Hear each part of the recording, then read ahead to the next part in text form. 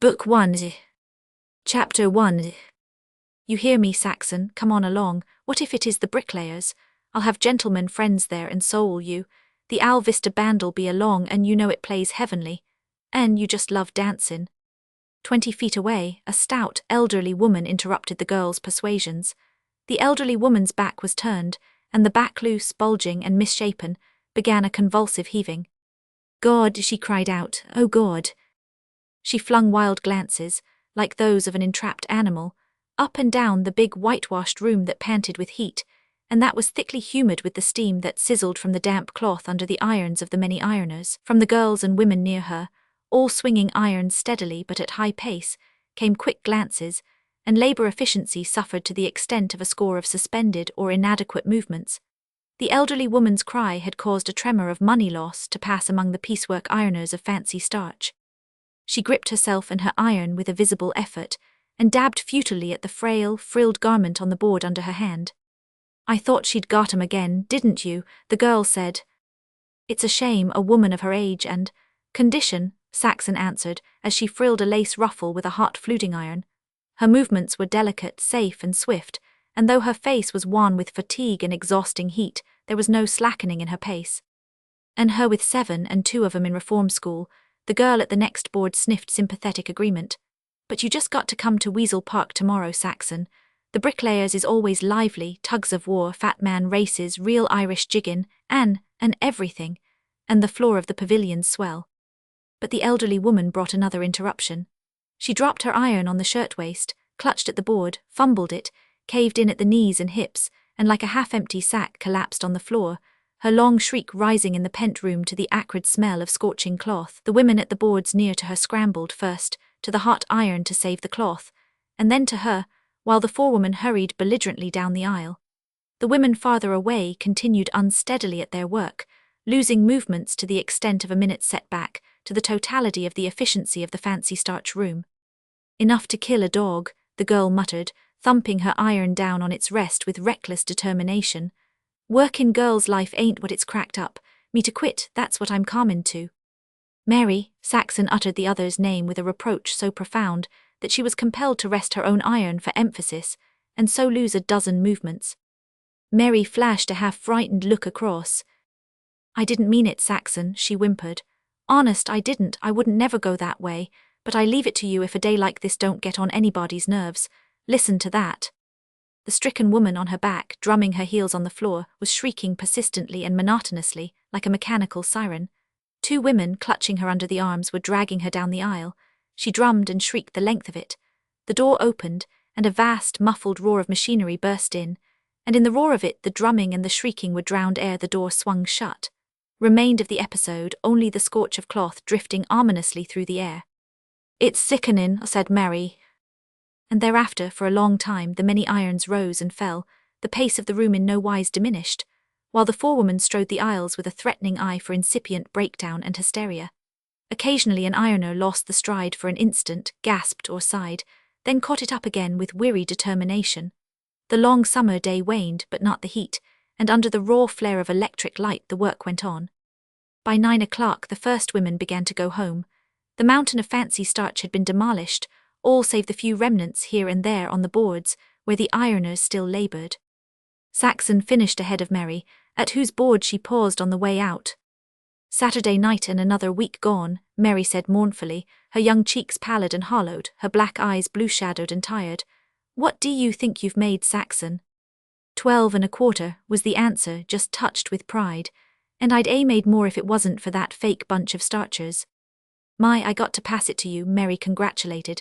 You're a sure fierce hustler, just eat it up. Me, I've only 10 1/2 and for a hard week. See you on the 9:40. Sure now, we can just fool around until the dancin' begins. A lot of my gentlemen friends'll be there in the afternoon. 2 blocks from the laundry, where an arc light showed a gang of toughs on the corner, Saxon quickened her pace.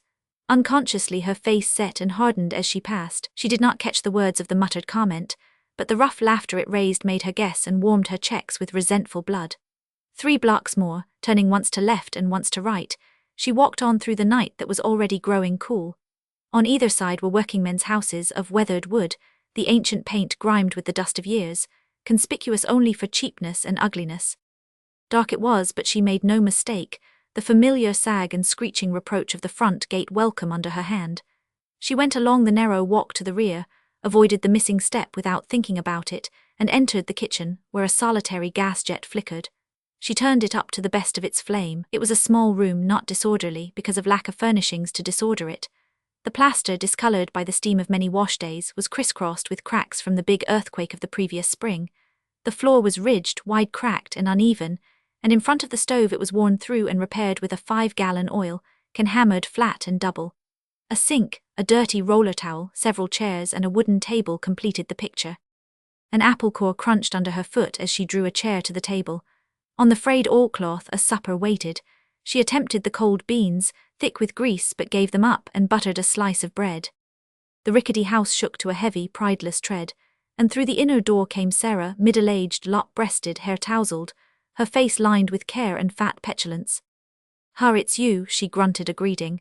"I just couldn't keep things warm, such a day I near died of the heat, and little Henry cut his lip awful, the doctor had to put 4 stitches in it." Sarah came over and stood mountainously by the table. "What's the matter with them beans?" she challenged.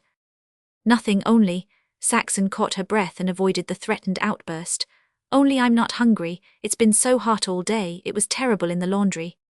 Recklessly she took a mouthful of the cold tea that had been steeped so long that it was like acid in her mouth, and recklessly, under the eye of her sister-in-law, she swallowed it and the rest of the cupful. She wiped her mouth on her handkerchief and got up. "I guess I'll go to bed."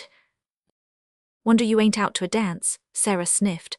"Funny, ain't it, you come home so dead tired every night, and yet any night in the week you can get out and dance unearthly hours." Saxon started to speak, suppressed herself with tightened lips, then lost control and blazed out. "Wasn't you ever young?" Without waiting for reply, she turned to her bedroom, which opened directly off the kitchen. It was a small room, 8 by 12, and the earthquake had left its marks upon the plaster. A bed and chair of cheap pine and a very ancient chest of drawers constituted the furniture. Saxon had known this chest of drawers all her life. The vision of it was woven into her earliest recollections. She knew it had crossed the plains with her people in a prairie schooner. It was of solid mahogany. One end was cracked and dented from the capsize of the wagon in Rock Canyon. A bullet hole, plugged in the face of the top drawer, told of the fight with the Indians at Little Meadow. Of these happenings her mother had told her. Also had she told that the chest had come with the family originally from England in a day even earlier than the day on which George Washington was born. Above the chest of drawers on the wall hung a small looking-glass.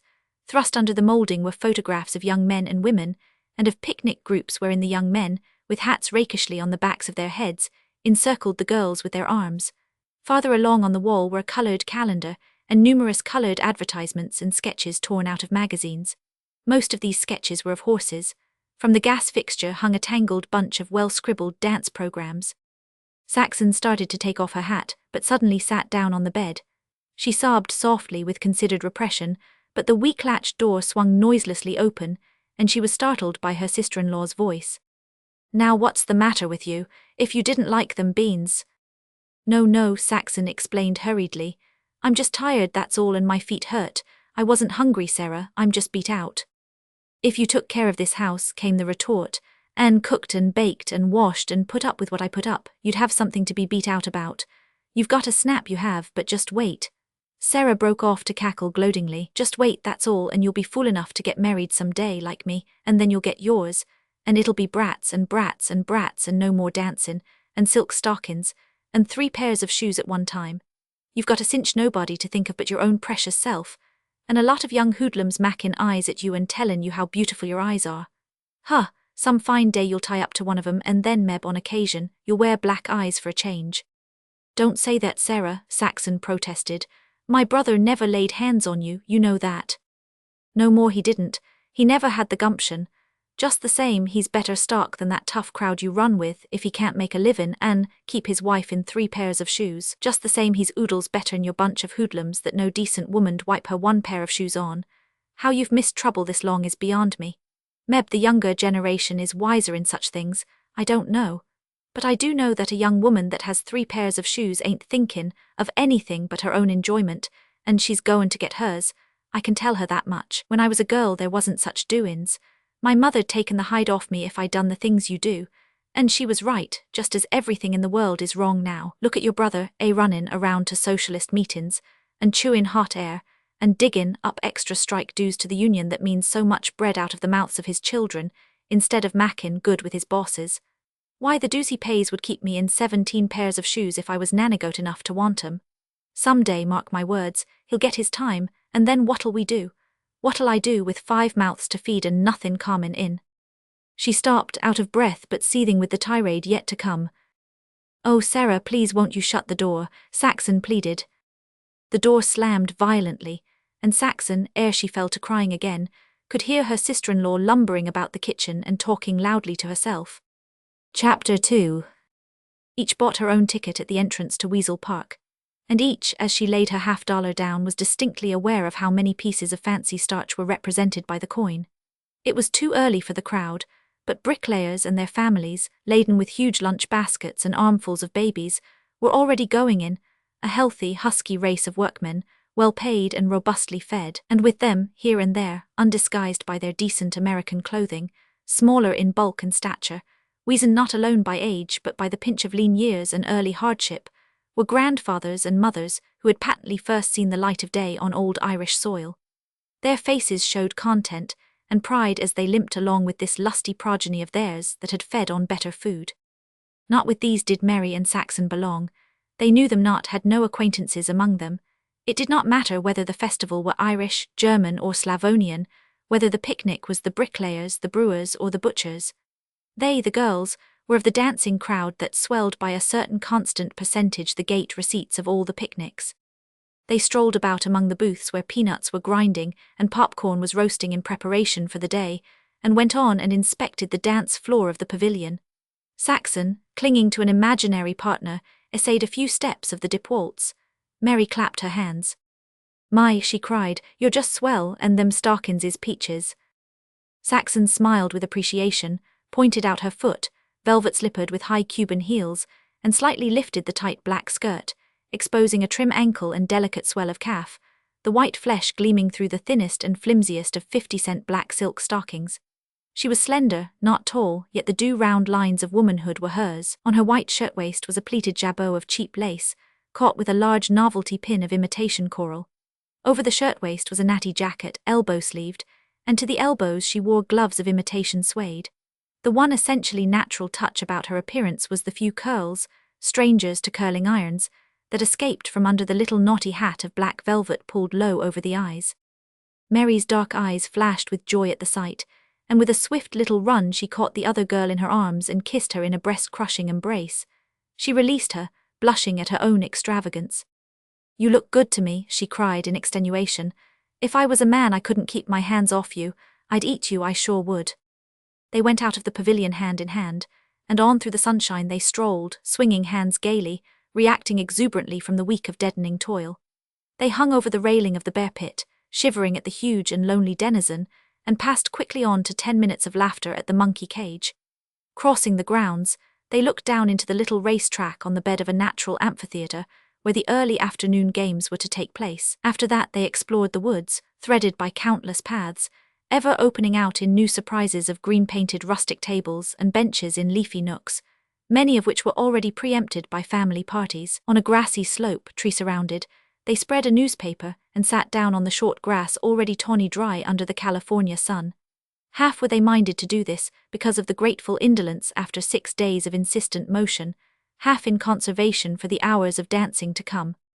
"Bert Wanhope'll be sure to come," Mary chattered. "And he said he was going to bring Billy Roberts, Big Bill, all the fellows call him. He's just a big boy but he's awfully tough.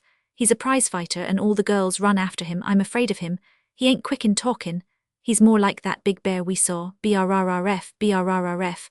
Bite your head off just like that. He ain't really a prize fighter. He's a teamster, belongs to the union, drives for Coberly and Morrison, but sometimes he fights in the clubs. Most of the fellows are scared of him. He's got a bad temper and he'd just as soon hit a fellow as eat just like that. You won't like him but he's a swell dancer. He's heavy, you know, and he just slides and glides around. You want to have a dance with him anyway. He's a good spender too, never pinches, but my, he's got one temper." The talk wandered on, a monologue on Mary's part that centered always on Bert Wanhope. "You and he are pretty thick," Saxon ventured. I'd marry him tomorrow, Mary flashed out impulsively. Then her face went bleakly forlorn, hard almost in its helpless pathos. Only he never asks me, Her pause was broken by sudden passion. You watch out for him, Saxon, if he ever comes foolin' around you. He's no good. Just the same, I'd marry him tomorrow. He'll never get me any other way. Her mouth opened, but instead of speaking she drew a long sigh. It's a funny world, ain't it? She added, more like a scream. And all the stars are worlds too. I wonder where God hides. Bert Wanhope says there ain't no God, but he's just terrible. He says the most terrible things. I believe in God, don't you? What do you think about God, Saxon? Saxon shrugged her shoulders and laughed. But if we do wrong we get ours, don't we? Mary persisted. That's what they all say except Bert. He says he don't care what he does, he'll never get his because when he dies he's dead, and when he's dead he'd like to see anyone put anything across on him that wake him up. Ain't he terrible though? But it's all so funny. Sometimes I get scared when I think God's keepin' an eye on me all the time. Do you think he knows what I'm sayin' now? What do you think he looks like anyway? I don't know, Saxon answered. He's just a funny proposition. Oh, the other gasped. He is just the same from what all people say of him, Saxon went on stoutly. My brother thinks he looks like Abraham Lincoln. Sarah thinks he has whiskers. And I never think of him with his hair parted, Mary confessed, daring the thought and shivering with apprehension. He just couldn't have his hair parted. That'd be funny. You know that little wrinkly Mexican that sells wire puzzles? Saxon queried. Well, God somehow always reminds me of him. Mary laughed outright. Now that is funny, I never thought of him like that. How do you make it out? Well, just like the little Mexican, he seems to spend his time peddling puzzles. He passes a puzzle out to everybody and they spend all their lives trying to work it out. They all get stuck. I can't work mine out, I don't know where to start. And look at the puzzle he passed Sarah, and she's part of Tom's puzzle and she only makes his worse. And they all and everybody I know, you too, are part of my puzzle. Meb, the puzzles is all right, Mary considered. But God don't look like that yellow little greaser, that I won't fall for. God don't look like anybody. Don't you remember on the wall at the Salvation Army it says God is a spirit? That's another one of his puzzles, I guess, because nobody knows what a spirit looks like. That's right too, Mary shuddered with reminiscent fear. Whenever I try to think of God as a spirit, I can see Hen Miller all wrapped up in a sheet and running us girls. We didn't know, and it scared the life out of us. Little Maggie Murphy fainted dead away, and Beatrice Peralta fell and scratched her face horrible. When I think of a spirit, all I can see is a white sheet running in the dark. Just the same, God don't look like a Mexican, and he don't wear his hair parted. A strain of music from the dancing pavilion brought both girls scrambling to their feet. We can get a couple of dances in before we eat, Mary proposed. And then it'll be afternoon and all the fellows'll be here. Most of them are pinchers, that's why they don't come early so as to get out of taking the girls to dinner. But Bert's free with his money and so is Billy. If we can beat the other girls to it, they'll take us to the restaurant. Come on, hurry, Saxon. There were few couples on the floor when they arrived at the pavilion, and the two girls essayed the first waltz together. There's Bert now, Saxon whispered, as they came around the second time. Don't take any notice of them, Mary whispered back. We'll just keep on goin', they needn't think we're chassin' after them. But Saxon noted the heightened colour in the other's cheek, and felt her quicker breathing. Did you see that other one? Mary asked as she backed Saxon in a long slide across the far end of the pavilion. That was Billy Roberts. Bert said he'd come. He'll take you to dinner and Bert'll take me. It's goin' to be a swell day, you'll see. My, I only wish the music'll hold out till we can get back to the other end. Down the floor they danced, on man-trapping and dinner-getting intent, two fresh young things that undeniably danced well, and that were delightfully surprised when the music stranded them perilously near to their desire. Bert and Mary addressed each other by their given names, but to Saxon Bert was Mr. Wanhope, though he called her by her first name. The only introduction was of Saxon and Billy Roberts. Mary carried it off with a flurry of nervous carelessness. Mr. Robert, Miss Brown, she's my best friend. Her first name's Saxon, ain't it a scream of a name? Sounds good to me, Billy retorted, hat off and hand extended. Pleased to meet you, Miss Brown. As their hands clasped and she felt the teamster calluses on his palm, her quick eyes saw a score of things. About all that he saw was her eyes, and then it was with a vague impression that they were blue. Not till later in the day did he realize that they were grey. She, on the contrary, saw his eyes as they really were, deep blue, wide, and handsome in a sullen boyish way. She saw that they were straight-looking, and she liked them, as she had liked the glimpse she had caught of his hand, and as she liked the contact of his hand itself. Then too, but not sharply, she had perceived the short, square-set nose, the rosiness of cheek, and the firm, short upper lip. Ere delight centered her flash of gaze on the well-modelled, large, clean mouth, where red lips smiled clear of the white, enviable teeth. A boy, a great big man boy, was her thought, and as they smiled at each other and their hands slipped apart, she was startled by a glimpse of his hair, short and crisp and sandy, hinting almost of palest gold, save that it was too flaxen to hint of gold at all. So blond was he that she was reminded of stage types she had seen, such as Ole Olsen and Jan Janssen, but their resemblance ceased. It was a matter of colour only, for the eyes were dark-lashed and browed, and were cloudy with temperament rather than staring a child gaze of wonder, and the suit of smooth brown cloth had been made by a tailor. Saxon appraised the suit on the instant, and her secret judgment was not a cent less than $50. Further, he had none of the awkwardness of the Scandinavian immigrant. On the contrary, he was one of those rare individuals that radiate muscular grace through the ungraceful man-garments of civilization. Every movement was supple, slow, and apparently considered. This she did not see nor analyze. She saw only a clothed man with grace of carriage and movement. She felt rather than perceived the calm and certitude of all the muscular play of him, and she felt, too, the promise of easement and rest that was especially grateful and craved for by one who had incessantly, for 6 days and at top speed, ironed fancy starch. As the touch of his hand had been good, so, to her, this subtler feel of all of him, body and mind, was good. As he took her program and skirmished and joked after the way of young men, she realized the immediacy of delight she had taken in him. Never in her life had she been so affected by any man. She wondered to herself, is this the man? He danced beautifully. The joy was hers that good dancers take when they have found a good dancer for a partner. The grace of those slow-moving, certain muscles of his accorded perfectly with the rhythm of the music. There was never doubt, never a betrayal of indecision.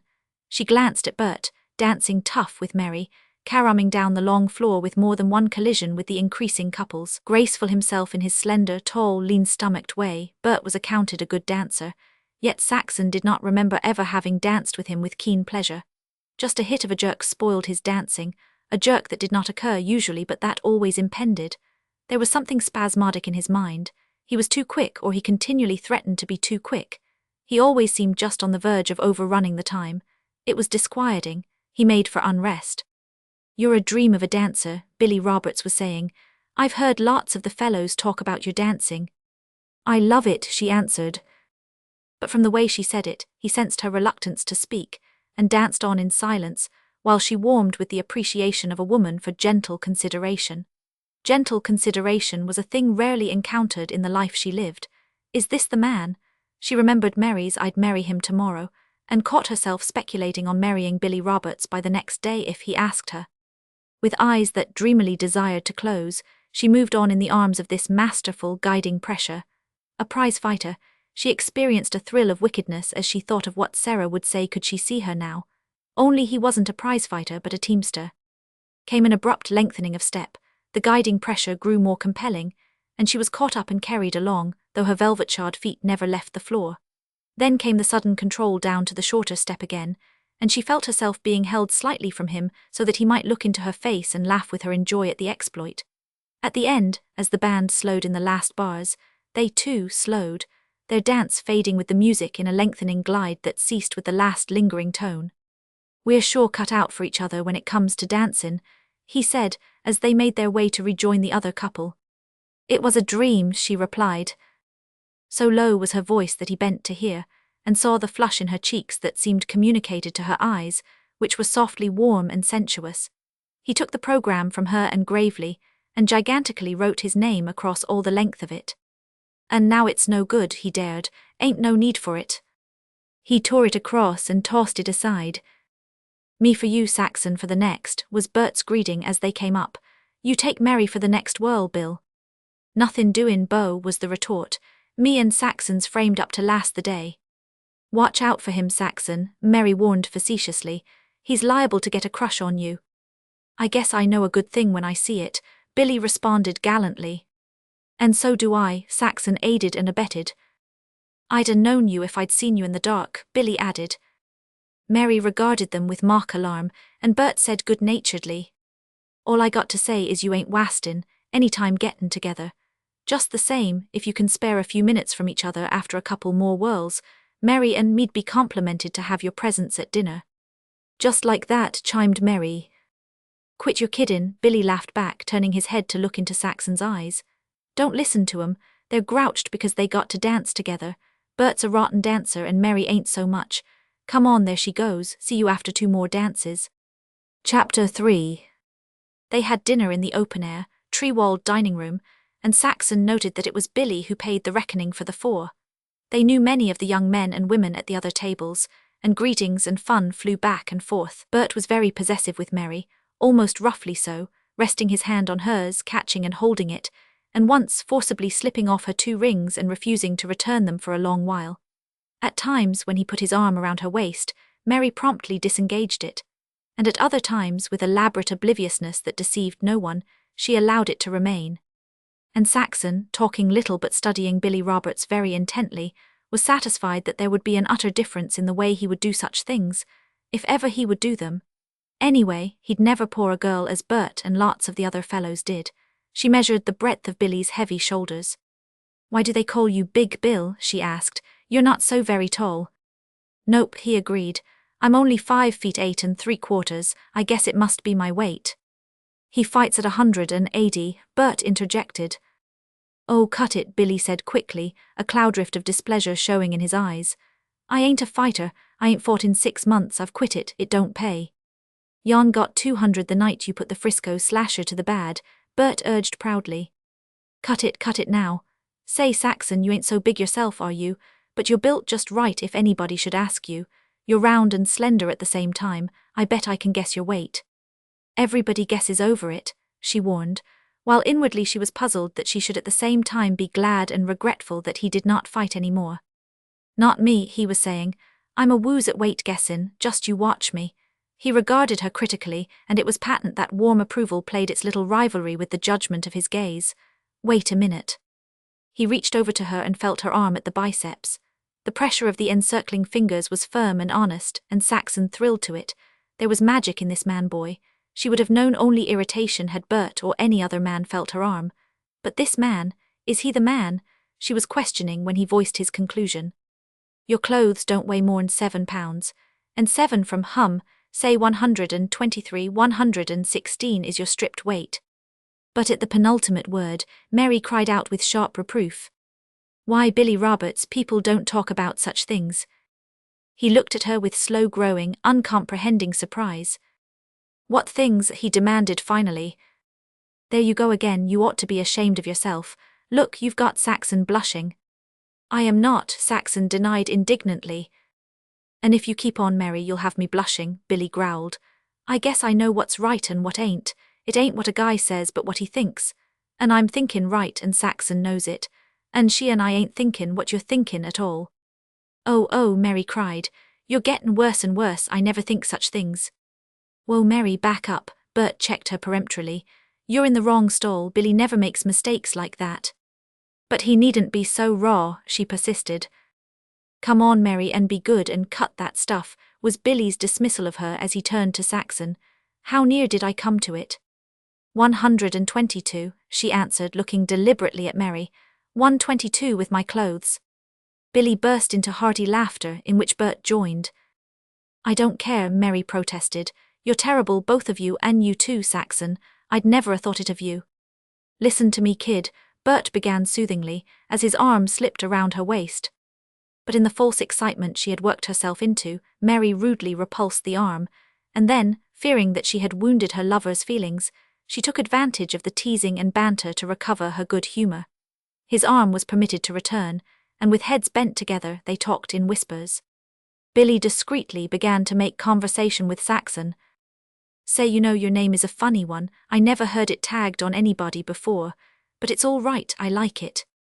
My mother gave it to me, she was educated and knew all kinds of words.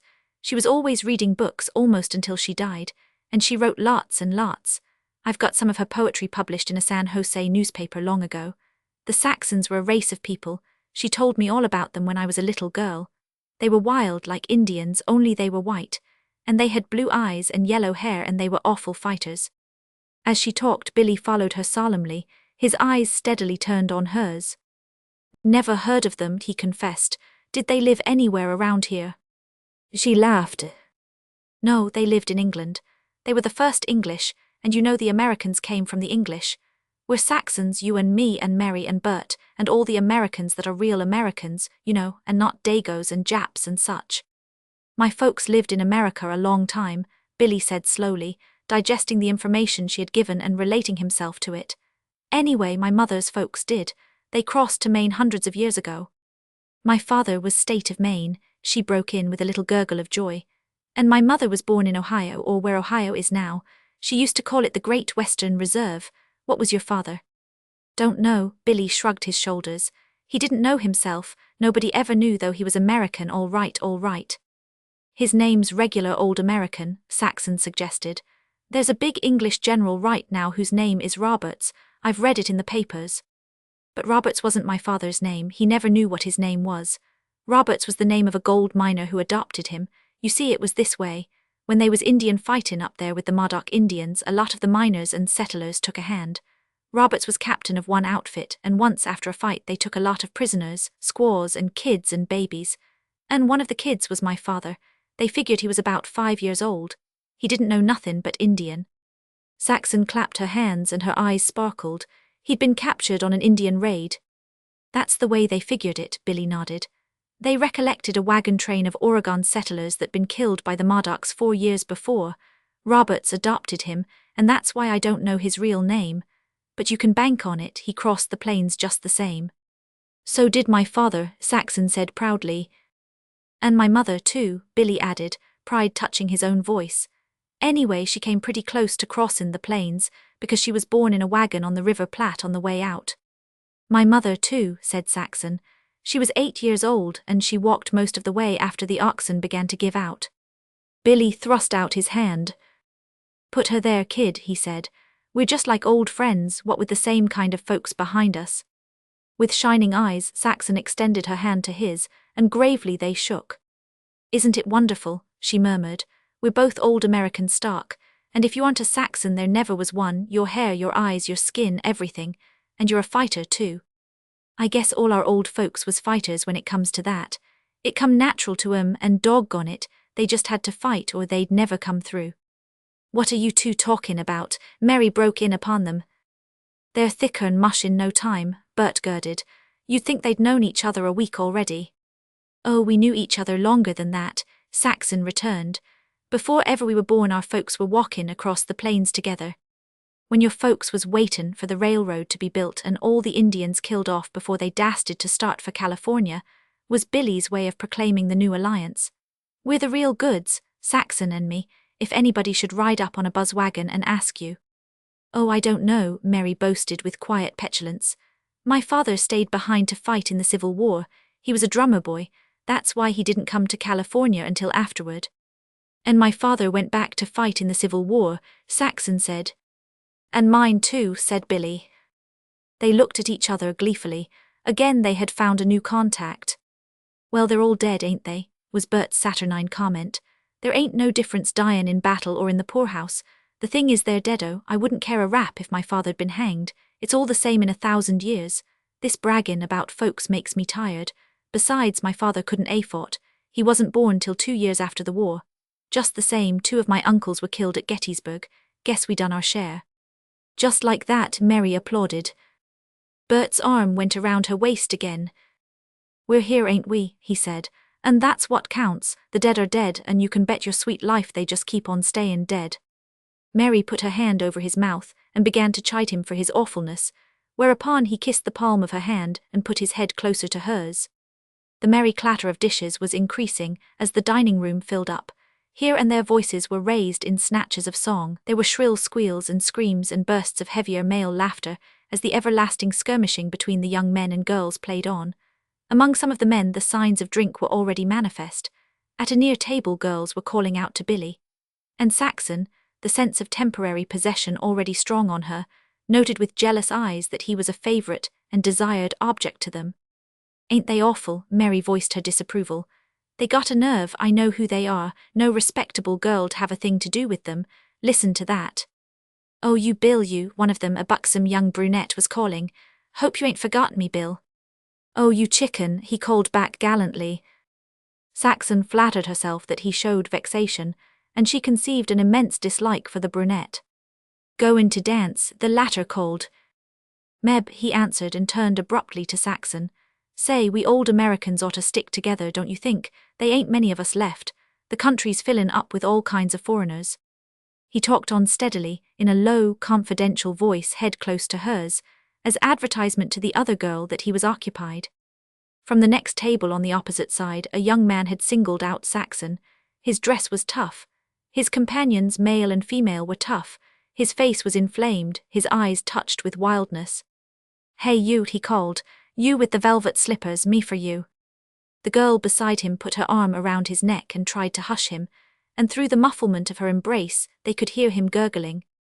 "I tell you she's some goods. Watch me go across and win her from them cheap skates." "Butchertown hoodlums," Mary sniffed. Saxon's eyes encountered the eyes of the girl, who glared hatred across at her. And in Billy's eyes she saw moody anger smouldering. The eyes were more sullen, more handsome than ever, and clouds and veils and lights and shadows shifted and deepened in the blue of them until they gave her a sense of unfathomable depth. He had stopped talking, and he made no effort to talk. "Don't start a rough house, Bill," Bert cautioned. "They're from across the bay and they don't know you, that's all." Bert stood up suddenly, stepped over to the other table, whispered briefly, and came back. Every face at the table was turned on Billy. The offender arose brokenly, shook off the detaining hand of his girl, and came over. He was a large man with a hard, malignant face and bitter eyes. Also, he was a subdued man. "You're big Bill Roberts," he said thickly, clinging to the table as he reeled. "I take my hat off to you, I apologize, I admire your taste in skirts and take it from me that's a compliment, but I didn't know who you was. If I'd knowed you was Bill Roberts there wouldn't been a peep from my flight trap. D'ye get me? I apologize, will you shake hands?" Gruffly, Billy said, "It's all right, forget it, sport." And sullenly he shook hands and with a slow, massive movement thrust the other back toward his own table. Saxon was glowing. Here was a man, a protector, something to lean against, of whom even the Butchertown toughs were afraid as soon as his name was mentioned. Chapter 4. After dinner there were 2 dances in the pavilion, and then the band led the way to the racetrack for the games. The dancers followed, and all through the grounds the picnic parties left their tables to join in. 5,000 packed the grassy slopes of the amphitheater and swarmed inside the racetrack. Here, first of the events, the men were lining up for a tug-of-war. The contest was between the Oakland bricklayers and the San Francisco bricklayers, and the picked braves, huge and heavy, were taking their positions along the rope. They kicked heel holds in the soft earth, rubbed their hands with the soil from underfoot, and laughed and joked with the crowd that surged about them. The judges and watchers struggled vainly to keep back this crowd of relatives and friends. The Celtic blood was up, and the Celtic faction spirit ran high. The air was filled with cries of cheer, advice, warning, and threat. Many elected to leave the side of their own team and go to the side of the other team with the intention of circumventing foul play. There were as many women as men among the jostling supporters. The dust from the trampling, scuffling feet rose in the air, and Mary gasped and coughed and begged Bert to take her away. But he, the imp in him elated with the prospect of trouble, insisted on urging in closer. Saxon clung to Billy, who slowly and methodically elbowed and shouldered away for her. "No place for a girl," he grumbled, looking down at her with a masked expression of absent-mindedness, while his elbow powerfully crushed on the ribs of a big Irishman who gave room. "Things'll break loose when they start pullin'. They's been too much drink, and you know what the mix are for a rough house." Saxon was very much out of place among these large-bodied men and women. She seemed very small and childlike, delicate and fragile, a creature from another race. Only Billy's skilled bulk and muscle saved her. He was continually glancing from face to face of the women and always returning to study her face, nor was she unaware of the contrast he was making. Some excitement occurred a score of feet away from them, and to the sound of exclamations and blows, a surge ran through the crowd. A large man, wedged sidewise in the jam, was shoved against Saxon, crushing her closely against Billy, who reached across to the man's shoulder with a massive thrust that was not so slow as usual. An involuntary grunt came from the victim, who turned his head, showing sun-reddened blonde skin and unmistakable angry Irish eyes. "What's eatin' ye?" he snarled. "Get off your foot, you're standin' on it," was Billy's contemptuous reply, emphasized by an increase of thrust. The Irishman grunted again and made a frantic struggle to twist his body around, but the wedging bodies on either side held him in a vice. "I'll break your ugly face for ye in a minute," he announced in wrath-thick tones. Then his own face underwent transformation. The snarl left the lips and the angry eyes grew genial. "And sure an' it's yourself," he said. "I didn't know it was ye shovin'. I seen ye lick the terrible Swede if ye was robbed on the decision." "No, you didn't, Beau," Billy answered pleasantly. "You saw me take a good beatin' that night. The decision was all right." The Irishman was now beaming. He had endeavored to pay a compliment with a lie, and the prompt repudiation of the lie served only to increase his hero worship. "Sure, and a bad beatin' it was," he acknowledged, "but ye showed the grit of a bunch of wildcats. Soon as I can get me arm free I'm goin' to shake ye by the hand and help ye aise your young lady." Frustrated in the struggle to get the crowd back, the referee fired his revolver in the air, and the tug-of-war was on. Pandemonium broke loose. Saxon, protected by the two big men, was near enough to the front to see much that ensued. The men on the rope pulled and strained till their faces were red with effort and their joints crackled. The rope was new, and as their hands slipped, their wives and daughters sprang in, scooping up the earth in double handfuls and pouring it on the rope and the hands of their men to give them better grip. A stout, middle-aged woman, carried beyond herself by the passion of the contest, seized the rope and pulled beside her husband, encouraged him with loud cries. A watcher from the opposing team dragged her screaming away and was dropped like a steer by an ear blow from a partisan from the woman's team. He, in turn, went down, and brawny women joined with their men in the battle. Vainly the judges and watchers begged, pleaded, yelled, and swung with their fists. Men as well as women were springing into the rope and pulling. No longer was it team against team, but all Oakland against all San Francisco, festooned with a free-for-all fight. Hands overlaid hands 2 and 3 deep in the struggle to grasp the rope, and hands that found no holds, doubled into bunches of knuckles that impacted on the jaws of the watchers who strove to tear handholds from the rope. Bert yelped with joy, while Mary clung to him, mad with fear. Close to the rope the fighters were going down and being trampled. The dust arose in clouds, while from beyond, all around, unable to get into the battle, could be heard the shrill and impotent rage screams and rage yells of women and men. Dirty work," Billy muttered over and over, and though he saw much that occurred, assisted by the friendly Irishman he was coolly and safely working Saxon back out of the melee. At last the break came. The losing team, accompanied by its host of volunteers, was dragged in a rush over the ground and disappeared under the avalanche of battling forms of the onlookers. Leaving Saxon under the protection of the Irishman in an outer eddy of calm, Billy plunged back into the mix-up. Several minutes later he emerged with the missing couple, Bert bleeding from a blow on the ear, but hilarious, and Mary rumpled and hysterical. "This ain't sport," she kept repeating. "It's a shame, a dirty shame." "We got to get out this," Billy said. "The fun's only commenced." "Or wait," Bert begged. "It's worth $8. It's cheap at any price. I ain't seen so many black eyes and bloody noses in a month of Sundays." "Well, go on back and enjoy yourself," Billy commended. "I'll take the girls up there on the side hill where we can look on, but I won't give much for your good looks if some of them mix lands on you." The trouble was over in an amazingly short time, for from the judges' stand beside the track the announcer was bellowing the start of the boys' foot race, and Bert, disappointed, joined Billy and the two girls on the hillside looking down upon the track. There were boys' races and girls' races, races of young women and old women, of fat men and fat women, sack races and three-legged races, and the contestants strove around the small track through a bedlam of cheering supporters. The tug-of-war was already forgotten, and good nature reigned again. 5 young men towed the mark, crouching with fingertips to the ground and waiting the starter's revolver shot. 3 were in their stocking feet, and the remaining 2 wore spiked running shoes. Young men's race, Bert read from the program. And only one prize, $25. See the redhead with the spikes, the one next to the outside. San Francisco's set on him winning. He's their crack and there's a lot of bets up. Who's goin' to win? Mary deferred to Billy's superior athletic knowledge. "How can I tell?" he answered. "I never saw any of 'em before, but they all look good to me. May the best one win, that's all." The revolver was fired and the 5 runners were off and away. 3 were outdistanced at the start. Redhead led with a black-haired young man at his shoulder, and it was plain that the race lay between these 2. Halfway around, the black-haired one took the lead in a spurt that was intended to last to the finish. 10 feet he gained, nor could Redhead cut it down an inch. "The boy's a streak," Billy commented. He ain't tryin' his hardest and Redhead's just bustin' himself. Still 10 feet in the lead, the black-haired one breasted the tape in a hubbub of cheers, yet yells of disapproval could be distinguished. Bert hugged himself with joy. He gloated, "Ain't Frisco sore, watch out for fireworks now, see he's Bane challenged, the judges ain't payin' him the money, and he's got a gang behind him. Oh, ain't had so much fun since my old woman broke her leg." "Why don't they pay him, Billy?" Saxon asked. "He won." "The Frisco bunch is challengin' him for a professional," Billy elucidated. "That's what they're all beefin' about, but it ain't right. They all ran for that money, so they're all professional." The crowd surged and argued and roared in front of the judge's stand.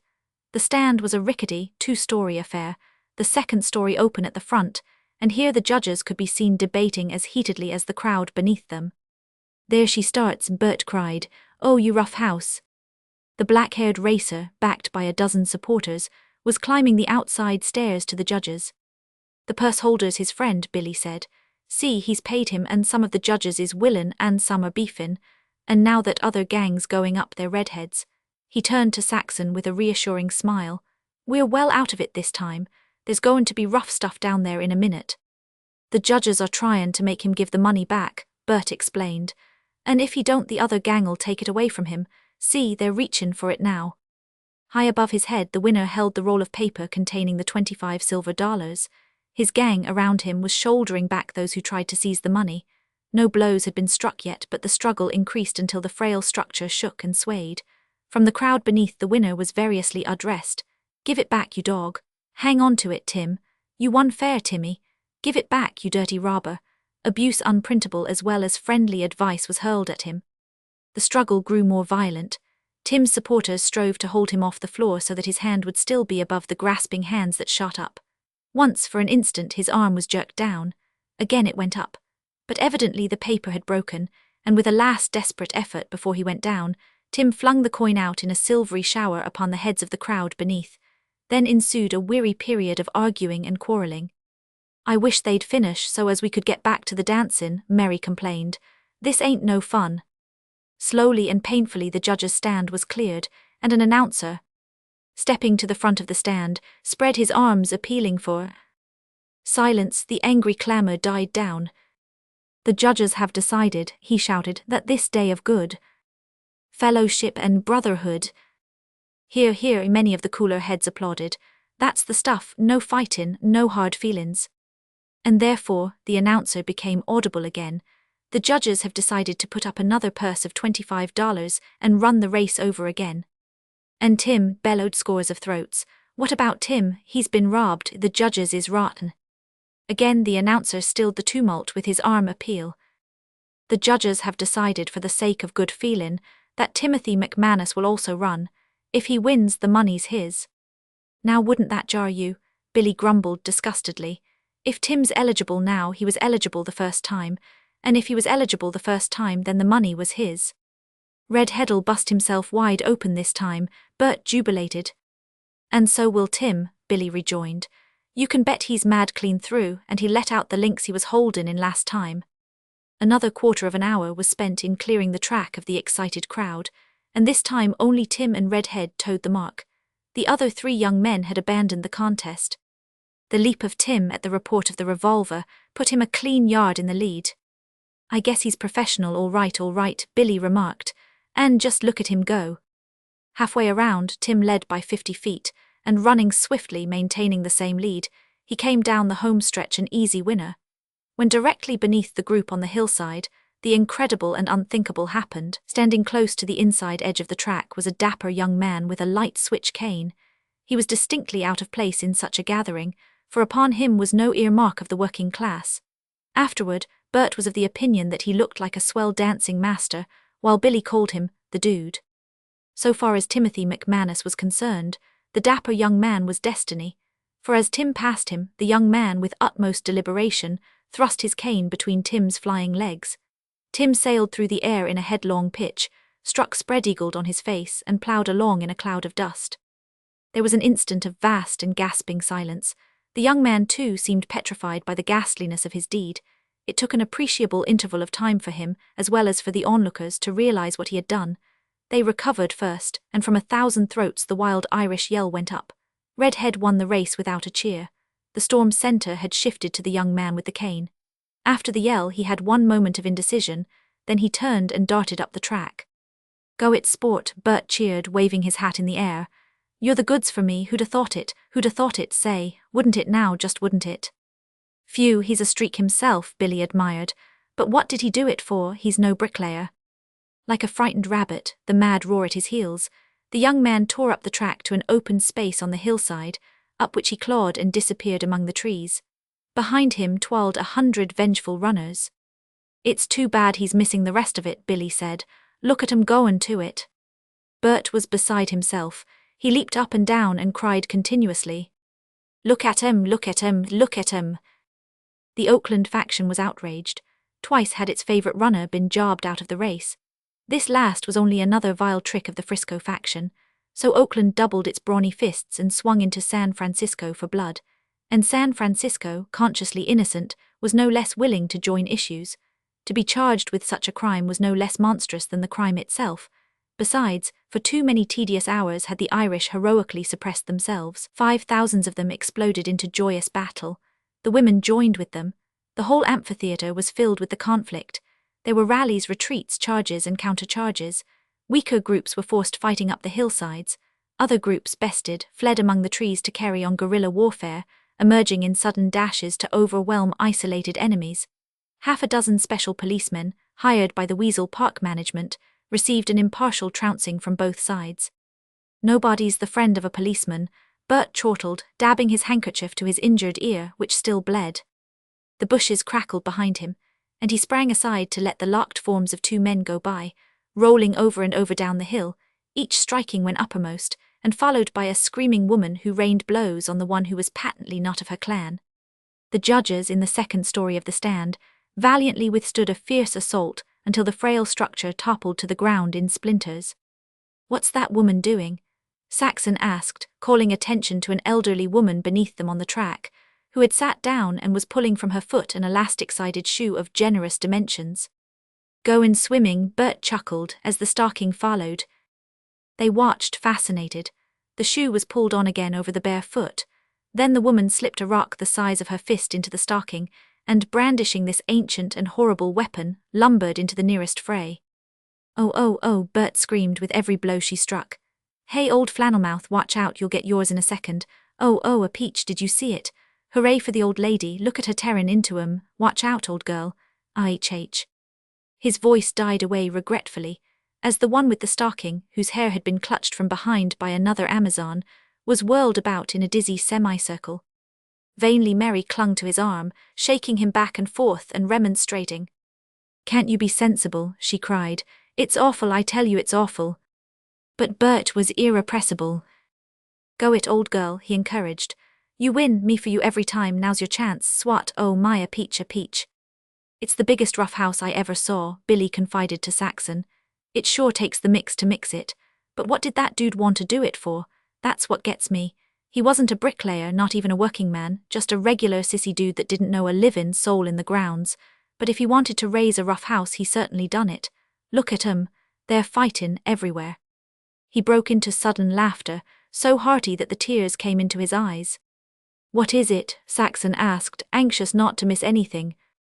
"It's that dude," Billy explained between gusts. "What did he want to do it for? That's what gets my goat, what he want to do it for." There was more crashing in the brush, and 2 women erupted upon the scene, one in flight, the other pursuing. Almost ere they could realize it, the little group found itself merged in the astounding conflict that covered, if not the face of creation, at least all the visible landscape of Weasel Park. The fleeing woman stumbled in rounding the end of a picnic bench, and would have been caught had she not seized Mary's arm to recover balance, and then flung Mary full into the arms of the woman who pursued. This woman, largely built, middle-aged, and too irate to comprehend, clutched Mary's hair by one hand and lifted the other to smack her. Before the blow could fall, Billy had seized both the woman's wrists. "Come on, old girl, cut it out," he said appeasingly. "You're in wrong, she ain't done nothin'." Then the woman did a strange thing. Making no resistance but maintaining her hold on the girl's hair, she stood still and calmly began to scream. The scream was hideously compounded of fright and fear. Yet in her face was neither fright nor fear. She regarded Billy coolly and appraisingly as if to see how he took it, her scream merely the cry to the clan for help. "Oh, shut up, you battle-axe," Bert vociferated, trying to drag her off by the shoulders. The result was that the four rocked back and forth, while the woman calmly went on screaming. The scream became touched with triumph as more crashing was heard in the brush. Saxon saw Billy's slow eyes glint suddenly to the hardness of steel, and at the same time she saw him put pressure on his wrist holds. The woman released her grip on Mary and was shoved back and free. Then the first man of the rescue was upon them. He did not pause to inquire into the merits of the affair. It was sufficient that he saw the woman reeling away from Billy and screaming with pain that was largely feigned. "It's all a mistake," Billy cried hurriedly. "We apologize, sport." The Irishman swung ponderously. Billy ducked, cutting his apology short, and as the sledge-like fist passed over his head, he drove his left to the other's jaw. The big Irishman toppled over sidewise and sprawled on the edge of the slope. Half scrambled back to his feet and out of balance, he was caught by Bert's fist, and this time went clawing down the slope that was slippery with short, dry grass. Bert was redoubtable. "That for you, old girl, my compliments," was his cry, as he shoved the woman over the edge on to the treacherous slope. 3 more men were emerging from the brush. In the meantime, Billy had put Saxon in behind the protection of the picnic table. Mary, who was hysterical, had evinced a desire to cling to him, and he had sent her sliding across the top of the table to Saxon. "Come on, you flannel mouths," Bert yelled at the newcomers, himself swept away by passion, his black eyes flashing wildly, his dark face inflamed by the too ready blood. "Come on, you cheap skates, talk about Gettysburg. We'll show you all the Americans ain't dead yet." "Shut your trap, we don't want to scrap with the girls here," Billy growled harshly, holding his position in front of the table. He turned to the 3 rescuers who were bewildered by the lack of anything visible to rescue. "Go on, sports, we don't want to row, you're in wrong. They ain't nothin' doin' in the fight line. We don't want to fight, d'ye get me?" They still hesitated, and Billy might have succeeded in avoiding trouble, had not the man who had gone down the bank chosen that unfortunate moment to reappear, crawling groggily on hands and knees, and showing a bleeding face. Again Bert reached him and sent him downslope, and the other 3 with wild yells sprang in on Billy, who punched, shifted position, ducked and punched, and shifted again ere he struck the 3rd time. His blows were clean and hard, scientifically delivered, with the weight of his body behind. Saxon, looking on, saw his eyes and learned more about him. She was frightened but clear-seeing, and she was startled by the disappearance of all depth of light and shadow in his eyes. They showed surface only, a hard, bright surface almost glazed, devoid of all expression save deadly seriousness. Bert's eyes showed madness. The eyes of the Irishman were angry and serious, and yet not all serious. There was a wayward gleam in them as if they enjoyed the fracas. But in Billy's eyes was no enjoyment. It was as if he had certain work to do and had doggedly settled down to do it. Scarcely more expression did she note in the face, though there was nothing in common between it and the one she had seen all day. The boyishness had vanished. This face was mature in a terrifying, ageless way. There was no anger in it, nor was it even pitiless. It seemed to have glazed as hard and passionlessly as his eyes. Something came to her of her wonderful mother's tales of the ancient Saxons, and he seemed to her one of those Saxons. And she caught a glimpse on the well of her consciousness of a long, dark boat, with a prow like the beak of a bird of prey, and of huge, half-naked men, wing-helmeted, and one of their faces, it seemed to her, was his face. She did not reason this. She felt it and visioned it as by an unthinkable clairvoyance and gasped, for the flurry of war was over. It had lasted only seconds. Bert was dancing on the edge of the slippery slope and mocking the vanquished who had slid impotently to the bottom. But Billy took charge. "Come on, you girls," he commanded. "Get on to yourself, Bert. We got to get out of this. We can't fight an army." He led the retreat, holding Saxon's arm, and Bert, giggling and jubilant, brought up the rear with an indignant Mary who protested vainly in his unheeding ears. For 100 yards they ran and twisted through the trees, and then, no signs of pursuit appearing, they slowed down to a dignified saunter. Bert, the trouble-seeker, pricked his ears to the muffled sound of blows and sobs, and stepped aside to investigate. "Oh, look what I've found," he called. They joined him on the edge of a dry ditch and looked down. In the bottom were 2 men, strays from the fight, grappled together and still fighting. They were weeping out of sheer fatigue and helplessness, and the blows they only occasionally struck were open-handed and ineffectual. "Hey, you sport, throw sand in his eyes," Bert counseled. "That's it, blind him and he's yourn." "Stop that," Billy shouted at the man who was following instructions, or I'll come down there and beat you up myself. It's all over, d'ye get me? It's all over and everybody's friends. Shake and make up, the drinks are on both of you. That's right, here, gimme your hand and I'll pull you out. They left them shaking hands and brushing each other's clothes. It soon will be over, Billy grinned to Saxon. I know 'em, fight's fun with them, and this big scrap's made the day a howlin' success. What did I tell you? Look over at that table there. A group of dishevelled men and women, still breathing heavily, were shaking hands all around. Come on, let's dance, Mary pleaded, urging them in the direction of the pavilion. All over the park, the warring bricklayers were shaking hands and making up, while the open-air bars were crowded with the drinkers. Saxon walked very close to Billy. She was proud of him. He could fight and he could avoid trouble. In all that had occurred he had striven to avoid trouble, and also consideration for her and Mary had been uppermost in his mind. You are brave, she said to him. It's like talkin' candy from a baby, he disclaimed. They only rough house, they don't know boxin'. They're wide open and all you gotta do is hit 'em. It ain't real fightin', you know. With a troubled, boyish look in his eyes he stared at his bruised knuckles. And I'll have to drive team tomorrow with 'em, he lamented. Which ain't fun, I'm tellin' you, when they stiffen up. Chapter 5. At 8 o'clock the Al Vista band played Home, Sweet Home, and, following the hurried rush through the twilight to the picnic train, the four managed to get double seats facing each other. When the aisles and platforms were packed by the hilarious crowd, the train pulled out for the short run from the suburbs into Oakland. All the car was singing a score of songs at once, and Bert, his head pillowed on Mary's breast with her arms around him, started on the banks of the Wabash. And he sang the song through, undeterred by the bedlam of two general fights, one on the adjacent platform, the other at the opposite end of the car, both of which were finally subdued by special policemen to the screams of women and the crash of glass. Billy sang a lugubrious song of many stanzas about a cowboy, the refrain of which was, "Bury me out on the lone prairie." That's one you never heard before, my father used to sing it, he told Saxon, who was glad that it was ended. She had discovered the first flaw in him. He was tone-deaf, not once had he been on the key. I don't sing often, he added. You bet your sweet life he don't, Bert exclaimed. His friends'd kill him if he did. They all make fun of my singin', he complained to Saxon. Honest now, do you find it as rotten as all that? It's maybe flat a bit, she admitted reluctantly. It don't sound flat to me, he protested. It's a regular josh on me. I'll bet Bert put you up to it. You sing something now, Saxon, I bet you sing good, I can tell it from lookin' at you. She began when the harvest days are over. Bert and Mary joined in, but when Billy attempted to add his voice, he was dissuaded by a shin kick from Bert. Saxon sang in a clear, true soprano, thin but sweet, and she was aware that she was singing to Billy. Now that is singing what is, he proclaimed when she had finished. Sing it again, or go on, you do it just right, it's great. His hand slipped to hers and gathered it in, and as she sang again, she felt the tide of his strength flood warmingly through her. Look at 'em holdin' hands, Bert jeered. Just holdin' hands like they was afraid. Look at Mary and me. Come on and kick in, you cold feets. Get together, if you don't, it'll look suspicious. I got my suspicions already. You're frammin' something up. There was no mistaking his innuendo, and Saxon felt her cheeks flaming. Get on to yourself, Bert, Billy reproved. Shut up, Mary added the weight of her indignation. You're awfully raw, Bert Wanhope, and I won't have anything more to do with you there.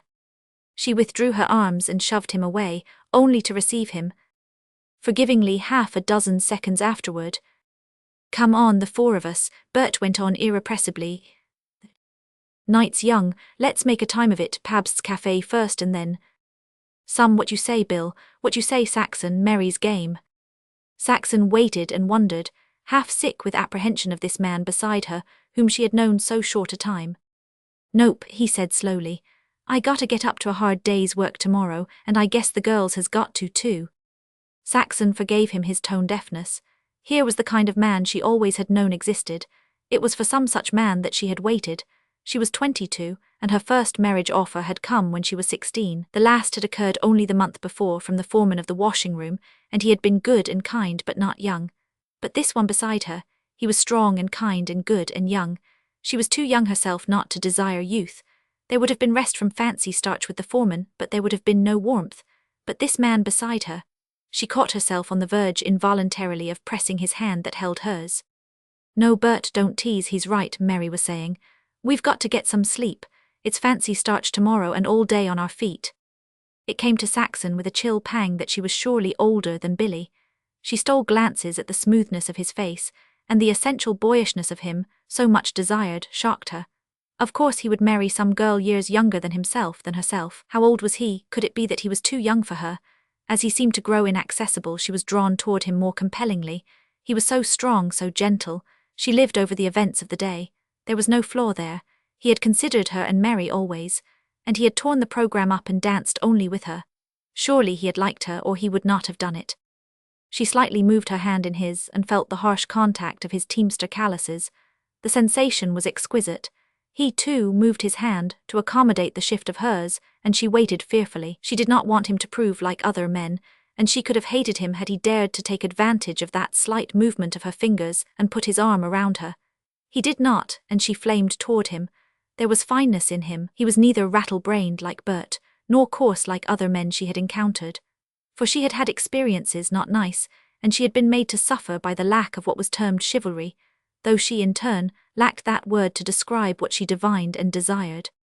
And he was a prizefighter. The thought of it almost made her gasp, yet he answered not at all to her conception of a prizefighter. But then he wasn't a prizefighter. He had said he was not. She resolved to ask him about it some time if he took her out again. Yet there was little doubt of that, for when a man danced with one girl a whole day he did not drop her immediately. Almost she hoped that he was a prizefighter. There was a delicious tickle of wickedness about it. Prizefighters were such terrible and mysterious men, in so far as they were out of the ordinary, and were not mere common working men such as carpenters and laundrymen. They represented romance. Power also they represented. They did not work for bosses, but spectacularly and magnificently with their own might, grappled with the great world and wrung splendid living from its reluctant hands. Some of them even owned automobiles and traveled with a retinue of trainers and servants. Perhaps it had been only Billy's modesty that made him say he had quit fighting. And yet there were the calluses on his hands. That showed he had quit. Chapter 6. They said goodbye at the gate. Billy betrayed awkwardness that was sweet to Saxon. He was not one of the take-it-for-granted young men. There was a pause, while she feigned desire to go into the house, yet waited in secret eagerness for the words she wanted him to say. "When am I goin' to see you again?" he asked, holding her hand in his. She laughed consentingly. "I live way up in East Oakland," he explained. "You know there's where the stable is and most of our teaming is done in that section, so I don't knock around down this way much. But say," his hand tightened on hers, "we just gotta dance together some more. I'll tell you, the Orindor Club has its dance Wednesday. If you haven't a date, have you?" "No," she said. "Then Wednesday, what time'll I come for you?" And when they had arranged the details, and he had agreed that she should dance some of the dances with the other fellows, and said good night again, his hand closed more tightly on hers and drew her toward him. She resisted slightly but honestly. It was the custom, but she felt she ought not for fear he might misunderstand, and yet she wanted to kiss him as she had never wanted to kiss a man. When it came, her face upturned to his, she realized that on his part it was an honest kiss. There hinted nothing behind it. Rugged and kind as himself, it was virginal almost, and betrayed no long practice in the art of saying goodbye. All men were not brutes after all, was her thought. "Good night," she murmured. The gate screeched under her hand, and she hurried along the narrow walk that led around to the corner of the house. "Wednesday," he called softly. "Wednesday," she answered. But in the shadow of the narrow alley between the two houses, she stood still and pleasured in the ring of his footfalls down the cement sidewalk. Not until they had quite died away did she go on. She crept up the back stairs and across the kitchen to her room, registering her thanksgiving that Sarah was asleep. She lighted the gas, and as she removed the little velvet hat she felt her lips still tingling with the kiss. Yet it had meant nothing. It was the way of the young men, they all did it. But their good-night kisses had never tingled, while this one tingled in her brain as well as on her lip. What was it? What did it mean? With a sudden impulse she looked at herself in the glass. The eyes were happy and bright. The color that tinted her cheeks so easily was in them and glowing. It was a pretty reflection, and she smiled, partly in joy, partly in appreciation, and the smile grew at sight of the even rows of strong white teeth. Why shouldn't Billy like that face, was her unvoiced query. Other men had liked it. Other men did like it. Even the other girls admitted she was a good looker. Charlie Long certainly liked it from the way he made life miserable for her. She glanced aside to the rim of the looking-glass where his photograph was wedged, shuddered, and made a moue of distaste. There was cruelty in those eyes and brutishness. He was a brute. For a year now he had bullied her.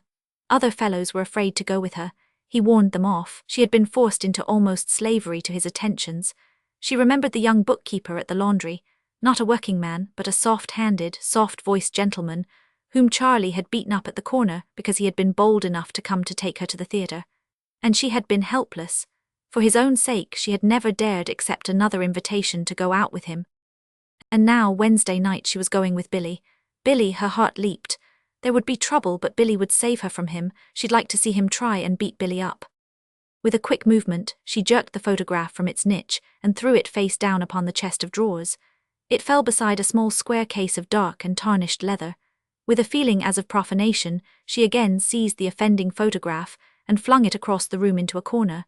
At the same time she picked up the leather case. Springing it open, she gazed at the daguerreotype of a worn little woman with steady grey eyes and a hopeful, pathetic mouth. Opposite, on the velvet lining, done in gold lettering, was Carlton from Daisy. She read it reverently, for it represented the father she had never known, and the mother she had so little known, though she could never forget that those wise, sad eyes were grey. Despite lack of conventional religion, Saxon's nature was deeply religious. Her thoughts of God were vague and nebulous, and there she was frankly puzzled. She could not vision God. Here in the daguerreotype was the concrete. Much she had grasped from it, and always there seemed an infinite more to grasp. She did not go to church. This was her high altar and holy of holies. She came to it in trouble, in loneliness, for counsel, divination, and comfort. In so far as she found herself different from the girls of her acquaintance, she quested here to try to identify her characteristics in the pictured face. Her mother had been different from other women too. This, forsooth, meant to her what God meant to others. To this she strove to be true, and not to hurt nor vex. And how little she really knew of her mother, and of how much was conjecture and surmise, she was unaware, for it was through many years she had erected this mother myth. Yet was it all myth? She resented the doubt with quick jealousy, and opening the bottom drawer of the chest, drew forth a battered portfolio. Out rolled manuscripts, faded and worn, and arose a faint far scent of sweet-kept age. The writing was delicate and curled, with the quaint fineness of half a century before. She read a stanza to herself. Sweet as a windlute's airy strains your gentle muse has learned to sing, and California's boundless plains prolong the soft notes echoing. She wondered for the 1000th time what a windlute was, yet much of beauty, much of beyondness, she sensed of this dimly remembered beautiful mother of hers. She communed a while, then unrolled a second manuscript. To C.B., it read. To Carlton Brown, she knew, to her father, a love poem from her mother. Saxon pondered the opening lines.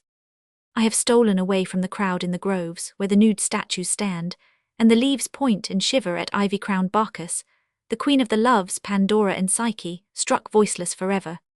This too was beyond her, but she breathed the beauty of it. Bacchus and Pandora and Psyche, talismans to conjure with, but alas, the necromancy was her mother's. Strange, meaningless words that meant so much. Her marvellous mother had known their meaning. Saxon spelled the 3 words aloud letter by letter, for she did not dare their pronunciation, and in her consciousness glimmered august connotations, profound and unthinkable. Her mind stumbled and halted on the star-bright and dazzling boundaries of a world beyond her world in which her mother had roamed at will. Again and again, solemnly, she went over the 4 lines.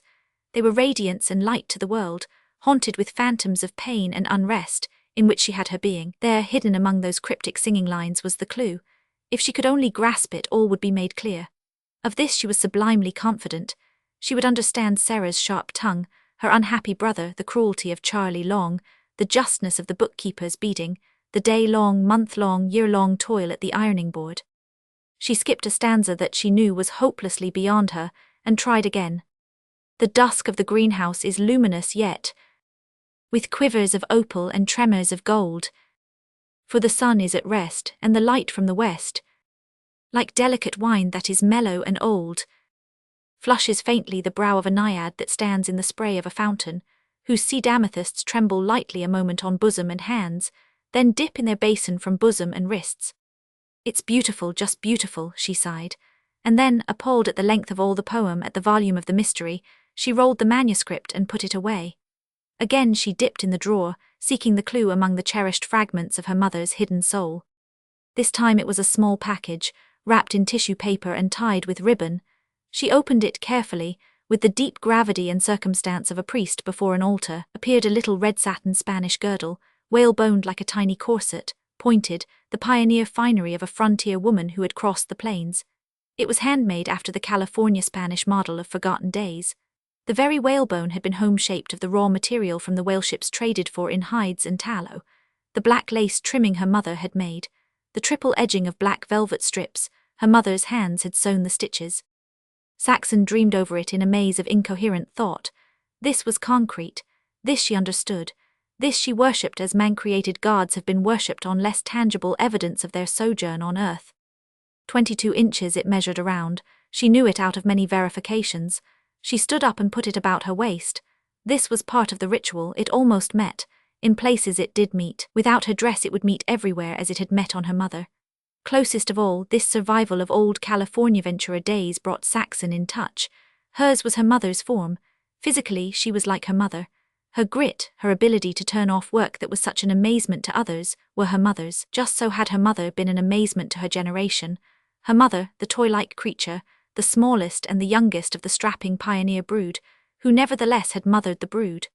Always it had been her wisdom that was sought, even by the brothers and sisters a dozen years her senior. Daisy, it was, who had put her tiny foot down and commanded the removal from the fever flatlands of Calusa to the healthy mountains of Ventura, who had backed the savage old Indian fighter of a father into a corner and fought the entire family that Vila might marry the man of her choice, who had flown in the face of the family and of community morality and demanded the divorce of Laura from her criminally weak husband, and who, on the other hand, had held the branches of the family together when only misunderstanding and weak humanness threatened to drive them apart.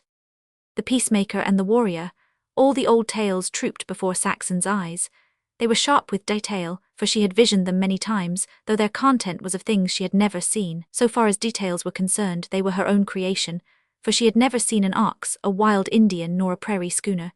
Yet palpitating and real, shimmering in the sun-flashed dust of 10,000 hoofs, she saw pass from east to west across a continent, the great hegira of the land-hungry Anglo-Saxon. It was part and fibre of her. She had been nursed on its traditions, and its facts from the lips of those who had taken part. Clearly she saw the long wagon train, the lean, gaunt men who walked before, the youths goading the lowing oxen that fell and were goaded to their feet to fall again, and through it all, a flying shuttle, weaving the golden dazzling thread of personality, moved the form of her little indomitable mother, 8 years old, and 9 ere the great traverse was ended, a necromancer and a lawgiver, willing her way, and the way and the willing always good and right.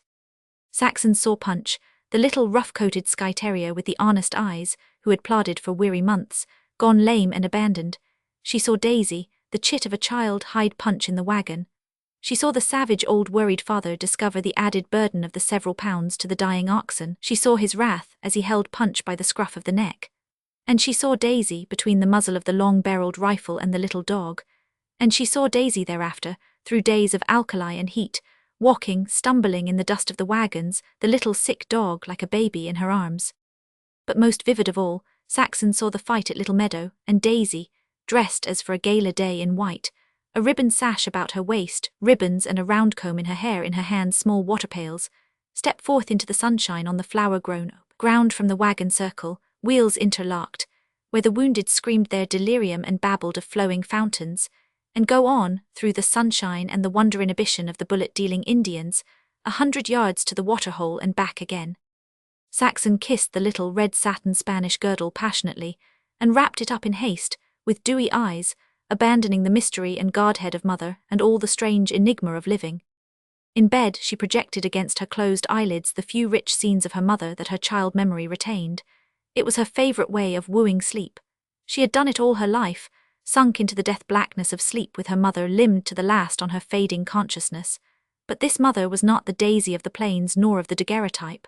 They had been before Saxon's time. This that she saw nightly was an older mother, broken with insomnia and brave with sorrow, who always crept, a pale, frail creature, gentle and unfaltering, dying from lack of sleep, living by will and by will refraining from going mad, who nevertheless could not will sleep, and whom not even the whole tribe of doctors could make sleep. Always she crept about the house from weary bed to weary chair and back again through long days and weeks of torment, never complaining, though her unfailing smile was twisted with pain, and the wise grey eyes, still wise and grey, were grown unutterably larger and profoundly deep. But on this night Saxon did not win to sleep quickly. The little creeping mother came and went, and in the intervals the face of Billy, with the cloud-drifted, sullen, handsome eyes, burned against her eyelids. And once again, as sleep welled up to smother her, she put to herself the question, is this the man? Chapter 7. The work in the ironing room slipped off, but the 3 days until Wednesday night were very long. She hummed over the fancy starch that flew under the iron at an astounding rate. "I can't see how you do it," Mary admired. "You'll make 13 or 14 this week at that rate." Saxon laughed, and in the steam from the iron she saw dancing golden letters that spelled Wednesday. "What do you think of Billy?" Mary asked. "I like him," was the frank answer. "Well, don't let it go farther than that." "I will if I want to," Saxon retorted gaily. "Better not," came the warning. "You'll only make trouble for yourself. He ain't marryin'. Many a girl's found that out. They just throw themselves at his head too." "I'm not going to throw myself at him or any other man." "Just thought I'd tell you," Mary concluded. "A word to the wise." Saxon had become grave. "He's not," she began, then looked the significance of the question she could not complete. "Oh, nothing like that, though there's nothing to stop him. He's straight, all right, but he just won't fall for anything in skirts. He dances and runs around and has a good time, and beyond that, nitsky. A lot of 'em's got fooled on him. I bet you there's a dozen girls in love with him right now. And he just goes on turning 'em down. There was Lily Sanderson, you know her. You seen her at that Slavonic picnic last summer at Shellmound, that tall, nice-looking blonde that was with Butch Willows." "Yes, I remember her," Saxon said. "What about her?" "Well, she'd been running with Butch Willows pretty steady, and just because she could dance, Billy dances a lot with her. Butch ain't afraid of nothing. He wades right in for a showdown, and nails Billy outside before everybody and reads the riot act. And Billy listens in that slow, sleepy way of his, and Butch gets hotter and hotter, and everybody expects a scrap. And then Billy says to Butch, 'Are you done?' 'Yes,' Butch says, 'I've said my say, and what are you going to do about it?' And Billy says, and what d'ye think he said, with everybody looking on and Butch with blood in his eye? Well, he said, 'I guess nothing, Butch,' just like that. Butch was that surprised you could knocked him over with a feather. 'And never dance with her no more,' he says. 'Not if you say I can't, Butch,' Billy says, just like that.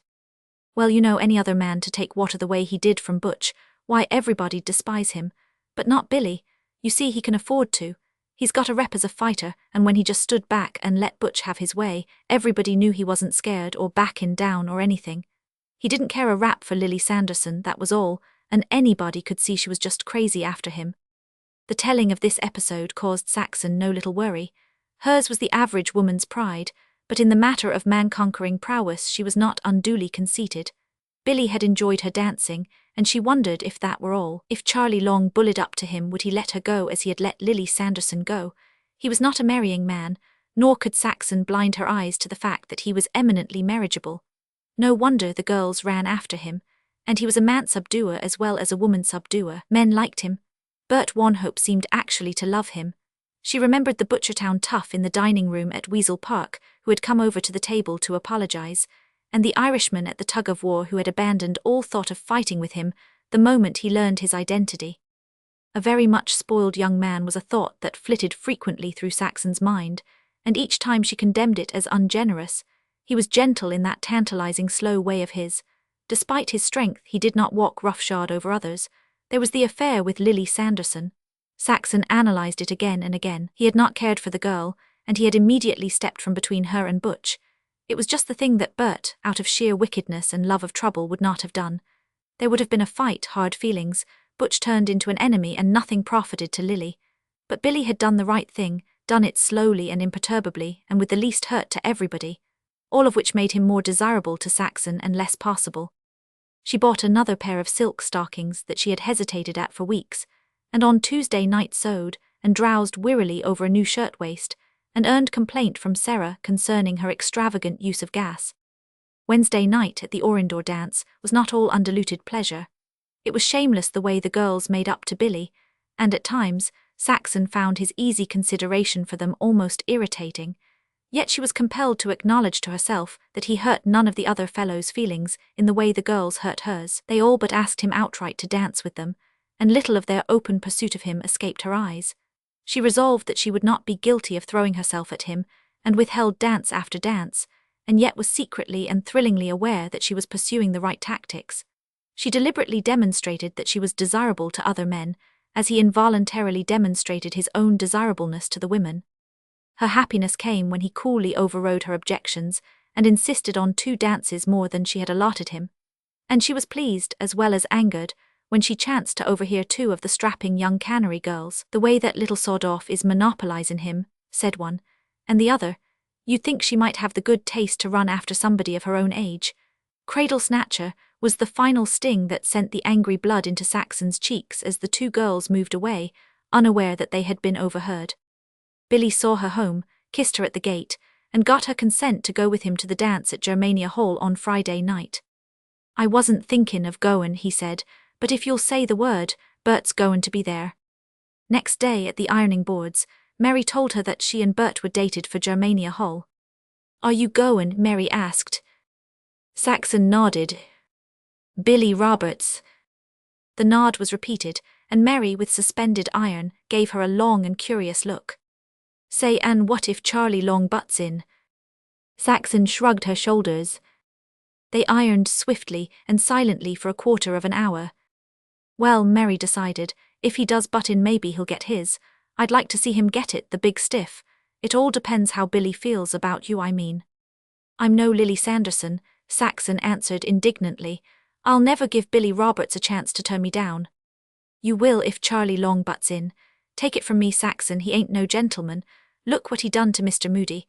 That was a awful beatin'. And Mr. Moody only a quiet little man that wouldn't harm a fly. Well, he won't find Billy Roberts a sissy by a long shot." That night outside the laundry entrance, Saxon found Charlie Long waiting. As he stepped forward to greet her and walk alongside, she felt the sickening palpitation that he had so thoroughly taught her to know. The blood ebbed from her face with the apprehension and fear his appearance caused. She was afraid of the rough bulk of the man, of the heavy brown eyes, dominant and confident, of the big blacksmith hands and the thick strong fingers with the hair pads on the back to every first joint. He was unlovely to the eye, and he was unlovely to all her finer sensibilities. It was not his strength itself, but the quality of it and the misuse of it, that affronted her. The beating he had given the gentle Mr. Moody had meant half hours of horror to her afterward. Always did the memory of it come to her accompanied by a shudder. And yet without shock she had seen Billy fight at Weasel Park in the same primitive man-animal way. But it had been different. She recognized but could not analyze the difference. She was aware only of the brutishness of this man's hands and mind. "You're lookin' white and all beat to a frazzle," he was saying. "Why don't you cut the work? You got to some time anyway. You can't lose me, kid." "I wish I could," she replied. He laughed with harsh joviality. "Nothin' to it, Saxon. You're just cut out to be Mrs. Long, and you're sure goin' to be." "I wish I was as certain about all things as you are," she said with mild sarcasm that missed. "Take it from me," he went on, "there's just one thing you can be certain of, and that is that I am certain." He was pleased with the cleverness of his idea and laughed approvingly. "When I go after anything I get it, and if anything gets in between it gets hurt. Do you get that? It's me for you and that's all there is to it, so you might as well make up your mind and go to work in my home instead of the laundry." "Why, it's a snap. There wouldn't be much to do. I make good money, and you wouldn't want for anything. You know, I just washed up from work and skinned over here to tell it to you once more so you wouldn't forget. I ain't ate yet, and that shows how much I think of you." "You'd better go and eat then," she advised, though she knew the futility of attempting to get rid of him. She scarcely heard what he said. It had come upon her suddenly that she was very tired and very small and very weak alongside this colossus of a man. Would he dog her always? She asked despairingly, and seemed to glimpse a vision of all her future life stretched out before her, with always the form and face of the burly blacksmith pursuing her. "Come on, kid, and kick in," he continued. "It's the good old summer time, and that's the time to get married." "But I'm not going to marry you," she protested. "I've told you 1,000 times already." "Or forget it, you want to get them ideas out of your think box. Of course you're going to marry me, it's a pipe. And I'll tell you another pipe. You and me's goin' across to Frisco Friday night. There's going to be big doin's with the horseshoers." "Only I'm not," she contradicted. "Oh yes you are," he asserted with absolute assurance. "We'll catch the last boat back and you'll have one fine time. And I'll put you next to some of the good dancers. Oh, I ain't a pincher, and I know you like dancin'." "But I tell you I can't," she reiterated. He shot a glance of suspicion at her, from under the black thatch of brows that met above his nose, and were as one brow. "Why can't you?" "A date," she said. "Who's the bloke?" "None of your business, Charlie Long. I've got a date, that's all." "I'll make it my business. Remember that la-di-da bookkeeper Rummy? Well, just keep on rememberin' him and what he got." "I wish you'd leave me alone," she pleaded resentfully. "Can't you be kind just for once?" The blacksmith laughed unpleasantly.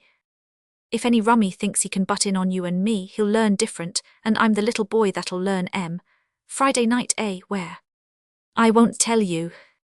"Where?" he repeated. Her lips were drawn in tight silence, and in her cheeks were little angry spots of blood. "Huh, as if I couldn't guess, Germania Hall.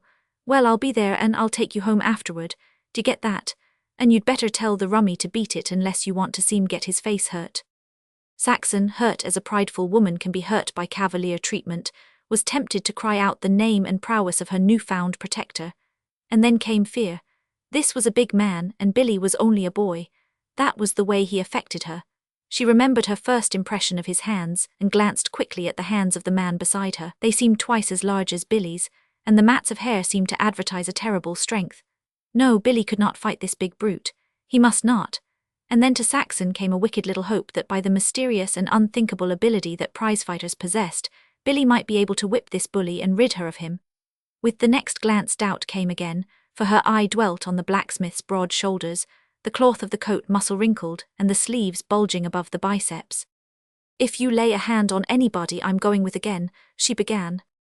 "Why, they'll get hurt, of course," Long grinned. "And they'll deserve it too. Any rummy that comes between a fellow and his girl ought to get hurt." "But I'm not your girl, and all you're saying so doesn't make it so." "That's right, get mad," he approved. "I like you for that too. You've got spunk and fight. I like to see it. It's what a man needs in his wife and not these fat cows of women. They're the dead ones. Now you're a live one, all wool, a yard long and a yard wide." She stopped before the house and put her hand on the gate. "Goodbye," she said. "I'm going in." "Come on out afterward for a run to Idora Park," he suggested.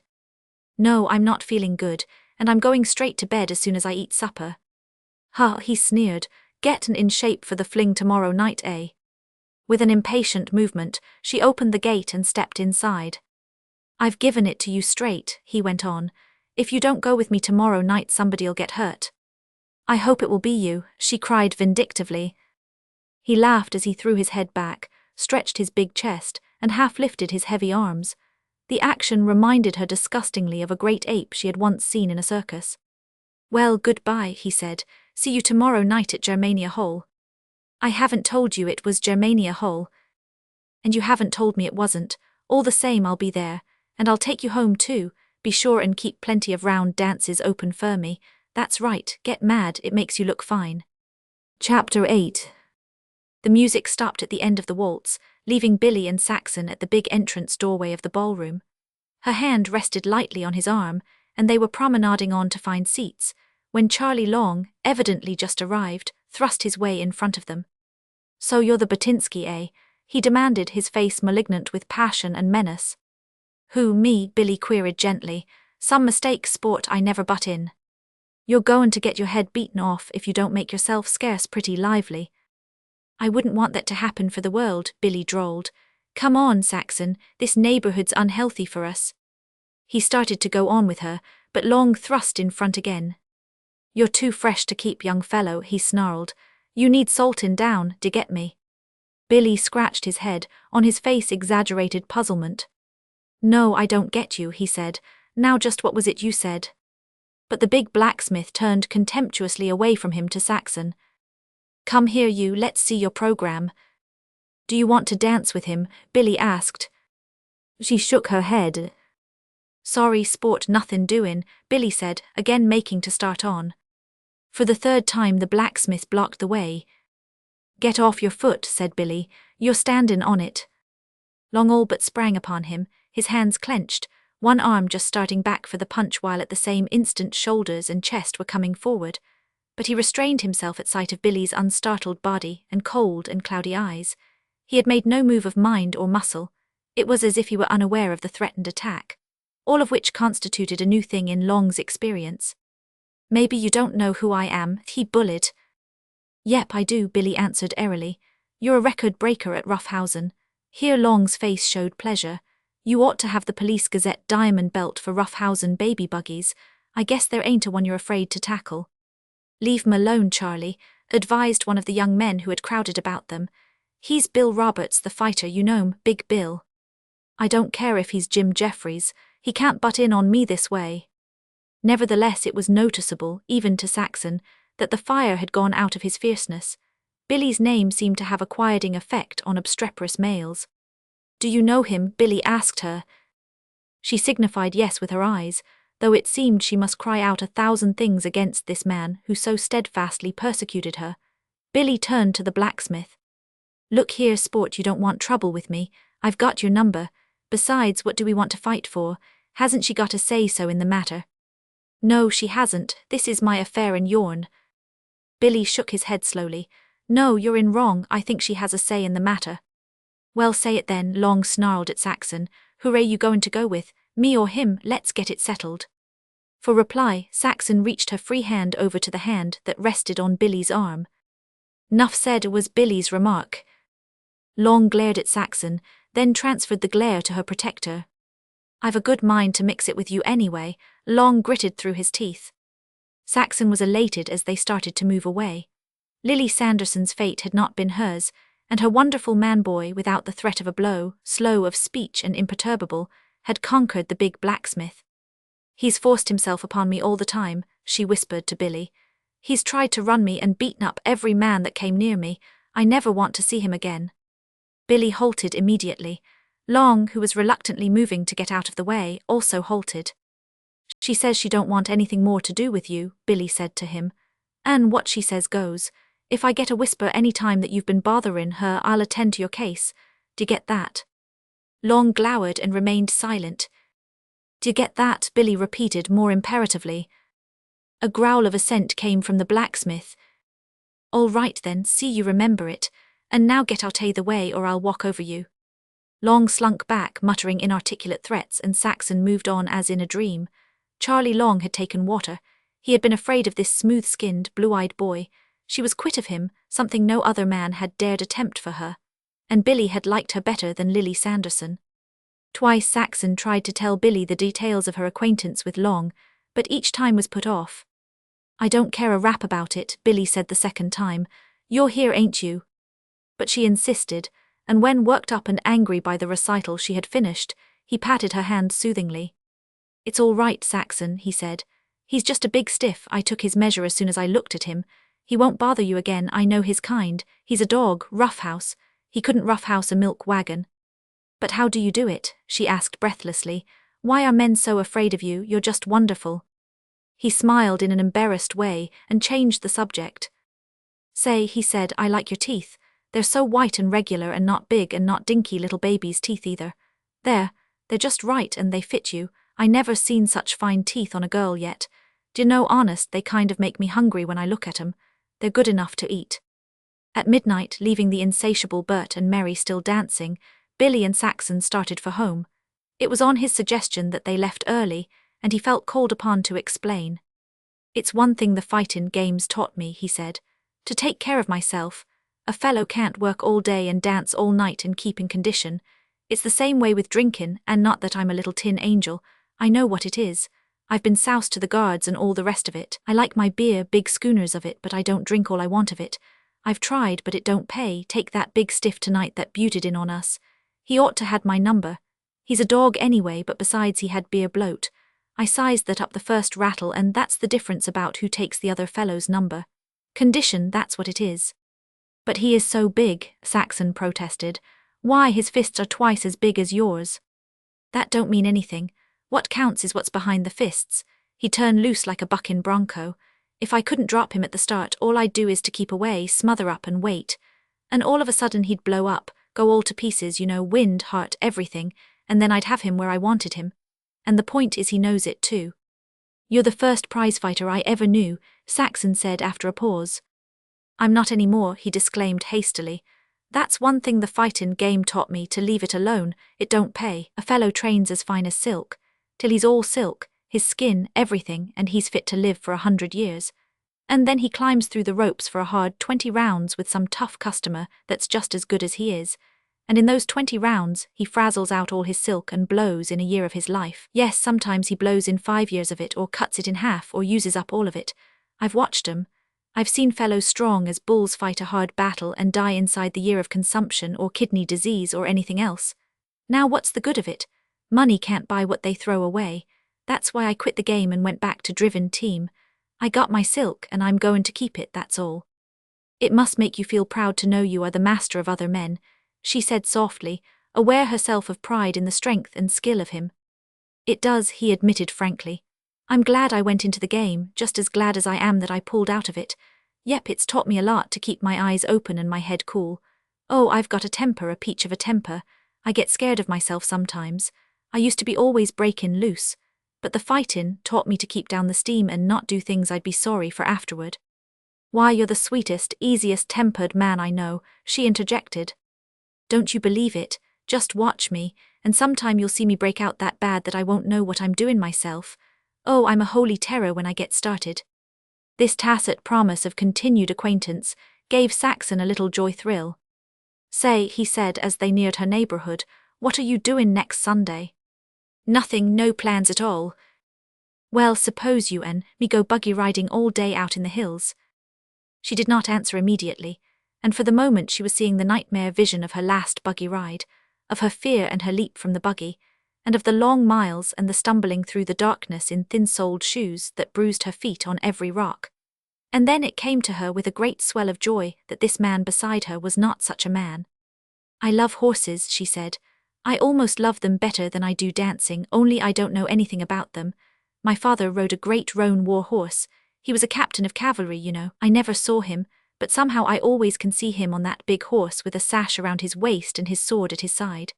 My brother George has the sword now, but Tom, he's the brother I live with, says it is mine because it wasn't his father's. You see, they're only my half-brothers. I was the only child by my mother's second marriage. That was her real marriage, her love marriage, I mean. Saxon ceased abruptly, embarrassed by her own garrulity, and yet the impulse was strong to tell this young man all about herself, and it seemed to her that these far memories were a large part of her. Go on and tell me about it, Billy urged. I like to hear about the old people of the old days. My people was along in there too, and somehow I think it was a better world to live in than now. Things was more sensible and natural. I don't exactly say what I mean, but it's like this. I don't understand life today. There's the labor unions and employers associations, and strikes, and hard times and hunting for jobs and all the rest. Things wasn't like that in the old days. Everybody farmed and shot their meat and got enough to eat and took care of their old folks. But now it's all a mix-up that I can't understand. Meb, I'm a fool, I don't know. But anyway, go ahead and tell us about your mother. Well, you see, when she was only a young woman, she and Captain Brown fell in love. He was a soldier then, before the war. And he was ordered east for the war when she was away nursing her sister Laura, and then came the news that he was killed at Shiloh. And she married a man who had loved her for years and years. He was a boy in the same wagon train coming across the plains. She liked him, but she didn't love him. And afterward came the news that my father wasn't killed after all, so it made her very sad, but it did not spoil her life. She was a good mother and a good wife and all that, but she was always sad and sweet and gentle, and I think her voice was the most beautiful in the world. She was game all right, Billy approved. And my father never married. He loved her all the time. I've got a lovely poem home that she wrote to him. It's just wonderful and it sings like music. Well, long afterward her husband died, and then she and my father made their love marriage. They didn't get married until 1882, and she was pretty well along. More she told him as they stood by the gate, and Saxon tried to think that the goodbye kiss was a trifle longer than just ordinary. How about 9 o'clock? He queried across the gate. Don't bother about lunch or anything, I'll fix all that up, you just be ready at 9. Chapter 9. Sunday morning Saxon was beforehand in getting ready, and on her return to the kitchen from her second journey to peep through the front windows, Sarah began her customary attack. It's a shame and a disgrace the way some people can afford silk stockings, she began. Look at me toilin' and stewing day and night, and I never get silk stockings, nor shoes, 3 pairs of them all at one time.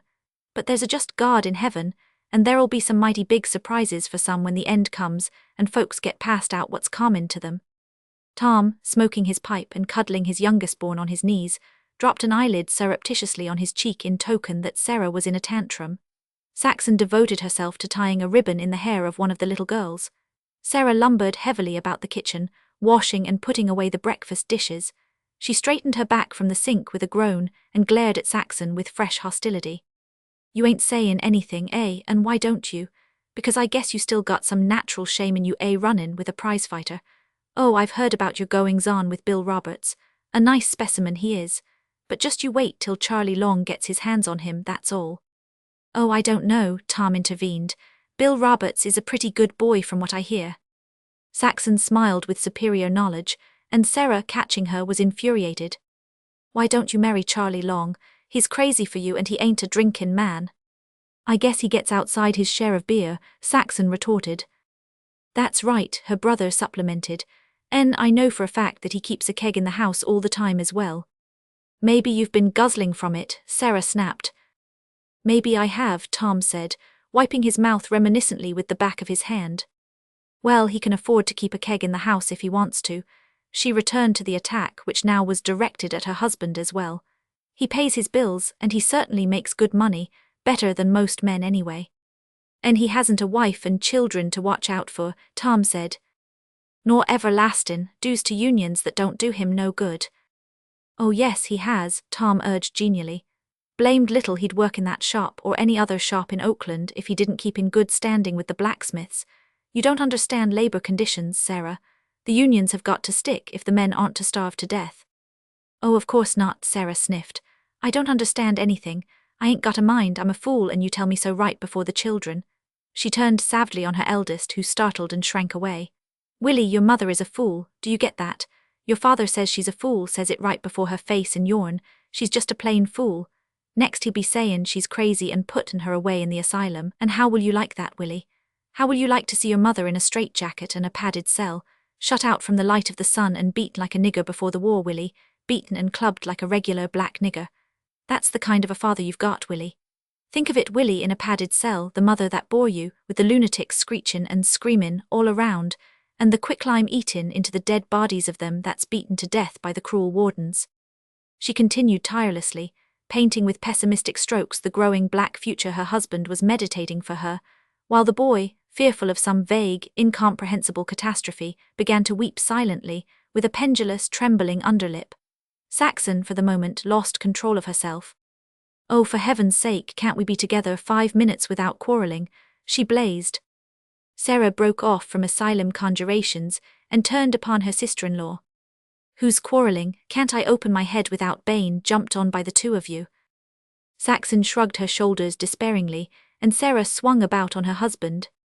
"Seein' you love your sister so much better than your wife, why did you want to marry me that's borne your children for you, and slaved for you and twirled for you, and worked her fingernails off for you with no thanks and insultin' me before the children, and sayin' I'm crazy to their faces? And what have you ever did for me? That's what I want to know, me that's cooked for you and washed your stinkin' clothes and fixed your socks, and sat up nights with your brats when they was ailin'. Look at that." She thrust out a shapeless, swollen foot, encased in a monstrous, untended shoe, the dry, raw leather of which showed white on the edges of bulging cracks. "Look at that, that's what I say, look at that." Her voice was persistently rising and at the same time growing throaty. "The only shoes I got, me, your wife, ain't you ashamed? Where are my 3 pairs? Look at that stockin'." Speech failed her and she sat down suddenly on a chair at the table, glaring unutterable malevolence and misery. She arose with the abrupt stiffness of an automaton, poured herself a cup of cold coffee, and in the same jerky way sat down again. As if too hot for her lips, she filled her saucer with the greasy-looking, nondescript fluid, and continued her set glare, her breast rising and falling with staccato mechanical movement. "Now, Sarah, be Siam," Tom pleaded anxiously. In response, slowly, with utmost deliberation, as if the destiny of empires rested on the certitude of her act, she turned the saucer of coffee upside down on the table. She lifted her right hand, slowly, hugely, and in the same slow, huge way landed the open palm with a sounding slap on Tom's astounded cheek. Immediately thereafter she raised her voice in the shrill, hoarse, monotonous madness of hysteria, sat down on the floor, and rocked back and forth in the throes of an abysmal grief. Willie's silent weeping turned to noise, and the 2 little girls with the fresh ribbons in their hair joined him. Tom's face was drawn and white, though the smitten cheek still blazed, and Saxon wanted to put her arms comfortingly around him, yet dared not. He bent over his wife.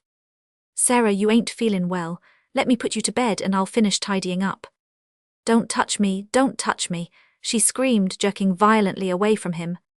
"Take the children out in the yard, Tom, for a walk, anything, get them away," Saxon said. She was sick and white and trembling. "Go, Tom, please, please, there's your hat, I'll take care of her. I know just how." Left to herself, Saxon worked with frantic haste, assuming the calm she did not possess, but which she must impart to the screaming bedlamite upon the floor. The light frame house leaked the noise hideously, and Saxon knew that the houses on either side were hearing, and the street itself and the houses across the street. Her fear was that Billy should arrive in the midst of it. Further, she was incensed, violated, every fibre rebelled, almost in a nausea, yet she maintained cool control and stroked Sarah's forehead and hair with slow, soothing movements. Soon, with one arm around her, she managed to win the first diminution in the strident, atrocious, unceasing scream. A few minutes later, sobbing heavily, the elder woman lay in bed, across her forehead, and eyes a wet pack of towel for easement of the headache she and Saxon tacitly accepted as substitute for the brainstorm. When a clatter of hoofs came down the street and stopped, Saxon was able to slip to the front door and wave her hand to Billy. In the kitchen she found Tom waiting in sad anxiousness. "It's all right," she said. "Billy Roberts has come and I've got to go. You go in and sit beside her for a while and maybe she'll go to sleep, but don't rush her. Let her have her own way. If she let you take her hand, why do it? Try it anyway. But first of all, as an opener and just as a matter of course, start wetting the towel over her eyes." He was a kindly, easy-going man, but after the way of a large percentage of the Western stock, he was undemonstrative. He nodded, turned toward the door to obey, and paused irresolutely. The look he gave back to Saxon was almost dog-like in gratitude and all-brotherly in love. She felt it, and in spirit leapt toward it. "It's all right, everything's all right," she cried hastily. Tom shook his head. "No, it ain't, it's a shame, a blamed shame, that's what it is." He shrugged his shoulders. "Oh, I don't care for myself, but it's for you. You got your life before you yet, little kid sister. You'll get old and all that means fast enough. But it's a bad start for a day off. The thing for you to do is to forget all this and skin out with your fellow and have a good time." In the open door, his hand on the knob to close it after him, he halted a second time. A spasm contracted his brow. "Hell, think of it. Sarah and I used to go buggy riding once on a time. And I guess she had her 3 pairs of shoes too. Can you beat it?" In her bedroom, Saxon completed her dressing, for an instant stepping upon a chair so as to glimpse critically in the small wall mirror the hang of her ready-made linen skirt. This and the jacket she had altered to fit, and she had double-stitched the seams to achieve the coveted tailored effect. Still on the chair, all in the moment of quick clear seeing, she drew the skirt tightly back and raised it. The sight was good to her, nor did she underpraise the lines of the slender ankle above the low tan tie, nor did she underpraise the delicate yet mature swell of calf, outlined in the fresh brown of a new cotton stocking. Down from the chair, she pinned on a firm sailor hat of white straw with a brown ribbon around the crown that matched her ribbon belt. She rubbed her cheeks quickly and fiercely to bring back the color Sarah had driven out of them, and delayed a moment longer to put on her tan lisle thread gloves. Once, in the fashion page of a Sunday supplement, she had read that no lady ever put on her gloves after she left the door. With a resolute self-grip, as she crossed the parlor and passed the door to Sarah's bedroom, through the thin wood of which came elephantine moanings and low slubberings, she steeled herself to keep the color in her cheeks and the brightness in her eyes. And so well did she succeed that Billy never dreamed that the radiant, live young thing, tripping lightly down the steps to him, had just come from a bout with soul-sickening hysteria and madness. To her, in the bright sun, Billy's blondness was startling. His cheeks, smooth as a girl's, were touched with color. The blue eyes seemed more cloudily blue than usual, and the crisp, sandy hair hinted more than ever of the pale straw gold that was not there. Never had she seen him quite so royally young. As he smiled to greet her, with a slow white flash of teeth from between red lips, she caught again the promise of easement and rest. Fresh from the shattering chaos of her sister-in-law's mind, Billy's tremendous calm was especially satisfying, and Saxon mentally laughed to scorn the terrible temper he had charged to himself. She had been buggy riding before, but always behind one horse, jaded and livery, in a top buggy heavy and dingy, such as livery stables rent because of sturdy unbreakableness. But here stood 2 horses, head-tossing and restless, shouting in every highlight glint of their satin golden sorrel coats that they had never been rented out in all their glorious young lives. Between them was a pole inconceivably slender, On them were harnesses preposterously string-like and fragile, and Billy belonged here by elemental right, a part of them and of it, a master part and a component, along with the spidery delicate, narrow-boxed, wide and yellow-wheeled, rubber-tired rig, efficient and capable, as different as he was different from the other man who had taken her out behind stolid, lumbering horses. He held the reins in one hand, yet with low, steady voice, confident and assuring, held the nervous young animals more by the will and the spirit of him. It was no time for lingering. With the quick glance and foreknowledge of a woman, Saxon saw, not merely the curious children clustering about, but the peering of adult faces from open doors and windows, and past window shades lifted up or held aside. With his free hand, Billy drew back the linen robe and helped her to a place beside him. The high-backed, luxuriously upholstered seat of brown leather gave her a sense of great comfort, yet even greater, it seemed to her, was the nearness and comfort of the man himself and of his body. "How do you like 'em?" he asked, changing the reins to both hands and chirruping the horses, which went out with a jerk in an immediacy of action that was new to her. "They're the bosses, you know, couldn't rent animals like them. He lets me take them out for exercise sometimes. If they ain't exercised regular, they're a handful. Look at King there prancin'. Some style, some style. The other one's the real goods, though. Prince is his name. Got to have some bit on him to hold 'em. Ah, would you? Did you see 'em, Saxon? Some horse, some horse." From behind came the admiring cheer of the neighborhood children, and Saxon, with a sigh of content, knew that the happy day had at last begun. Chapter 10. "I don't know horses," Saxon said. "I've never been on one's back, and the only ones I've tried to drive were single and lame or almost falling down or something. But I'm not afraid of horses. I just love them. I was born loving them, I guess." Billy threw an admiring, appreciative glance at her. "That's the stuff, that's what I like in a woman, grit. Some of the girls I've had out, well, take it from me, they made me sick. Oh, I'm hep to 'em. Nervous and trembly and screechy and wobbly. I reckon they come out on my account and not for the ponies, but me for the brave kid that likes the ponies. You're the real goods, Saxon, honest to God you are. Why, I can talk like a streak with you. The rest of 'em make me sick, I'm like a clam. They don't know nothin' and they're that scared all the time. Well, I guess you get me." "You have to be born to love horses, maybe," she answered. "Maybe it's because I always think of my father on his roan warhorse that makes me love horses. But anyway, I do. When I was a little girl I was drawing horses all the time. My mother always encouraged me. I've a scrapbook mostly filled with horses I drew when I was little. Do you know, Billy, sometimes I dream I actually on a horse all my own, and lots of times I dream I'm on a horse's back or driving him. I'll let you drive 'em after a while when they've worked their edge off. They're pullin' now. There, put your hands in front of mine, take hold tight. Feel that, sure you feel it. And you ain't feelin' it all by a long shot. I don't dast slack you bane such a lightweight." Her eyes sparkled as she felt the apportioned pull of the mouths of the beautiful, live things, and he, looking at her, sparkled with her in her delight. "What's the good of a woman if she can't keep up with a man?" he broke out enthusiastically. "People that like the same things always get along best together," she answered, with a triteness that concealed the joy that was hers at being so spontaneously in touch with him. "Why, Saxon, I fought battles, good ones, frazzlin' my silk away to beat the band before whiskey-soaked, smarkin' audiences of rotten fight fans, that just made me sick clean through.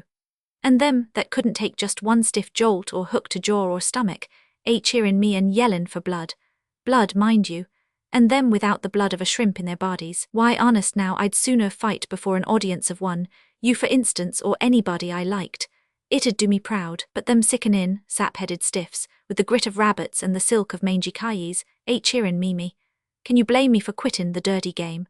Why, I'd sooner fight before broke-down old plugs of workhorses that's candidates for chicken meat, than before them rotten bunches of stiffs with nothin' thicker'n water in their veins, and Contra Costa water at that when the rains is heavy on the hills. I didn't know prize-fighting was like that," she faltered, as she released her hold on the lines and sank back again beside him. "It ain't the fightin', it's the fight crowds," he defended with instant jealousy. "Of course fightin' hurts a young fellow because it frazzles the silk out him and all that, but it's the low-lifers in the audience that gets me. Why, the good things they say to me, the praise and that is insulting. Do you get me? It makes me cheap. Think of it, booze-guzzlin' stiffs that be afraid to mix it with a sick cat, not fit to hold the coat of any decent man. Think of them standin' up on their hind legs and yellin' and cheerin' me. Ha ha, what do you think of that? Ain't he a rogue?" A big bulldog, sliding obliquely and silently across the street, unconcerned with the team he was avoiding, had passed so close that Prince, baring his teeth like a stallion, plunged his head down against reins and check in an effort to seize the dog. Now he's some fighter, that Prince, and he's natural. He didn't make that reach just for some low-lifer to yelm on. He just done it out a pure cussedness in himself. That's clean, that's right, because it's natural. But them fight fans, honest to God, Saxon.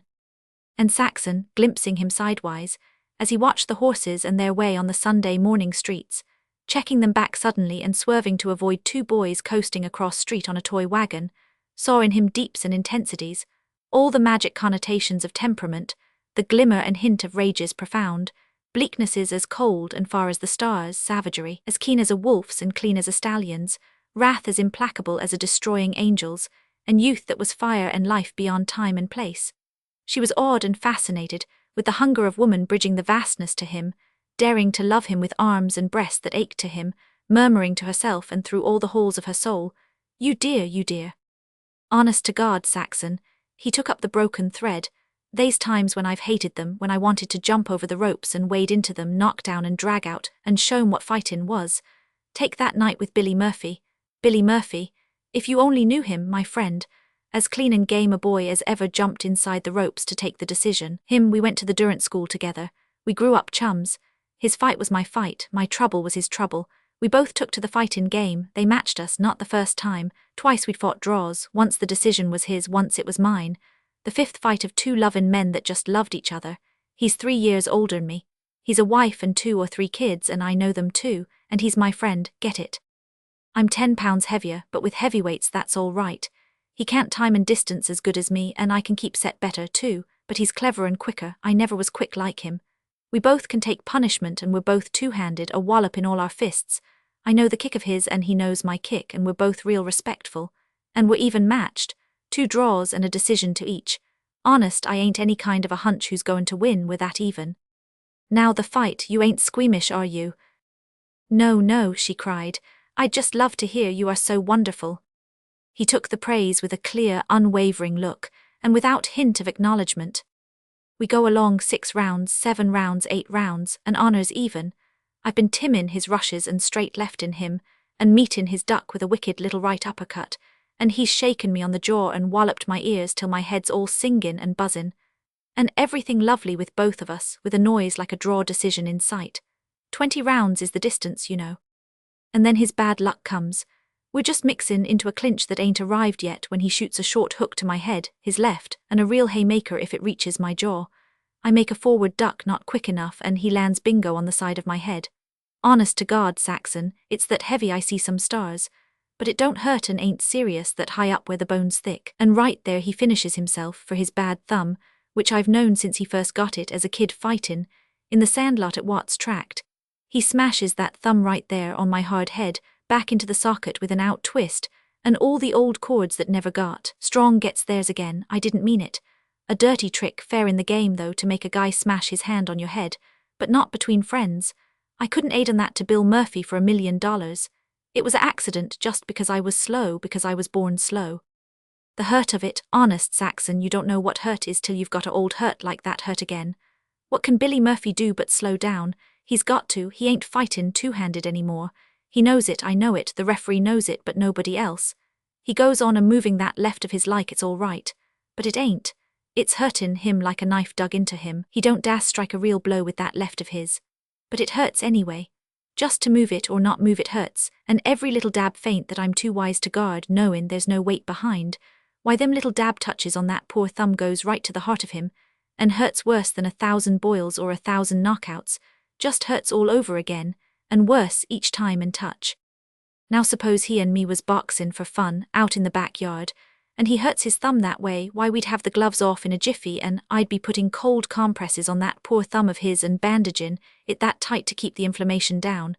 But no, this is a fight for fight fans that's paid their admission for blood, and blood they're goin' to get. They ain't men, they're wolves. He has to go easy now, and I ain't forcin' him none. I'm all shot to pieces, I don't know what to do, so I slow down and the fans get hep to it. Why don't you fight? They begin to yell, fake, fake, why don't you kiss 'em? Lovin' cup for yours, Bill Roberts, and that sort of bunk. Fight, says the referee to me, low and savage. Fight, or I'll disqualify you, Bill, I mean you. And this to me, with a touch on the shoulder so they's no mistakin'. It ain't pretty, it ain't right. Do you know what we was fightin' for? $100, think of it. And the game is we got to do our best to put our man down for the count because of the fans has bet on us. Sweet, ain't it? Well, that's my last fight. It finishes me deado. Never again for yours truly. Quit, I says to Billy Murphy in a clinch. For the love of God, Bill, quit. And he says back in a whisper, I can't, Bill, you know that. And then the referee drags us apart, and a lot of the fans begins to hoot and boo. Now kick in, damn you, Bill Roberts, and finish, the referee says to me, and I tell him to go to hell as Bill and me flop into the next clinch not hittin', and Bill touches his thumb again, and I see the pain shoot across his face. Game, that good boy's the limit, and to look into the eyes of a brave man that's sick with pain, and love 'em and see love in them eyes of his, and then have to go on givin' pain, call that sport, I can't see it. But the crowd's got its money on us, we don't count, we've sold ourselves for $100 and we gotta deliver the goods. Let me tell you, Saxon, honest to God, that was one of the times I wanted to go through the ropes and drop them fans yellin' for blood and show 'em what blood is. For God's sake finish me, Bill, Bill says to me in that clinch, put her over and I'll fall for it, but I can't lay down. Do you want to know, I cry there right in the ring in that clinch, the weeps for me. I can't do it, Bill, I whisper back, hangin' on Tom like a brother and the referee ragin' and draggin' at us to get us apart, and all the wolves in the house snarlin'. You got me, the audience is yellin'. Go in and finish me, the hay for him, Bill, put her across to the jaw and see 'em fall. You got to, Bill, or you're a dog, Bill says, lookin' love at me in his eyes as the referee's grip untangles us clear. And them wolves of fans yellin', fake, fake, fake, like that and keepin' it up. Well, I done it, they's only that way out, I done it, by God I done it, I had to, I feint from draw his left, duck to the right past it, talkin' it across my shoulder and come up with my right to his jaw. And he knows the trick, he's hep. He's beaten me to it and blocked it with his shoulder 1,000 times, but this time he don't. He keeps himself wide open on purpose. Blim, it lands, he's dead in the air and he goes down sideways, stricken, his face first on the rosin canvas and then layin' dead, his head twisted under him till you'd thought his neck was broke. Me, I did that for $100 and a bunch of stiffs I'd be ashamed to wipe my feet on, and then I pick Bill up in my arms and carry him to his corner and help bring him around. Well, they ain't no kick common. They pay their money and they get their blood and a knockout. And a better man than them, that I love, lay in there dead to the world with a skinned face on the mat. For a moment he was still, gazing straight before him at the horses, his face hard and angry. He sighed, looked at Saxon and smiled. And I quit the game right there. And Billy Murphy's laughed at me for it, he still follows it. A sideline, because he works at a good trade. But once in a while when the house needs paintin', or the doctor bills are up, or his oldest kid wants a bicycle, he jumps out and makes $50 or $100 before some of the clubs. I want you to meet him when it comes handy. He's some boy, I'm tellin' you. But it did make me sick that night. Again the harshness and anger were in his face, and Saxon amazed herself by doing unconsciously what women higher in the social scale have done with deliberate sincerity. Her hand went out impulsively to his holding the lines, resting on top of it for a moment with quick, firm pressure. Her reward was a smile from lips and eyes as his face turned toward her. Gee, he exclaimed, I never talk a streak like this to anybody. I just hold my hush and keep my thinks to myself, but somehow I guess it's funny I kind of have a feelin' I want to make good with you. And that's why I'm tellin' you my thinks, anybody can dance. The way led uptown, past the City Hall and the 14th Street skyscrapers, and out Broadway to Mountain View. Turning to the right at the cemetery, they climbed the Piedmont Heights to Blair Park and plunged into the green coolness of Jack Hayes Canyon. Saxon could not suppress her surprise and joy at the quickness with which they covered the ground. They are beautiful, she said. I never dreamed I'd ever ride behind horses like them. I'm afraid I'll wake up now and find it's a dream. I dream horses all the time. I'd give anything to own one sometime. It's funny, ain't it? Billy answered. I like horses that way. The boss says I'm a wooz at horses, and I know he's a dub, he don't know the first thing. And yet he owns 200 big heavy drafts besides this light-driven pair, and I don't own one. Yet God makes the horses, Saxon said. It's a sure thing the boss don't. Then how does he have so many? 200 of 'em, I'm tellin' you. He thinks he likes horses. Honest to God, Saxon, he don't like all his horses as much as I like the last hair on the last tail of the scrubbiest of the bunch. Yet they're his, wouldn't it jar you? Wouldn't it? Saxon laughed appreciatively. I just love fancy shirtwaists, and I spent my life ironing some of the beautifulest I've ever seen. It's funny and it isn't fair. Billy gritted his teeth in another of his rages. And the way some of them women gets their shirtwaists, it makes me sick thinkin' of you ironin', you know what I mean, Saxon, they ain't no use wastin' words over it. You know, I know, everybody knows. And it's a hell of a world if men and women sometimes can't talk to each other about such things. His manner was almost apologetic, yet it was defiantly and assertively right. I never talk this way to other girls. They'd think I'm workin' up to designs on 'em. They make me sick the way they're always lookin' for them designs. But you're different. I can talk to you that way. I know I've got to, it's the square thing. You're like Billy Murphy or any other man a man can talk to. She sighed with a great happiness, and looked at him with unconscious, love-shining eyes. It's the same way with me, she said. The fellows I've run with I've never dared let talk about such things because I knew they'd take advantage of it. Why, all the time with them, I've a feeling that we're cheating and lying to each other, playing a game like at a masquerade ball. She paused for a moment, hesitant and debating, then went on in a queer low voice. I haven't been asleep, I've seen and heard. I've had my chances. When I was that tired of the laundry I'd have done almost anything. I could have got those fancy shirtwaists, and all the rest, and maybe a horse to ride. There was a bank cashier, married too if you please, he talked to me straight out. I didn't count, you know, I wasn't a girl with a girl's feelings or anything, I was nobody, it was just like a business talk. I learned about men from him, he told me what he'd do, Her voice died away in sadness, and in the silence she could hear Billy grit his teeth. You can't tell me, he cried. I know, it's a dirty world, an unfair, lousy world, I can't make it out, there's no squareness in it. Women with the best that's in 'em bought and sold like horses. I don't understand women that way, I don't understand men that way. I can't see how a man gets anything but cheated when he buys such things. It's funny, ain't it? Take my boss and his horses.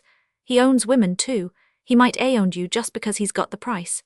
And, Saxon, you was made for fancy shirtwaists and all that, but honest to God, I can't see you payin' for them that way. It'd be a crime. He broke off abruptly and reined in the horses. Around a sharp turn, speeding down the grade upon them, had appeared an automobile. With slamming of brakes it was brought to a stop, while the faces of the occupants took new lease of interest of life, and stared at the young man and woman in the light rig that barred the way. Billy held up his hand. Take the outside, sport, he said to the chauffeur. Nothin' doin', kiddo, came the answer as the chauffeur measured with hard, wise eyes the crumbling edge of the road and the downfall of the outside bank. Then we camp, Billy announced cheerfully. I know the rules of the road. These animals ain't automobile broke altogether, and if you think I'm goin' to have 'em shy off the grade you got another guess comin'. A confusion of injured protestation arose from those that sat in the car. You needn't be a road hog because you're a rube, said the chauffeur. We ain't a-goin' to hurt your horses, pull out so we can pass if you don't. That'll do you, sport, was Billy's retort. You can't talk that way to yours truly. I got your number and your tag, my son, you're standin' on your foot, back up the grade and get off of it. Stop on the outside at the first PSS in place and we'll pass you. You've got the juice, throw on the reverse. After a nervous consultation, the chauffeur obeyed, and the car backed up the hill and out of sight around the turn. Them cheap skates, Billy sneered to Saxon. With a couple of gallons of gasoline and the price of a machine thinkin', they own the roads your folks and my folks made. Talkin' all night about it, came the chauffeur's voice from around the bend. Get a move on, you can pass. Get off your foot, Billy retorted contemptuously.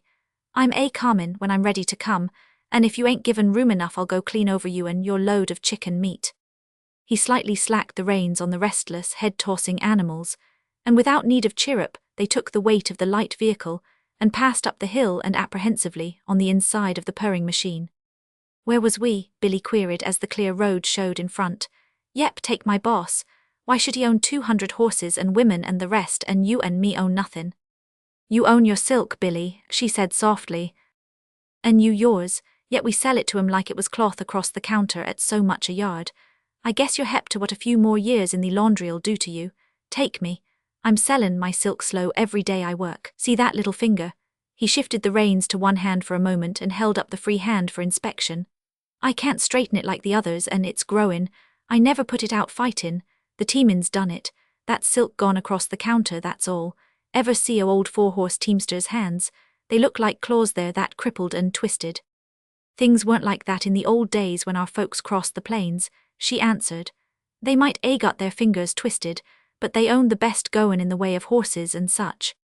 Sure, they worked for themselves, they twisted their fingers for themselves, but I'm twistin' my fingers for my boss.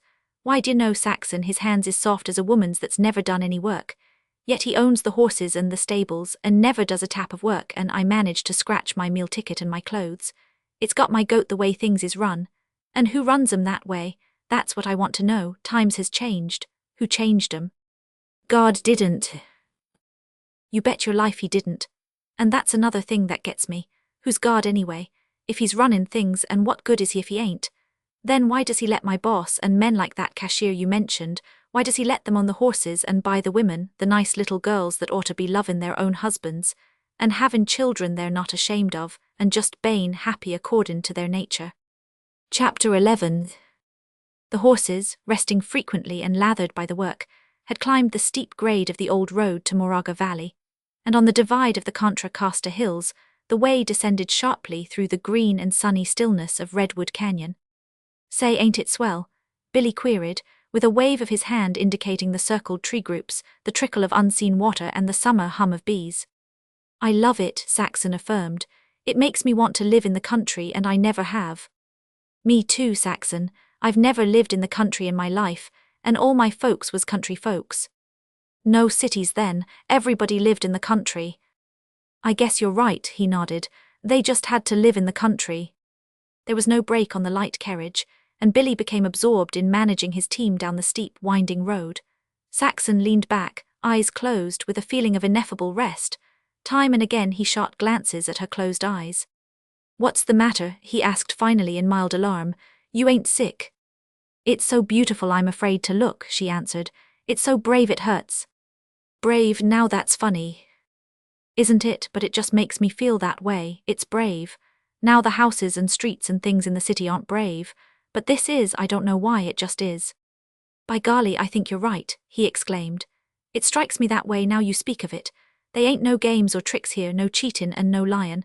Them trees just stand up natural and strong and clean like young boys their first time in the ring before they've learned its rottenness and how to double-cross and lay down to the bettin' odds and the fight fans. Yep, it is brave. Say, Saxon, you see things, don't you?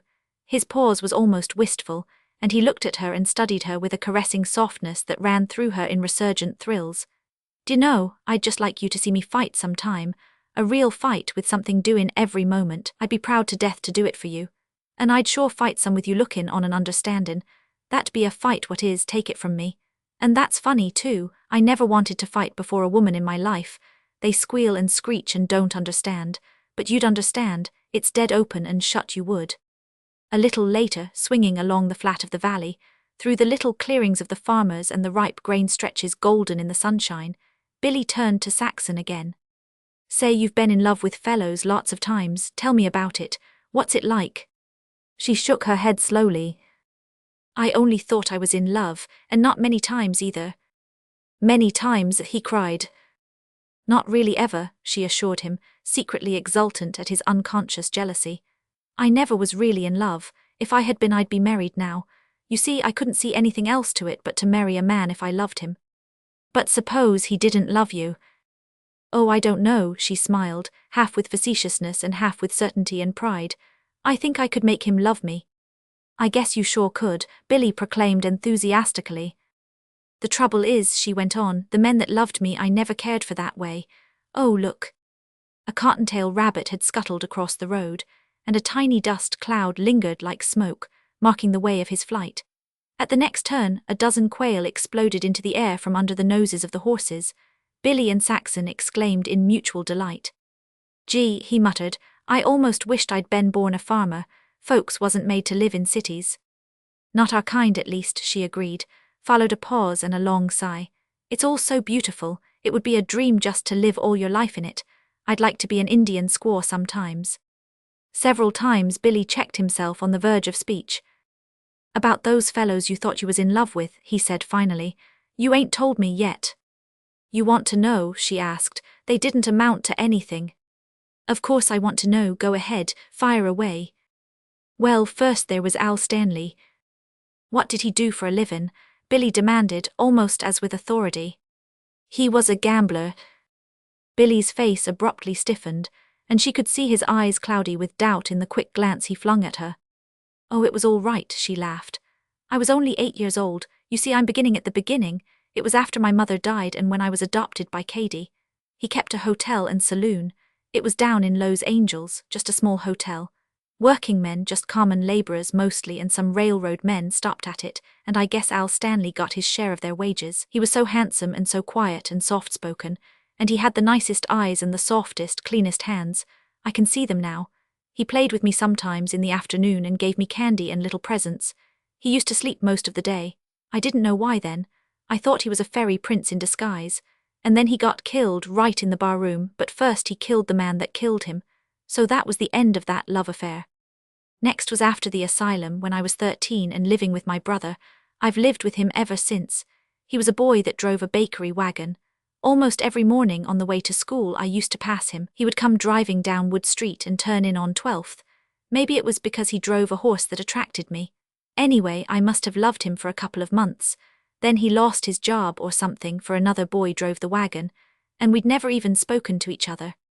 Then there was a bookkeeper when I was 16. I seemed to run to bookkeepers. It was a bookkeeper at the laundry that Charlie Long beat up. This other one was when I was working in Hickmeyer's cannery. He had soft hands too, but I quickly got all I wanted of him. He was, well anyway, he had ideas like your boss, and I never really did love him truly and honest, Billy. I felt from the first that he wasn't just right, and when I was working in the paper box factory I thought I loved a clerk in Kahn's Emporium, you know, on 11th and Washington. He was all right, that was the trouble with him, he was too much all right. He didn't have any life in him, any go. He wanted to marry me though, but somehow I couldn't see it. That shows I didn't love him. He was narrow-chested and skinny and his hands were always cold and fishy. But he could dress, just like he came out of a bandbox. He said he was going to drown himself and all kinds of things, but I broke with him just the same. And after that, well, there isn't any after that. I must have got particular, I guess, but I didn't see anybody I could love. It seemed more like a game with the men I met or a fight. And we never fought fair on either side. Seemed as if we always had cards up our sleeves. We weren't honest or outspoken, but instead it seemed as if we were trying to take advantage of each other. Charlie Long was honest though, and so was that bank cashier, and even they made me have the fight feeling harder than ever. All of them always made me feel I had to take care of myself. They wouldn't, that was sure. She stopped and looked with interest at the clean profile of his face as he watched and guided the horses. He looked at her inquiringly, and her eyes laughed lazily into his as she stretched her arms. "That's all," she concluded. "I've told you everything which I've never done before to anyone, and it's your turn now." "Not much of a turn, Saxon. I've never cared for girls, that is, not enough to want to marry 'em. I always liked men better, fellows like Billy Murphy. Besides, I guess I was too interested in trainin' and fightin' to bother with women much. Why, Saxon, honest, while I ain't been altogether good, you understand what I mean, just the same I ain't never talked love to a girl in my life. There was no call to. The girls have loved you just the same," she teased, while in her heart was a curious elation at his virginal confession. He devoted himself to the horses. "Lots of them," she urged. Still he did not reply. "Now haven't they?" "Well, it wasn't my fault," he said slowly. "If they wanted to look sideways at me it was up to them, and it was up to me to sidestep if I wanted to, wasn't it? You've no idea, Saxon, how a prizefighter is run after. Why, sometimes it seemed to me that girls and women ain't got an ounce of natural shame in their makeup. Oh, I was never afraid of them, believe ma, but I didn't hanker after 'em. A man's a fool that let them kind get his goat." "Maybe you haven't got love in you," she challenged. "Maybe I haven't," was his discouraging reply. "Anyway, I don't see myself lovin' a girl that runs after me. It's all right for Charlie boys, but a man that is a man don't like bein' chased by women." "My mother always said that love was the greatest thing in the world," Saxon argued. "She wrote poems about it too. Some of them were published in the San Jose Mercury." "What do you think about it?" "Oh, I don't know," she baffled, meeting his eyes with another lazy smile. "All I know is it's pretty good to be alive a day like this." "On a trip like this, you bet it is," he added promptly. At 1 o'clock, Billy turned off the road and drove into an open space among the trees. "Here's where we eat," he announced. "I thought it'd be better to have a lunch by ourselves than stop at one of these roadside dinner counters. And now, just to make everything safe and comfortable, I'm going to unharness the horses. We got lots of time. You can get the lunch basket out and spread it on the lap robe. As Saxon unpacked the basket, she was appalled at his extravagance. She spread an amazing array of ham and chicken sandwiches, crab salad, hard-boiled eggs, pickled pig's feet, ripe olives and dill pickles, Swiss cheese, salted almonds, oranges and bananas, and several pint bottles of beer. It was the quantity as well as the variety that bothered her. It had the appearance of a reckless attempt to buy out a whole delicatessen shop. You oughtn't to blow yourself that way, she reproved him as he sat down beside her. Why, it's enough for half a dozen bricklayers. It's all right, isn't it? Yes, she acknowledged, but that's the trouble, it's too much so. Then it's all right, he concluded. I always believe in having plenty. Have some beer to wash the dust away before we begin. Watch out for the glasses, I gotta return them. Later, the meal finished, he lay on his back smoking a cigarette and questioned her about her earlier history. She had been telling him of her life in her brother's house, where she paid $4.50 a week board. At 15, she had graduated from grammar school and gone to work in the jute mills for $4 a week, 3 of which she had paid to Sarah. How about that saloon keeper? Billy asked. How come he adopted you? She shrugged her shoulders. I don't know, except that all my relatives were hard up. It seemed they just couldn't get on. They managed to scratch a lean living for themselves, and that was all. Cady, he was the saloon keeper, had been a soldier in my father's company, and he always swore by Captain Kit, which was their nickname for him. My father had kept the surgeons from amputating his leg in the war, and he never forgot it. He was making money in the hotel and saloon, and I found out afterward he helped out a lot to pay the doctors and to bury my mother alongside of father. I was to go to Uncle Will, that was my mother's wish, but there had been fighting up in the Ventura Mountains where his ranch was, and men had been killed. It was about fences and cattlemen or something, and anyway he was in jail a long time, and when he got his freedom the lawyers had got his ranch. He was an old man then and broken, and his wife took sick, and he got a job as night watchman for $40 a month, so he couldn't do anything for me, and Cady adopted me. Cady was a good man if he did run a saloon. His wife was a big, handsome-looking woman. I don't think she was all right, and I've heard so since, but she was good to me. I don't care what they say about her or what she was awful good to me. After he died she went altogether bad, and so I went into the orphan asylum. It wasn't any too good there, and I had 3 years of it. And then Tom had married and settled down to steady work, and he took me out to live with him. And, well, I've been working pretty steady ever since. She gazed sadly away across the fields, until her eyes came to rest on a fence bright splashed with poppies at its base. Billy, who from his supine position had been looking up at her, studying and pleasuring in the pointed oval of her woman's face, reached his hand out slowly as he murmured, "You poor little kid." His hand closed sympathetically on her bare forearm, and as she looked down to greet his eyes, she saw in them surprise and delight.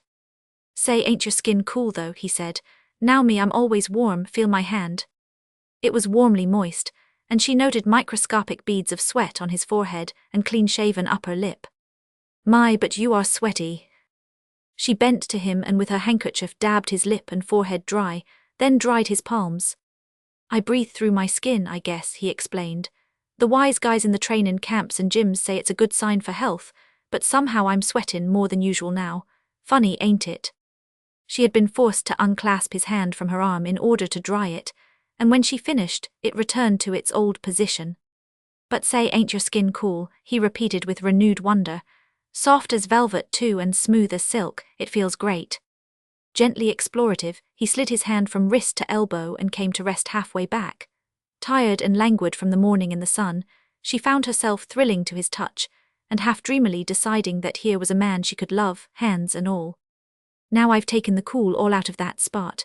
He did not look up to her, and she could see the roguish smile that curled on his lips. "So I guess I'll try another."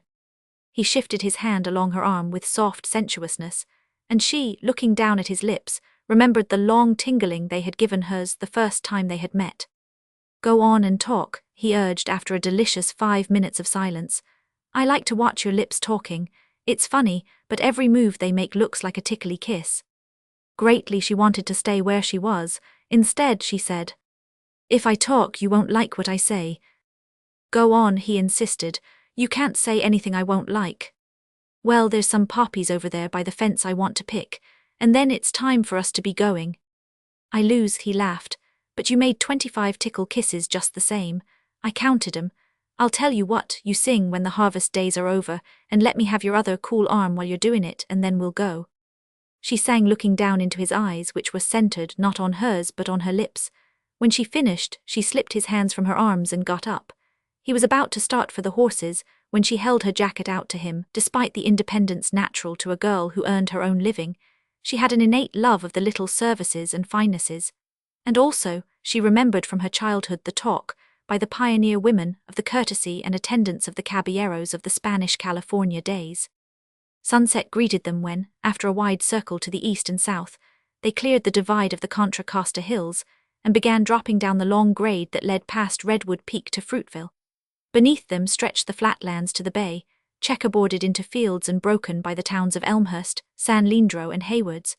The smoke of Oakland filled the western sky with haze and murk, while beyond, across the bay, they could see the first winking lights of San Francisco. Darkness was on them, and Billy had become curiously silent. For half an hour he had given no recognition of her existence save once, when the chill evening wind caused him to tuck the robe tightly about her and himself. Half a dozen times Saxon found herself on the verge of the remark, "What's on your mind?" but each time let it remain unuttered. She sat very close to him. The warmth of their bodies intermingled, and she was aware of a great restfulness and content.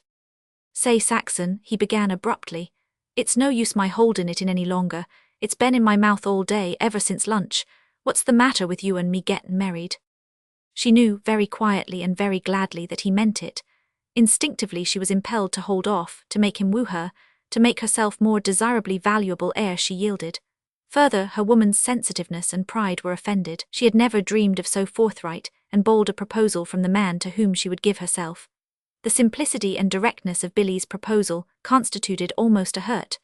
On the other hand, she wanted him so much, how much she had not realized until now, when he had so unexpectedly made himself accessible. "Well, you gotta say something, Saxon. Hand it to me, good or bad, but anyway hand it to me. And just take into consideration that I love you. Why, I love you like the very devil, Saxon. I must, because I'm asking you to marry me, and I never asked any girl that before." Another silence fell, and Saxon found herself dwelling on the warmth, tingling now under the lap robe. When she realized whither her thoughts led, she blushed guiltily in the darkness. "How old are you, Billy?" she questioned, with a suddenness and irrelevance as disconcerting as his first words had been. 22, he answered. "I am 24. As if I didn't know. When you left the orphan asylum, and how old you were, how long you worked in the jute mills, the cannery, the paper-box factory, the laundry. Maybe you think I can't do addition. I knew how old you was even to your birthday. That doesn't change the fact that I'm 2 years older. What of it? If it counted for anything, I wouldn't be loving you, would I? Your mother was dead right. Love's the big stuff, it's what counts, don't you see? I just love you and I gotta have you. It's natural, I guess. And I've always found with horses, dogs and other folks that what's natural is right. There's no getting away from it, Saxon. I gotta have you, and I'm just hopping hard you gotta have me. Maybe my hands ain't soft like bookkeepers and clerks, but they can work for you, and fight like Sam Hill for you, and Saxon, they can love you." The old sex antagonism which she had always experienced with men seemed to have vanished. She had no sense of being on the defensive. This was no game. It was what she had been looking for and dreaming about. Before Billy she was defenseless, and there was an all-satisfaction in the knowledge.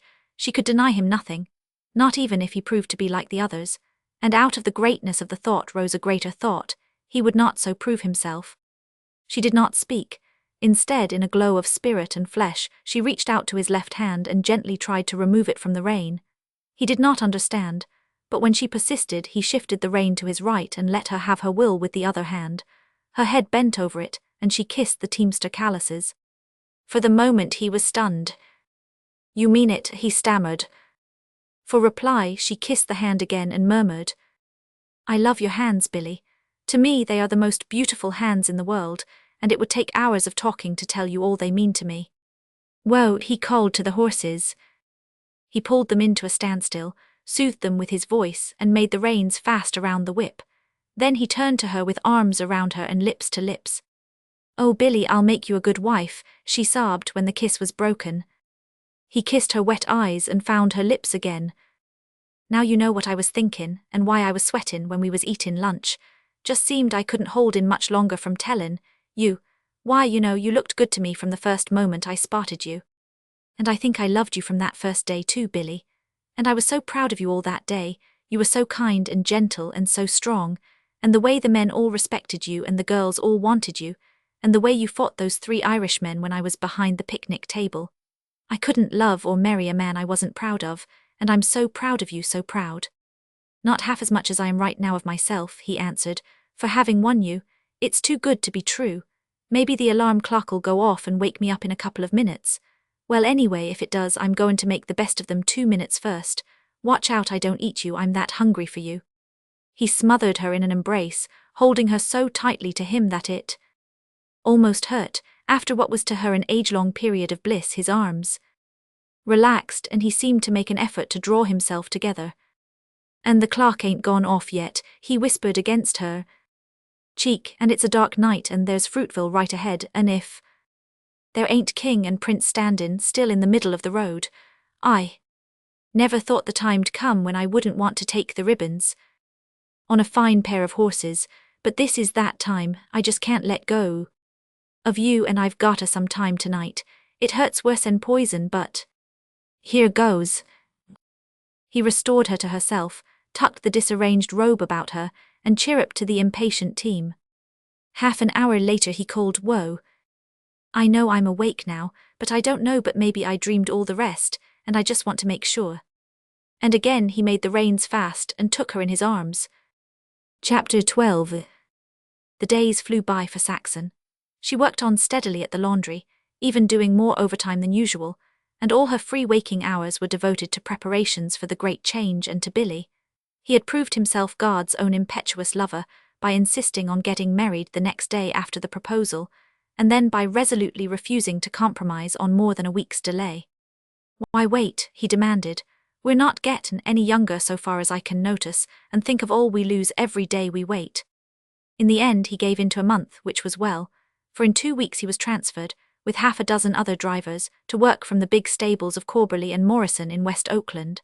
House hunting in the other end of town ceased, and on Pine Street, between 5th and 4th, and in immediate proximity to the Great Southern Pacific Railroad yards, Billy and Saxon rented a neat cottage of 4 small rooms for $10 a month.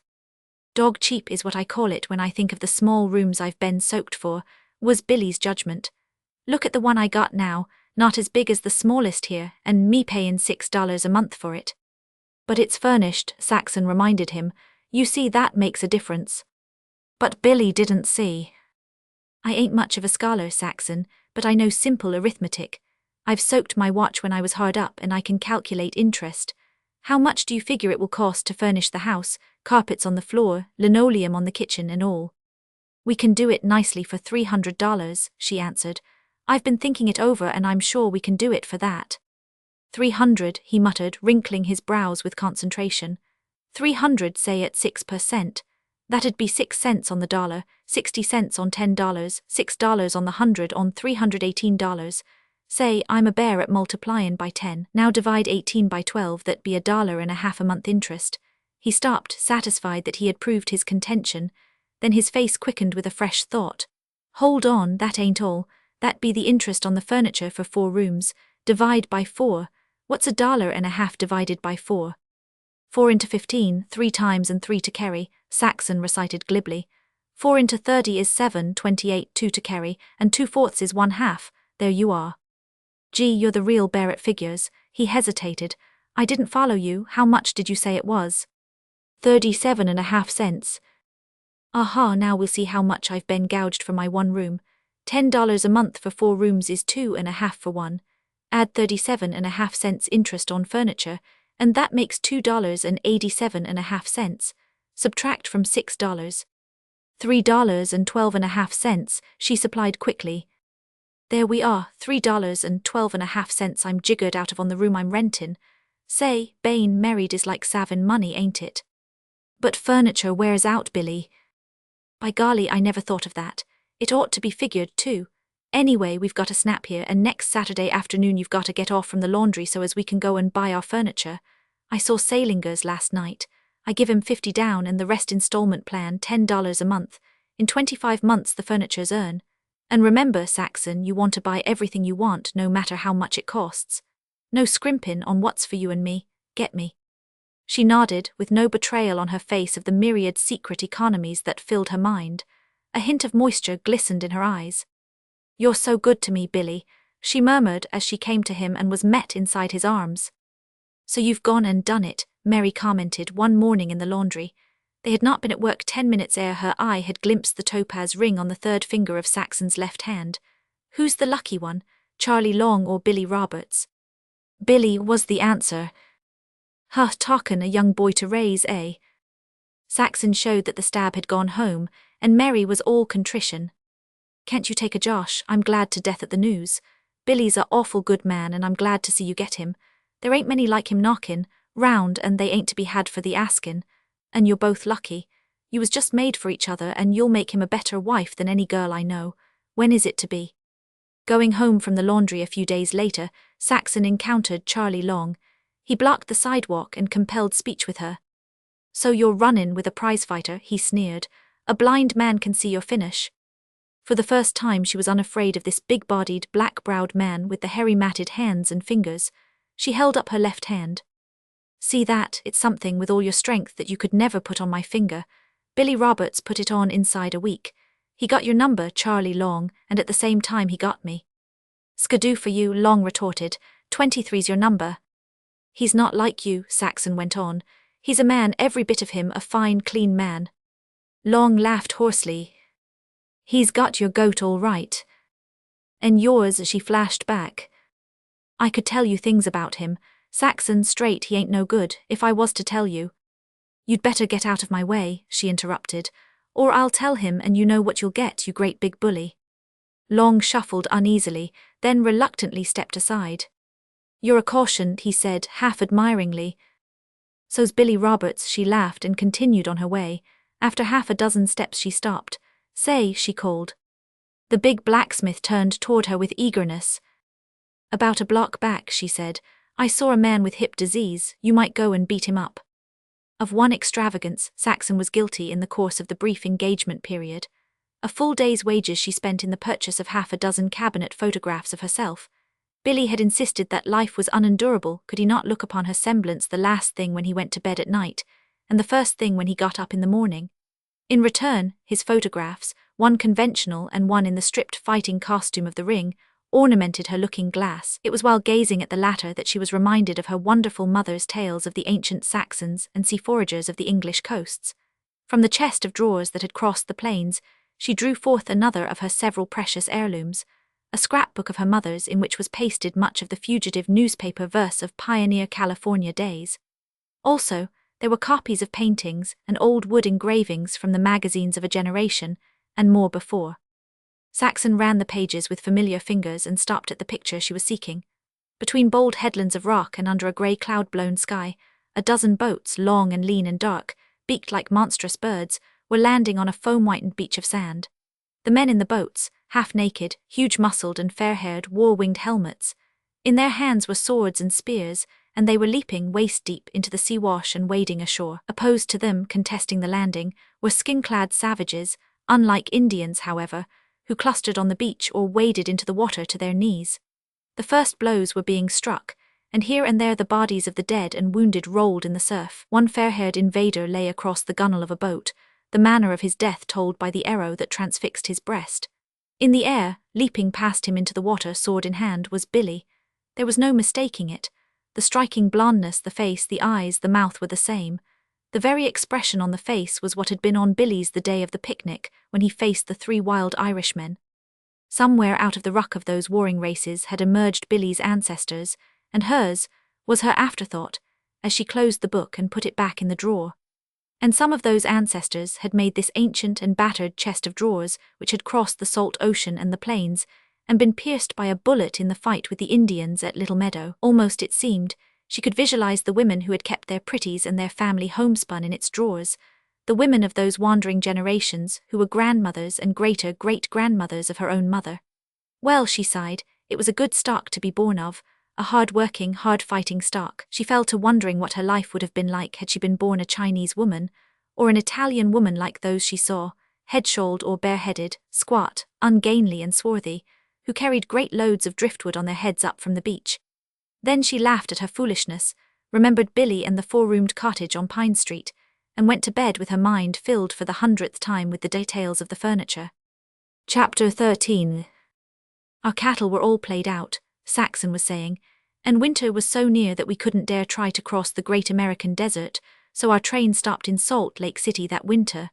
The Mormons hadn't got bad yet and they were good to us. You talk as though you were there, Bert commented. My mother was, Saxon answered proudly. She was 9 years old that winter. They were seated around the table in the kitchen of the little Pine Street cottage, making a cold lunch of sandwiches, tamales and bottled beer. It being Sunday, the 4 were free from work and they had come early, to work harder than on any weekday, washing walls and windows, scrubbing floors, laying carpets and linoleum, hanging curtains, setting up the stove, putting the kitchen utensils and dishes away, and placing the furniture. Go on with the story, Saxon, Mary begged. I'm just dyin' to hear, and Bert, you just shut up and listen. Well, that winter was when Del Hancock showed up. He was Kentucky-born, but he'd been in the West for years. He was a scout like Kit Carson, and he knew him well. Many's a time Kit Carson and he slept under the same blankets. They were together to California and Oregon with General Fremont. Well, Del Hancock was passing on his way through Salt Lake, going I don't know where to raise a company of Rocky Mountain trappers to go after beaver some new place he knew about. He was a handsome man. He wore his hair long like in pictures, and had a silk sash around his waist he'd learned to wear in California from the Spanish, and 2 revolvers in his belt. Any woman'd fall in love with him first sight. Well, he saw Sadie, who was my mother's oldest sister, and I guess she looked good to him, for he stopped right there in Salt Lake and didn't go a step. He was a great Indian fighter too, and I heard my Aunt Villa say, when I was a little girl, that he had the blackest, brightest eyes, and that the way he looked was like an eagle. He'd fought duels too, the way they did in those days, and he wasn't afraid of anything. Sadie was a beauty and she flirted with him and drove him crazy. Maybe she wasn't sure of her own mind, I don't know, but I do know that she didn't give in as easy as I did to Billy. Finally, he couldn't stand it anymore. He rode up that night on horseback, wild as could be. Sadie, he said, if you don't promise to marry me tomorrow, I'll shoot myself tonight right back of the corral. And he'd have done it too, and Sadie knew it and said she would. Didn't they make love fast in those days? Oh, I don't know, Mary sniffed. A week after you first laid eyes on Billy you was engaged. Did Billy say he was going to shoot himself back of the laundry if you turned him down? I didn't give him a chance, Saxon confessed. Anyway, Del Hancock and Aunt Sadie got married next day, and they were very happy afterward, only she died. And after that he was killed with General Custer and all the rest by the Indians. He was an old man by then, but I guess he got his share of Indians before they got him. Men like him always died fighting and they took their dead with them. I used to know Al Stanley when I was a little girl. He was a gambler, but he was game. A railroad man shot him in the back when he was sitting at a table. That shot killed him too. He died in about 2 seconds, but before he died he'd pulled his gun and put 3 bullets into the man that killed him.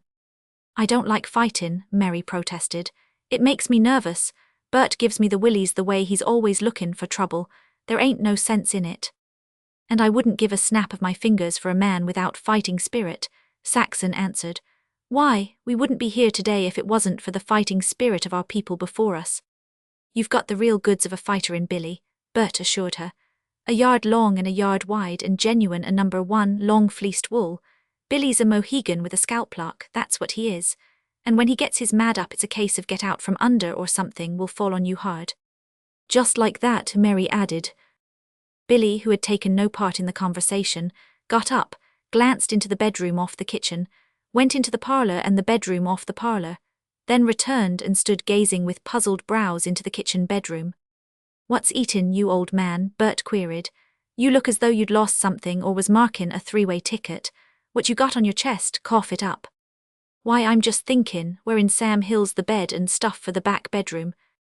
There isn't any, Saxon explained. We didn't order any. Then I'll see about it tomorrow. What do you want another bed for? Asked Bert. Ain't one bed enough for the 2 of you? You shut up, Bert, Mary cried. Don't get raw. Whoa, Mary, Bert grinned. Back up, you're in the wrong stall as usual. We don't need that room, Saxon was saying to Billy. And so I didn't plan any furniture. That money went to buy better carpets and a better stove. Billy came over to her, lifted her from the chair, and seated himself with her on his knees. That's right, little girl, I'm glad you did, the best for us every time. And tomorrow night I want you to run up with me to Salinger's and pick out a good bedroom set and carpet for that room. And it must be good, nothin' snide. It will cost $50, she objected. That's right, he nodded. Make it cost $50 and not a cent less. We're going to have the best. And what's the good of an empty room? It'd make the house look cheap. Why, I go around now seein' this little nest just as it grows and softens day by day, from the day we paid the cash money down and nailed the keys. Why, almost every moment I'm driven the horses all day long, I just keep on seein' this nest, and when we're married I'll go on seein' it, and I want to see it complete. If that room'd be bare-floored and empty, I'd see nothin' but it and its bare floor all day long. I'd be cheated, the house'd be a lie. Look at them curtains you put up in it, Saxon, that's to make believe to the neighbours that it's furnished. Saxon, them curtains are lyin' about that room makin' a noise for everyone to hear that that room's furnished. Nitsky for us, I'm goin' to see that them curtains tell the truth. You might rent it, Bert suggested. You're close to the railroad yards and it's only 2 blocks to a restaurant. Not on your life, I ain't marryin' Saxon to take in lodgers. If I can't take care of her, d'you know what I'll do? Go down to Long Wharf, say here goes nothin', and jump into the bay with a stone tied to my neck. Ain't I right, Saxon? It was contrary to her prudent judgment, but it fanned her pride. She threw her arms around her lover's neck and said, ere she kissed him, "You're the boss, Billy. What you say goes and always will go." Listen to that, Bert jibed to Mary. That's the stuff, Saxon's on to her job. I guess we'll talk things over together first before ever I do anything, Billy was saying to Saxon. Listen to that, Mary triumphed. You bet the man that marries me'll have to talk things over first. Billy's only jivin' her hot air, Bert plagued. They all do it before they're married. Mary sniffed contemptuously. I'll bet Saxon leads him around by the nose. And I'm goin' to say, loud and strong, that I'll lead the man around by the nose that marries me. Not if you love him, Saxon interposed. All the more reason, Mary pursued. Bert assumed an expression and attitude of mournful dejection. Now you see why me and Mary don't get married, he said. I'm some big Indian myself, and I'll be everlastingly jiggerooed if I put up for a wigwam I can't be boss of. And I'm no squaw, Mary retaliated, and I wouldn't marry a big buck Indian if all the rest of the men in the world was dead. Well, this big buck Indian ain't asked you yet. He knows what he'd get if he did. And after that maybe he'll think twice before he does ask you. Saxon, intent on diverting the conversation into pleasanter channels, clapped her hands as if with sudden recollection. Oh, I forgot, I want to show you something. From her purse she drew a slender ring of plain gold and passed it around. My mother's wedding ring. I've worn it around my neck always like a locket. I cried for it so in the orphan asylum that the matron gave it back for me to wear. And now, just to think, after next Tuesday I'll be wearing it on my finger. Look, Billy, see the engraving on the inside. C to D 1879, he read. Carlton to Daisy. Carlton was my father's first name. And now, Billy, you've got to get it engraved for you and me. Mary was all eagerness and delight. Oh, it's fine, she cried. W to S 1907. Billy considered a moment. No, that wouldn't be right, because I'm not giving it to Saxon. I'll tell you what, Saxon said, W and S. Nope, Billy shook his head. S and W because you come first with me. If I come first with you, you come first with us. Billy dear, I insist on W and S. You see, Mary said to Bert, having her own way and leading him by the nose already. Saxon acknowledged the sting. Any way you want, Billy, she surrendered. His arms tightened about her. We'll talk it over first, I guess. Chapter 14. Sarah was conservative. Worse, she had crystallized at the end of her love time with the coming of her first child. After that she was as set in her ways as plaster in a mould. Her mould was the prejudices and notions of her girlhood and the house she lived in. So habitual was she that any change in the customary round assumed the proportions of a revolution. Tom had gone through many of these revolutions, 3 of them when he moved house. Then his stamina broke, and he never moved house again. So it was that Saxon had held back the announcement of her approaching marriage until it was unavoidable. She expected a scene, and she got it. A prizefighter, a hoodlum, a plug ugly, Sarah sneered, after she had exhausted herself of all calamitous forecasts of her own future, and the future of her children in the absence of Saxon's weekly $4.50. I don't know what your mother thought if she lived to see the day when you took up with a tough like Bill Roberts. Bill? Why, your mother was too refined to associate with a man that was called Bill. And all I can say is you can say goodbye to silk stockings and your 3 pair of shoes. It won't be long before you'll think yourself lucky to go slopping around in Congress gaiters and cotton stockings 2 pair for a quarter.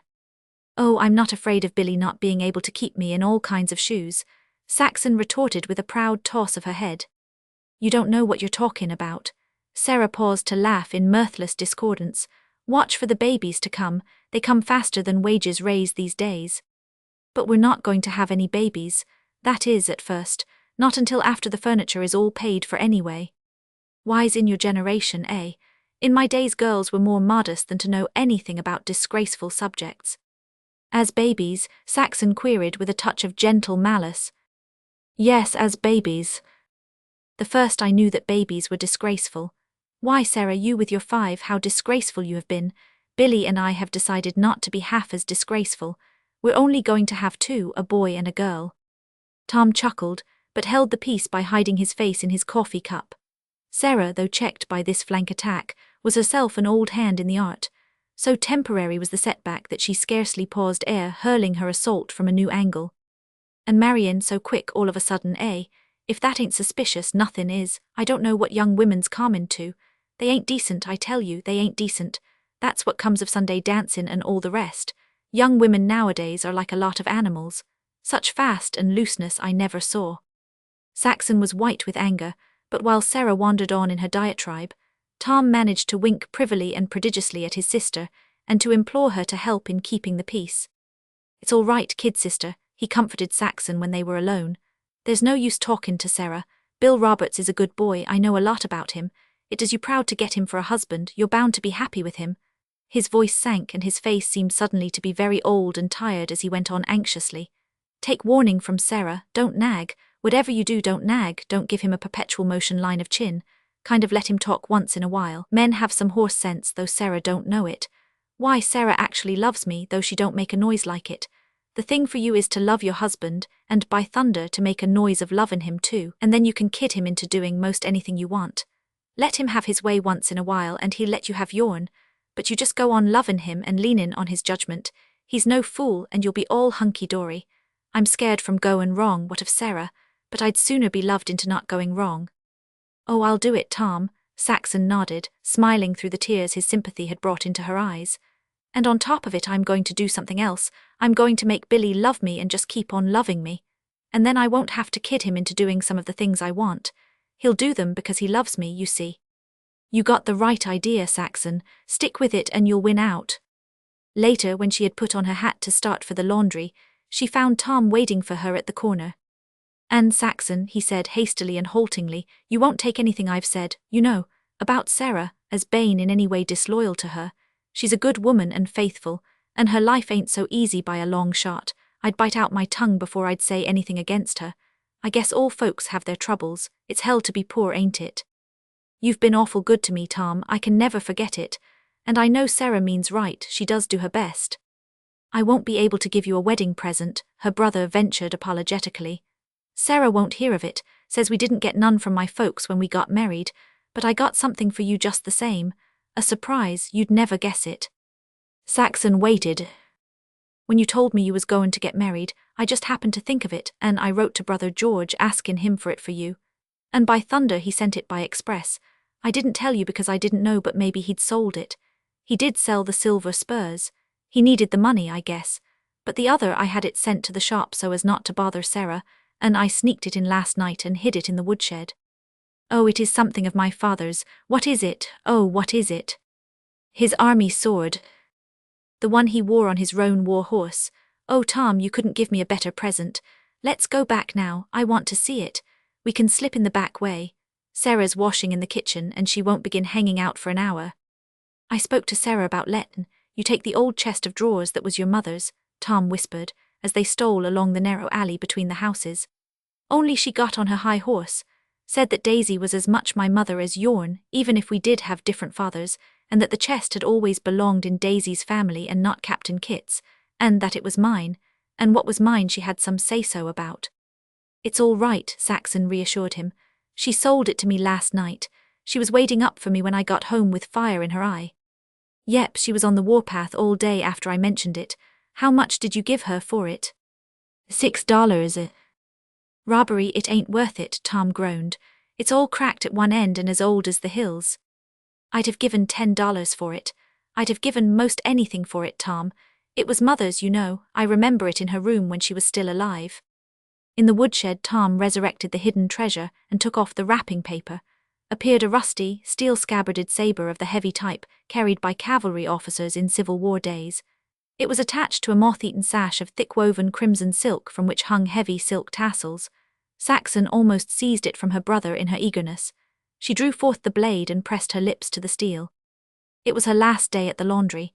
She was to quit work that evening for good, and the next afternoon at 5, she and Billy were to go before a justice of the peace and be married. Bert and Mary were to be the witnesses, and after that the four were to go to a private room in Barnum's restaurant for the wedding supper. That over, Bert and Mary would proceed to a dance at Myrtle Hall, while Billy and Saxon would take the 8th Street car to 7th and Pine. Honeymoons are infrequent in the working class. The next morning Billy must be at the stable at his regular hour to drive his team out. All the women in the fancy starch room knew it was Saxon's last day. Many exulted for her, and not a few were envious of her, in that she had won a husband and to freedom from the suffocating slavery of the ironing board. Much of bantering she endured. Such was the fate of every girl who married out of the fancy starch room. But Saxon was too happy to be hurt by the teasing, a great deal of which was gross, but all of which was good-natured.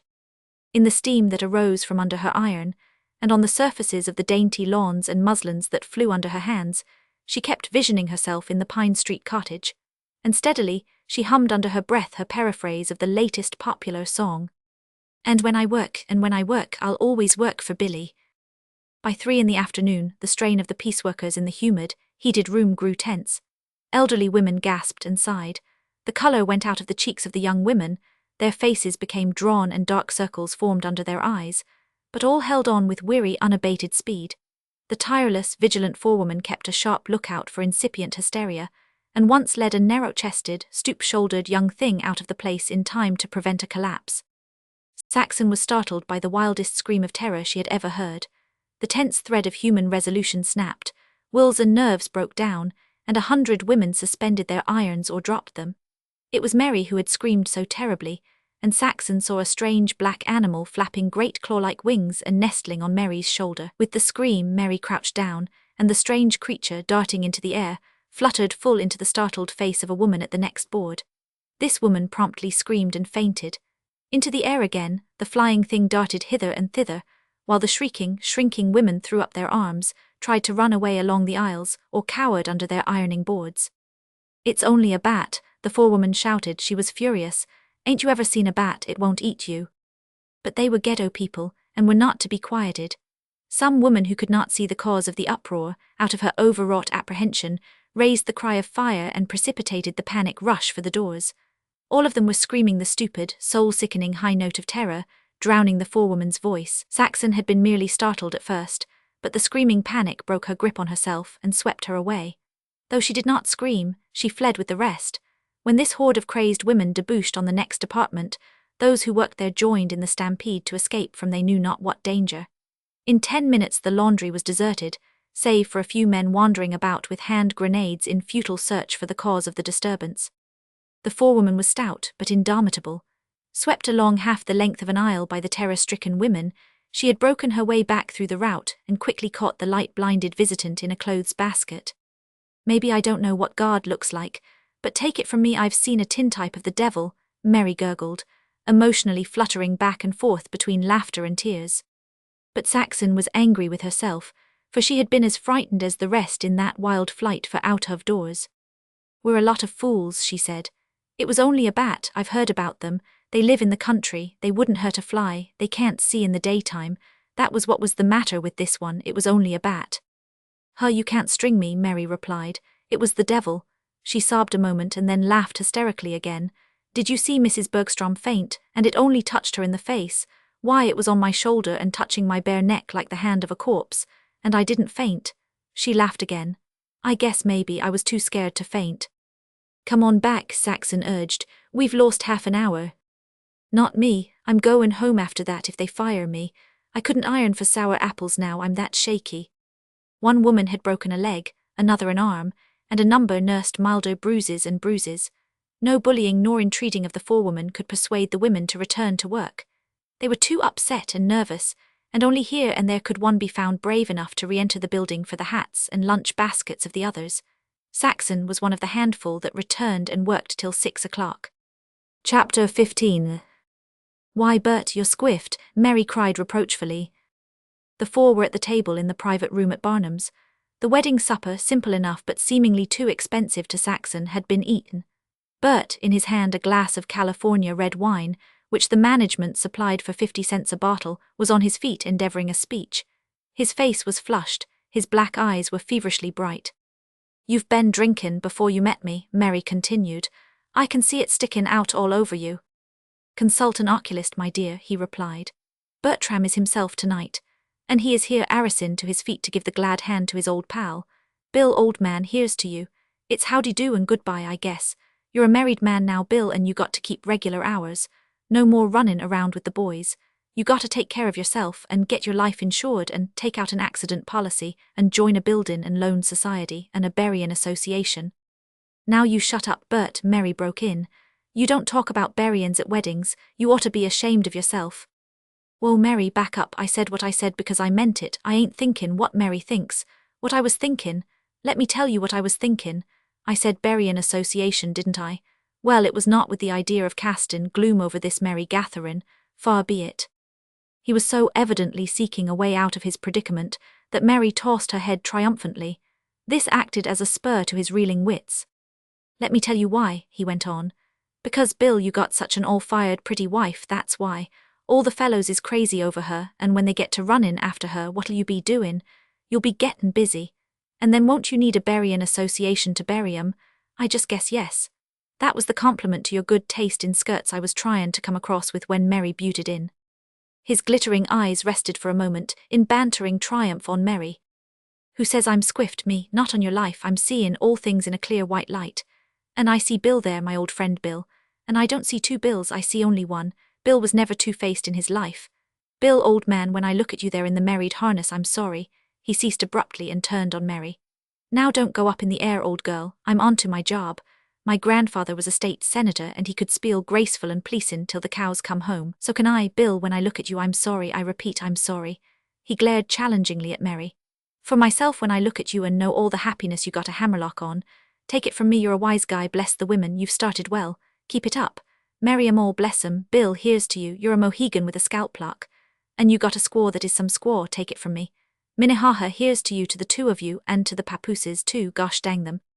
He drained the glass suddenly and collapsed in his chair, blinking his eyes across at the wedded couple while tears trickled unheeded down his cheeks. Mary's hand went out soothingly to his, completing his breakdown. "By God, I got a right to cry," he sobbed. "I'm lossin' my best friend, ain't I?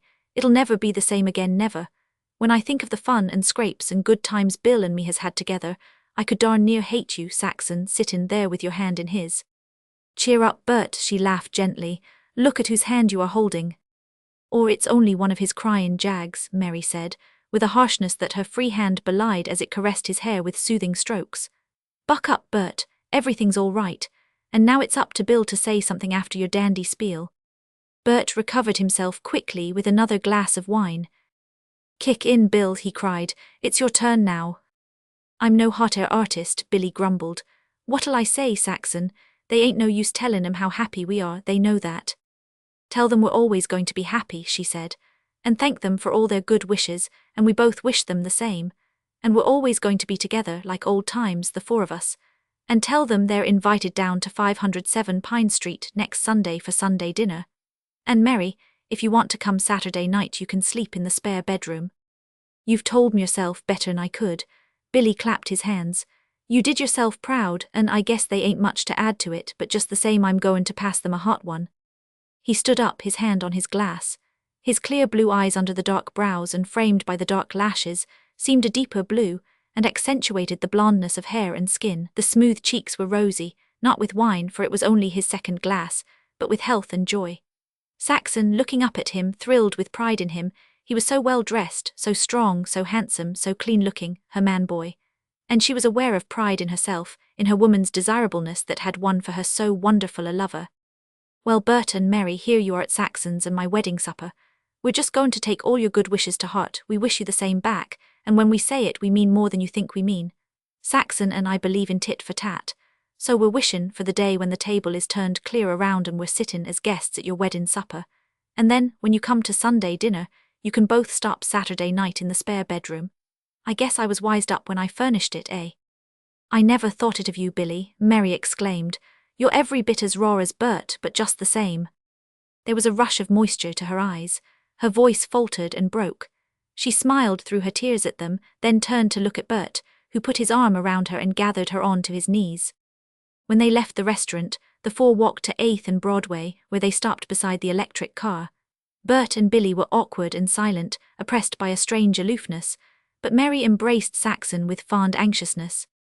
It's all right, dear, Mary whispered. Don't be scared, it's all right. Think of all the other women in the world. The conductor clanged the gong, and the two couples separated in a sudden hubbub of farewell. Oh, you Mohegan, Bert called after as the car got under way. Oh, you Minnehaha. Remember what I said, was Mary's parting to Saxon. The car stopped at 7th and Pine, the terminus of the line. It was only a little over 2 blocks to the cottage. On the front steps, Billy took the key from his pocket. Funny, isn't it, he said as the key turned in the lock. You and me, just you and me. While he lighted the lamp in the parlor, Saxon was taking off her hat.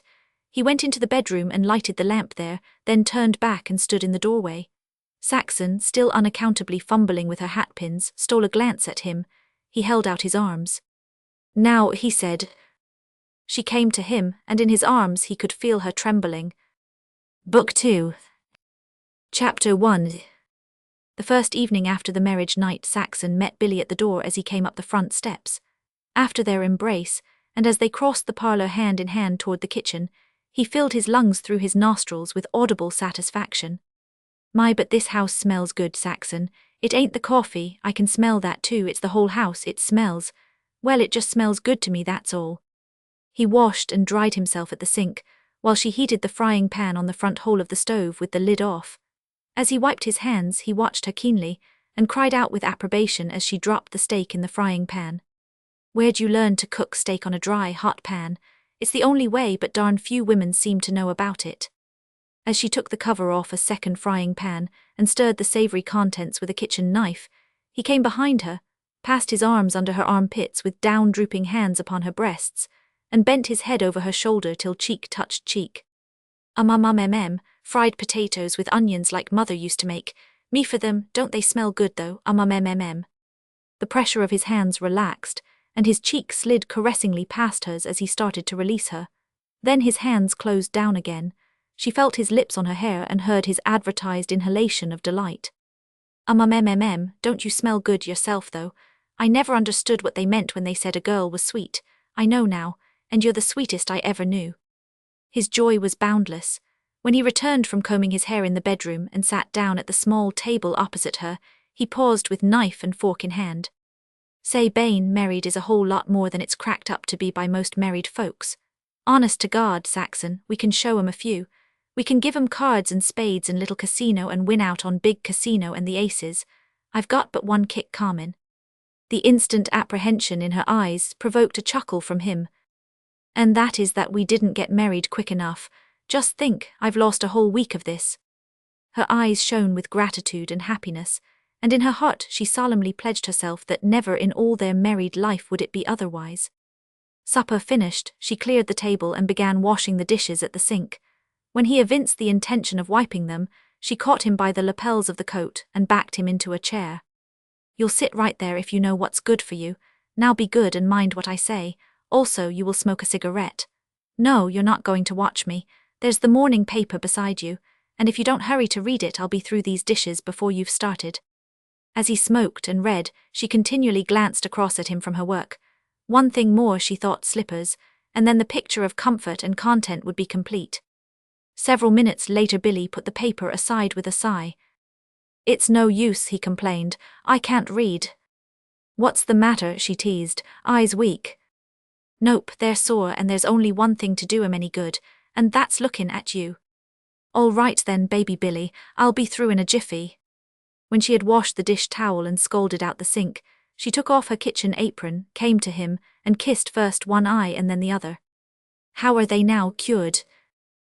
They feel some better already. She repeated the treatment.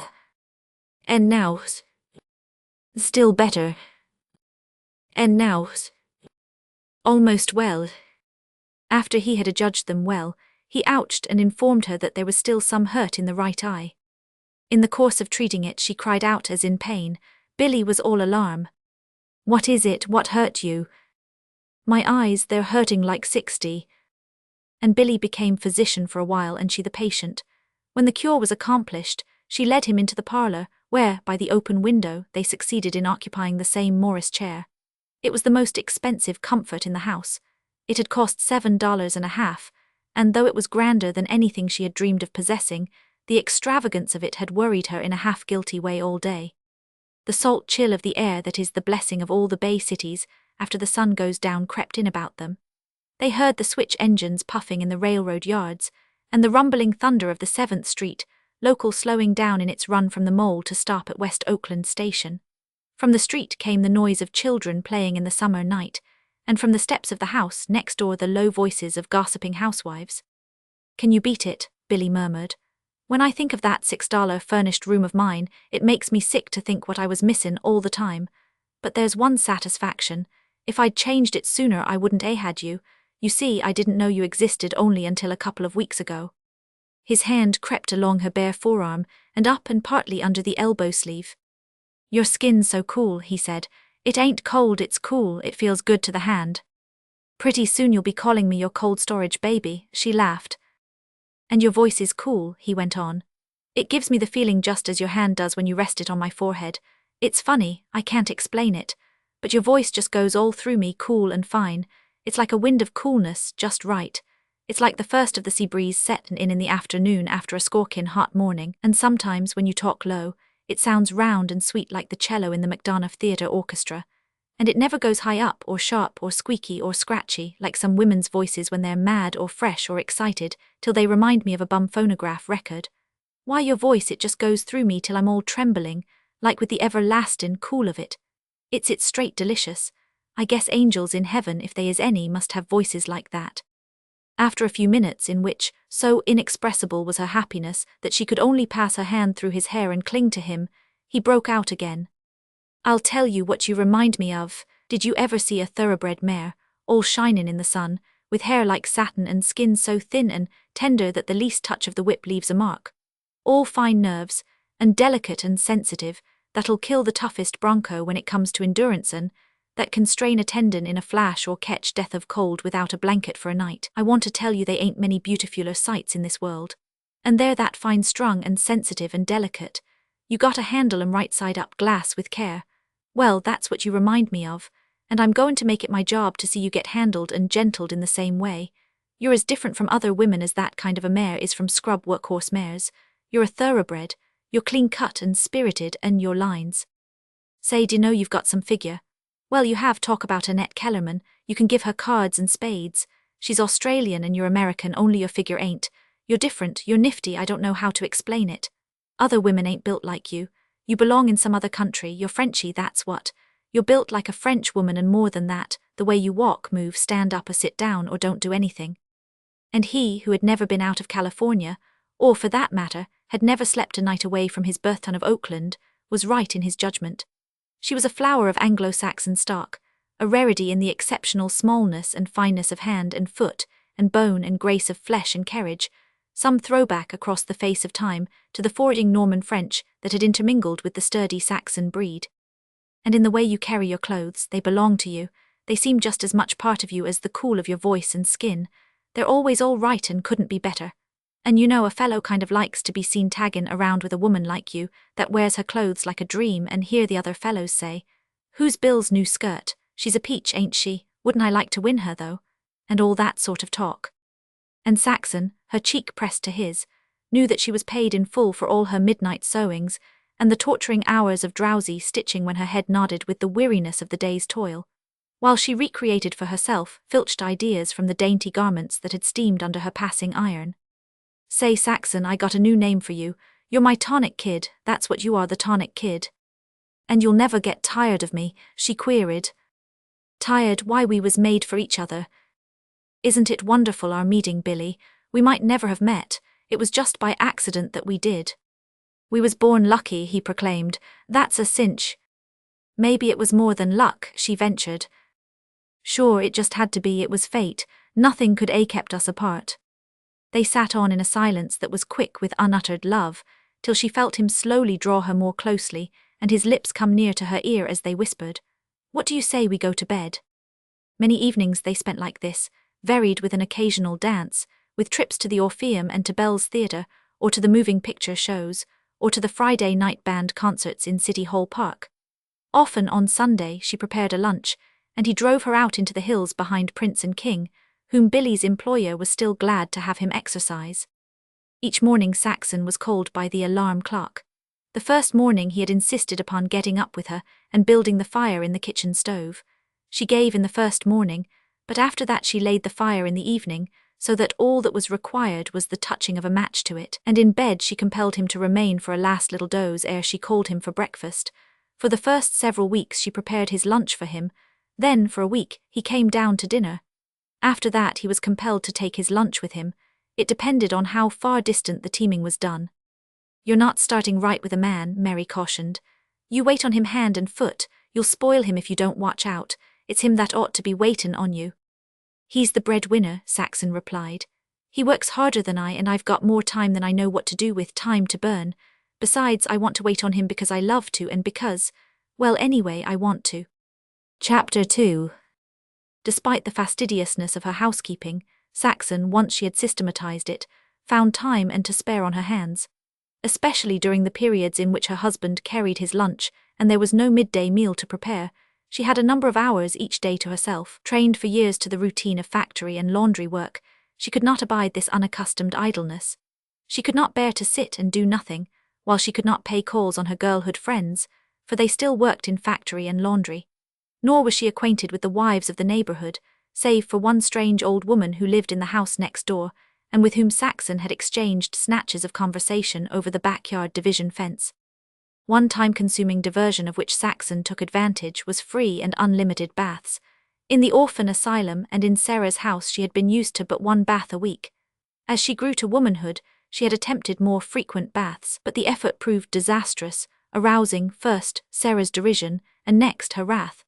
Sarah had crystallized in the error of the weekly Saturday night bath, and any increase in this cleansing function was regarded by her as putting on airs, and as an insinuation against her own cleanliness. Also, it was an extravagant misuse of fuel, and occasioned extra towels in the family wash. But now, in Billy's house with her own stove, her own tub and towels and soap, and no one to say her nay, Saxon was guilty of a daily orgy. True, it was only a common washtub that she placed on the kitchen floor and filled by hand, but it was a luxury that had taken her 24 years to achieve. It was from the strange woman next door that Saxon received a hint, dropped in casual conversation, of what proved the culminating joy of bathing. A simple thing, a few drops of druggist's ammonia in the water, but Saxon had never heard of it before. She was destined to learn much from the strange woman. The acquaintance had begun one day when Saxon, in the backyard, was hanging out a couple of corset covers and several pieces of her finest undergarments. The woman leaning on the rail of her back porch had caught her eye, and nodded, as it seemed to Saxon, half to her and half to the underlinen on the line. "You're newly married, aren't you?" the woman asked. "I'm Mrs. Higgins, I prefer my first name, which is Mercedes." "And I'm Mrs. Roberts," Saxon replied, thrilling to the newness of the designation on her tongue. "My first name is Saxon." "Strange name for a Yankee woman," the other commented. "Oh, but I'm not Yankee," Saxon exclaimed. "I'm Californian." "La la," laughed Mercedes Higgins. "I forgot I was in America. In other lands all Americans are called Yankees. It is true that you are newly married." Saxon nodded with a happy sigh. Mercedes sighed too. "Oh, you happy, soft, beautiful young thing. I could envy you to hatred, you with all the man-world ripe to be twisted about your pretty little fingers. And you don't realize your fortune. No one does until it's too late." Saxon was puzzled and disturbed, though she answered readily. "Oh, but I do know how lucky I am. I have the finest man in the world." Mercedes Higgins sighed again and changed the subject. She nodded her head at the garments. "I see you like pretty things. It is good judgment for a young woman. They're the bait for men, half the weapons in the battle. They win men and they hold men. she broke off to demand almost fiercely. And you would keep your husband. Always, always, if you can. I intend to. I will make him love me always and always. Saxon ceased, troubled and surprised that she should be so intimate with a stranger. "'Tis a queer thing, this love of men," Merced said, "and a failing of all women is it to believe they know men like books, and with breaking hearts die they do, most women, out of their ignorance of men and still foolishly believing they know all about them. Oh la la, the little fools. And so you say, little new married woman, that you will make your man love you always and always. And so they all say it, knowing men and the queerness of men's love the way they think they do. Easier it is to win the capital prize in the little Louisiana, but the little new married women never know it until too late. But you have begun well. Stay by your pretties and your looks. 'Twas so you won your man, 'tis so you'll hold him, but that is not all. Sometime I will talk with you and tell what few women trouble to know, what few women ever come to know. Saxon, 'tis a strong, handsome name for a woman, but you don't look it. Oh, I've watched you. French you are, with a Frenchiness beyond dispute. Tell Mr. Roberts I congratulate him on his good taste." She paused, her hand on the knob of her kitchen door. "And come and see me sometime, you will never be sorry, I can teach you much, come in the afternoon. My man is night watchman in the yards and sleeps of mornings, he's sleeping now." Saxon went into the house puzzling and pondering. Anything but ordinary was this lean, dark-skinned woman, with the face withered as if scorched in great heats, and the eyes, large and black, that flashed and flamed with advertisement of an unquenched inner conflagration. Old she was, Saxon caught herself debating anywhere between 50 and 70, and her hair, which had once been blackest black, was streaked plentifully with grey. Especially noteworthy to Saxon was her speech. Good English it was, better than that to which Saxon was accustomed, yet the woman was not American. On the other hand, she had no perceptible accent. Rather were her words touched by a foreignness so elusive that Saxon could not analyse nor place it. "Aha," Billy said when she had told him that evening of the day's event. "So she's Mrs. Higgins, he's a watchman. He's got only one arm, old Higgins and her, a funny bunch the two of them. The people's scared of her, some of 'em. The Dagos and some of the old Irish dames thinks she's a witch. Won't have a thing to do with her. Bert was tellin' me about it. Why, Saxon, d'ye know some of 'em believe if she was to get mad at 'em, or didn't like their mugs or anything, that all she's got to do is look at 'em and they'll curl up their toes and croak. One of the fellows that works at the stable, you've seen him, Henderson, he lives around the corner on 5th, he says she's bughouse."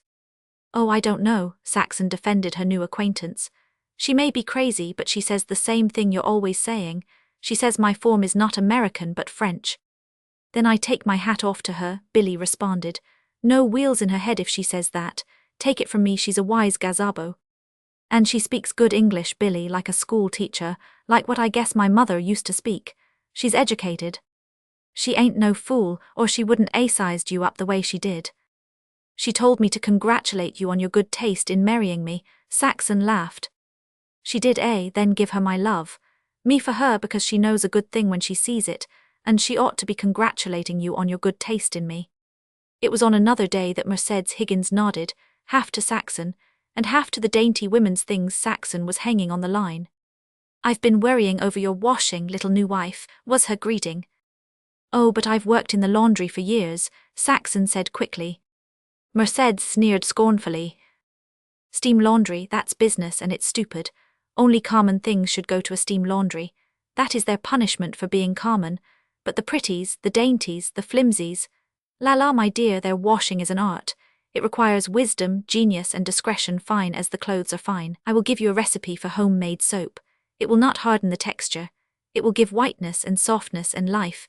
You can wear them long, and fine white clothes are to be loved a long time. Oh, fine washing is a refinement, an art.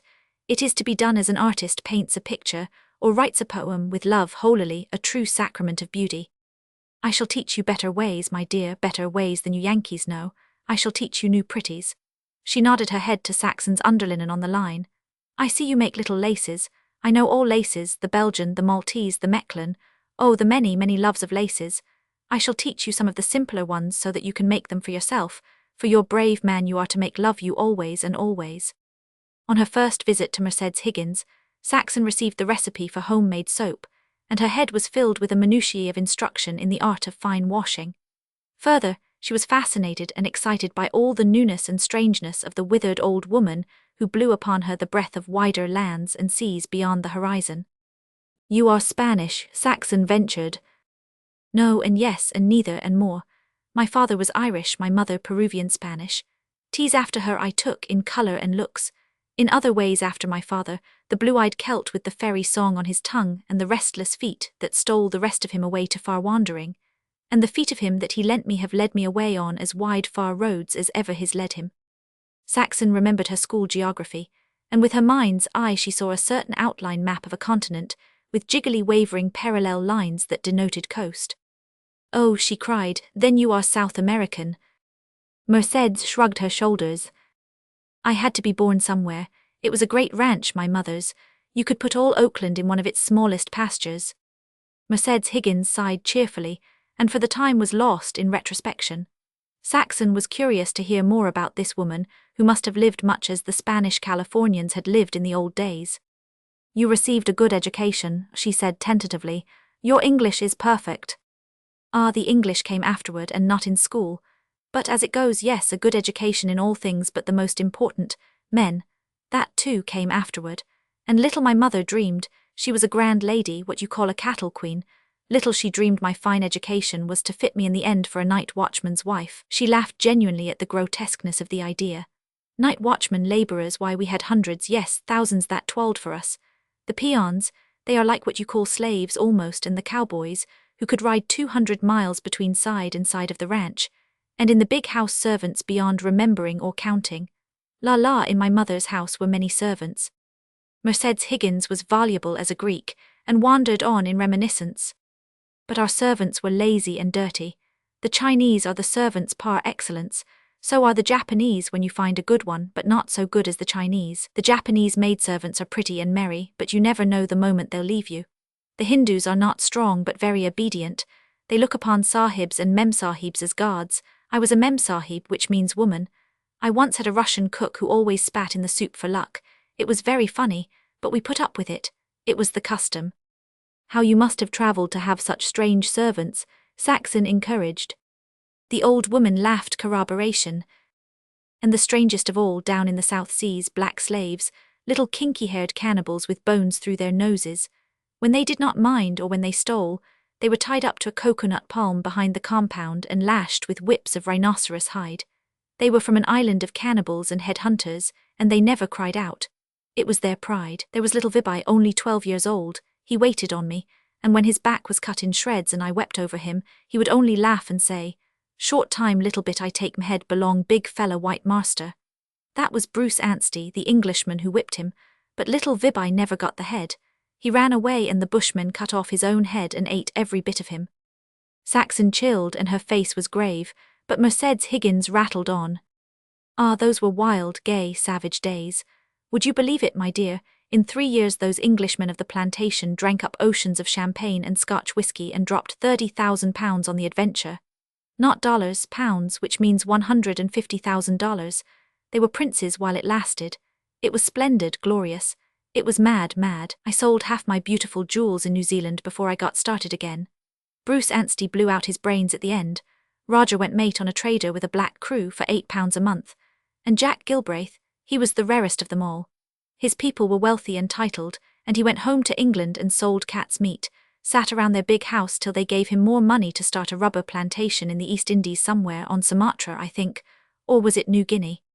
And Saxon, back in her own kitchen and preparing supper for Billy, wondered what lusts and rapacities had led the old, burnt-faced woman from the big Peruvian ranch, through all the world, to West Oakland and Barry Higgins. Old Barry was not the sort who would fling away his share of $150,000, much less ever attain to such opulence. Besides, she had mentioned the names of other men, but not his. Much more Mercedes had talked, in snatches and fragments. There seemed no great country nor city of the old world or the new in which she had not been. She had even been in Klondike, 10 years before, in a half-dozen flashing sentences, picturing the fur-clad, bemoccasined miners sewing the barroom floors with thousands of dollars worth of gold dust. Always, so it seemed to Saxon, Mrs. Higgins had been with men to whom money was as water. Chapter 3. Saxon, brooding over her problem of retaining Billy's love, of never staling the freshness of their feeling for each other, and of never descending from the heights which at present they were treading, felt herself impelled toward Mrs. Higgins. She knew, surely she must know, Had she not hinted knowledge beyond ordinary women's knowledge? Several weeks went by, during which Saxon was often with her, but Mrs. Higgins talked of all other matters, taught Saxon the making of certain simple laces, and instructed her in the arts of washing and of marketing. And then, one afternoon, Saxon found Mrs. Higgins more voluble than usual, with words clean-uttered that rippled and tripped in their haste to escape. Her eyes were flaming. So flamed her face. Her words were flames. There was a smell of liquor in the air, and Saxon knew that the old woman had been drinking. Nervous and frightened, at the same time fascinated, Saxon hemstitched a linen handkerchief intended for Billy, and listened to Merced's wild flow of speech. "Listen, my dear, I shall tell you about the world of men. Do not be stupid like all your people, who think me foolish and a witch with the evil eye. Ha ha, when I think of silly Maggie Donahue pulling the shawl across her baby's face when we pass each other on the sidewalk. A witch I have been, 'tis true, but my witchery was with men. Oh, I am wise, very wise, my dear. I shall tell you of women's ways with men, and of men's ways with women, the best of them and the worst of them. Of the brute that is in all men, of the queerness of them that breaks the hearts of stupid women who do not understand. And all women are stupid. I am not stupid. La la, listen. I am an old woman, and like a woman I'll not tell you how old I am, yet can I hold men. Yet would I hold men, toothless and 100, my nose touching my chin, not the young men. They were mine in my young days, but the old men as befits my years. And well for me the power is mine. In all this world I am without kin or cash, only have I wisdom and memories, memories that are ashes, but royal ashes, jewelled ashes. Old women such as I starve and shiver, or accept the pauper's dole and the pauper's shroud. Not I hold my man. True, 'tis only Barry Higgins, old Barry, heavy an ox, but a male man, my dear, and queer as all men are queer. 'Tis true he has one arm. She shrugged her shoulders. A compensation. He cannot beat me, and old bones are tender when the round flesh thins to strings. But when I think of my wild young lovers, princes, mad with the madness of youth, I have lived. It is enough. I regret nothing. And with old Barry I have my surety of a bite to eat and a place by the fire. And why? Because I know men and shall never lose my cunning to hold them. 'Tis bitter sweet, the knowledge of them, more sweet than bitter, men and men and men. Not stupid dolts nor fat bourgeois swine of business men, but men of temperament, of flame and fire. Madmen maybe, but a lawless, royal race of madmen. Little wife woman, you must learn, variety, there lies the magic. 'Tis the golden key. 'Tis the toy that amuses. Without it in the wife the man is a Turk, with it he is her slave and faithful. A wife must be many wives. If you would have your husbands love you, must be all women to him. You must be ever new, with the dew of newness ever sparkling, a flower that never blooms to the fullness that fades. You must be a garden of flowers, ever new, ever fresh, ever different. And in your garden the man must never pluck the last of your posies. Listen, little wife woman, in the garden of love is a snake. It is the commonplace. Stamp on its head or it will destroy the garden. Remember the name, commonplace, never be too intimate. Men only seem gross. Women are more gross than men. No, do not argue, little new wife. You are an infant woman. Women are less delicate than men. Do I not know? Of their own husbands they will relate the most intimate love secrets to other women. Men never do this of their wives. Explain it. There is only one way. In all things of love women are less delicate. It is their mistake. It is the father and the mother of the commonplace, and it is the commonplace, like a loathsome slug, that beslimes and destroys love. Be delicate, little wife woman. Never be without your veil, without many veils.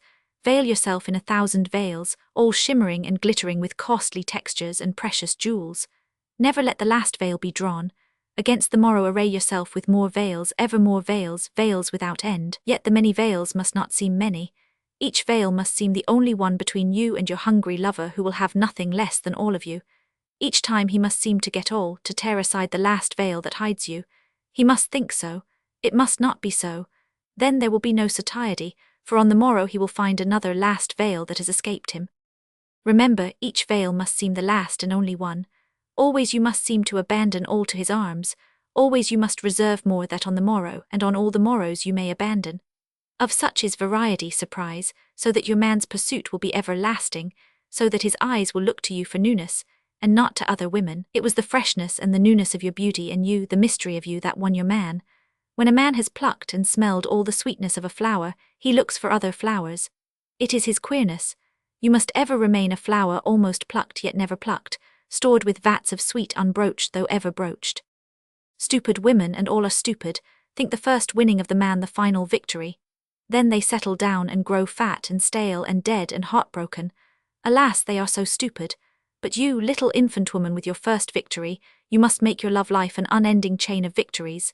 Each day you must win your man again, and when you have won the last victory, when you can find no more to win, then ends love.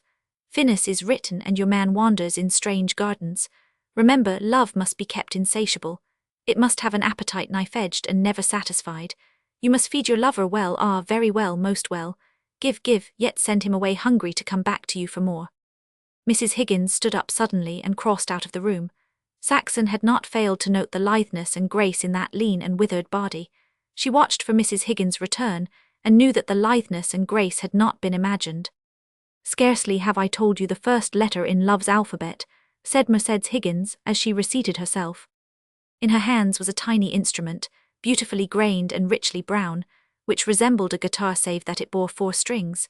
She swept them back and forth with rhythmic forefinger and lifted a voice, thin and mellow, in a fashion of melody that was strange, and in a foreign tongue, warm-voweled, all-voweled and love-exciting. Softly throbbing, voice and strings arose on sensuous crests of song, died away to whisperings and caresses, drifted through love dusks and twilights, or swelled again to love cries barbarically imperious in which were woven plaintive calls and madnesses of invitation and promise. It went through Saxon until she was as this instrument, swept with passional strains. It seemed to her a dream, and almost was she dizzy, when Mercedes Higgins ceased. If your man had clasped the last of you, and if all of you were known to him as an old story, yet, did you sing that one song as I have sung it, yet would his arms again go out to you and his eyes grow warm with the old mad lights. Do you see? Do you understand, little wife-woman? Saxon could only nod, her lips too dry for speech. The golden koa, the king of woods, Mercedes was crooning over the instrument. The ukulele, that is what the Hawaiians call it, which means, my dear, the jumping flea. They are golden-fleshed, the Hawaiians, a race of lovers, all in the warm cool of the tropic night where the trade winds blow. Again she struck the strings. She sang in another language which Saxon deemed must be French. It was a gaily devilish lilt, tripping and tickling. Her large eyes at times grew larger and wilder, and again narrowed in enticement and wickedness. When she ended, she looked to Saxon for a verdict. "I don't like that one so well," Saxon said. Mercedes shrugged her shoulders. "They all have their worth, little infant woman with so much to learn. There are times when men may be won with wine. There are times when men may be won with the wine of song, so queer they are. La la, so many ways, so many ways. There are your pretties, my dear, your dainties. They are magic nets. No fisherman upon the sea ever tangled fish more successfully than we women with our flimsies. You are on the right path. I have seen men enmeshed by a corset cover no prettier, no daintier, than these of yours I have seen on the line. I have called the washing of fine linen an art, but it is not for itself alone. The greatest of the arts is the conquering of men. Love is the sum of all the arts, as it is the reason for their existence. Listen, in all times and ages have been women, great wise women. They did not need to be beautiful. Greater than all woman's beauty was their wisdom. Princes and potentates bowed down before them. Nations battled over them. Empires crashed because of them. Religions were founded on them. Aphrodite, Astarte, the worships of the night. Listen, infant woman of the great women who conquered worlds of men.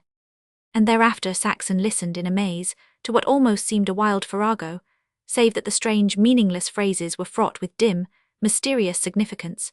She caught glimmerings of profounds inexpressible and unthinkable, that hinted connotations lawless and terrible. The woman's speech was a lava rush, scorching and searing, and Saxon's cheeks and forehead and neck burned with a blush that continuously increased. She trembled with fear, suffered qualms of nausea, thought sometimes that she would faint, so madly reeled her brain, yet she could not tear herself away and sat on, her sewing forgotten on her lap, staring with inward sight upon a nightmare vision beyond all imagining. At last, when it seemed she could endure no more, and while she was wetting her dry lips to cry out in protest, Mercedes ceased. "And here endeth the first lesson," she said quite calmly, then laughed with a laughter that was tantalizing and tormenting. "What is the matter? You are not shocked." "I am frightened," Saxon quavered huskily with a half-sob of nervousness. "You frighten me. I am very foolish and I know so little that I had never dreamed that." Mercedes nodded her head comprehendingly. "It is indeed to be frightened at," she said. "It is solemn, it is terrible, it is magnificent." Chapter 4. Saxon had been clear-eyed all her days, though her field of vision had been restricted. Clear-eyed from her childhood days with the saloon-keeper Cady and Cady's good-natured but unmoral spouse, she had observed and later generalized much upon sex. She knew the post-nuptial problem of retaining a husband's love, as few wives of any class knew it, just as she knew the prenuptial problem of selecting a husband, as few girls of the working class knew it. She had of herself developed an eminently rational philosophy of love. Instinctively and consciously, too, she had made toward delicacy and shunned the perils of the habitual and commonplace. Thoroughly aware she was that as she cheapened herself so did she cheapen love. Never in the weeks of their married life had Billy found her dowdy, or harshly irritable or lethargic, and she had deliberately permeated her house with her personal atmosphere of coolness and freshness and equableness. Nor had she been ignorant of such assets as surprise and charm. Her imagination had not been asleep, and she had been born with wisdom. In Billy she had won a prize, and she knew it. She appreciated his lover's ardor and was proud. His open-handed liberality, his desire for everything of the best, his own personal cleanliness and care of himself she recognized as far beyond the average. He was never coarse. He met delicacy with delicacy, though it was obvious to her that the initiative in all such matters lay with her and must lie with her always. He was largely unconscious of what he did and why, but she knew in all full clarity of judgment, and he was such a prize among men. Despite her clear sight of her problem of keeping Billy a lover, and despite the considerable knowledge and experience arrayed before her mental vision, Mercedes Higgins had spread before her a vastly wider panorama. The old woman had verified her own conclusions, given her new ideas, clinched old ones, and even savagely emphasized the tragic importance of the whole problem. Much Saxon remembered of that mad preachment, much she guessed and felt, and much had been beyond her experience and understanding, but the metaphors of the veils and the flowers, and the rules of giving to abandonment with always more to abandon, she grasped thoroughly, and she was enabled to formulate a bigger and stronger love philosophy. In the light of the revelation, she re-examined the married lives of all she had ever known, and with sharp definiteness as never before, she saw where and why so many of them had failed. With renewed ardor Saxon devoted herself to her household, to her pretties, and to her charms. She marketed with a keener desire for the best, though never ignoring the need for economy. From the women's pages of the Sunday supplements, and from the women's magazines in the free reading room 2 blocks away, she gleaned many ideas for the preservation of her looks. In a systematic way, she exercised the various parts of her body, and a certain period of time each day she employed in facial exercises and massage for the purpose of retaining the roundness and freshness, and firmness and color. Billy did not know. These intimacies of the toilette were not for him. The results only were his. She drew books from the Carnegie Library and studied physiology and hygiene, and learned a myriad of things about herself and the ways of woman's health that she had never been taught by Sarah, the women of the orphan asylum, nor by Mrs. Cady. After long debate, she subscribed to a woman's magazine, the patterns and lessons of which she decided were the best suited to her taste and purse. The other woman's magazines she had access to in the free reading room, and more than one pattern of lace and embroidery she copied by means of tracing paper. Before the lingerie windows of the uptown shops she often stood and studied, nor was she above taking advantage, when small purchases were made, of looking over the goods at the hand-embroidered underwear counters. Once, she even considered taking up with hand-painted china, but gave over the idea when she learned its expensiveness. She slowly replaced all her simple maiden underlinen with garments which, while still simple, were wrought with beautiful French embroidery, tucks and drawn work. She crocheted fine edgings on the inexpensive knitted underwear she wore in winter. She made little corset covers and chemises of fine but fairly inexpensive lawns, and with simple flowered designs and perfect laundering, her nightgowns were always sweetly fresh and dainty. In some publication, she ran across a brief printed note to the effect that French women were just beginning to wear fascinating beruffled caps at the breakfast table. It meant nothing to her that in her case, she must first prepare the breakfast. Promptly appeared in the house a yard of darted Swiss muslin, and Saxon was deep in experimenting on patterns for herself, and in sorting her bits of laces for suitable trimmings. The resultant dainty creation won Mercedes Higgins' enthusiastic approval. Saxon made for herself simple house slips of pretty gingham, with neat low collars turned back from her fresh round throat. She crocheted yards of laces for her underwear, and made Battenberg in abundance for her table and for the bureau. A great achievement that aroused Billy's applause was an Afghan for the bed. She even ventured a rag carpet, which, the women's magazines informed her, had newly returned into fashion. As a matter of course she hemstitched the best table linen and bed linen they could afford. As the happy months went by, she was never idle, nor was Billy forgotten. When the cold weather came on, she knitted him wristlets, which he always religiously wore from the house and pocketed immediately thereafter. The 2 sweaters she made for him, however, received a better fate, as did the slippers which she insisted on his slipping into. On the evenings they remained at home. The hard practical wisdom of Mercedes Higgins proved of immense help, for Saxon strove with a fervour almost religious to have everything of the best, and at the same time to be saving. Here she faced the financial and economic problem of keeping house in a society where the cost of living rose faster than the wages of industry. And here the old woman taught her the science of marketing so thoroughly that she made $1 of Billy's go half as far again as the wives of the neighbourhood made the dollars of their men go. Invariably, on Saturday night, Billy poured his total wages into her lap. He never asked for an accounting of what she did with it, though he continually reiterated that he had never fed so well in his life, and always, the wages still untouched in her lap, she had him take out what he estimated he would need for spending money for the week to come. Not only did she bid him take plenty, but she insisted on his taking any amount extra that he might desire at any time through the week. And further, she insisted he should not tell her what it was for. "You've always had money in your pocket," she reminded him, "and there's no reason marriage should change that. If it did, I'd wish I'd never married you. Oh, I know about men when they get together. First one treats and then another, and it takes money. Now if you can't treat just as freely as the rest of them, why, I know you so well that I know you'd stay away from them. And that wouldn't be right.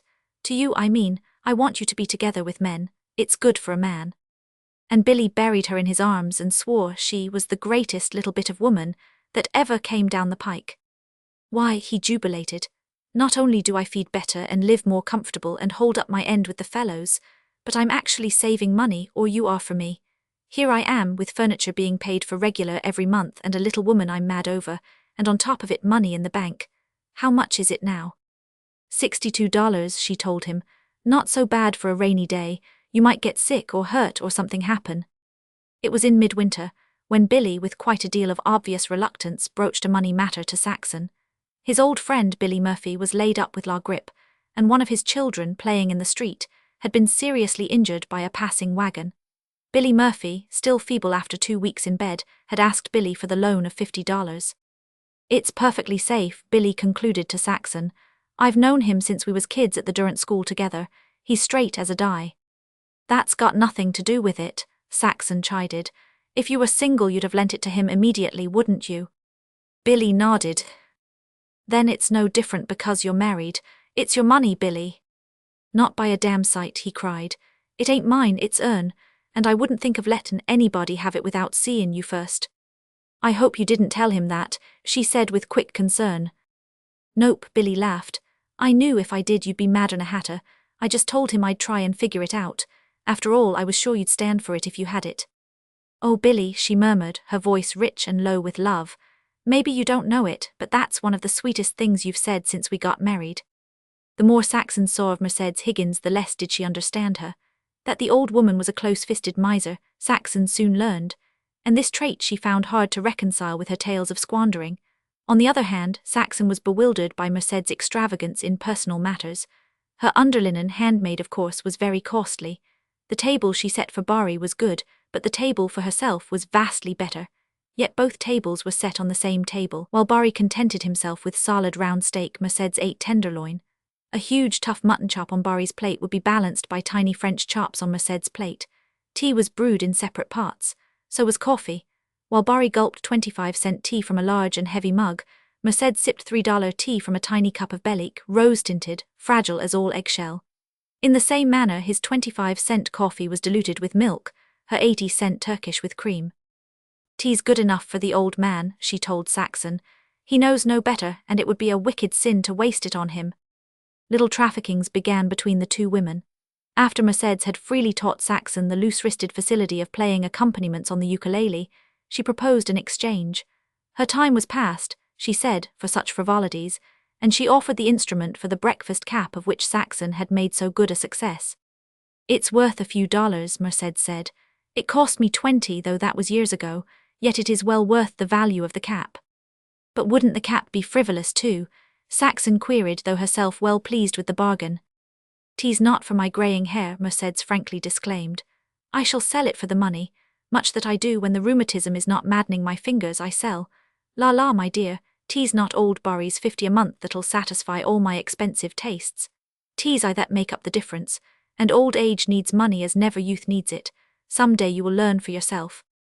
I am well satisfied with the trade, Saxon said, and I shall make me another cap when I can lay aside enough for the material. Make several, Mercedes advised. I'll sell them for you, keeping, of course, a small commission for my services. I can give you $6 apiece for them. We will consult about them. The profit will more than provide material for your own. Chapter 5.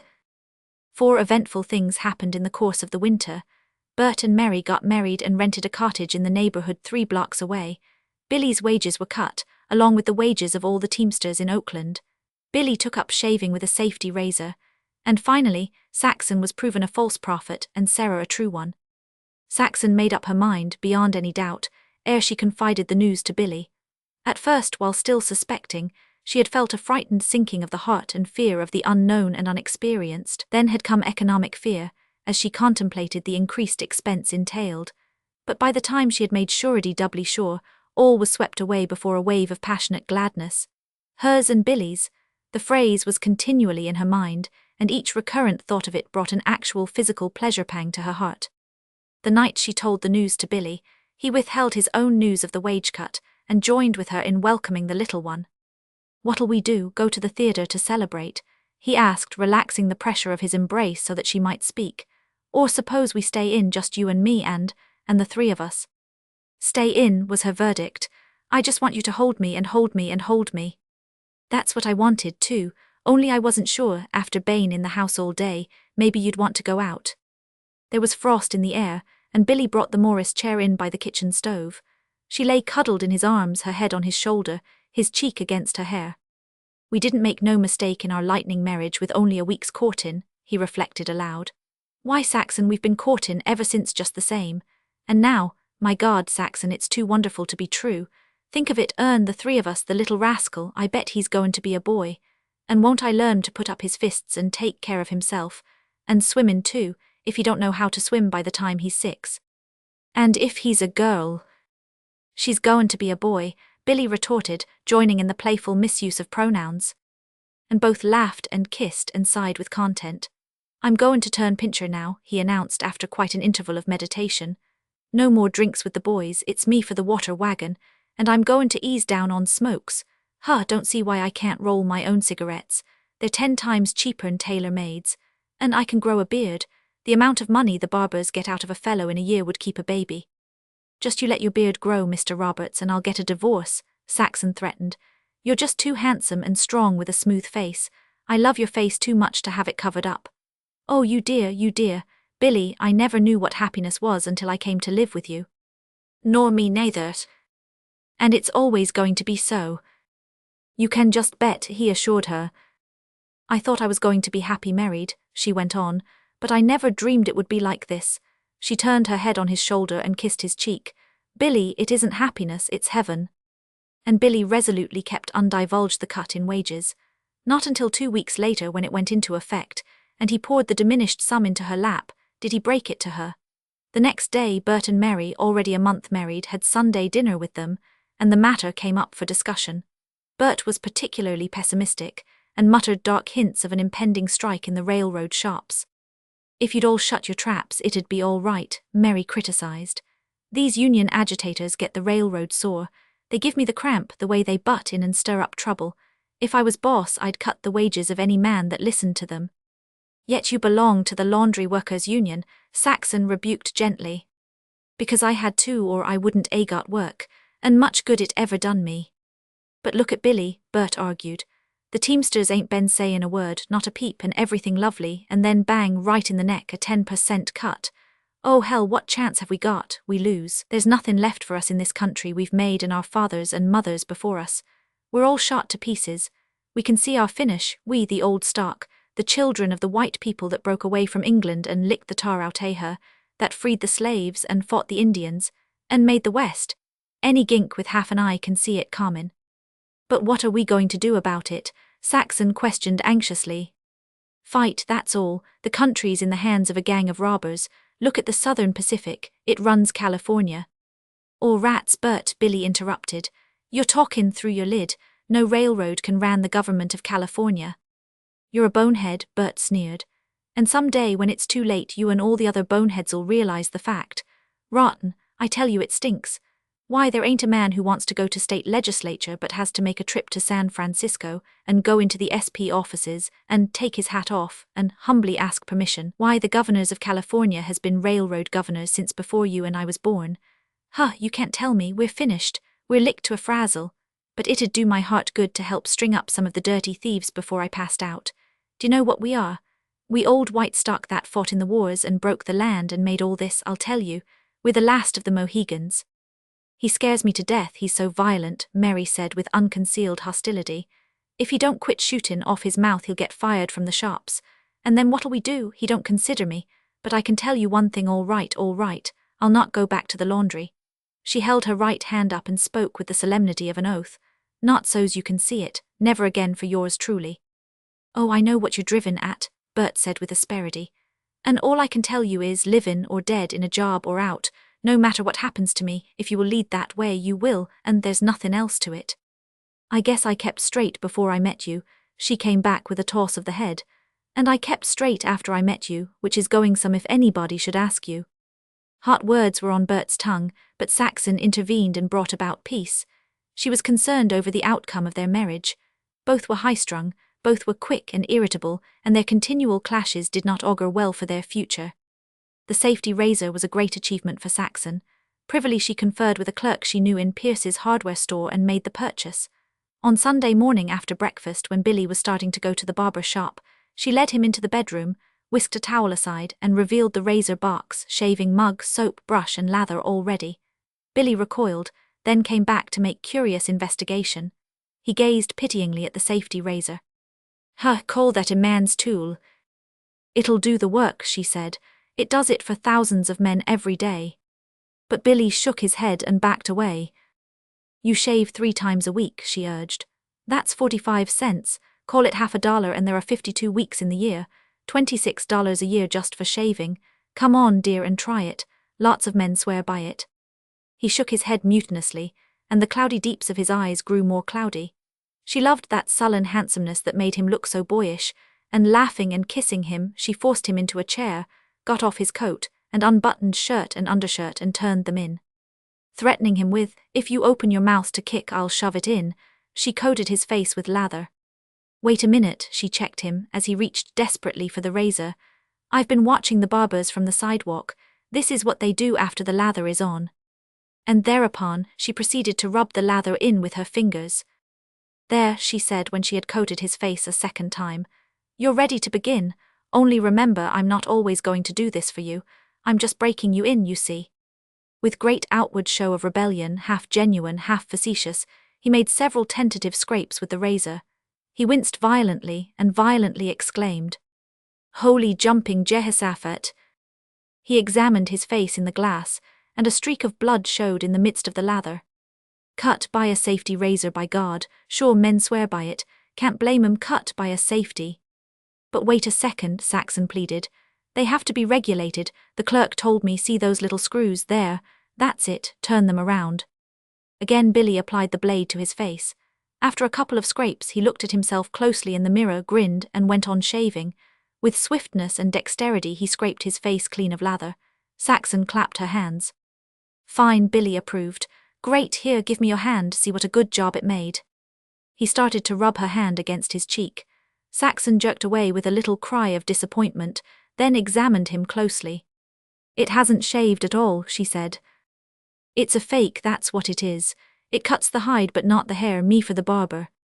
But Saxon was persistent. "You haven't given it a fair trial yet. It was regulated too much. Let me try my hand at it. There, that's it, betwixt and between. Now lather again and try it." This time the unmistakable sandpapery sound of hair severing could be heard. "How is it?" she fluttered anxiously. "It gets the ouch, hair," Billy grunted, frowning and making faces. "But it ouch, pulls like Sam Hill." "Stay with it," she encouraged. "Don't give up the ship, big Injun with a scalp lock. Remember what Bert says and be the last of the Mohegans." At the end of 15 minutes he rinsed his face and dried it, sighing with relief. It's a shave in a fashion, Saxon, but I can't say I'm stuck on it. It takes out the nerve. I'm as weak as a cat. He groaned with sudden discovery of fresh misfortune. What's the matter now? She asked. The back of my neck. How can I shave the back of my neck? I'll have to pay a barber to do it. Saxon's consternation was tragic, but it only lasted a moment. She took the brush in her hand. Sit down, Billy. What, you? He demanded indignantly. Yes, me, if any barber is good enough to shave your neck, and then I am too. Billy moaned and groaned in the abjectness of humility and surrender, and let her have her way. There, and a good job, she informed him when she had finished.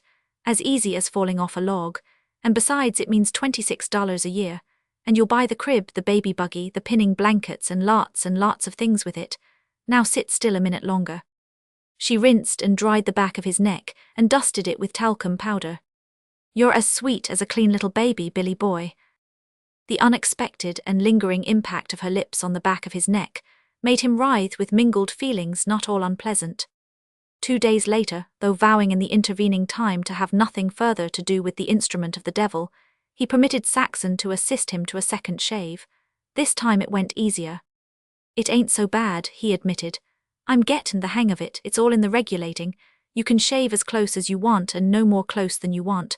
Barbers can't do that. Every once in a while they get my face sore.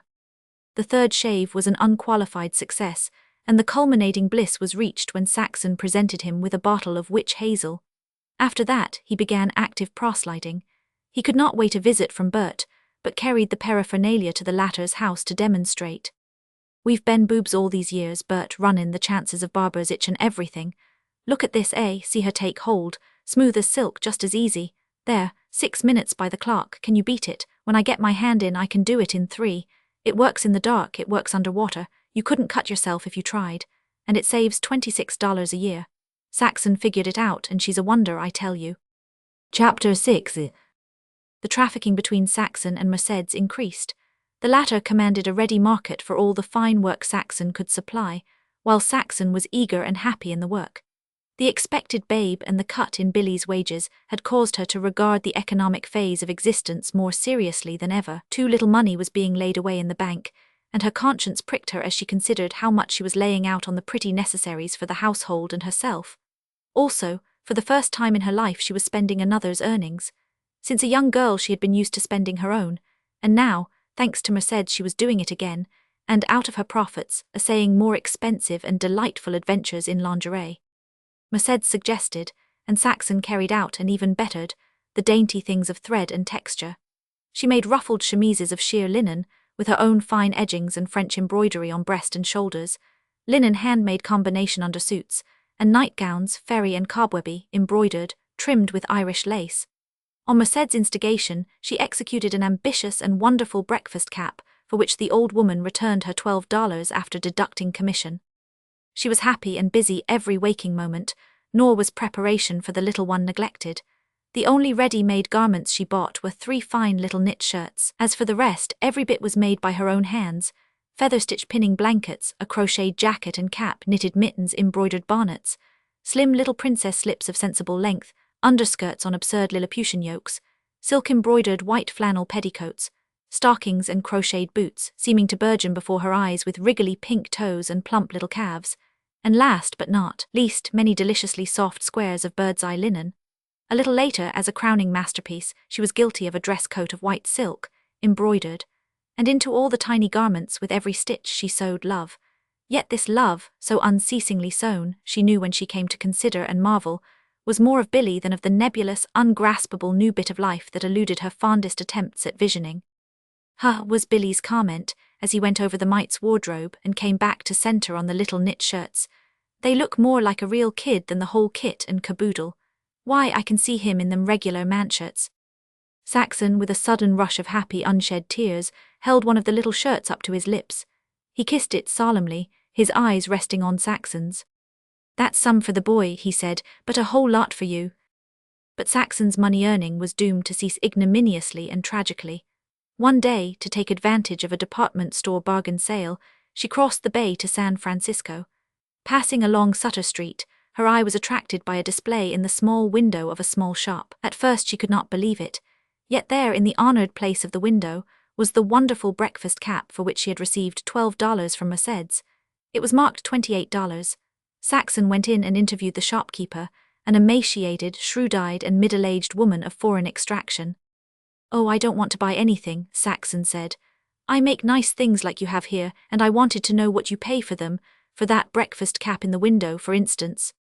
The woman darted a keen glance to Saxon's left hand, noted the innumerable tiny punctures in the ends of the first and second fingers, then appraised her clothing and her face. "Can you do work like that?" Saxon nodded. "I paid $20 to the woman that made that." Saxon repressed an almost spasmodic gasp and thought coolly for a space.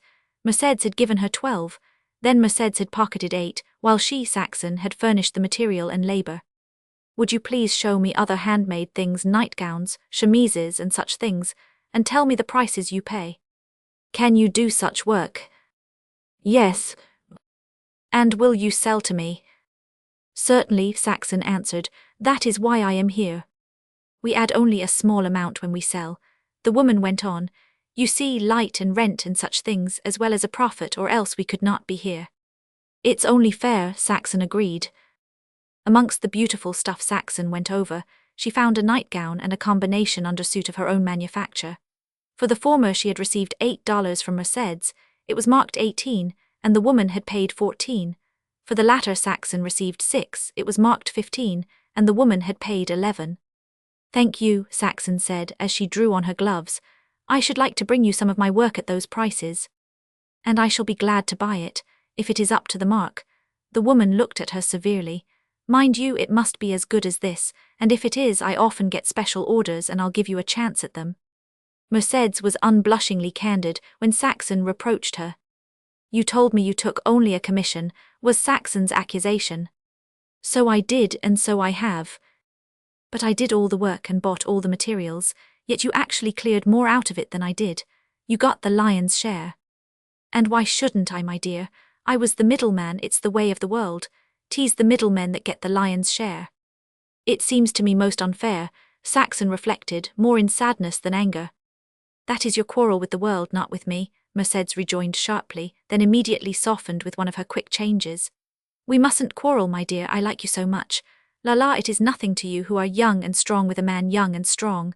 Listen, I am an old woman, and old Barry can do little for me. He is on his last legs.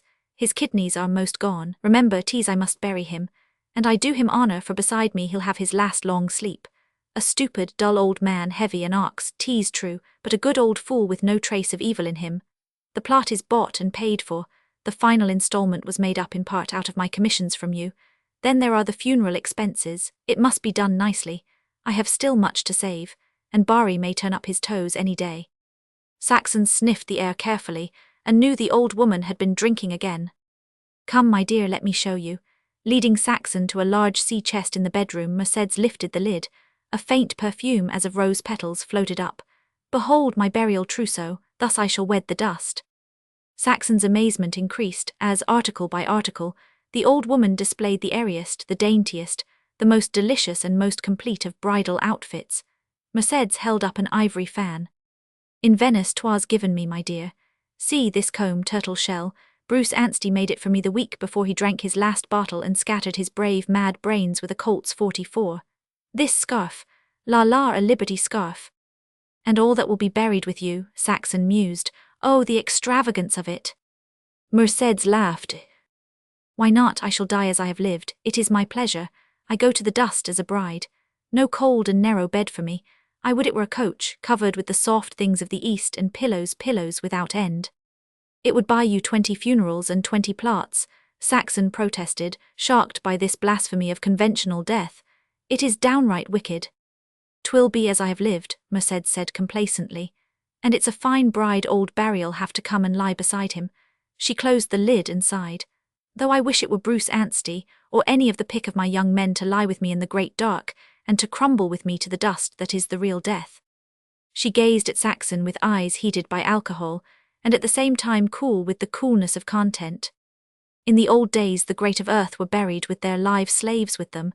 I but take my flimsies, my dear." "Then you aren't afraid of death, in the least?" Mercedes shook her head emphatically. Death is brave and good and kind, I do not fear death. 'Tis of men I am afraid when I am dead, so I prepare, they shall not have me when I am dead. Saxon was puzzled. They would not want you then, she said. Many are wanted, was the answer. Do you know what becomes of the aged poor who have no money for burial? They are not buried, let me tell you. We stood before great doors. He was a queer man, a professor who ought to have been a pirate, a man who lectured in classrooms when he ought to have been storming walled cities or robbing banks. He was slender like Don Juan, his hands were strong as steel, so was his spirit, and he was mad, a bit mad as all my young men have been. Come, Mercedes, he said, we will inspect our brethren and become humble and glad that we are not as they, as yet not yet. And afterward tonight we will dine with a more devilish taste, and we will drink to them in golden wine that will be the more golden for having seen them. Come, Mercedes. He thrust the great doors open, and by the hand led me in. It was a sad company. 24 that lay on marble slabs or sat, half erect and propped, while many young men, bright of eye, bright little knives in their hands, glanced curiously at me from their work. They were dead, Saxon interrupted to gasp. They were the pauper dead, my dear. Come, Mercedes, said he, there is more to show you that will make us glad we are alive. And he took me down to the vats, the salt vats, my dear. I was not afraid, but it was in my mind then as I looked how it would be with me when I was dead, and there they were, so many lumps of pork. And the order came, a woman, an old woman, and the man who worked there fished in the vats. The first was a man he drew to see. Again he fished and stirred. Again a man, he was impatient and grumbled at his luck. And then up through the brine he drew a woman, and by the face of her she was old, and he was satisfied. It is not true, Saxon cried out. I have seen, my dear, I know. And I tell you, fear not the wrath of God when you are dead. Fear only the salt vats. And as I stood and looked, and as he who led me there looked at me and smiled and questioned, and bedeviled me with those mad, black, tired scholar's eyes of his, I knew that was no way for my dear clay. Dear it is, my clay, to me, dear it has been to others. La, the salt vat is no place for my kissed lips and love-lavished body. Mercedes lifted the lid of the chest and gazed fondly at her burial pretties. So I have made my bed, so I shall lie in it. Some old philosopher said we know we must die, we do not believe it, but the old do believe, I believe. My dear, remember the salt vats, and do not be angry with me because my commissions have been heavy. To escape the vats I would stop at nothing, steal the widow's mite, the orphan's crust, and pennies from a dead man's eyes. Do you believe in God? Saxon asked abruptly, holding herself together despite cold horror. Mercedes dropped the lid and shrugged her shoulders. Who knows, I shall rest well. And punishment, Saxon probed, remembering the unthinkable tale of the other's life. Impossible, my dear. As some old poet said, God's a good fellow. Some time I shall talk to you about God. Never be afraid of him. Be afraid only of the salt vats and the things men may do with your pretty flesh after you are dead. Chapter 7. Billy quarrelled with good fortune. He suspected he was too prosperous on the wages he received. What with the accumulating savings account, the paying of the monthly furniture installment and the house rent, the spending money in pocket, and the good fare he was eating, he was puzzled as to how Saxon managed to pay for the goods used in her fancy work. Several times he had suggested his inability to see how she did it, and been baffled each time by Saxon's mysterious laugh. I can't see how you do it on the money, he was contending one evening. He opened his mouth to speak further, then closed it and for 5 minutes thought with knitted brows. Say, he said, what's become of that frilly breakfast cap you was workin' on so hard? I ain't never seen you wear it, and it was sure too big for the kid. Saxon hesitated with pursed lips and teasing eyes. With her, untruthfulness had always been a difficult matter. To Billy it was impossible. She could see the cloud drift in his eyes deepening, and his face hardening in the way she knew so well when he was vexed. Say, Saxon, you ain't sellin' your work. And thereat she related everything, not omitting Mercedes Higgins' part in the transaction, nor Mercedes Higgins' remarkable burial trousseau. But Billy was not to be led aside by the latter. In terms anything but uncertain, he told Saxon that she was not to work for money. But I have so much spare time, Billy dear, she pleaded. He shook his head. Nothing doing, I won't listen to it. I married you and I'll take care of you. Nobody can say Bill Roberts' wife has to work, and I don't want to think it myself. Besides, it ain't necessary. But Billy, she began again. Nope, that's one thing I won't stand for, Saxon. Not that I don't like fancy work, I do. I like it like hell, every bit you make, but I like it on you. Go ahead and make all you want of it for yourself and I'll put up for the goods. Why, I'm just whistling and happy all day long, thinking of the boy and seeing you at home here working away on all them nice things, because I know how happy you are doing it. But honest to God, Saxon, it'd all be spoiled if I knew you was doing it to sell. You see, Bill Roberts' wife don't have to work. That's my brag to myself, mind you. And besides, it ain't right. You're a dear, she whispered, happy despite her disappointment. I want you to have all you want, he continued. And you're going to get it as long as I got two hands sticking on the ends of my arms. I guess I know how good the things are you wear, good to me I mean too. I'm dry behind the ears and maybe I've learned a few things I oughtn't to before I knew you. But I know what I'm talking about, and I want to say that outside the clothes down underneath, and the clothes down underneath the outside ones, I never saw a woman like you. Oh. He threw up his hands as if despairing of ability to express what he thought and felt, then essayed a further attempt. It's not a matter of being only clean, though that's a whole lot. Lots of women are clean, it ain't that, it's something more and different, it's the look of it so white and pretty and tasty. It gets on the imagination, it's something I can't get out of my thoughts of you. I want to tell you lots of men can't strip to advantage and lots of women too. But you, well, you're a wonder, that's all, and you can't get too many of them nice things to suit me, and you can't get them too nice. For that matter, Saxon, you can just blow yourself. There's lots of easy money layin' around. I'm in great condition. Billy Murphy pulled down 75 round iron dollars only last week for puttin' away the pride of North Beach. That's what Ha paid us the 50 back out of. But this time it was Saxon who rebelled. There's Carl Hansen, Billy argued. The second Sharky the alfalfa sportin' writers are callin' him, and he calls himself champion of the United States Navy. Well, I got his number, he's just a big stiff, I've seen him fight and I can pass him the sleep medicine just as easy. The secretary of the Sportin' Life Club offered to match me, and $100 iron in it for the winner, and it'll all be yours to blow in any way you want. What d'ye say? If I can't work for money you can't fight, was Saxon's ultimatum, immediately withdrawn. But you and I don't drive bargains. Even if you'd let me work for money I wouldn't let you fight. I've never forgotten what you told me about how prizefighters lose their silk. Well, you're not going to lose yours, it's half my silk, you know, and if you won't fight I won't work there. And more, I'll never do anything you don't want me to, Billy. Same here, Billy agreed. Though just the same I'd like most to death to have just one go at that squarehead Hansen. He smiled with pleasure at the thought. Say, let's forget it all now, and you sing me Harvest Days on that dinky what you may call it. When she had complied, accompanying herself on the ukulele, she suggested his weird cowboy's lament. In some inexplicable way of love she had come to like her husband's one song. Because he sang it she liked its inanity and monotonousness, and most of all it seemed to her, she loved his hopeless and adorable flatting of every note. She could even sing with him, flatting as accurately and deliciously as he. Nor did she undeceive him in his sublime faith. I guess Bert and the rest have joshed me all the time, he said. You and I get along together with it fine, she equivocated, for in such matters she did not deem the untruth a wrong. Spring was on when the strike came in the railroad shops. The Sunday before it was called, Saxon and Billy had dinner at Bert's house. Saxon's brother came, though he had found it impossible to bring Sarah, who refused to budge from her household rut. Bert was blackly pessimistic, and they found him singing with sardonic glee. Nobody loves a millionaire, nobody likes his looks, nobody'll share his slightest care, he classes with thugs and crooks. Thriftiness has become a crime, so spend everything you earn. We're living now in a funny time when money is made to burn. Mary went about the dinner preparation, flaunting unmistakable signals of rebellion, and Saxon, rolling up her sleeves and tying on an apron, washed the breakfast dishes. Bert fetched a pitcher of steaming beer from the corner saloon, and the three men smoked and talked about the coming strike. It ought to come years ago, was Bert's dictum. It can't come any too quick now to suit me, but it's too late. We're beaten thumbs down. Here's where the last of the Mohegans gets theirs in the neck, kerwop. Oh, I don't know, Tom, who had been smoking his pipe gravely, began to counsel. Organized labor's gettin' stronger every day. Why, I can remember when there wasn't any unions in California. Look at us now, wages and hours and everything.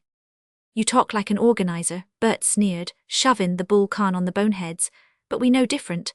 Organized wages won't buy as much now as unorganized wages used to buy. They've got us whipsawed. Look at Frisco, the labor leaders doin' dirtier politics than the old parties, powin' and squabblin' over graft, and goin' to San Quentin, while, what are the Frisco carpenters doin'?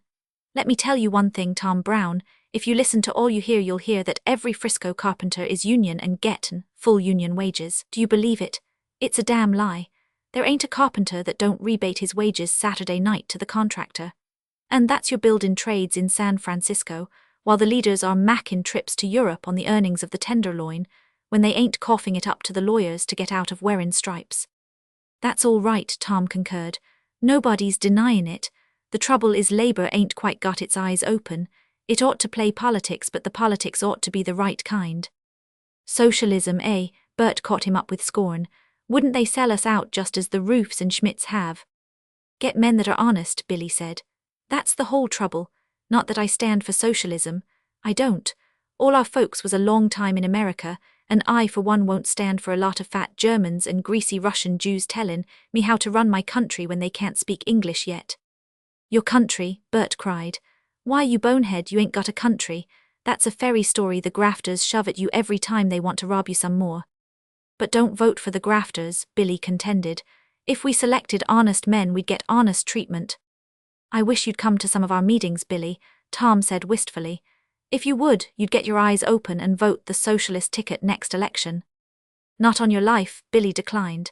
When you catch me in a socialist meeting'll be when they can talk like white men. Bert was humming. We're living now in a funny time, when money is made to burn. Mary was too angry with her husband, because of the impending strike and his incendiary utterances, to hold conversation with Saxon, and the latter, bepuzzled, listened to the conflicting opinions of the men. Where are we at? She asked them, with a merriness that concealed her anxiety at heart. We ain't at, Bert snarled, we're gone. But meat and oil have gone up again, she chafed. And Billy's wages have been cut and the shop men's were cut last year. Something must be done. The only thing to do is fight like hell, Bert answered. Fight and go down fightin', that's all. We're licked anyhow, but we can have a last run for our money. That's no way to talk, Tom rebuked. The time for talkin's past, old cock. The time for fightin's come. A hell of a chance you'd have against regular troops and machine guns, Billy retorted. Oh, not that way. There's such things as greasy sticks that go up with a loud noise and leave holes. There's such things as emery powder. Oh ho, Mary burst out upon him, arms akimbo. So that's what it means. That's what the emery in your vest pocket meant. Her husband ignored her. Tom smoked with a troubled air. Billy was hurt, it showed plainly in his face. You ain't been doin' that, Bert? He asked, his manner showing his expectancy of his friend's denial. Sure thing if you want to know. I'd see 'em all in hell if I could before I go. He's a bloody-minded anarchist, Mary complained. Men like him killed McKinley and Garfield and Anna and all the rest. He'll be hung, you'll see, mark my words. I'm glad there's no children in sight, that's all. It's hot air, Billy comforted her. He's just teasing you, Saxon soothed. He always was a josher. But Mary shook her head. I know, I hear him talkin' in his sleep. He swears and curses something awful and grits his teeth. Listen to him now. Bert, his handsome face bitter and devil-may-care, had tilted his chair back against the wall and was singing. Nobody loves a millionaire, nobody likes his looks, nobody'll share his slightest care, he classes with thugs and crooks. Tom was saying something about reasonableness and justice, and Bert ceased from singing to catch him up. Justice, another pipe dream. I'll show you where the working class gets justice. You remember Forbes, J. Alliston Forbes, wrecked the Alta California Trust Company and salted down 2 cold millions. I saw him yesterday in a big hell-bent automobile. What'd he get? 8 years sentence. How long did he serve? Less than 2 years. Pardoned out on account of ill health. Ill hell will be dead and rotten before he kicks the bucket. Here, look out this window. You see the back of that house with the broken porch rail. Mrs. Daniker lives there. She takes in washin'. Her old man was killed on the railroad. Nitsky on damages, contributory negligence or fellow servant something or other flimflam. That's what the courts handed her. Her boy Archie was 16. He was on the road, a regular road kid. He blew into Fresno and rolled a drunk. Do you want to know how much he got? $2.80. Get that? $2.80. And what did the alfalfa judge hand him? 50 years. He served 8 of it already in San Quentin. And he'll go on serving it till he croaks. Mrs. Danaker says he's bad with consumption. Caught it inside, but she ain't got the pull to get him pardoned. Archie the kid steals $2.80 from a drunk and gets 50 years. J. Alliston Forbes sticks up the Alta Trust for 2 million Zen, gets less than 2 years. Whose country is this anyway? Yorn and Archie the kids, guess again. It's J. Alliston Forbes, oh. Nobody likes a millionaire, nobody likes his looks, nobody'll share his slightest care, he classes with thugs and crooks. Mary at the sink, where Saxon was just finishing the last dish, untied Saxon's apron and kissed her with the sympathy that women alone feel for each other under the shadow of maternity. Now you sit down, dear, you mustn't tire yourself and it's a long way to go yet. I'll get your sewing for you and you can listen to the men talk, but don't listen to Bert, he's crazy. Saxon sewed and listened, and Bert's face grew bleak and bitter as he contemplated the baby clothes in her lap. There you go, he blurted out, bringin' kids into the world when you ain't got any guarantee you can feed 'em. You must a had a souse last night, Tom grinned. Bert shook his head. Oh, what's the use of gettin' grouched, Billy cheered, it's a pretty good country. It was a pretty good country, Bert replied, when we was all Mohegans, but not now, we're jiggerooed, we're hornswoggled, we're back to a standstill, we're double-crossed to a fare-you-well. My folks fought for this country, so did yourn all of you. We freed the niggers, killed the Indians and starved and froze and sweat and fought. This land looked good to us, we cleared it and broke it and made the roads and built the cities, and there was plenty for everybody, and we went on fightin' for it. I had 2 uncles killed at Gettysburg, all of us was mixed up in that war. Listened to Saxon talk any time what her folks went through to get out here and get ranches and horses and cattle and everything, and they got 'em. All our folks got 'em, Mary's too. And if they'd been smart they'd a held on to them, she interpolated. Sure thing, Bert continued. That's the very point, we're the losers, we've been robbed. We couldn't mark cards, deal from the bottom and ring in cold decks like the others. We're the white folks that failed. You see, times changed and there was 2 kinds of us, the lions and the plugs. The plugs only worked, the lions only gobbled. They gobbled the farms, the mines, the factories, and now they've gobbled the government. We're the white folks and the children of white folks that was too busy being good to be smart. We're the white folks that lost out. We're the ones that's been skinned. D'you get me? You'd make a good soapboxer, Tom commended, if only you'd get the kinks straightened out in your reasoning. It sounds all right, Bert, Billy said, only it ain't. Any man can get rich today. Or be president of the United States, Bert snapped. Sure thing if he's got it in him. Just the same I ain't heard you mackin' a noise like a millionaire or a president. Why, you ain't got it in you, you're a bonehead, a plug, that's why. Skidoo for you, skidoo for all of us. At the table, while they ate, Tom talked of the joys of farm life he had known as a boy and as a young man, and confided that it was his dream to go and take up government land somewhere as his people had done before him. Unfortunately, as he explained, Sarah was set so that the dream must remain a dream.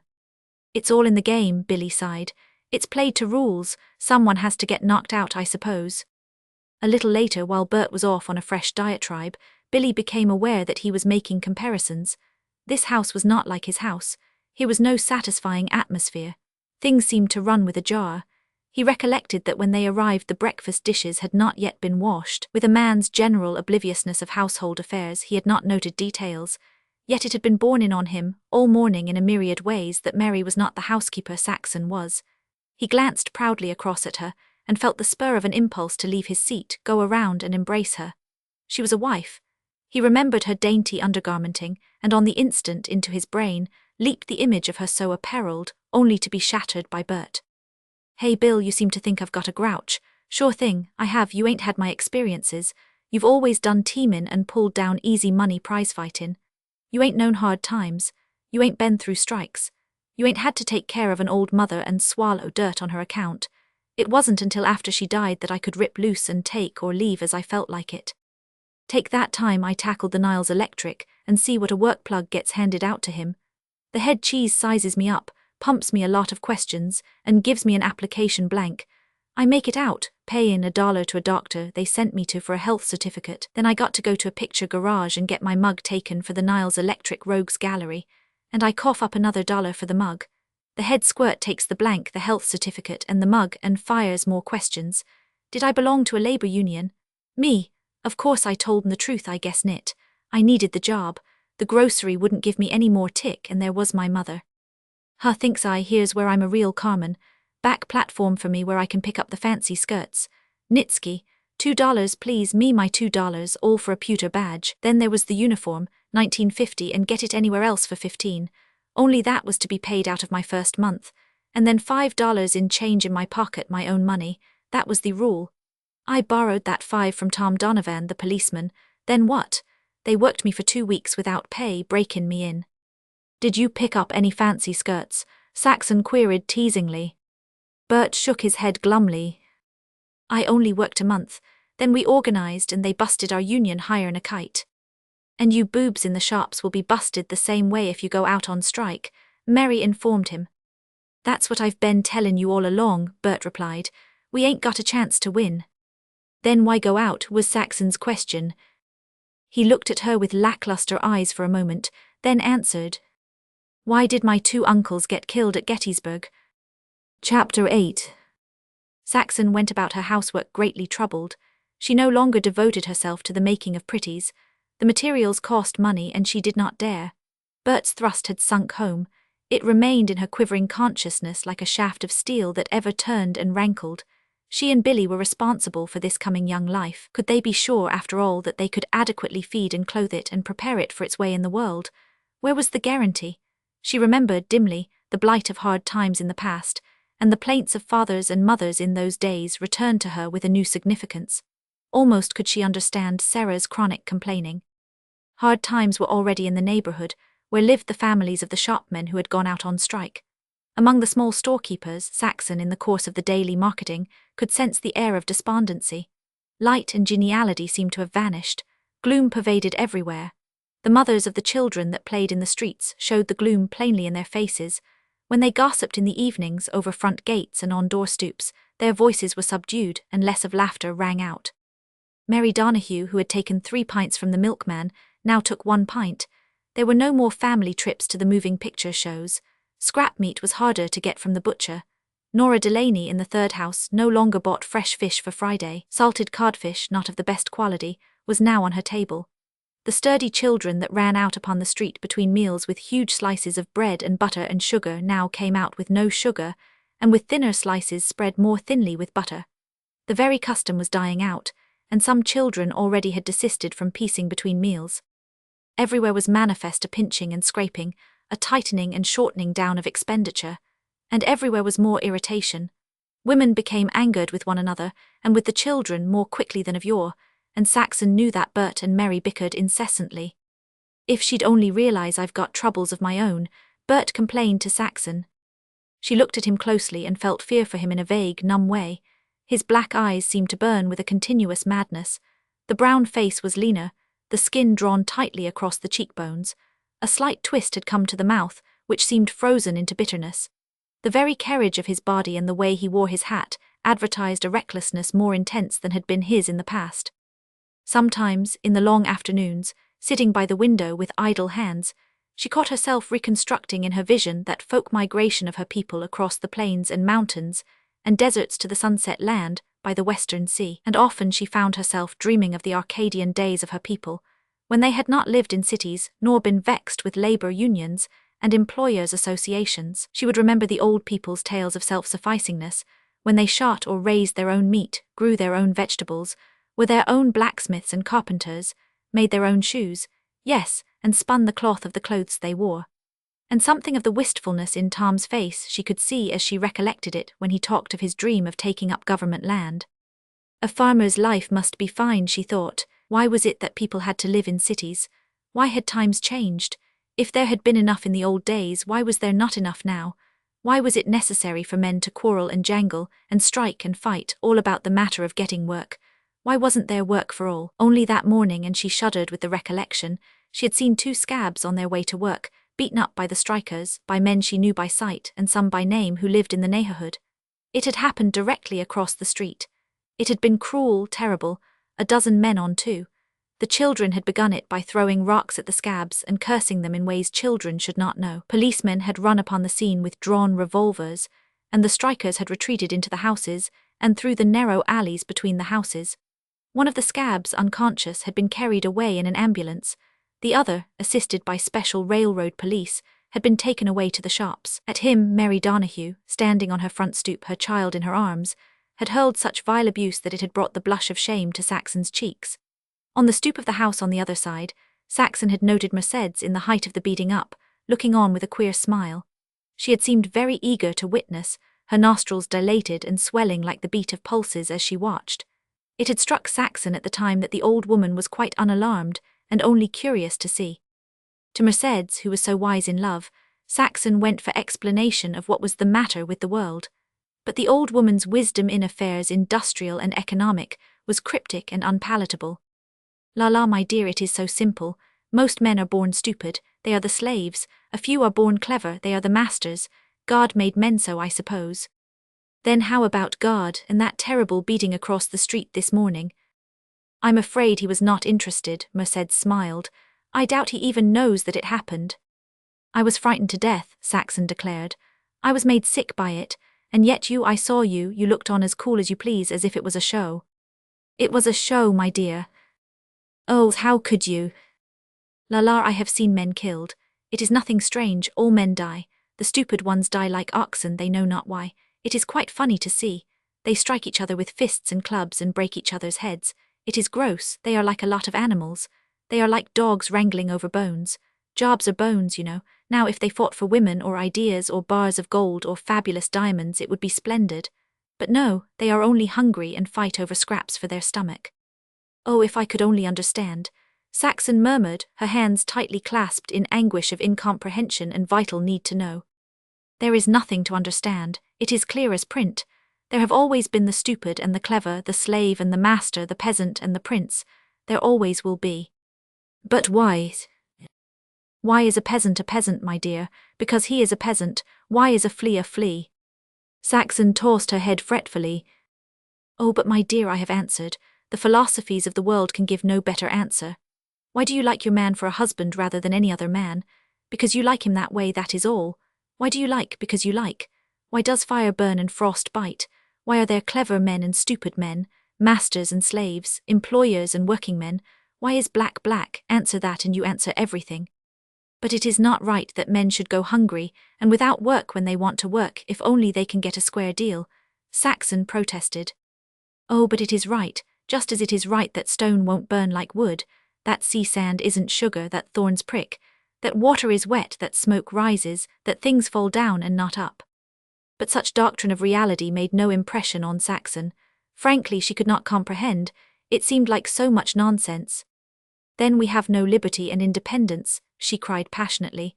One man is not as good as another. My child has not the right to live that a rich mother's child has. Certainly not, Mercedes answered. Yet all my people fought for these things, Saxon urged, remembering her school history and the sword of her father. Democracy, the dream of the stupid peoples. Oh, la, my dear, democracy is a lie, an enchantment to keep the work brutes content, just as religion used to keep them content when they groaned in their misery and toil. They were persuaded to keep on in their misery and toil by pretty tales of a land beyond the skies where they would live famously and fat, while the clever ones roasted in everlasting fire. Ah, how the clever ones must have chuckled. And when that lie wore out and democracy was dreamed, the clever ones saw to it that it should be in truth a dream, nothing but a dream. The world belongs to the great and clever. But you are of the working people, Saxon charged. The old woman drew herself up and almost was angry. I, of the working people. My dear, because I had misfortune with moneys invested, because I am old and can no longer win the brave young men, because I have outlived the men of my youth and there is no one to go to, because I live here in the ghetto with Barry Higgins and prepare to die. Why, my dear, I was born with the masters, and have trod all my days on the necks of the stupid. I have drunk rare wines and sat at feasts that would have supported this neighborhood for a lifetime. Dick Golden and I, it was Dickie's money, but I could have had it, Dick Golden, and I dropped 400,000 francs in a week's play at Monte Carlo.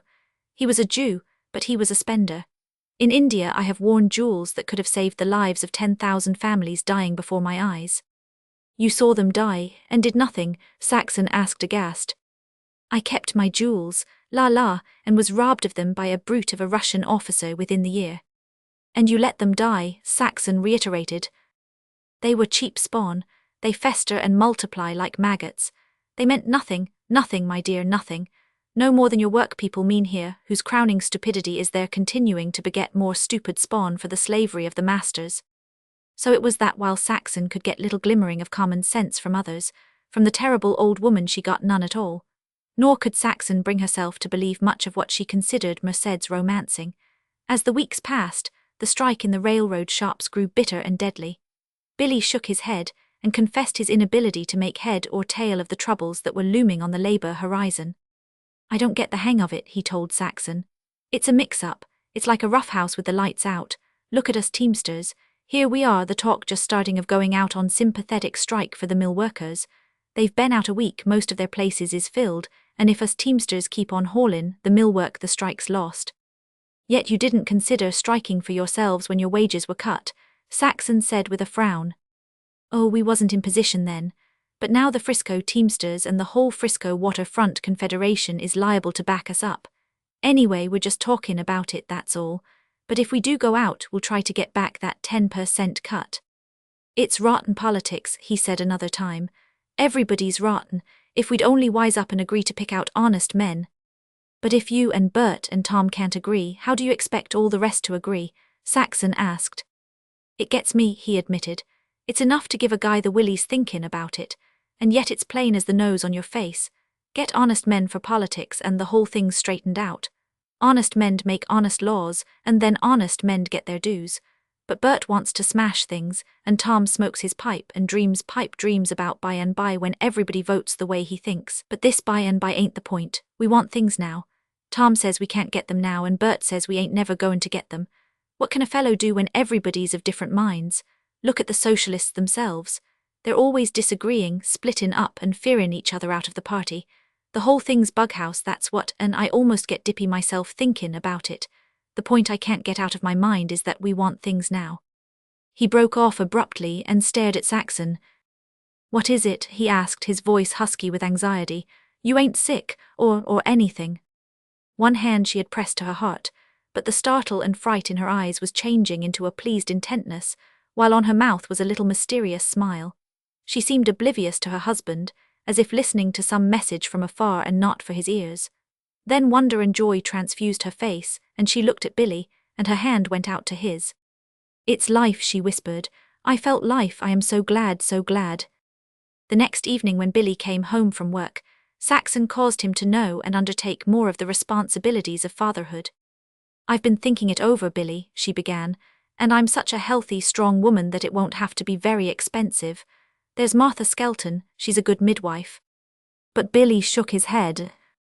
"Nothing doing in that line, Saxon. You're going to have Doc Hentley. He's Bill Murphy's doc and Bill swears by him. He's an old cuss but he's a wooz." "She can find Maggie Donahue," Saxon argued, "and look at her and her baby." "Well, she won't confine you, not so as you can notice it." "But the doctor will charge $20, Saxon pursued, "and make me get a nurse because I haven't any womenfolk to come in. But Martha Skelton would do everything, and it would be so much cheaper." But Billy gathered her tenderly in his arms and laid down the law. "Listen to me, little wife. The Roberts family ain't on the cheap, never forget that. You've got to have the baby, that's your business and it's enough for you. My business is to get the money and take care of you. And the best ain't none too good for you. Why, I wouldn't run the chance of the teeniest accident happening to you for $1 million. It's you that counts, and dollars is dirt. Maybe you think I like that kid some, I do. Why, I can't get him out of my head. I'm thinking about him all day long. If I get fired, it'll be his fault. I'm clean dotty over him. But just the same, Saxon, honest to God, before I'd have anything happen to you, break your little finger even, I'd see him dead and buried first. That'll give you something of an idea what you mean to me." "Why, Saxon, I had the idea that when folks got married they just settled down, and after a while their business was to get along with each other. Maybe it's the way it is with other people, but it ain't that way with you and me. I love you more and more every day. Right now I love you more'n when I began talking to you 5 minutes ago. And you won't have to get a nurse. Doc Hentley'll come every day, and Mary'll come in and do the housework, and take care of you and all that, just as you'll do for her if she ever needs it." As the days and weeks passed, Saxon was possessed by a conscious feeling of proud motherhood in her swelling breasts. So essentially a normal woman was she, that motherhood was a satisfying and passionate happiness. It was true that she had her moments of apprehension, but they were so momentary and faint that they tended, if anything, to give zest to her happiness. Only one thing troubled her, and that was the puzzling and perilous situation of labor which no one seemed to understand, herself least of all. "They're always talking about how much more is made by machinery than by the old ways," she told her brother Tom. "Then, with all the machinery we've got now, why don't we get more?" "Now you're talkin'," he answered. "It wouldn't take you long to understand socialism." But Saxon had a mind to the immediate need of things. "Tom, how long have you been a socialist?" 8 years. "And you haven't got anything by it?" "But we will, in time." "At that rate you'll be dead first," she challenged. Tom sighed. "I'm afraid so, things move so slow." Again he sighed. She noted the weary, patient look in his face, the bent shoulders, the labor-gnarled hands, and it all seemed to symbolize the futility of his social creed. Chapter 9. It began quietly, as the fateful unexpected so often begins. Children of all ages and sizes were playing in the street, and Saxon, by the open front window, was watching them and dreaming day dreams of her child soon-to-be. The sunshine mellowed peacefully down, and a light wind from the bay cooled the air and gave to it a tang of salt. One of the children pointed up Pine Street toward 7th. All the children ceased playing and stared and pointed. They formed into groups, the larger boys of from 10 to 12 by themselves, the older girls anxiously clutching the small children by the hands or gathering them into their arms. Saxon could not see the cause of all this, but she could guess when she saw the larger boys rush to the gutter, pick up stones, and sneak into the alleys between the houses. Smaller boys tried to imitate them. The girls, dragging the tots by the arms, banged gates and clattered up the front steps of the small houses. The doors slammed behind them and the street was deserted, though here and there front shades were drawn aside so that anxious-faced women might peer forth. Saxon heard the uptown train puffing and snorting as it pulled out from Center Street. Then, from the direction of 7th, came a hoarse, throaty man-roar. Still, she could see nothing, and she remembered Mercedes Higgins' words, "They are like dogs wrangling over bones. Jobs are bones, you know." The roar came closer, and Saxon, leaning out, saw a dozen scabs, conveyed by as many special police and Pinkertons, coming down the sidewalk on her side of the street. They came compactly, as if with discipline, while behind, disorderly, yelling confusedly, stooping to pick up rocks, were 75 or 100 of the striking shopmen. Saxon discovered herself trembling with apprehension, knew that she must not, and controlled herself. She was helped in this by the conduct of Mercedes Higgins. The old woman came out of her front door, dragging a chair, on which she coolly seated herself on the tiny stoop at the top of the steps. In the hands of the special police were clubs. The Pinkertons carried no visible weapons. The strikers, urging on from behind, seemed content with yelling their rage and threats, and it remained for the children to precipitate the conflict. From across the street between the Olsen and the Isham houses came a shower of stones. Most of these fell short, though one struck a scab on the head. The man was no more than 20 feet away from Saxon. He reeled toward her front picket fence, drawing a revolver. With one hand he brushed the blood from his eyes, and with the other he discharged the revolver into the Isham house. A Pinkerton seized his arm to prevent a second shot, and dragged him along. At the same instant, a wilder roar went up from the strikers, while a volley of stones came from between Saxon's house and Maggie Donahue's. The scabs and their protectors made a stand, drawing revolvers. From their hard, determined faces, fighting men by profession, Saxon could augur nothing but bloodshed and death.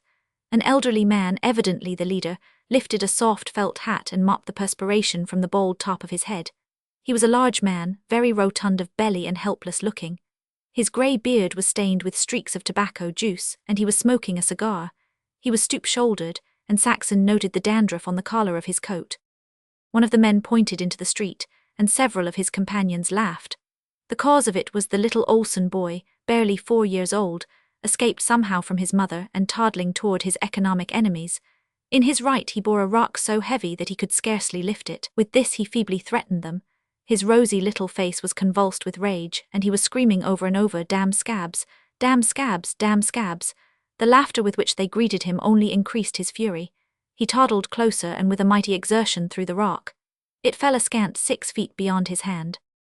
This much Saxon saw, and also Mrs. Olsen rushing into the street for her child. A rattling of revolver shots from the strikers drew Saxon's attention to the men beneath her. One of them cursed sharply and examined the biceps of his left arm, which hung limply by his side. Down the hand she saw the blood beginning to drip. She knew she ought not remain and watch, but the memory of her fighting forefathers was with her, while she possessed no more than normal human fear, if anything less. She forgot her child in the eruption of battle that had broken upon her quiet street, and she forgot the strikers, and everything else, in amazement at what had happened to the round-bellied, cigar-smoking leader. In some strange way, she knew not how, His head had become wedged at the neck between the tops of the pickets of her fence. His body hung down outside, the knees not quite touching the ground. His hat had fallen off, and the sun was making an astounding high light on his bald spot. The cigar, too, was gone. She saw he was looking at her. One hand between the pickets seemed waving at her, and almost he seemed to wink at her jocosely, though she knew it to be the contortion of deadly pain. Possibly a second, or at most 2 seconds, she gazed at this when she was aroused by Bert's voice. He was running along the sidewalk in front of her house, and behind him charged several more strikers while he shouted, "Come on, you Mohegans, we got him nailed to the cross." In his left hand he carried a pick handle, in his right a revolver already empty, for he clicked the cylinder vainly around as he ran. With an abrupt stop, dropping the pick handle, he whirled half about, facing Saxon's gate. He was sinking down when he straightened himself to throw the revolver into the face of a scab who was jumping toward him. Then he began swaying, at the same time sagging at the knees and waist. Slowly, with infinite effort, he caught a gate picket in his right hand, and still slowly, as if lowering himself, sank down, while past him leaped the crowd of strikers he had led. It was battle without quarter, a massacre. The scabs and their protectors, surrounded, backed against Saxon's fence, fought like cornered rats, but could not withstand the rush of 100 men. Clubs and pick handles were swinging, revolvers were exploding, and cobblestones were flung with crushing effect at arm's distance. Saxon saw young Frank Davis, a friend of Bert's and a father of several months standing, press the muzzle of his revolver against a scab's stomach and fire. There were curses and snarls of rage, wild cries of terror and pain. Mercedes was right. These things were not men. They were beasts, fighting over bones, destroying one another for bones. Jobs are bones, jobs are bones. The phrase was an incessant iteration in Saxon's brain. Much as she might have wished it, she was powerless now to withdraw from the window. It was as if she were paralyzed. Her brain no longer worked. She sat numb, staring, incapable of anything save seeing the rapid horror before her eyes that flashed along like a moving picture film gone mad. She saw Pinkertons, special police and strikers go down. One scab, terribly wounded on his knees and begging for mercy, was kicked in the face. As he sprawled backward, another striker, standing over him, fired a revolver into his chest, quickly and deliberately, again and again, until the weapon was empty. Another scab, backed over the pickets by a hand clutching his throat, had his face pulped by a revolver butt. Again and again, continually, the revolver rose and fell, and Saxon knew the man who wielded it, Chester Johnson. She had met him at dances and danced with him in the days before she was married. He had always been kind and good-natured. She remembered the Friday night after a City Hall band concert, when he had taken her and 2 other girls to Tony's Tamale Grotto on 13th Street. And after that, they had all gone to Pabst's Cafe and drunk a glass of beer before they went home. It was impossible that this could be the same Chester Johnson. And as she looked, she saw the round-bellied leader, still wedged by the neck between the pickets, draw a revolver with his free hand and, squinting horribly sidewise, press the muzzle against Chester's side. She tried to scream a warning. She did scream, and Chester looked up and saw her. At that moment the revolver went off, and he collapsed prone upon the body of the scab, and the bodies of 3 men hung on her picket fence. Anything could happen now. Quite without surprise, she saw the strikers leaping the fence, trampling her few little geraniums and pansies into the earth as they fled between Mercedes' house and hers. Up Pine Street from the railroad yards was coming a rush of railroad police and Pinkertons, firing as they ran. While down Pine Street, gongs clanging, horses at a gallop, came 3 patrol wagons packed with police. The strikers were in a trap. The only way out was between the houses and over the backyard fences. The jam in the narrow alley prevented them all from escaping. A dozen were cornered in the angle between the front of her house and the steps. And as they had done, so were they done by. No effort was made to arrest. They were clubbed down and shot down to the last man by the guardians of the peace, who were infuriated by what had been wreaked on their brethren. It was all over, and Saxon, moving as in a dream, clutching the banister tightly, came down the front steps. The round-bellied leader still leered at her and fluttered one hand, though 2 big policemen were just bending to extricate him. The gate was off its hinges, which seemed strange, for she had been watching all the time and had not seen it happen. Bert's eyes were closed. His lips were blood-flecked, and there was a gurgling in his throat as if he were trying to say something. As she stooped above him, with her handkerchief brushing the blood from his cheek where someone had stepped on him, his eyes opened. The old defiant light was in them. He did not know her. The lips moved, and faintly, almost reminiscently, he murmured, "The last of the Mohegans, the last of the Mohegans." Then he groaned, and the eyelids drooped down again. He was not dead. She knew that. The chest still rose and fell, and the gurgling still continued in his throat. She looked up. Merced stood beside her. The old woman's eyes were very bright, her withered cheeks flushed. "Will you help me carry him into the house?" Saxon asked. Merced nodded, turned to a sergeant of police and made the request to him. The sergeant gave a swift glance at Bert, and his eyes were bitter and ferocious as he refused. "To hell with him, we'll care for our own." "Maybe you and I can do it," Saxon said. "Don't be a fool." Mercedes was beckoning to Mrs. Olsen across the street. "You go into the house, little mother that is to be. This is bad for you. We'll carry him in. Mrs. Olsen is coming and we'll get Maggie Donahue." Saxon led the way into the back bedroom which Billy had insisted on furnishing. As she opened the door, the carpet seemed to fly up into her face as with the force of a blow, for she remembered Bert had laid that carpet. And as the women placed him on the bed, she recalled that it was Bert and she, between them, who had set the bed up one Sunday morning. And then she felt very queer, and was surprised to see Mercedes regarding her with questioning, searching eyes. After that her queerness came on very fast, and she descended into the hell of pain that is given to women alone to know. She was supported, half carried, to the front bedroom. Many faces were about her. Mercedes, Mrs. Olsen, Maggie Donahue. It seemed she must ask Mrs. Olsen if she had saved little Emil from the street, but Mercedes cleared Mrs. Olsen out to look after Bert, and Maggie Donahue went to answer a knock at the front door. From the street came a loud hum of voices, punctuated by shouts and commands, and from time to time there was a clanging of the gongs of ambulances and patrol wagons. Then appeared the fat, comfortable face of Martha Shelton, and later Dr. Hentley came. Once in a clear interval through the thin wall Saxon heard the high opening notes of Mary's hysteria, and another time she heard Mary repeating over and over, "I'll never go back to the laundry. Never, never." Chapter 10. Billy could never get over the shock during that period of Saxon's appearance. Morning after morning, and evening after evening when he came home from work, he would enter the room where she lay and fight a royal battle to hide his feelings and make a show of cheerfulness and geniality. She looked so small lying there, so small and shrunken and weary, and yet so childlike in her smallness. Tenderly, as he sat beside her, he would take up her pale hand and stroke the slim, transparent arm, marveling at the smallness and delicacy of the bones. One of her first questions, puzzling alike to Billy and Mary, was, "Did they save little Emil Olsen?" And when she told them how he had attacked, single-handed, the whole 24 fighting men, Billy's face glowed with appreciation. "The little cuss," he said, "that's the kind of a kid to be proud of."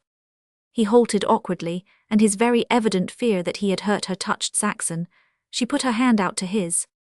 "Billy," she began, then waited till Mary left the room. "I never asked before, not that it matters now, but I waited for you to tell me, was it?" He shook his head. "No, it was a girl, a perfect little girl, only it was too soon." She pressed his hand, and almost it was she that sympathized with him in his affliction. "I never told you, Billy, you were so set on a boy, but I planned just the same if it was a girl to call her Daisy. You remember that was my mother's name." He nodded his approbation. "Say, Saxon, you know I did want a boy like the very dickens. Well, I don't care now. I think I'm set just as hard on a girl, and well, here's hoppin' the next will be called. You wouldn't mind, would you?" "What? If we called it the same name, Daisy?" "Oh, Billy, I was thinking the very same thing." Then his face grew stern as he went on. "Only there ain't going to be a next. I didn't know what having children was like before. You can't run any more risks like that." "Hear the big, strong, afraid man talk," she jeered with a wan smile. "You don't know anything about it. How can a man? I am a healthy, natural woman. Everything would have been all right this time if all that fighting hadn't happened. Where did they bury Bert?" "You knew." "All the time, and where is Mercedes? She hasn't been in for 2 days. Old Barry's sick, she's with him." He did not tell her that the old night watchman was dying, 2 thin walls and half a dozen feet away.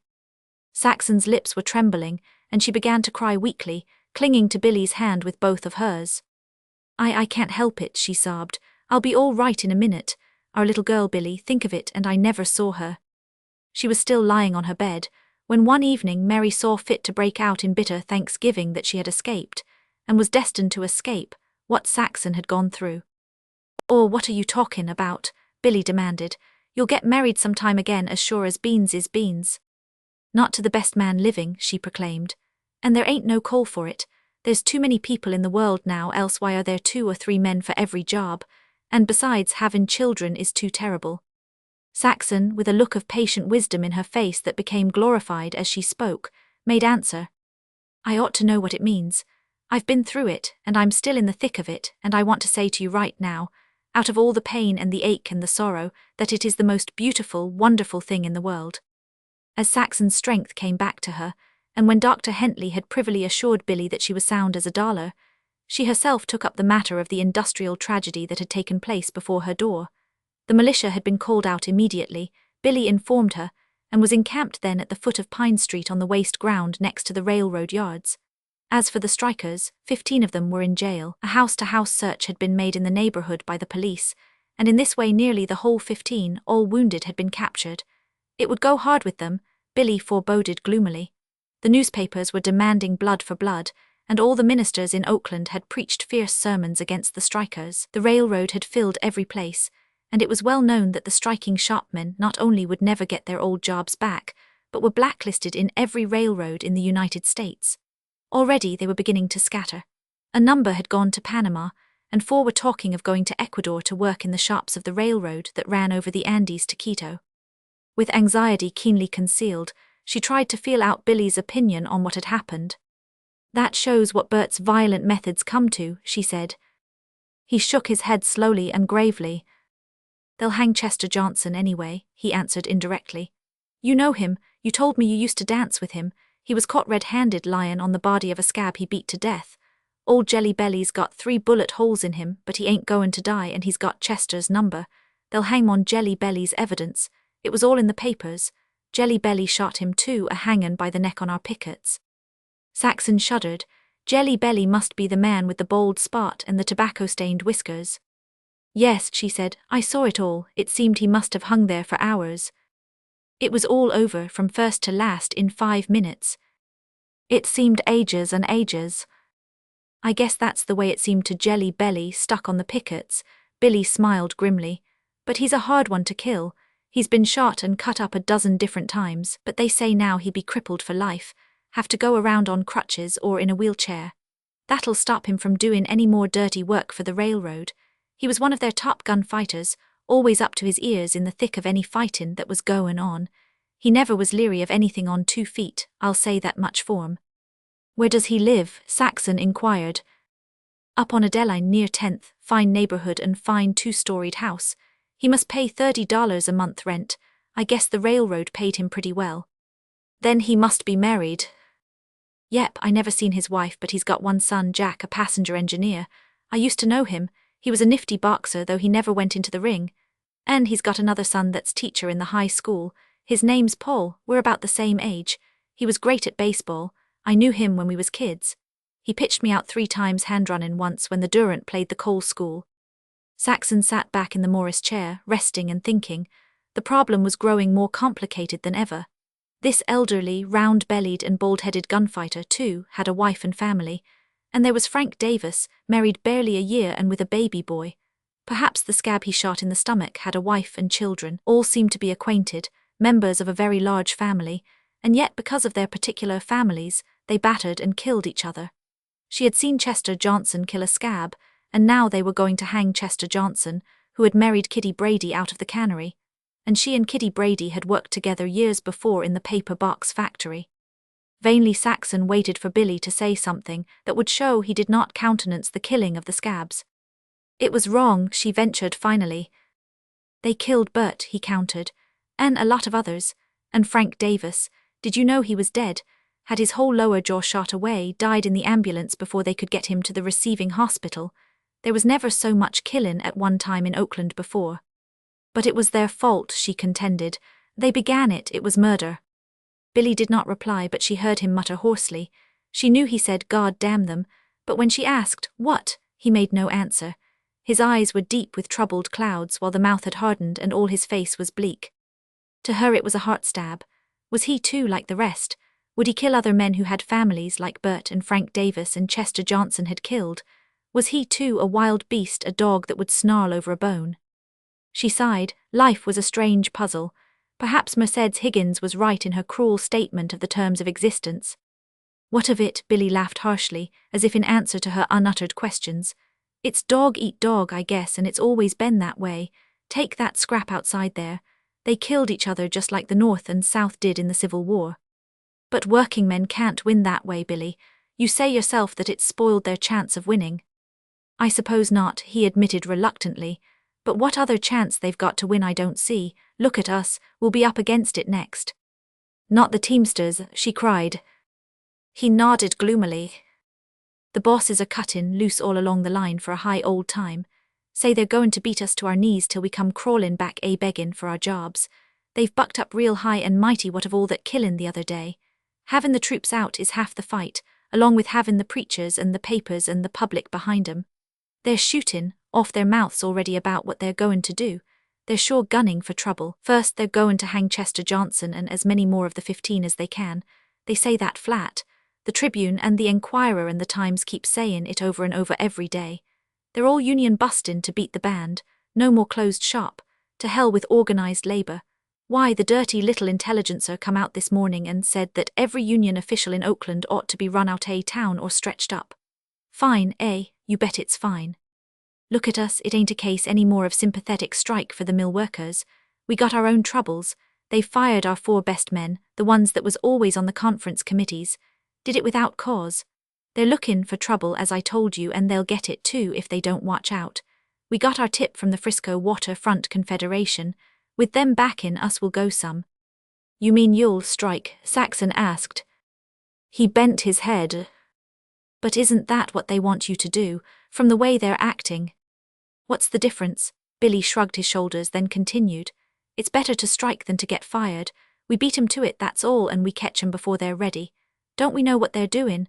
They're collectin' grading camp drivers and mule skinners all up and down the state. They got 40 of 'em, feedin' 'em in a hotel in Stockton right now, and ready to rush 'em in on us and hundreds more like 'em. So this Saturday's the last wages I'll likely bring home for some time. Saxon closed her eyes and thought quietly for 5 minutes. It was not her way to take things excitedly. The coolness of poise that Billy so admired never deserted her in time of emergency. She realized that she herself was no more than a mote caught up in this tangled, non-understandable conflict of many motes. We'll have to draw from our savings to pay for this month's rent, she said brightly. Billy's face fell. We ain't got as much in the bank as you think, he confessed. Bert had to be buried, you know, and I coughed up what the others couldn't raise. How much was it? $40. I was going to stand off the butcher and the rest for a while. They knew I was good pay, but they put it to me straight. They'd been carrying the shopmen right along and was up against it themselves. And now with that strike smashed, they're pretty much smashed themselves. So I took it all out of the bank. I knew you wouldn't mind. You don't, do you? She smiled bravely, and bravely overcame the sinking feeling at her heart. It was the only right thing to do, Billy. I would have done it if you were lying sick, and Bert would have done it for you and me if it had been the other way around. His face was glowing. Gee, Saxon, a fellow can always count on you. You're like my right hand.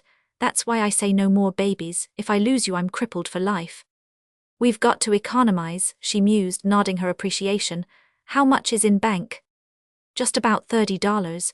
You see, I had to pay Martha Skelton and for a few other little things. And the union took time by the neck and levied a $4 emergency assessment on every member just to be ready if the strike was pulled off. But Doc Hentley can wait. He said as much. He's the goods if anybody should ask you. How'd you like him? I liked him, but I don't know about doctors. He's the first I ever had, except when I was vaccinated once and then the city did that. Looks like the streetcar men are going out too. Dan Fallon's come to town, came all the way from New York, tried to sneak in on the quiet, but the fellows knew when he left New York and kept track of him all the way across. They have to. He's Johnny on the spot whenever streetcar men are licked into shape. He's won lots of streetcar strikes for the bosses, keeps an army of strikebreakers, and ships them all over the country on special trains wherever they're needed. Oakland's never seen labor troubles like she's got, and is going to get. All hell's going to break loose from the looks of it. Watch out for yourself then, Billy. I don't want to lose you either. Oh, that's all right, I can take care of myself, and besides it ain't as though we was licked, we got a good chance. But you'll lose if there is any killing. Yep, we gotta keep an eye out against that. No violence. No gunfighting or dynamite, he assented, but a heap of scabs'll get their heads broke, that has to be. But you won't do any of that, Billy. Not so as any slob can testify before a court to having seen me. Then, with a quick shift, he changed the subject. Old Barry Higgins is dead. I didn't want to tell you till you was out bed, buried 'm a week ago. And the old woman's movin' to Frisco. She told me she'd be in to say goodbye. She stuck by you pretty well them first couple of days, and she showed Martha Shelton a few that made her hair curl. She got Martha's goat from the jump. Chapter 11. With Billy on strike and away doing picket duty, and with the departure of Mercedes and the death of Bert, Saxon was left much to herself in a loneliness that even in one as healthy-minded as she could not fail to produce morbidness. Mary, too, had left, having spoken vaguely of taking a job at housework in Piedmont. Billy could help Saxon little in her trouble. He dimly sensed her suffering without comprehending the scope and intensity of it. He was too man-practical, and by his very sex, too remote from the intimate tragedy that was hers. He was an outsider at the best, a friendly onlooker who saw little. To her the baby had been quick and real. It was still quick and real. That was her trouble.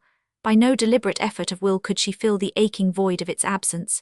Its reality became at times an hallucination. Somewhere it still was, and she must find it. She would catch herself on occasion, listening with strained ears for the cry she had never heard, yet which in fancy she had heard 1,000 times in the happy months before the end. Twice she left her bed in her sleep and went searching, each time coming to herself beside her mother's chest of drawers in which were the tiny garments. To herself at such moments she would say, "I had a baby once," and she would say it aloud as she watched the children playing in the street. One day on the 8th Street cars, a young mother sat beside her, a crowing infant in her arms, and Saxon said to her, "I had a baby once, it died."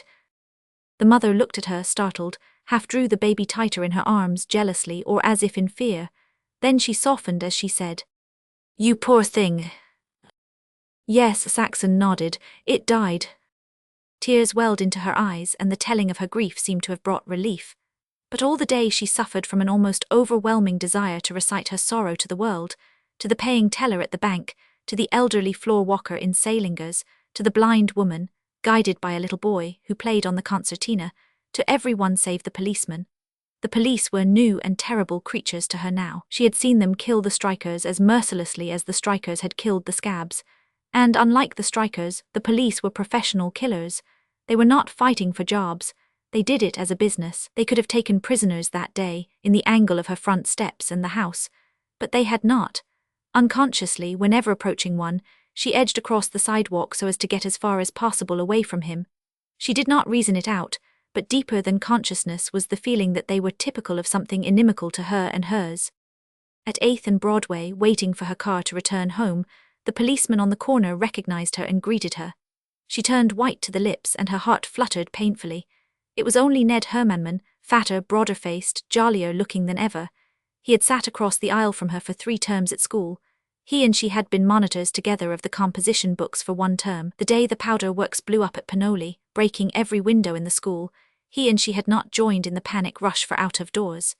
Both had remained in the room, and the irate principal had exhibited them from room to the cowardly classes, and then rewarded them with a month's holiday from school.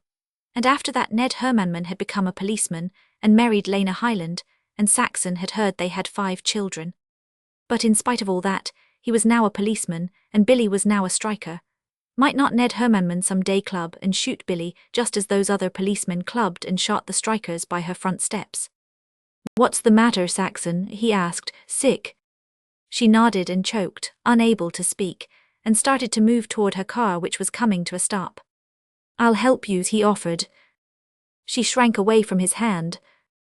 "No, I'm all right," she gasped hurriedly.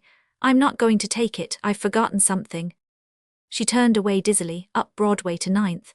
2 blocks along 9th she turned down Clay and back to 8th Street, where she waited for another car. As the summer months dragged along, the industrial situation in Oakland grew steadily worse.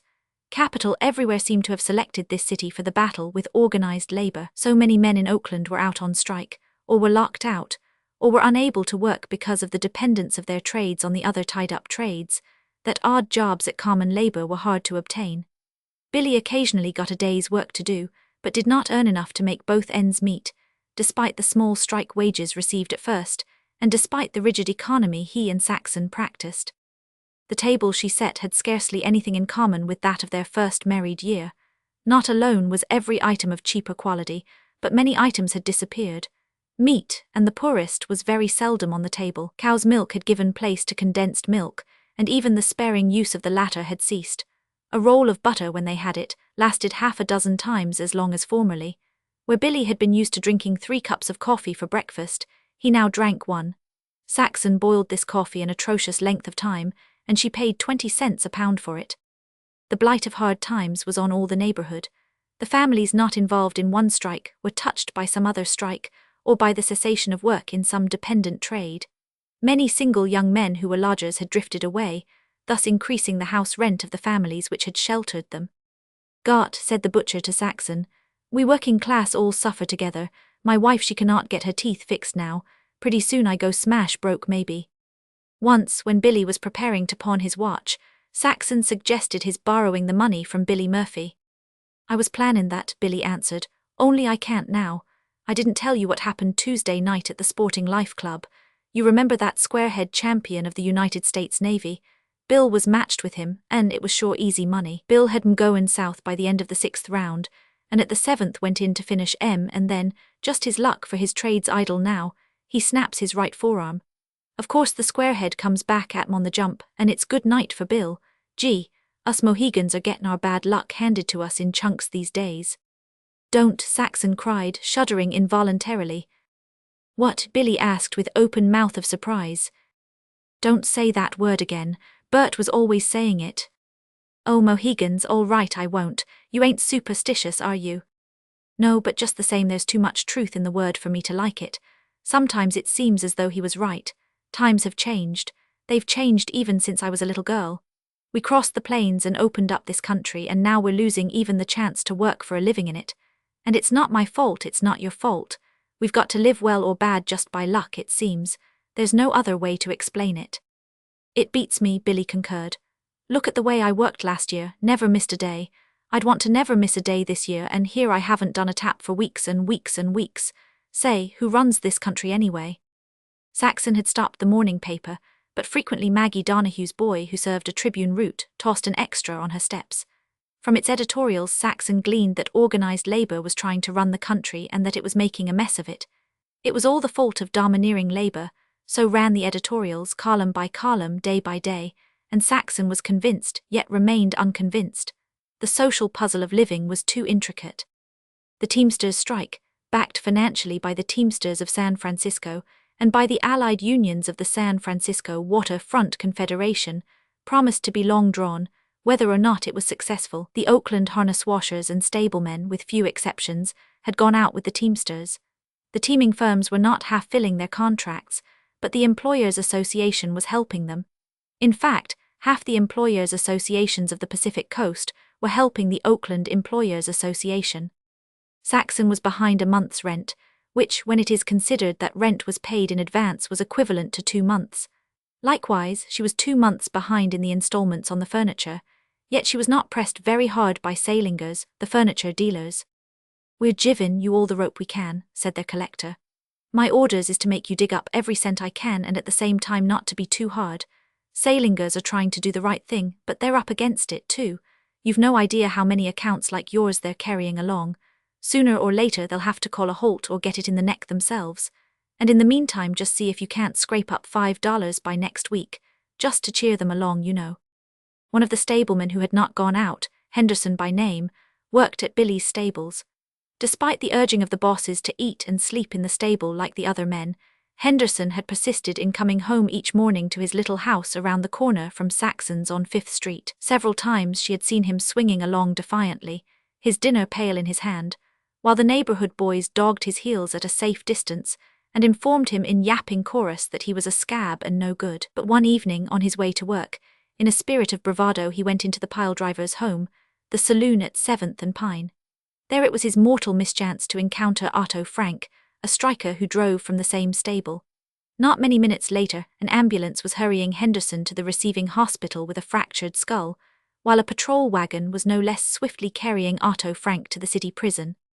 Maggie Donahue it was, eyes shining with gladness, who told Saxon of the happening. "Served him right too, the dirty scab," Maggie concluded.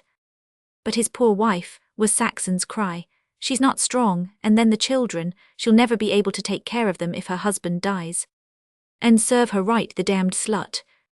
Saxon was both shocked and hurt by the Irishwoman's brutality, but Maggie was implacable. "'Tis all she or any woman deserves that'll put up and live with a scab. What about her children? Let 'em starve and her man a-talkin' the food out of other children's mouths." Mrs. Olson's attitude was different. Beyond passive sentimental pity for Henderson's wife and children, she gave them no thought, her chief concern being for Otto Frank and Otto Frank's wife and children, herself and Mrs. Frank being full sisters. "If he dies they will hang Otto," she said. "And then what will poor Hilda do? She has varicose veins in both legs and she never can stand on her feet all day and work for wages. And me, I cannot help. Ain't Carl out of work too?" Billy had still another point of view.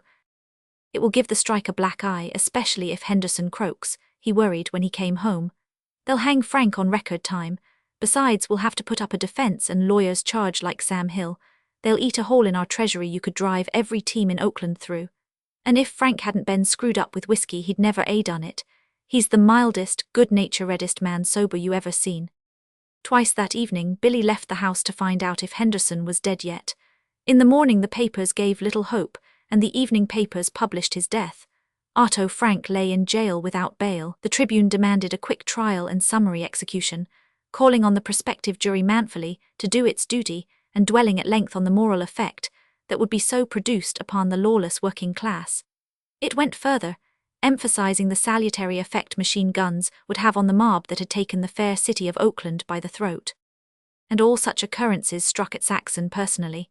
Practically alone in the world, save for Billy, it was her life and his and their mutual love life that was menaced.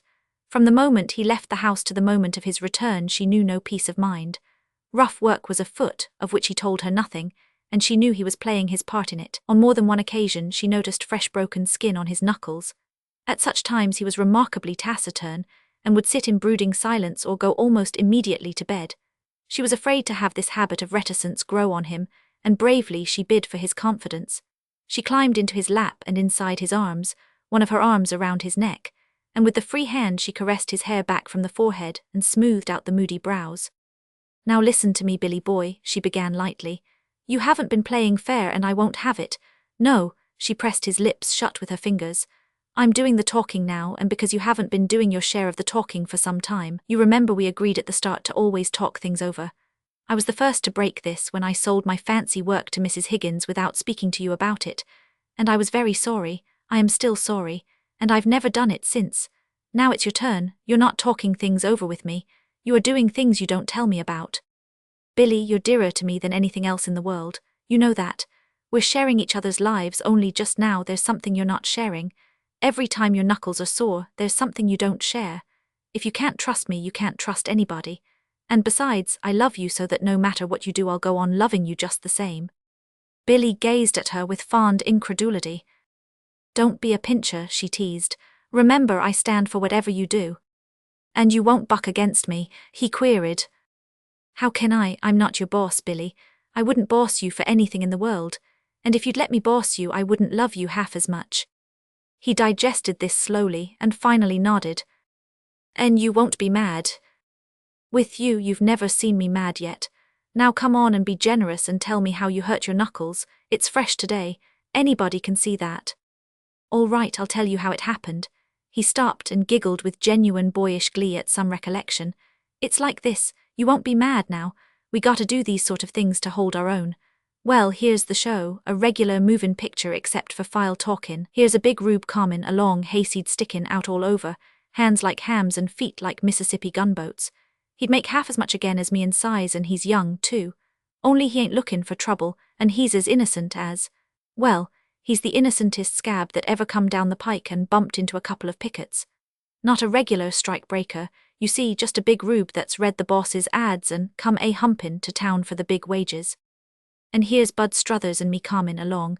We always go in pairs that way and sometimes bigger bunches. I flag the rube. 'Hello,' says I, 'lookin' for a job?' 'You bet,' says he, 'can you drive?' 'Yep, 4 horses, show me to 'em,' says he. 'No josh now,' says I, 'you're sure wantin' to drive?' 'That's what I come to town for,' he says. 'You're the man we're lookin' for,' says I, 'come along and we'll have you busy in no time.' You see, Saxon, we can't pull it off there because there's Tom Scanlon. You know, the red-headed cop only a couple of blocks away and pippin' us off though not recognizing us. So away we go, the three of us, Bud and me leadin', that boob to take our jobs away from us, I guess nit. We turn into the alley back of Campwell's grocery. Nobody in sight. Bud stops short and the Rube and me stop. I don't think he wants to drive, Bud says, considerin'. And the Rube says, quick, you bet your life I do. You're dead sure you want that job, I says. Yes, he's dead sure. Nothing's goin' to keep him away from that job. Why, that job's what he come to town for and we can't lead him to it too quick. Well, my friend, says I, it's my sad duty to inform you that you've made a mistake. How's that? He says. Go on, I says, you're standin' on your foot. And honest to God, Saxon, that gink looks down at his feet to see. I don't understand, says he. We're goin' to show you, says I. And then biff bang bingo swat zooey kerslambango blam. Fireworks 4th of July, kingdom come, blue lights, skyrockets and hell fire just like that. It don't take long when you're scientific and trained to tandem work. Of course it's hard on the knuckles. But say, Saxon, if you'd seen that Rube before and after you'd thought he was a lightnin' change artist. Laugh, you'd busted. Billy halted to give vent to his own mirth. Saxon forced herself to join with him, but down in her heart was horror. Mercedes was right. The stupid workers wrangled and snarled over jobs. The clever masters rode in automobiles and did not wrangle and snarl. They hired other stupid ones to do the wrangling and snarling for them. It was men like Bert and Frank Davis, like Chester Johnson and Otto Frank, like Jelly Belly and the Pinkertons, like Henderson and all the rest of the scabs who were beaten up, shot, clubbed or hanged. Ah, the clever ones were very clever. Nothing happened to them. They only rode in their automobiles. You big stiffs, the Rube snivels as he crawls to his feet at the end, Billy was continuing. You think you still want that job? I ask, he shakes his head. Then I read in the riot act they's only one thing for you to do, old hoss, and that's beat it. D'ye get me, beat it, back to the farm for you. And if you come monkeyin' around town again, we'll be real mad at you. We was only foolin' this time, but next time we catch you, your own mother won't know you when we get done with you. And say, you oughta seen Beat It. I bet he's goin' yet. Ah, when he gets back to Milpitas or Sleepy Hollow, or wherever he hangs out, and tells how the boys does things in Oakland, it's dollars to donuts they won't be a Rube in his district that come to town to drive if they offered $10 an hour. It was awful, Saxon said, then laughed well-simulated appreciation. But that was nothin', Billy went on. A bunch of the boys caught another one this morning. They didn't do a thing to him. My goodness gracious, no. In less'n 2 minutes he was the worst wreck they ever hauled to the receivin' hospital. The evenin' papers gave the score. Nose broken, 3 bad scalp wounds, front teeth out, a broken collarbone and 2 broken ribs. Gee, he certainly got all that was common to him.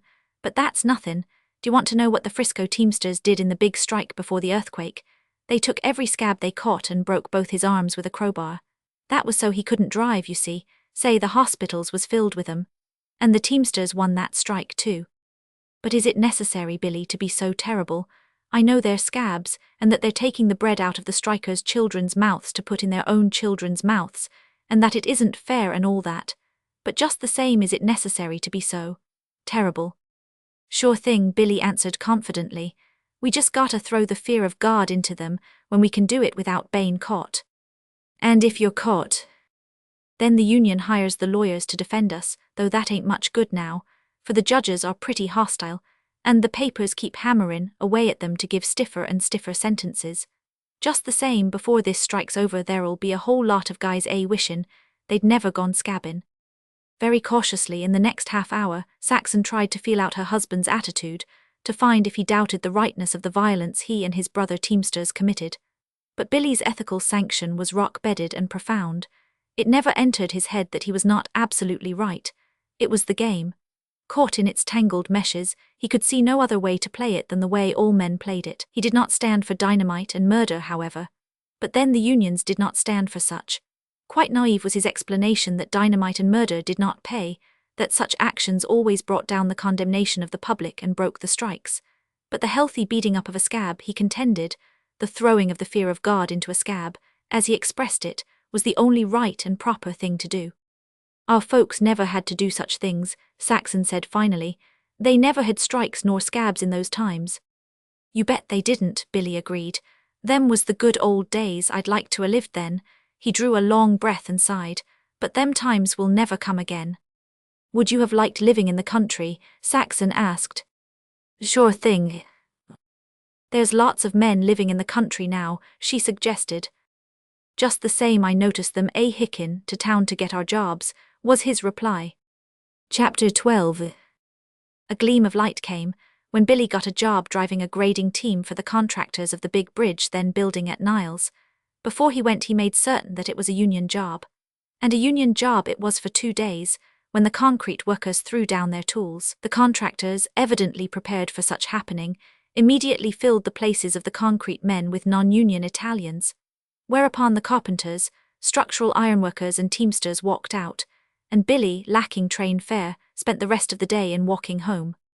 I couldn't work as a scab, he concluded his tale. No, Saxon said, you couldn't work as a scab. But she wondered why it was that when men wanted to work, and there was work to do, yet they were unable to work because their unions said no. Why were there unions? And if unions had to be, why were not all working men in them? Then there would be no scabs, and Billy could work every day. Also, she wondered where she was to get a sack of flour, for she had long since ceased the extravagance of baker's bread. And so many other of the neighborhood women had done this, that the little Welsh baker had closed up shop and gone away, taking his wife and 2 little daughters with him. Look where she would, everybody was being hurt by the industrial strife. One afternoon came a caller at her door, and that evening came Billy with dubious news. He had been approached that day. All he had to do, he told Saxon, was to say the word, and he could go into the stable as foreman at $100 a month. The nearness of such a sum, the possibility of it, was almost stunning to Saxon, sitting at a supper which consisted of boiled potatoes, warmed over beans, and a small dry onion which they were eating raw. There was neither bread, coffee, nor butter. The onion Billy had pulled from his pocket, having picked it up in the street. $100 a month. She moistened her lips and fought for control. What made them offer it to you? She questioned. That's easy, was his answer. They got a dozen reasons. The guy the boss has had exorcising, Prince, and King is a dub. King has gone lame in the shoulders.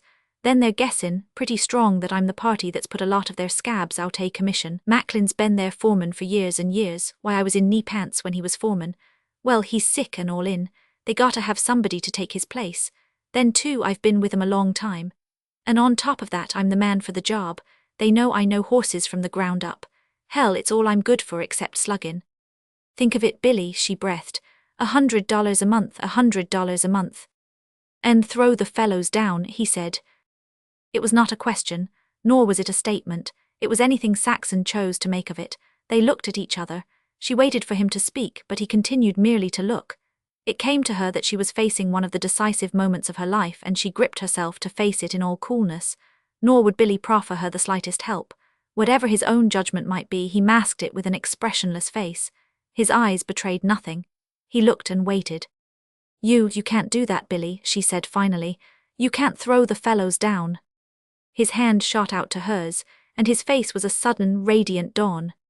Put her there, he cried, their hands meeting and clasping. You're the truest true blue wife a man ever had. If all the other fellows' wives was like you, we could win any strike we tackled. What would you have done if you weren't married, Billy? Seen 'em in hell first. Then it doesn't make any difference being married. I've got to stand by you in everything you stand for. I'd be a nice wife if I didn't.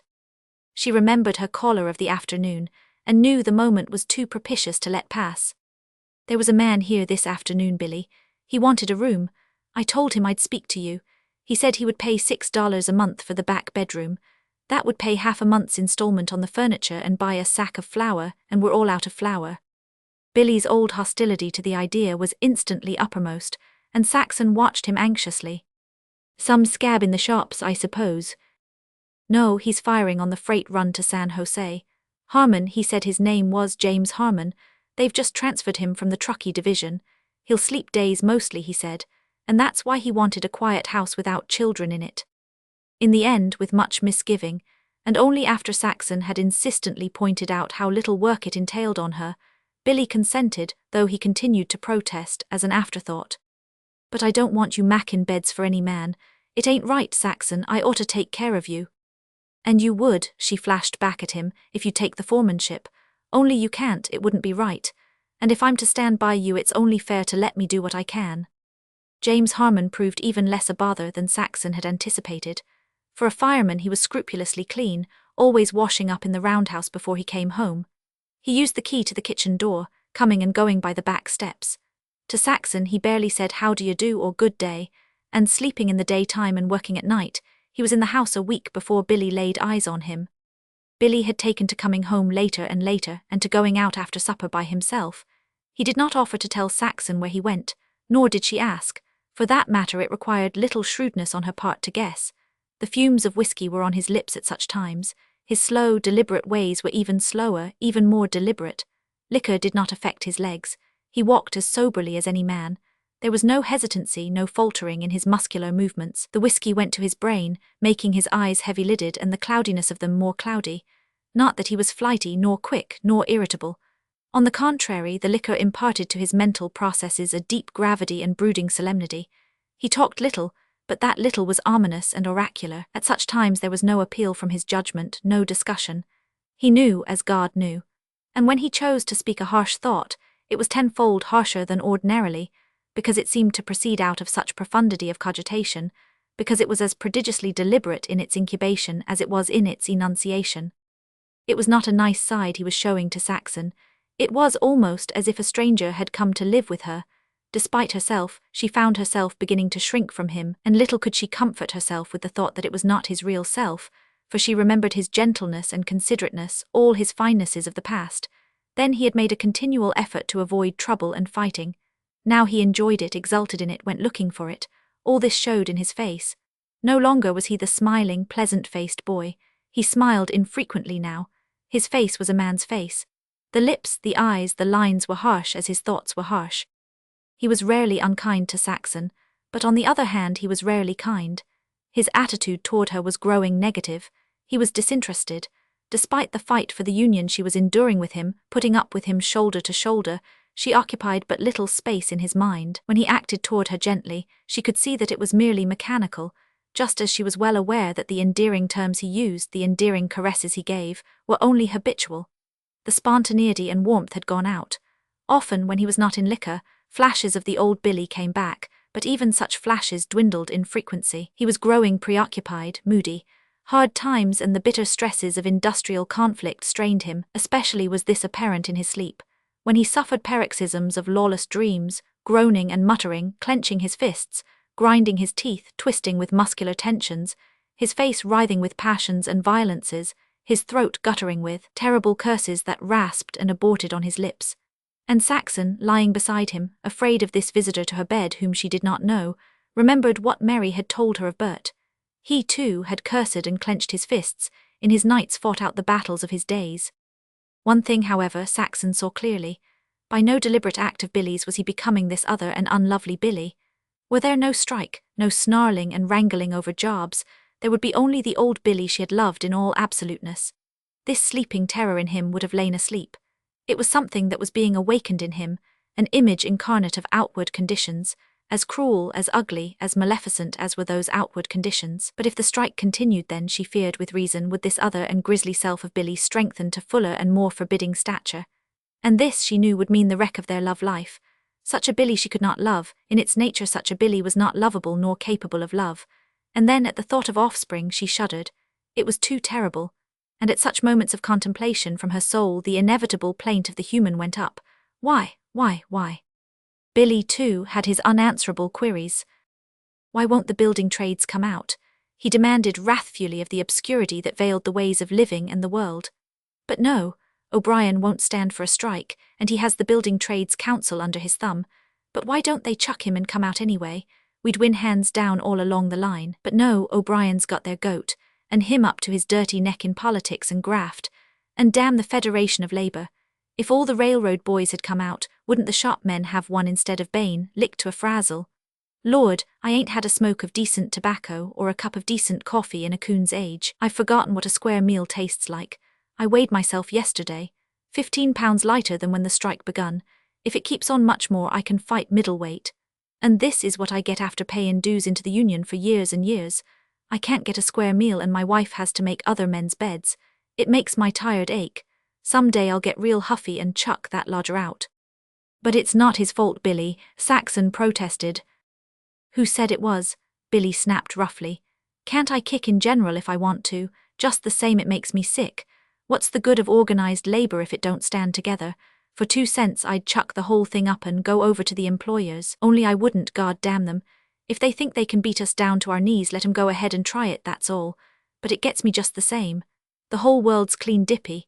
They ain't no sense in anything. What's the good of supportin' a union that can't win a strike? What's the good of knockin' the blocks off of scabs when they keep comin', thick as ever? The whole thing's bughouse, and I guess I am too. Such an outburst on Billy's part was so unusual that it was the only time Saxon knew it to occur. Always he was sullen and dogged and unwhipped, while whiskey only served to set the maggots of certitude crawling in his brain.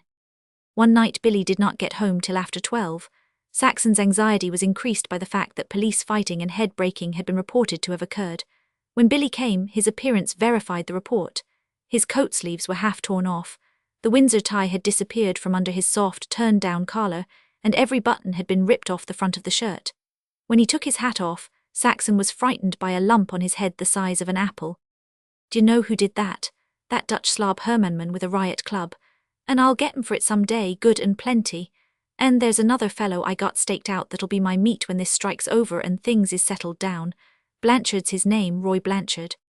"Not of Blanchard, Perkins and Company?" Saxon asked, busy washing Billy's hurt and making her usual fight to keep him calm. "Yep, except he's the son of the old man. What's he do that ain't done a tap of work in all his life except to blow the old man's money? He goes strike-breakin'. Grandstand play, that's what I call it. Gets his name in the papers and makes all the skirts he runs with fluster up and say, 'My, some bear, that Roy Blanchard, some bear. Some bear, the gazabo, he'll be bear meat for me some day. I never itched so hard to lick a man in my life.' And oh, I guess I'll pass that Dutch cop up. He got his already. Somebody broke his head with a lump of coal the size of a water bucket. That was when the wagons was turnin' into Franklin, just off 8th, by the old Galindo Hotel. They was hard fightin' there, and some guy in the hotel lambs that coal down from the 2nd-story window. They was fightin' every block of the way, bricks, cobblestones, and police clubs to beat the band. They don't dast call out the troops. And they was afraid to shoot. Why, we tore holes through the police force, and the ambulances and patrol wagons worked overtime. But say we got the procession blocked at 14th and Broadway, right under the nose of the city hall, rushed the rear end, cut out the horses of 5 wagons, and handed them college guys a few love pats in passin'. All that saved 'em from hospital was the police reserves. Just the same we had 'em jammed an hour there. You oughta seen the street cars blocked, too, Broadway, 14th, San Pablo, as far as you could see. But what did Blanchard do? Saxon called him back. He led the procession and he drove my team. All the teams was from my stable. He rounded up a lot of them college fellows, fraternity guys they're called, yaps that live off their father's money. They come to the stable in big touring cars and drove out the wagons with half the police of Oakland to help them. Say, it was sure some day. The sky rained cobblestones, and you oughta heard the clubs on our heads, rat-tat-tat-tat, rat-tat-tat-tat. And say, the chief of police in a police auto sittin' up like God Almighty. Just before we got to Peralta Street there was a block and the police chargin', and an old woman right from her front gate lammed the chief of police full in the face with a dead cat. Phew, you could hear it. "Arrest that woman," he yells with his handkerchief out, but the boys beat the cops to her and got her away. Some day, I guess, yes. The receivin' hospital went out a commission on the jump, and the overflow was spilled into St. Mary's Hospital and Fabiola, and I don't know where else. 8 of our men was pulled, and a dozen of the Frisco Teamsters that's come over to help. They're holy terrors, them Frisco Teamsters. It seemed half the working men of Oakland was helpin' us, and they must be an army of them in jail. Our lawyers'll have to take their cases too. But take it from me, it's the last we'll see of Roy Blanchard and yaps of his kidney buttin' into our affairs. I guess we showed him some football. You know that brick buildin' they're puttin' up on Bay Street? That's where we loaded up first and, say, you couldn't see the wagon seats for bricks when they started from the stables. Blanchard drove the first wagon, and he was knocked clean off the seat once, but he stayed with it. "He must have been brave," Saxon commented. "Brave," Billy flared. "With the police and the army and navy behind him, I suppose you'll be talkin' their part next. Brave, talkin' the food out the mouths of our women and children. Didn't Curly Jones's little kid die last night? Mother's milk not nourishin', that's what it was, because she didn't have the right stuff to eat. And I know, and you know, a dozen old aunts and sister-in-laws and such that's had to hike to the poorhouse because their folks couldn't take care of 'em in these times." In the morning paper, Saxon read the exciting account of the futile attempt to break the Teamsters' strike. Roy Blanchard was hailed a hero, and held up as a model of wealthy citizenship. And to save herself, she could not help glowing with appreciation of his courage. There was something fine in his going out to face the snarling pack. A brigadier general of the regular army was quoted as lamenting the fact that the troops had not been called out to take the mob by the throat and shake law and order into it. "This is the time for a little healthful bloodletting," was the conclusion of his remarks, after deploring the pacific methods of the police. For not until the mob has been thoroughly beaten and cowed will tranquil industrial conditions obtain. That evening Saxon and Billy went uptown. Returning home and finding nothing to eat, he had taken her on one arm, his overcoat on the other. The overcoat he had pawned at Uncle Sam's, and he and Saxon had eaten drearily at a Japanese restaurant which in some miraculous way managed to set a semi-satisfying meal for 10 cents. After eating, they started on their way to spend an additional 5 cents each on a moving picture show. At the Central Bank building, 2 striking teamsters accosted Billy and took him away with them. Saxon waited on the corner, and when he returned, 3/4 of an hour later, she knew he had been drinking. Half a block on, passing the Forum Café, he stopped suddenly. A limousine stood at the curb, and into it a young man was helping several wonderfully gowned women. A chauffeur sat in the driver's seat. Billy touched the young man on the arm. He was as broad-shouldered as Billy and slightly taller.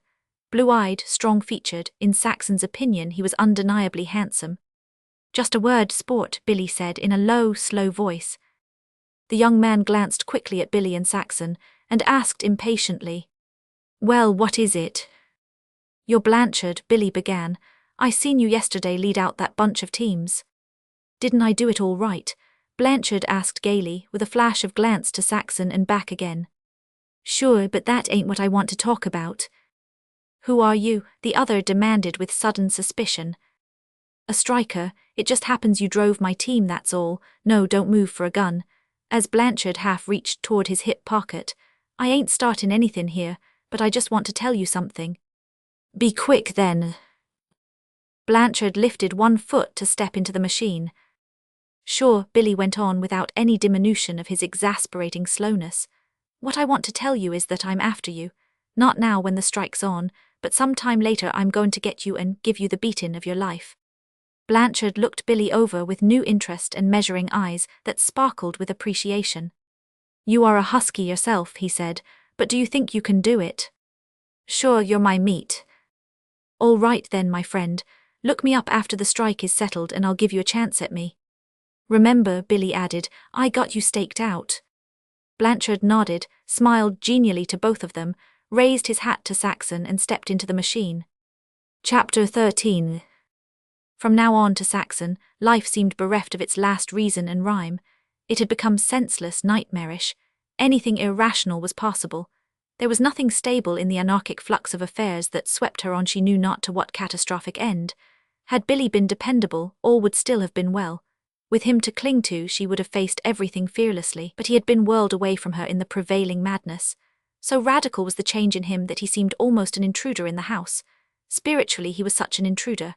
Another man looked out of his eyes, a man whose thoughts were of violence and hatred, a man to whom there was no good in anything, and who had become an ardent protagonist of the evil that was rampant and universal.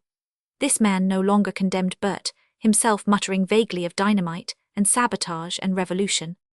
Saxon strove to maintain that sweetness and coolness of flesh and spirit that Billy had praised in the old days. Once only she lost control. He had been in a particularly ugly mood, and a final harshness and unfairness cut her to the quick. "Who are you speaking to?" she flamed out at him. He was speechless and abashed, and could only stare at her face, which was white with anger. "Don't you ever speak to me like that again, Billy," she commanded. "Or can't you put up with a piece of bad temper?" he muttered, half apologetically yet half defiantly. "God knows I got enough to make me cranky." After he left the house she flung herself on the bed and cried heartbrokenly. For she, who knew so thoroughly the humility of love, was a proud woman. Only the proud can be truly humble, as only the strong may know the fullness of gentleness. But what was the use, she demanded, of being proud and game, when the only person in the world who mattered to her lost his own pride and gameness and fairness, and gave her the worst share of their mutual trouble? And now, as she had faced alone the deeper, organic hurt of the loss of her baby, she faced alone another, and in a way an even greater personal trouble. Perhaps she loved Billy none the less, but her love was changing into something less proud, less confident, less trusting. It was becoming shot through with pity, with the pity that is parent to contempt. Her own loyalty was threatening to weaken, and she shuddered and shrank from the contempt she could see creeping in. She struggled to steel herself to face the situation. Forgiveness stole into her heart, and she knew relief until the thought came that in the truest, highest love forgiveness should have no place. And again she cried and continued her battle. After all, one thing was incontestable. This Billy was not the Billy she had loved. This Billy was another man, a sick man, and no more to be held responsible than a fever patient in the ravings of delirium. She must be Billy's nurse without pride, without contempt, with nothing to forgive. Besides, he was really bearing the brunt of the fight, was in the thick of it, dizzy with the striking of blows and the blows he received. If fault there was, it lay elsewhere, somewhere in the tangled scheme of things that made men snarl over jobs like dogs over bones. So Saxon arose and buckled on her armor again for the hardest fight of all in the world's arena, the woman's fight. She ejected from her thought all doubting and distrust. She forgave nothing, for there was nothing requiring forgiveness. She pledged herself to an absoluteness of belief that her love and Billy's was unsullied, unperturbed, severe as it had always been, as it would be when it came back again, after the world settled down once more to rational ways. That night when he came home, she proposed, as an emergency measure, that she should resume her needlework and help keep the pot boiling until the strike was over. But Billy would hear nothing of it. "It's all right," he assured her repeatedly.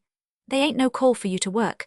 I'm going to get some money before the week is out, and I'll turn it over to you. And Saturday night we'll go to the show, a real show, no movin' pictures. Harvey's nigger minstrels is comin' to town. We'll go Saturday night. I'll have the money before that, as sure as beans is beans."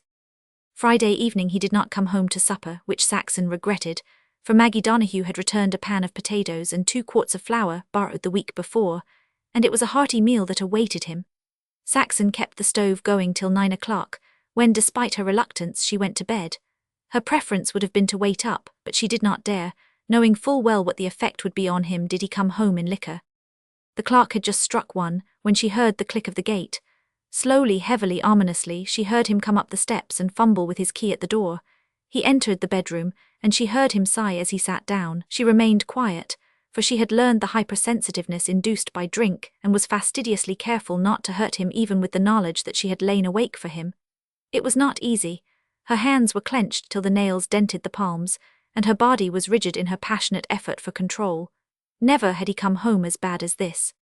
"Saxon," he called thickly, "Saxon." She stirred and yawned. "What is it?" she asked. "Won't you strike a light? My fingers is all thumbs." Without looking at him, she complied, but so violent was the nervous trembling of her hands that the glass chimney tinkled against the globe, and the match went out.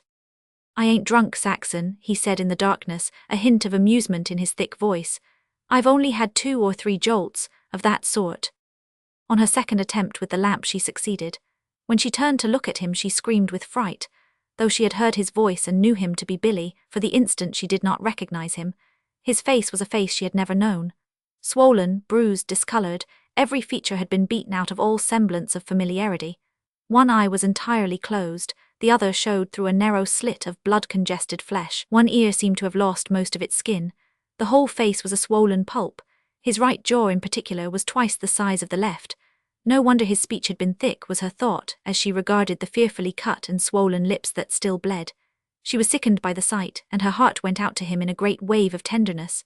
She wanted to put her arms around him, and cuddle and soothe him, but her practical judgment bade otherwise. "You poor, poor boy," she cried. "Tell me what you want me to do first. I don't know about such things." "If you could help me get my clothes off," he suggested meekly and thickly.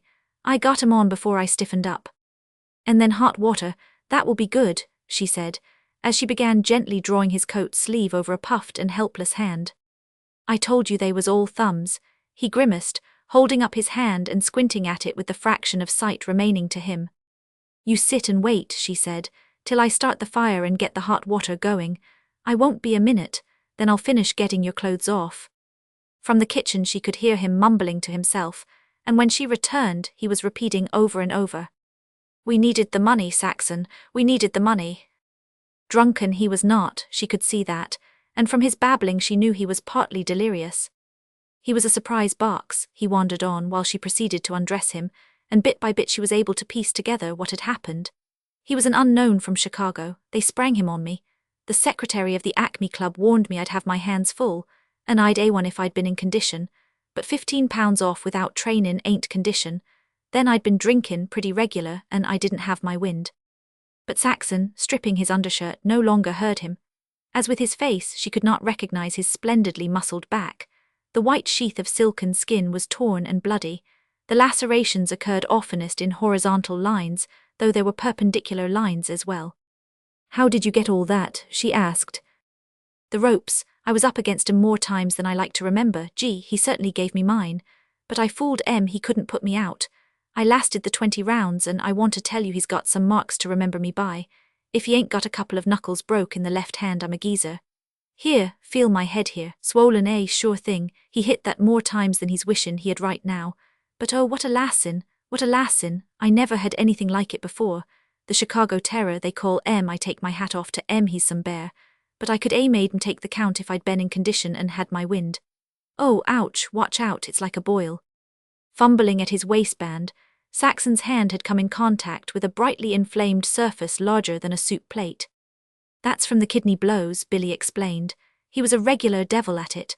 Most every clench like clockwork down he'd chop one on me. It got so sore I was wincin', until I got groggy and didn't know much of anything.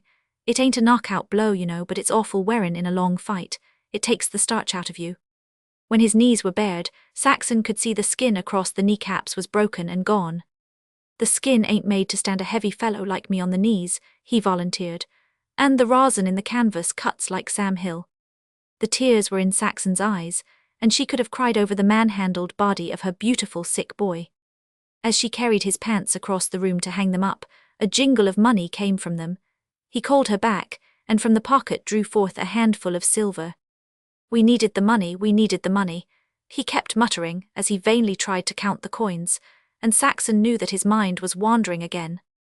It cut her to the heart, for she could not but remember the harsh thoughts that had threatened her loyalty during the week past. After all, Billy, the splendid physical man, was only a boy, her boy, and he had faced and endured all this terrible punishment for her, for the house and the furniture that were their house and furniture. He said so now when he scarcely knew what he said. He said we needed the money. She was not so absent from his thoughts as she had fancied. Here, down to the naked tie-ribs of his soul, when he was half unconscious, the thought of her persisted was uppermost. We needed the money. We. The tears were trickling down her cheeks as she bent over him, and it seemed she had never loved him so much as now. "Here, you count," he said, abandoning the effort and handing the money to her. "How much do you make it?" $19.35. "That's right, the loser's end. $20. I had some drinks and treated a couple of the boys, and then there was car fare. If I'd won, I'd got 100, that's what I fought for. It'd put us on easy street for a while. You take it and keep it, it's better'n nothin'." In bed he could not sleep because of his pain, and hour by hour she worked over him, renewing the hot compresses over his bruises, soothing the lacerations with witch hazel and cold cream and the tenderest of finger tips. And all the while, with broken intervals of groaning, he babbled on, living over the fight, seeking relief in telling her his trouble, voicing regret at loss of the money, and crying out the hurt to his pride. Far worse than the sum of his physical hurts was his hurt pride. "He couldn't put me out anyway. He had full swing at me in the times when I was too much in to get my hands up. The crowd was crazy. I showed him some stamina. They was times when he only rocked me, for I'd evaporated plenty of his steam for him in the open-in rounds. I don't know how many times he dropped me. Things was gettin' too dreamy.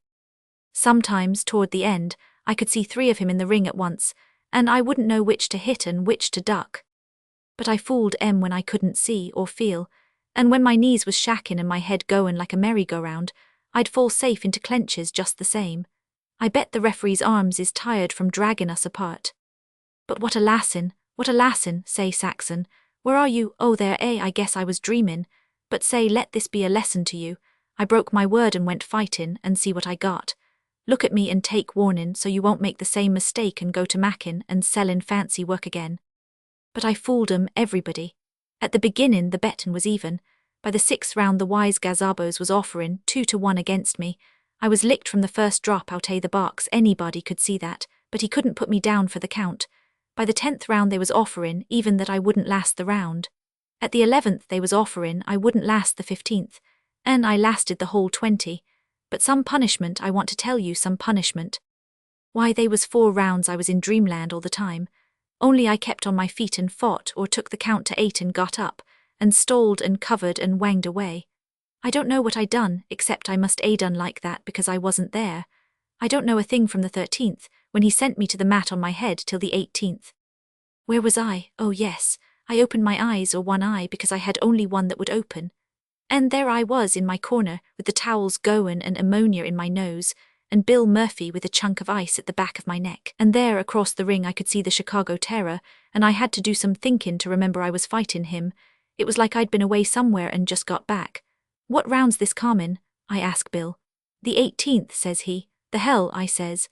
What's come of all the other rounds? The last I was fightin' in was the 13th. You're a wonder, says Bill. You've been out 4 rounds, only nobody knows it except me. I've been tryin' to get you to quit all the time. Just then the gong sounds and I can see the Terror startin' for me. Quit, says Bill, mackin' a move to throw in the towel. Not on your life, I says. Drop it, Bill. But he went on wantin' me to quit. By that time the Terror had come across to my corner and was standin' with his hands down lookin' at me. The referee was lookin', too, and the house was that quiet lookin', you could hear a pin drop. And my head was gettin' some clearer, but not much. You can't win, Bill says. Watch me, says I, and with that I make a rush for the Terror, catchin' him unexpected. I'm that groggy I can't stand, but I just keep a-goin', wallopin' the Terror clear across the ring to his corner, where he slips and falls, and I fall on top of him. Say, that crowd goes crazy. Where was I? My head's still goin' round, I guess. It's buzzin' like a swarm of bees. You just fallen on top of him in his corner, Saxon prompted. Oh yes, well, no sooner are we on our feet, and I can't stand, I rush the same way back across to my corner and fall on that was luck. We got up and I'd fallen, only I clenched and held myself up by him. I got your goat, I says to him, and now I'm goin' to eat you up. I hadn't his goat, but I was playin' to get a piece of it, and I got it, rushin', as soon as the referee drags us apart and fetchin' my lucky wallop in the stomach that steadied man made him almighty careful. Too almighty careful. He was afraid to chance a mix with me. He thought I had more fight left in me than I had, so you see I got that much of his goat anyway. And he couldn't get me, he didn't get me. And in the 20th we stood in the middle of the ring and exchanged wallops even. Of course I'd made a fine showin' for a licked man, but he got the decision, which was right. But I fooled he couldn't get me. And I fooled the gazabos that was bettin' he would on short order. At last, as dawn came on, Billy slept. He groaned and moaned, his face twisting with pain, his body vainly moving and tossing in quest of easement. So this was prize fighting, Saxon thought. It was much worse than she had dreamed. She had had no idea that such damage could be wrought with padded gloves. He must never fight again. Street rioting was preferable. She was wondering how much of his silk had been lost when he mumbled and opened his eyes. What is it? She asked, ere it came to her that his eyes were unseeing and that he was in delirium. Saxon, Saxon, he called. Yes, Billy, what is it? His hand fumbled over the bed, where ordinarily it would have encountered her. Again he called her, and she cried her presence loudly in his ear. He sighed with relief and muttered brokenly. I had to do it, we needed the money. His eyes closed, and he slept more soundly, though his muttering continued. She had heard of congestion of the brain, and was frightened. Then she remembered his telling her of the ice Billy Murphy had held against his head. Throwing a shawl over her head, she ran to the Pile Drivers' home on 7th Street. The barkeeper had just opened and was sweeping out. From the refrigerator he gave her all the ice she wished to carry, breaking it into convenient pieces for her. Back in the house, she applied the ice to the base of Billy's brain, placed hot irons to his feet, and bathed his head with witch hazel made cold by resting on the ice. He slept in the darkened room until late afternoon, when, to Saxon's dismay, he insisted on getting up. Gotta make a showin', he explained. They ain't goin' to have the laugh on me. In torment he was helped by her to dress, and in torment he went forth from the house so that his world should have ocular evidence that the beating he had received did not keep him in bed.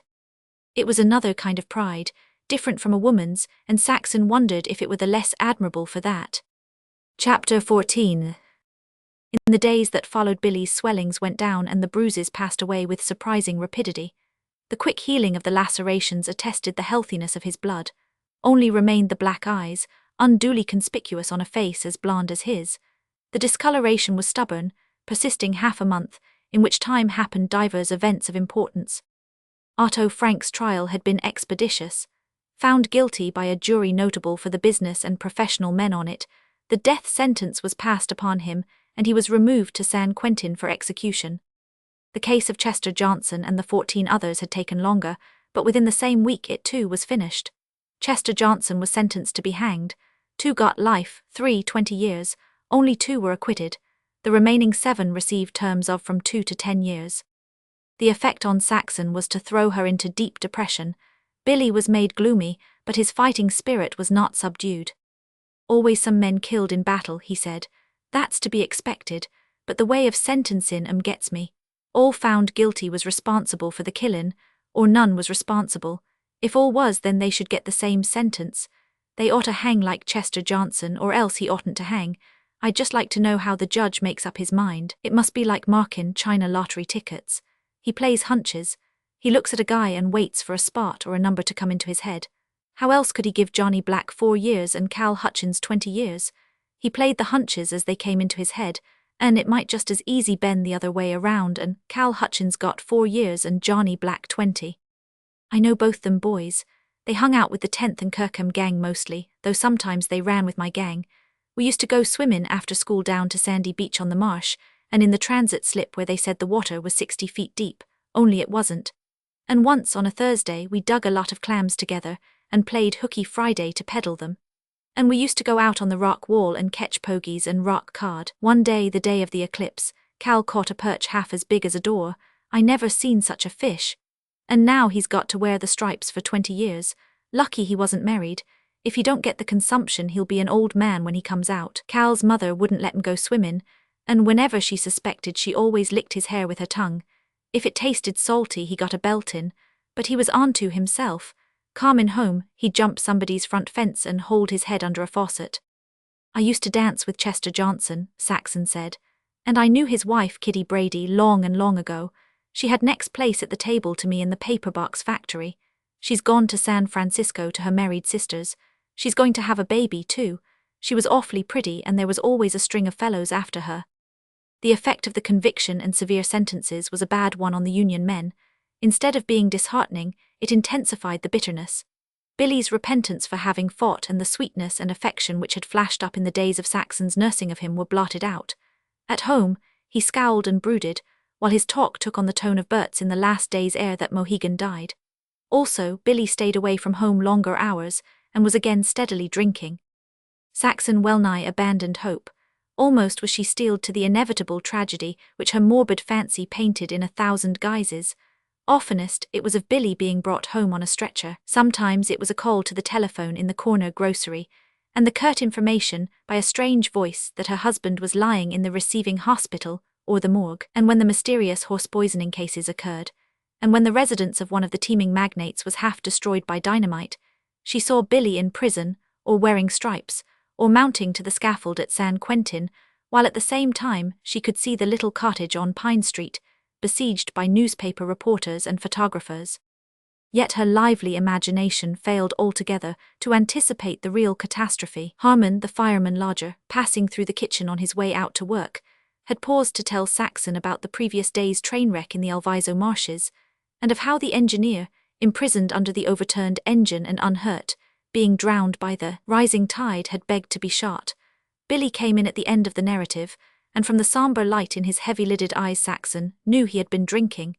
He glowered at Harmon, and without greeting to him or Saxon, leaned his shoulder against the wall. Harmon felt the awkwardness of the situation, and did his best to appear oblivious. "I was just telling your wife," he began, but was savagely interrupted. "I don't care what you was tellin' her, but I got something to tell you, Mr. Man. My wife's made up your bed too many times to suit me." "Billy," Saxon cried, her face scarlet with resentment and hurt and shame. Billy ignored her. Harmon was saying, "I don't understand." "Well, I don't like your mug," Billy informed him. "You're standing on your foot. Get off of it. Get out, beat it. Do you understand that?" "I don't know what's got into him," Saxon gasped hurriedly to the fireman. "He's not himself. Oh, I am so ashamed, so ashamed." Billy turned on her. "You shut your mouth and keep out this." "But Billy," she remonstrated. "And get out here. You go into the other room." "Here now," Harmon broke in. This is a fine way to treat a fellow. I've given you too much rope as it is, was Billy's answer. I've paid my rent regularly, haven't I? And I ought to knock your block off for you. Don't see any reason I shouldn't, for that matter. If you do anything like that, Billy, Saxon began. You here still? Well, if you won't go into the other room, I'll see that you do. His hand clutched her arm. For one instant she resisted his strength, and in that instant the flesh crushed under his fingers. She realized the fullness of his strength. In the front room she could only lie back in the Morris chair sobbing and listen to what occurred in the kitchen. I'll stay to the end of the week, the fireman was saying. I've paid in advance. Don't make no mistake, came Billy's voice, so slow that it was almost a drawl yet quivering with rage. You can't get out too quick if you want to stay healthy, you and your traps with you. I'm likely to start something any moment. Oh, I know you're a slugger, the fireman's voice began. Then came the unmistakable impact of a blow, the crash of glass, a scuffle on the back porch, and finally the heavy bumps of a body down the steps. She heard Billy re-enter the kitchen, move about, and knew he was sweeping up the broken glass of the kitchen door. Then he washed himself at the sink, whistling while he dried his face and hands, and walked into the front room. She did not look at him. She was too sick and sad. He paused irresolutely, seeming to make up his mind. I'm goin' uptown, he stated. They's a meeting of the union. If I don't come back it'll be because that geezer's sworn out a warrant. He opened the front door and paused. She knew he was looking at her. Then the door closed and she heard him go down the steps. Saxon was stunned. She did not think, she did not know what to think. The whole thing was incomprehensible, incredible. She lay back in the chair, her eyes closed, her mind almost a blank, crushed by a leaden feeling that the end had come to everything. The voices of children playing in the street aroused her. Night had fallen. She groped her way to a lamp and lighted it. In the kitchen she stared, lips trembling at the pitiful half-prepared meal. The fire had gone out. The water had boiled away from the potatoes.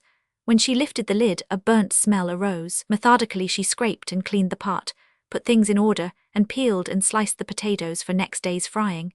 And just as methodically she went to bed. Her lack of nervousness, her placidity, was abnormal, so abnormal that she closed her eyes and was almost immediately asleep. Nor did she awaken till the sunshine was streaming into the room. It was the first night she and Billy had slept apart. She was amazed that she had not lain awake worrying about him. She lay with eyes wide open, scarcely thinking, until pain in her arm attracted her attention. It was where Billy had gripped her. On examination she found the bruised flesh fearfully black and blue. She was astonished, not by the spiritual fact that such bruise had been administered by the one she loved most in the world, but by the sheer physical fact that an instant's pressure had inflicted so much damage. The strength of a man was a terrible thing. Quite impersonally, she found herself wondering if Charlie Long were as strong as Billy. It was not until she dressed and built the fire that she began to think about more immediate things. Billy had not returned, then he was arrested. What was she to do? Leave him in jail, go away and start life afresh? Of course it was impossible to go on living with a man who had behaved as he had. But then came another thought, was it impossible? After all, he was her husband. For better or worse, the phrase reiterated itself, a monotonous accompaniment to her thoughts at the back of her consciousness. That to leave him was to surrender. She carried the matter before the tribunal of her mother's memory. No, Daisy would never have surrendered. Daisy was a fighter. Then she, Saxon, must fight. Besides, and she acknowledged it, readily though in a cold, dead way, besides, Billy was better than most husbands. Better than any other husband she had heard of, she concluded, as she remembered many of his earlier nicenesses and finenesses, and especially his eternal chant, "Nothing is too good for us. The Robertses ain't on the cheap." At 11 o'clock she had a caller. It was Bud Struthers, Billy's mate on strike duty. Billy, he told her, had refused bail, refused a lawyer, had asked to be tried by the court, had pleaded guilty, and had received a sentence of $60 or 30 days. Also, he had refused to let the boys pay his fine. "He's clean loony," Struthers summed up. "Won't listen to reason, says he'll serve the time out. He's been tankin' up too regular, I guess, his wheels are buzzin'. Here, he give me this note for you. Any time you want anything, send for me. The boys'll all stand by Bill's wife. You belong to us, you know. How are you off for money?" Proudly she disclaimed any need for money, and not until her visitor departed did she read Billy's note. "Dear Saxon, Bud Struthers is going to give you this, don't worry about me. I am going to take my medicine, I deserve it, you know that. I guess I am gone bughouse. Just the same, I am sorry for what I done. Don't come to see me, I don't want you to. If you need money, the union will give you some. The business agent is all right. I will be out in a month.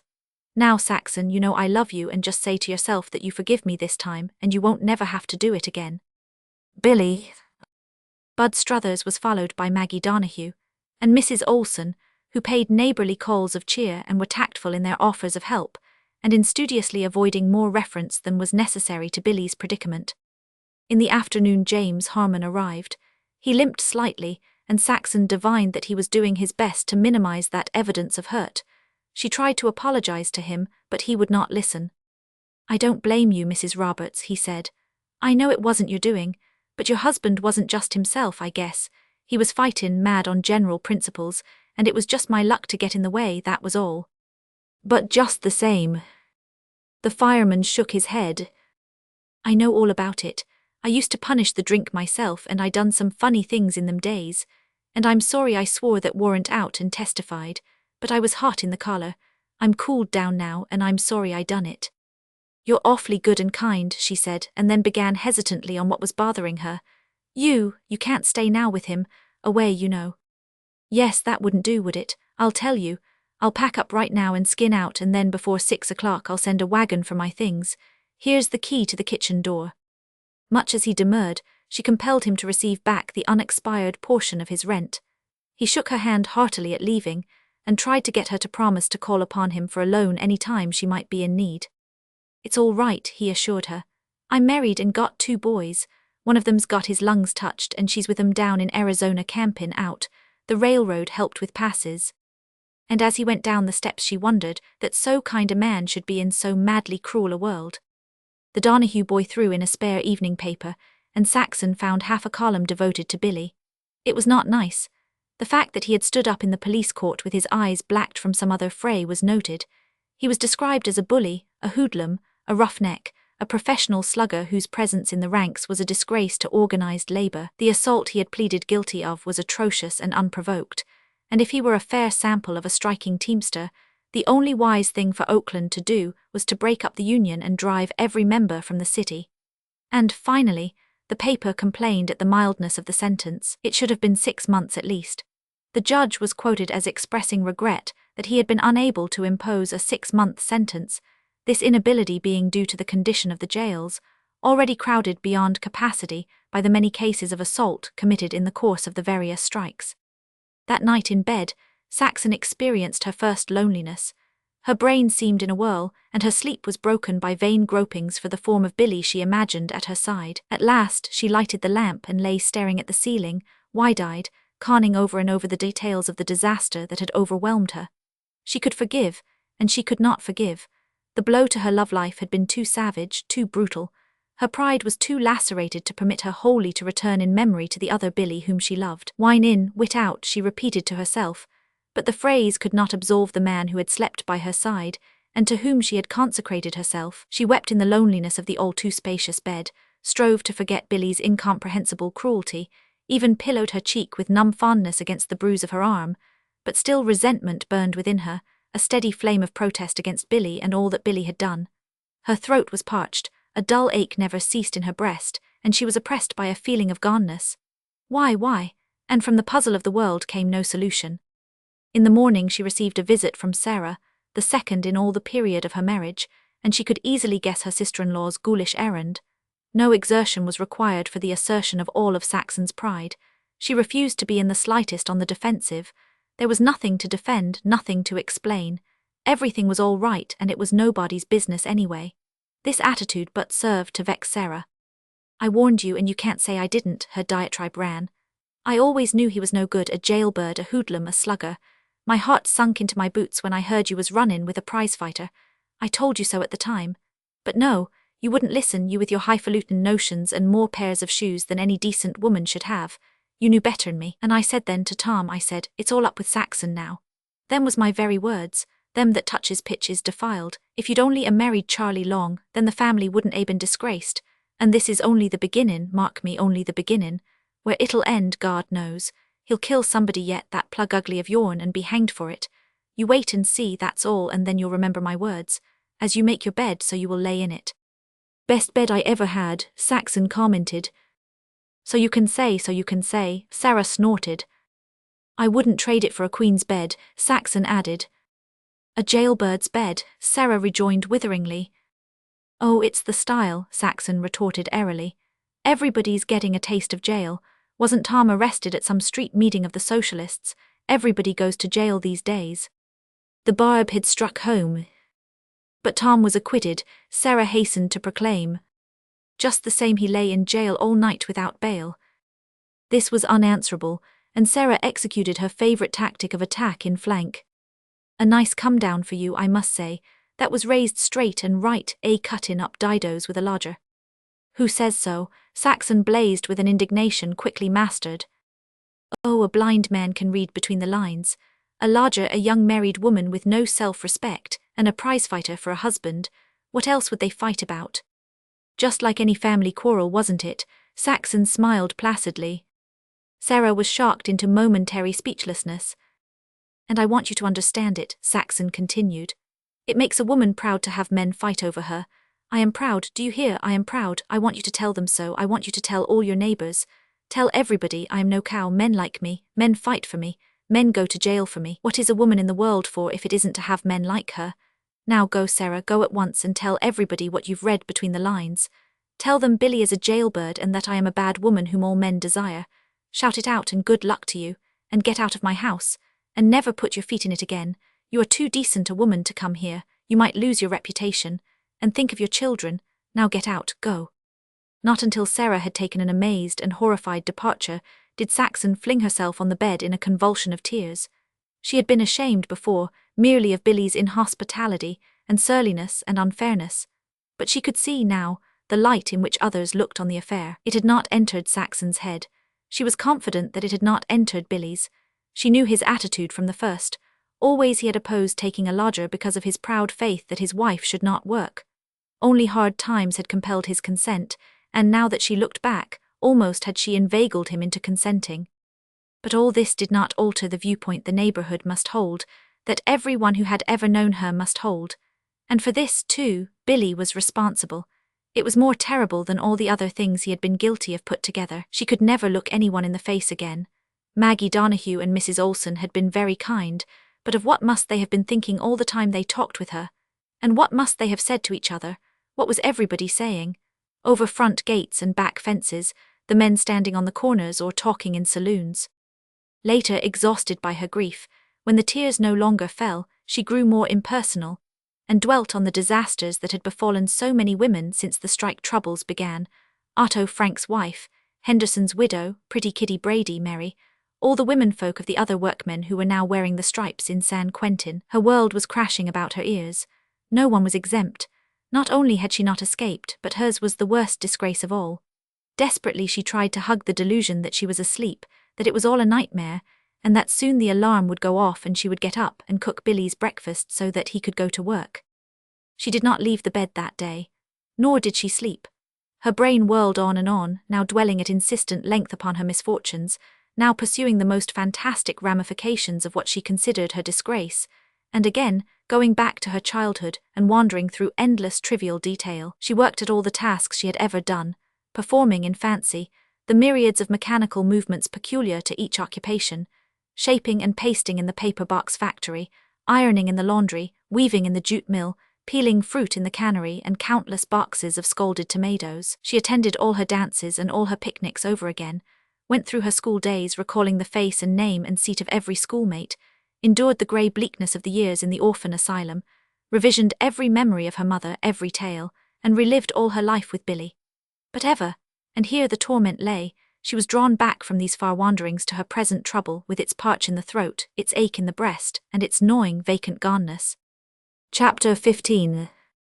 All that night Saxon lay, unsleeping, without taking off her clothes, and when she arose in the morning and washed her face and dressed her hair she was aware of a strange numbness, of a feeling of constriction about her head, as if it were bound by a heavy band of iron. It seemed like a dull pressure upon her brain. It was the beginning of an illness that she did not know as illness. All she knew was that she felt queer. It was not fever. It was not cold. Her bodily health was as it should be, and when she thought about it, she put her condition down to nerves, according to her ideas and the ideas of her class being unconnected with disease. She had a strange feeling of loss of self, of being a stranger to herself, and the world in which she moved seemed a vague and shrouded world. It lacked sharpness of definition. Its customary vividness was gone. She had lapses of memory, and was continually finding herself doing unplanned things. Thus, to her astonishment, she came to in the backyard hanging up the week's wash. She had no recollection of having done it, yet it had been done precisely as it should have been done. She had boiled the sheets and pillow slips and the table linen. Billy's woolens had been washed in warm water only, with the homemade soap, the recipe of which Mercedes had given her. On investigation, she found she had eaten a mutton chop for breakfast. This meant that she had been to the butcher shop, yet she had no memory of having gone.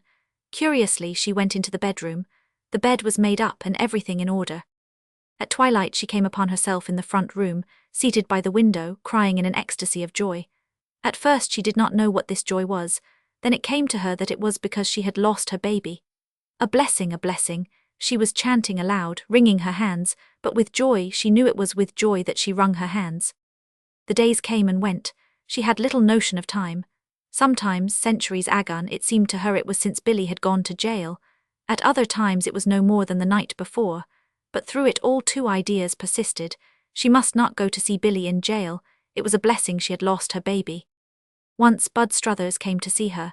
She sat in the front room and talked with him, noting with fascination that there were fringes to the heels of his trousers. Another day, the business agent of the union called. She told him, as she had told Bud Struthers, that everything was all right, that she needed nothing, that she could get along comfortably until Billy came out. A fear began to haunt her. When he came out, no, it must not be, there must not be another baby, it might live, no, 1,000 times no, it must not be, she would run away first, she would never see Billy again. Anything but that, anything but that. This fear persisted. In her nightmare-ridden sleep it became an accomplished fact, so that she would awake, trembling in a cold sweat, crying out. Her sleep had become wretched. Sometimes she was convinced that she did not sleep at all, and she knew that she had insomnia, and remembered that it was of insomnia her mother had died. She came to herself one day, sitting in Dr. Hentley's office. He was looking at her in a puzzled way. "Got plenty to eat?" he was asking. She nodded. "Any serious trouble?" She shook her head. "Everything's all right, doctor, except—" Yes, he encouraged. And then she knew why she had come. Simply, explicitly, she told him. He shook his head slowly. "It can't be done, little woman," he said. "Oh, but it can," she cried. "I know it can." "I don't mean that," he answered. "I mean I can't tell you, I dare not. It is against the law. There is a doctor in Leavenworth prison right now for that." In vain she pleaded with him. He instanced his own wife and children, whose existence forbade his imperiling. "Besides, there is no likelihood now," he told her. "But there will be, there is sure to be," she urged. But he could only shake his head sadly. "Why do you want to know?" he questioned finally. Saxon poured her heart out to him. She told of her first year of happiness with Billy, of the hard times caused by the labor troubles, of the change in Billy so that there was no love life left, of her own deep horror. Not if it died, she concluded. She could go through that again, but if it should live, Billy would soon be out of jail and then the danger would begin. It was only a few words, she would never tell anyone. Wild horses could not drag it out of her. But Dr. Hentley continued to shake his head. "I can't tell you, little woman. It's a shame, but I can't take the risk. My hands are tied, our laws are all wrong, I have to consider those who are dear to me." It was when she got up to go that he faltered. "Come here," he said, "sit closer." He prepared to whisper in her ear, then with a sudden excess of caution, crossed the room swiftly, opened the door and looked out. When he sat down again he drew his chair so close to hers that the arms touched, and when he whispered his beard tickled her ear. No, he shut her off when she tried to voice her gratitude. "I have told you nothing. You were here to consult me about your general health. You are run down, out of condition." As he talked he moved her toward the door. When he opened it, a patient for the dentist in the adjoining office was standing in the hall. Dr. Hentley lifted his voice. "What you need is that tonic I prescribed, remember that, and don't pamper your appetite when it comes back. Eat strong, nourishing food and beefsteak, plenty of beefsteak, and don't cook it to a cinder. Good day." At times the silent cottage became unendurable, and Saxon would throw a shawl about her head and walk out the Oakland mole, or cross the railroad yards and the marshes to Sandy Beach where Billy had said he used to swim, also by going out the transit slip, by climbing down the piles on a precarious ladder of iron spikes, and by crossing a boom of logs. She won access to the rock wall that extended far out into the bay, and that served as a barrier between the mudflats and the tide-scoured channel of Oakland estuary. Here the fresh sea breezes blew and Oakland sank down to a smudge of smoke behind her, while across the bay she could see the smudge that represented San Francisco. Ocean steamships passed up and down the estuary, and lofty masted ships, towed by red-stacked tugs. She gazed at the sailors on the ships, wondered on what far voyages and to what far lands they went, wondered what freedoms were theirs, or were they girt in by as remorseless and cruel a world as the dwellers in Oakland were? Were they as unfair, as unjust, as brutal in their dealings with their fellows as were the city dwellers? It did not seem so, and sometimes she wished herself on board, outbound, going anywhere. She cared not where, so long as it was away from the world to which she had given her best, and which had trampled her in return. She did not know always when she left the house, nor where her feet took her. Once she came to herself in a strange part of Oakland. The street was wide and lined with rows of shade trees. Velvet lawns, broken only by cement sidewalks, ran down to the gutters. The houses stood apart and were large. In her vocabulary they were mansions.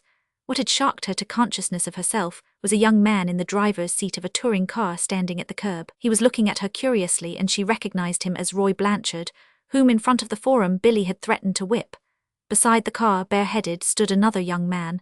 He, too, she remembered. He it was at the Sunday picnic where she first met Billy, who had thrust his cane between the legs of the flying foot racer and precipitated the free-for-all fight.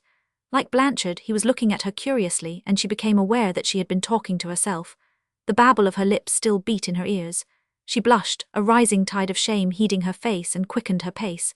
Blanchard sprang out of the car and came to her with lifted hat. "Is anything the matter?" he asked. She shook her head, and though she had stopped, she evinced her desire to go on. "I know you," he said, studying her face. "You were with the striker who promised me a licking." "He is my husband," she said. "Oh, good for him." He regarded her pleasantly and frankly. "But about yourself, isn't there anything I can do for you? Something is the matter." "No, I'm all right," she answered. "I have been sick," she lied, for she never dreamed of connecting her queerness with sickness. "You look tired," he pressed her. "I can take you in the machine and run you anywhere you want. It won't be any trouble, I've plenty of time." Saxon shook her head. If you would tell me where I can catch the 8th Street cars. I don't often come to this part of town." He told her where to find an electric car and what transfers to make, and she was surprised at the distance she had wandered. "Thank you," she said, "and goodbye." "Sure I can't do anything now." "Sure." "Well, goodbye," he smiled good-humoredly. "And tell that husband of yours to keep in good condition. I'm likely to make him need it all when he tangles up with me." "Oh, but you can't fight with him," she warned. "You mustn't, you haven't got a show." "Good for you," he admired. "That's the way for a woman to stand up for her man. Now the average woman would be so afraid he was going to get licked." "But I'm not afraid. For him, it's for you, he's a terrible fighter, you wouldn't have any chance, it would be like taking candy from a baby." Blanchard finished for her. "Yes," she nodded. "That's just what he would call it. And whenever he tells you are standing on your foot, watch out for him. Now I must go, goodbye and thank you again." She went on down the sidewalk, his cheery goodbye ringing in her ears. He was kind, she admitted it honestly. Yet he was one of the clever ones, one of the masters who, according to Billy, were responsible for all the cruelty to labor, for the hardships of the women, for the punishment of the labor men who were wearing stripes in San Quentin or were in the death cells, awaiting the scaffold. Yet he was kind, sweet-natured, clean good. She could read his character in his face. But how could this be if he were responsible for so much evil? She shook her head wearily. There was no explanation, no understanding of this world which destroyed little babes and bruised women's breasts. As for her having strayed into that neighborhood of fine residences, she was unsurprised. It was in line with her queerness. She did so many things without knowing that she did them. But she must be careful. It was better to wander on the marshes and the rock wall. Especially she liked the rock wall. There was a freedom about it, a wide spaciousness that she found herself instinctively trying to breathe, holding her arms out to embrace and make part of herself. It was a more natural world, a more rational world. She could understand it, understand the green crabs with white bleached claws that scuttled before her, and which she could see pasturing on green-weeded rocks when the tide was low.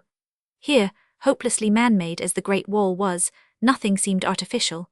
There were no men here, no laws nor conflicts of men. The tide flowed and ebbed, the sun rose and set. Regularly each afternoon the brave west wind came romping in through the Golden Gate, darkening the water, cresting tiny wavelets, making the sailboats fly. Everything ran with frictionless order. Everything was free. Firewood lay about for the taking.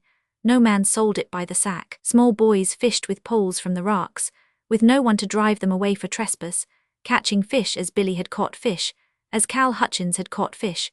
Billy had told her of the great perch Cal Hutchins caught on the day of the eclipse, when he had little dreamed the heart of his manhood would be spent in convict's garb. And here was food that was free. She watched the small boys on a day when she had eaten nothing, and emulated them, gathering mussels from the rocks at low water, cooking them by placing them among the coals of a fire she built on top of the wall. They tasted particularly good. She learned to knock the small oysters from the rocks, and once she found a string of fresh-caught fish some small boy had forgotten to take home with him. Here drifted evidences of man's sinister handiwork from a distance from the cities. One flood tide she found the water covered with muskmelons. They bobbed and bumped along up the estuary in countless thousands. Where they stranded against the rocks she was able to get them, but each and every melon, and she patiently tried scores of them, had been spoiled by a sharp gash that let in the salt water. She could not understand. She asked an old Portuguese woman gathering driftwood. "They do it, the people who have too much," the old woman explained, straightening her labor-stiffened back with such an effort that almost Saxon could hear it creak. The old woman's black eyes flashed angrily, and her wrinkled lips, drawn tightly across toothless gums, wry with bitterness. "The people that have too much, it is to keep up the price. They throw them overboard in San Francisco." "But why don't they give them away to the poor people?" Saxon asked. "They must keep up the price." "But the poor people cannot buy them anyway," Saxon objected. "It would not hurt the price." The old woman shrugged her shoulders. "I do not know, it is their way. They chop each melon so that the poor people cannot fish them out and eat anyway. They do the same with the oranges, with the apples. Ah, the fishermen, there is a trust. When the boats catch too much fish, the trust throws them overboard from Fisherman Wharf, boatloads and boatloads and boatloads of the beautiful fish. And the beautiful good fish sink and are gone, and no one gets them. Yet they are dead and only good to eat. Fish are very good to eat." And Saxon could not understand a world that did such things, a world in which some men possessed so much food that they threw it away, paying men for their labor of spoiling it before they threw it away. And in the same world, so many people who did not have enough food, whose babies died because their mother's milk was not nourishing, whose young men fought and killed one another for the chance to work, whose old men and women went to the poorhouse because there was no food for them in the little shacks they wept at leaving.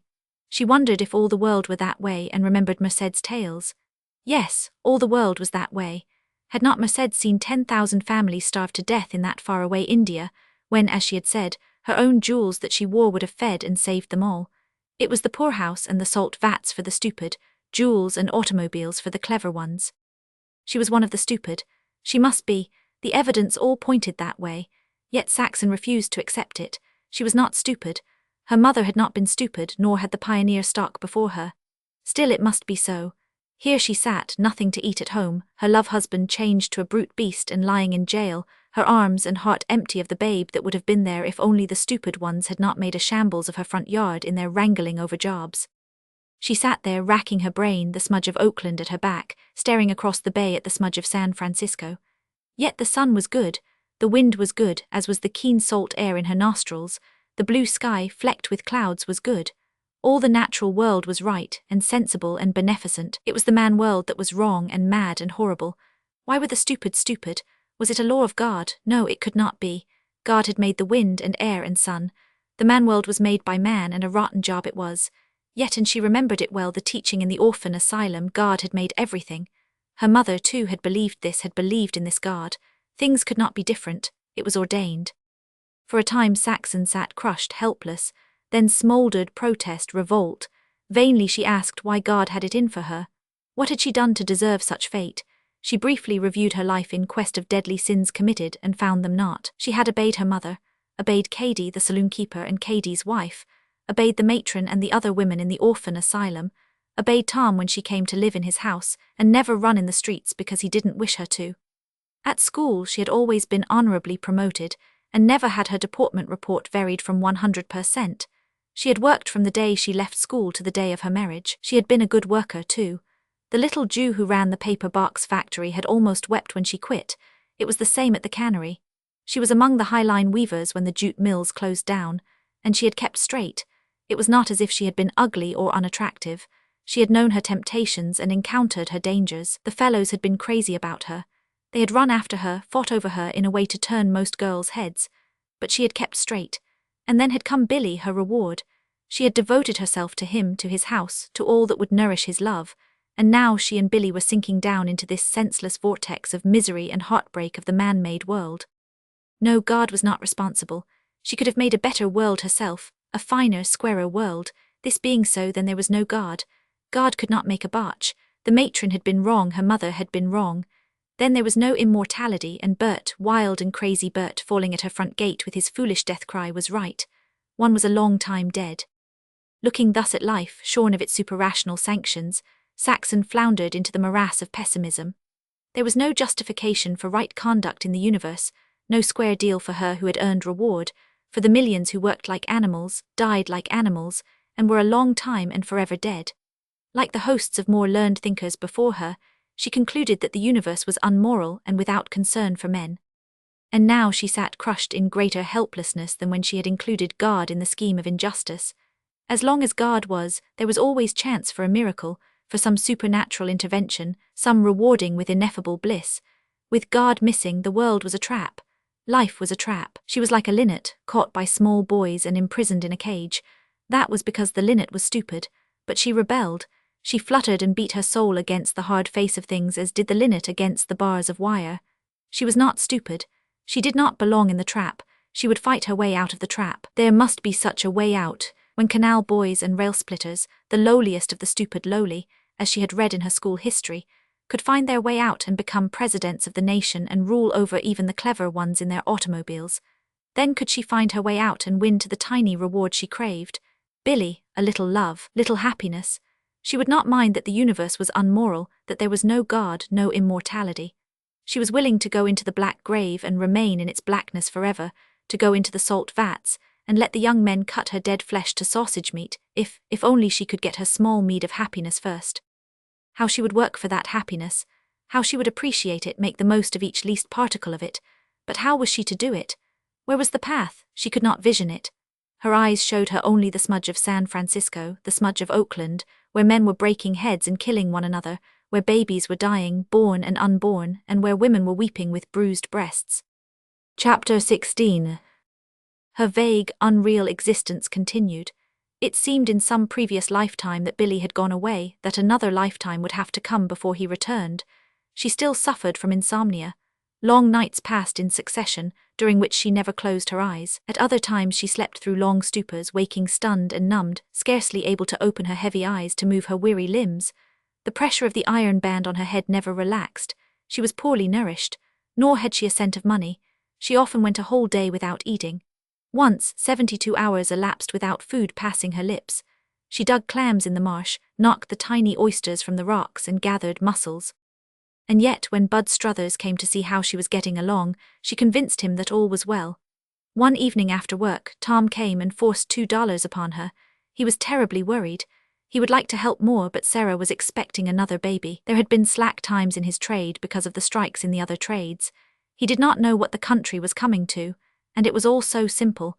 All they had to do was see things in his way and vote the way he voted. Then everybody would get a square deal. Christ was a socialist, he told her. Christ died 2,000 years ago, Saxon said. Well, Tom queried, not catching her implication. Think, she said. Think of all the men and women who died in those 2,000 years, and socialism has not come yet. And in 2,000 years more it may be as far away as ever. Tom, your socialism never did you any good. It is a dream. It wouldn't be if, he began with a flash of resentment. If they believed as you do, only they don't, you don't succeed in making them. But we are increasing every year, he argued. 2,000 years is an awfully long time, she said quietly. Her brother's tired face saddened as he noted, then he sighed. Well, Saxon, if it's a dream, it is a good dream. I don't want to dream, was her reply. I want things real, I want them now. And before her fancy passed the countless generations of the stupid lowly, the Billies and Saxons, the Berts and Marys, the Toms and Sarahs. And to what end? The salt vats and the grave. Mercedes was a hard and wicked woman, but Mercedes was right. The stupid must always be under the heels of the clever ones. Only she, Saxon, daughter of Daisy, who had written wonderful poems, and of a soldier father on a roan war horse, daughter of the strong generations who had won half a world from wild nature and the savage Indian. No, she was not stupid. It was as if she suffered false imprisonment. There was some mistake. She would find the way out. With the $2 she bought a sack of flour and half a sack of potatoes. This relieved the monotony of her clams and mussels. Like the Italian and Portuguese women, she gathered driftwood and carried it home, though always she did it with shamed pride, timing her arrival so that it would be after dark.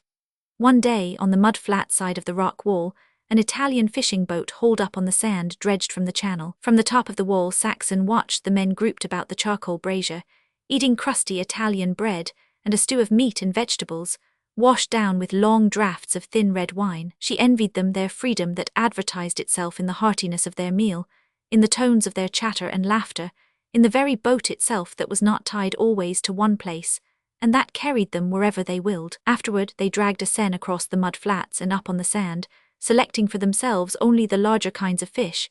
Many thousands of small fish like sardines, they left dying on the sand when they sailed away. Saxon got a sackful of the fish, and was compelled to make 2 trips in order to carry them home, where she salted them down in a wooden washtub.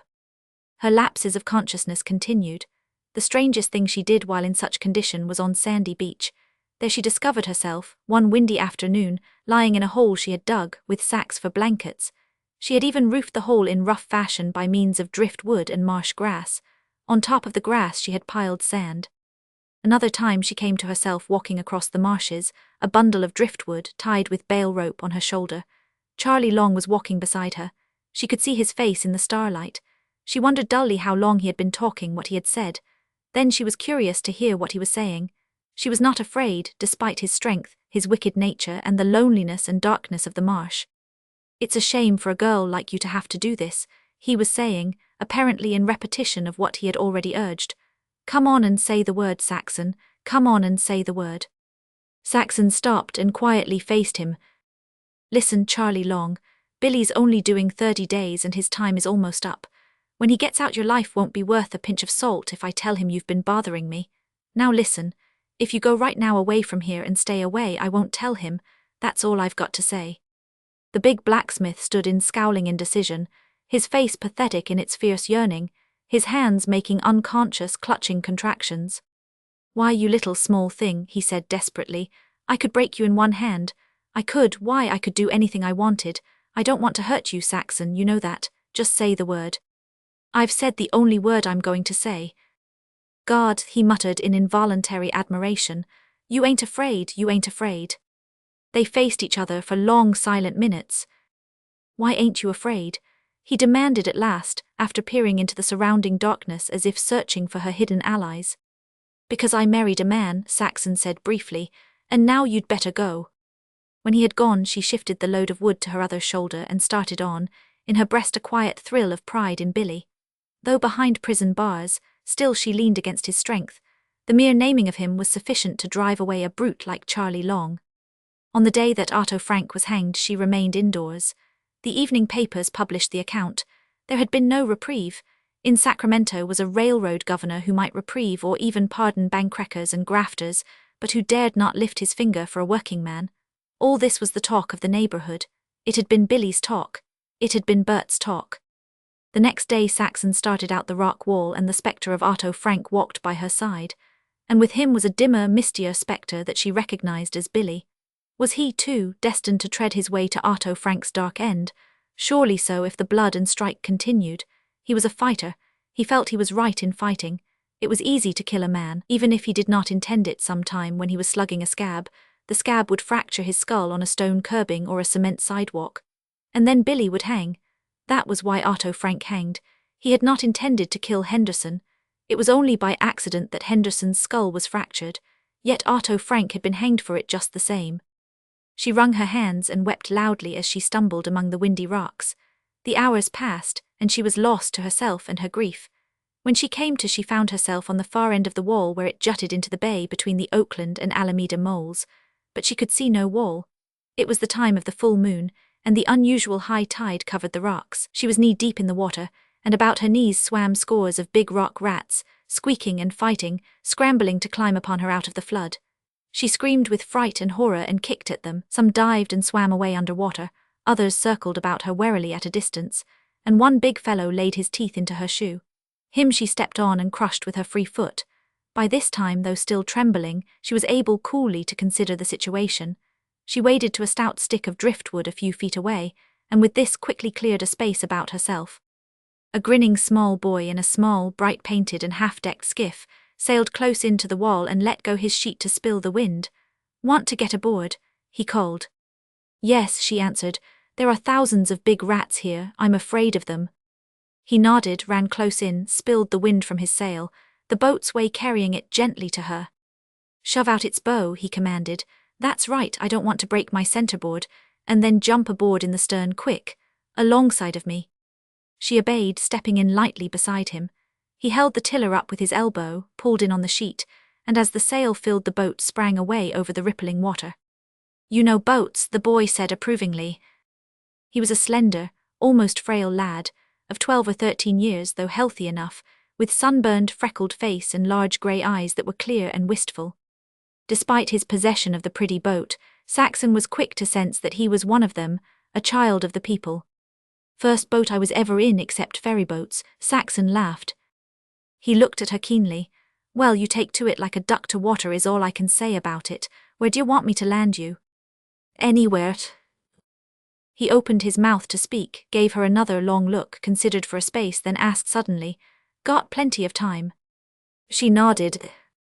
"All day?" Again she nodded. "Say, I'll tell you, I'm goin' out on this ebb to Goat Island for rock cod, and I'll come in on the flood this evening. I got plenty of lines and bait. Want to come along? We can both fish, and what you catch you can have." Saxon hesitated. The freedom and motion of the small boat appealed to her. Like the ships she had envied, it was outbound. "Maybe you'll drown me," she parleyed. The boy threw back his head with pride.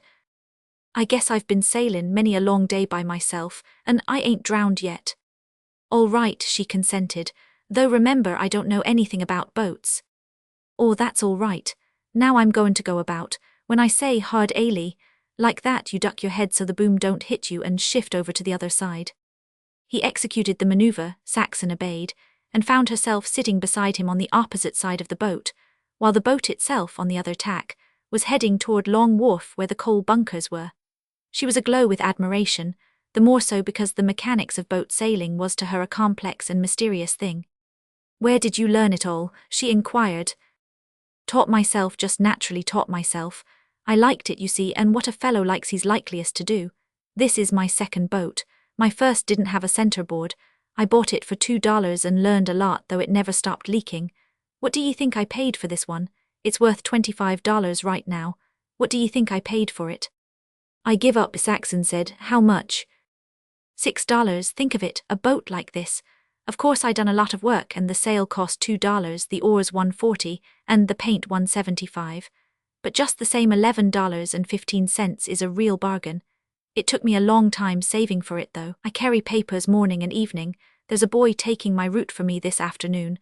I give him 10 cents and all the extras he sells is his. And I'd got the boat sooner, only I had to pay for my shorthand lessons. My mother wants me to become a court reporter. They get sometimes as much as $20 a day. Gee, but I don't want it. It's a shame to waste the money on the lessons." "What do you want?" she asked, partly from idleness and yet with genuine curiosity, for she felt drawn to this boy in knee pants who was so confident and at the same time so wistful. "What do I want?" he repeated after her. Turning his head slowly, he followed the skyline, pausing especially when his eyes rested landward on the brown Contra Costa Hills, and seaward past Alcatraz on the Golden Gate. The wistfulness in his eyes was overwhelming and went to her heart. "That," he said, sweeping the circle of the world with a wave of his arm. "That?" she queried. He looked at her, perplexed in that he had not made his meaning clear. "Don't you ever feel that way?" he asked, bidding for sympathy with his dream. "Don't you sometimes feel you'd die if you didn't know what's beyond them hills and what's beyond the other hills behind them hills? And the Golden Gate, there's the Pacific Ocean beyond, and China and Japan and India and And all the Coral Islands. You can go anywhere out through the Golden Gate, to Australia, to Africa, to the Seal Islands, to the North Pole, to Cape Horn. Why, all them places are just waitin' for me to come and see 'em. I've lived in Oakland all my life, but I'm not going to live in Oakland the rest of my life, not by a long shot. I'm going to get away. Away. Again, as words failed to express the vastness of his desire, the wave of his arm swept the circle of the world. Saxon thrilled with him. She too, save for her earlier childhood, had lived in Oakland all her life, and it had been a good place in which to live, until now. And now, in all its nightmare horror, it was a place to get away from, as with her people the East had been a place to get away from, and why not? The world tugged at her, and she felt in touch with the lad's desire. Now that she thought of it, her race had never been given to staying long in one place. Always it had been on the move.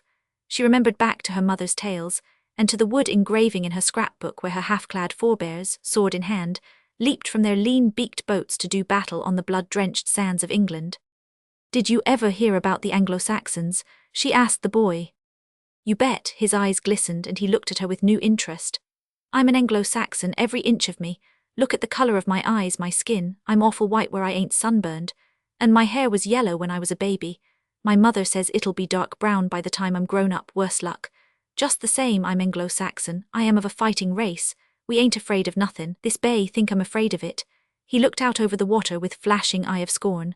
"Why, I've crossed it when it was howlin', and when the scow schooner sailors said I lied and that I didn't.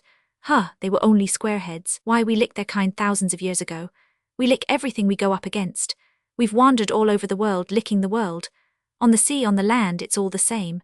Look at Ivory Nelson, look at Davy Crockett, look at Paul Jones, look at Clive and Kitchener and Fremont and Kit Carson and all of 'em." Saxon nodded while he continued, her own eyes shining, and it came to her what a glory it would be to be the mother of a man-child like this. Her body ached with the fancied quickening of unborn life. A good stock, she thought to herself. Then she thought of herself and Billy, healthy shoots of that same stock, yet condemned to childlessness because of the trap of the man-made world and the curse of being herded with the stupid ones. She came back to the boy. "My father was a soldier in the Civil War," he was telling her, "a scout and a spy. The rebels were going to hang him twice for a spy. At the Battle of Wilson's Creek, he ran half a mile with his captain wounded on his back. He's got a bullet in his leg right now, just above the knee. It's been there all these years. He let me feel it once. He was a buffalo hunter and a trapper before the war. He was sheriff of his county when he was 20 years old. And after the war, when he was marshal of Silver City, he cleaned out the bad men and gunfighters. He's been in almost every state in the Union. He could wrestle any man at the railings in his day. And he was bully of the raftsmen of the Susquehanna when he was only a youngster. His father killed a man in a stand-up fight with a blow of his fist when he was 60 years old. And when he was 74, his second wife had twins, and he died when he was ploughing in the field with oxen when he was 99 years old. He just unyoked the oxen and sat down under a tree and died there sitting up. And my father's just like him. He's pretty old now, but he ain't afraid of nothing. He's a regular Anglo-Saxon, you see. He's a special policeman, and he didn't do a thing to the strikers in some of the fightin'. He had his face all cut up with a rock, but he broke his club short off over some hoodlum's head." He paused breathlessly and looked at her. "Gee," he said, "I'd hate to have been that hoodlum." "My name is Saxon," she said. "You're named." "My first name." "Gee," he cried, "you're lucky. Now if mine had been only Erling, you know, Erling the Bold or Wolf or Swen or Jarl." "What is it?" she asked. "Only John," he admitted sadly. "But I don't let 'em call me John. Everybody's got to call me Jack. I've scrapped with a dozen fellows that tried to call me John or Johnny. Wouldn't that make you sick? Johnny." They were now off the coal bunkers of Long Wharf, and the boy put the skiff about, heading toward San Francisco. They were well out in the open bay. The west wind had strengthened and was whitecapping the strong ebb tide. The boat drove merrily along. When splashes of spray flew aboard, wetting them, Saxon laughed, and the boy surveyed her with approval. They passed a ferryboat, and the passengers on the upper deck crowded to one side to watch them. In the swell of the steamer's wake, the skiff shipped quarterful of water. Saxon picked up an empty can and looked at the boy. "That's right," he said, "go ahead and bail out. And when she had finished, we'll fetch Goat Island next tack. Right there off the torpedo station is where we fish in 50 feet of water and the tide runnin' to beat the band. You're wringing wet, ain't you? Gee, you're like your name, you're a Saxon all right. Are you married?" Saxon nodded and the boy frowned. What do you want to do that for? Now you can't wander over the world like I'm going to. You're tied down, you're anchored for keeps. It's pretty good to be married though, she smiled. Sure, everybody gets married, but that's no reason to be in a rush about it. Why couldn't you wait a while like me? I'm going to get married too, but not until I'm an old man and have been everywheres. Under the lee of Goat Island, Saxon obediently sitting still, he took in the sail, and when the boat had drifted to a position to suit him, he dropped a tiny anchor. He got out the fish lines and showed Saxon how to bait her hooks with salted minnows. Then they dropped the lines to bottom, where they vibrated in the swift tide, and waited for bites. They'll bite pretty soon, he encouraged. I've never failed but twice to catch a mess here. What d'you say we eat while we're waiting? Vainly she protested she was not hungry. He shared his lunch with her with a boy's rigid equity, even to the half of a hard-boiled egg and the half of a big red apple. Still the rock cod did not bite. From under the stern sheets he drew out a cloth-bound book. Free library, he vouchsafed, as he began to read, with one hand holding the place while with the other he waited for the tug on the fishline that would announce rock cod. Saxon read the title. It was Afloat in the Forest. Listen to this, he said after a few minutes, and he read several pages descriptive of a great flooded tropical forest being navigated by boys on a raft. Think of that, he concluded. That's the Amazon River in flood time in South America, and the world's full of places like that everywhere most likely except Oakland. Oakland's just a place to start from, I guess. Now that's adventure I want to tell you. Just think of the luck of them boys. All the same, someday I'm going to go over the Andes to the headwaters of the Amazon, all through the rubber country, and canoe down the Amazon thousands of miles to its mouth, where it's that wide you can't see one bank from the other, and where you can scoop up perfectly fresh water out of the ocean 100 miles from land. But Saxon was not listening. One pregnant sentence had caught her fancy. Oakland just a place to start from. She had never viewed the city in that light. She had accepted it as a place to live in as an end in itself. But a place to start from, why not? Why not like any railroad station or ferry depot? Certainly, as things were going, Oakland was not a place to stop in. The boy was right. It was a place to start from, but to go where? Here she was halted, and she was driven from the train of thought by a strong pull and a series of jerks on the line. She began to haul in hand under hand, rapidly and deftly, the boy encouraging her, until hooks, sinker, and a big gasping rock cod tumbled into the bottom of the boat. The fish was free of the hook, and she baited afresh and dropped the line over. The boy marked his place and closed the book. They'll be biting soon as fast as we can haul 'em in, he said. But the rush of fish did not come immediately. Did you ever read Captain Mayne Reid, he asked, or Captain Marryat or Ballantyne? She shook her head. And you an Anglo-Saxon? He cried derisively. Why, there's stacks of 'em in the free library. I have 2 cards, my mother's and mine, and I draw 'em out all the time after school before I have to carry my papers. I stick the books inside my shirt in front under the suspenders. That holds 'em. One time deliverin' papers at Second and Market. There's an awful tough gang of kids hang out there. I got into a fight with the leader. He hauled off to knock my wind out and he landed square on a book. You ought to seen his face. And then I landed on him. And then his whole gang was goin' to jump on me. Only a couple of iron moulders stepped in and saw fair play. I gave 'em the books to hold. Who won? Saxon asked. Nobody, the boy confessed reluctantly. I think I was lickin' him, but the moulders called it a draw because the policeman on the beat stopped us when we'd only been fightin' half an hour. But you ought to seen the crowd.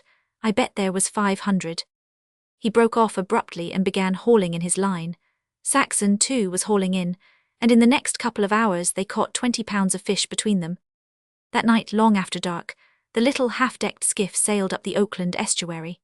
The wind was fair but light, and the boat moved slowly, towing a long pile which the boy had picked up adrift and announced as worth $3 anywhere for the wood that was in it. The tide flooded smoothly under the full moon, and Saxon recognized the points they passed: the transit slip, Sandy Beach, the shipyards, the nail works, Market Street Wharf. The boy took the skiff in to a dilapidated boat wharf at the foot of Castro Street, where the scow schooners, laden with sand and gravel, lay hauled to the shore in a long row.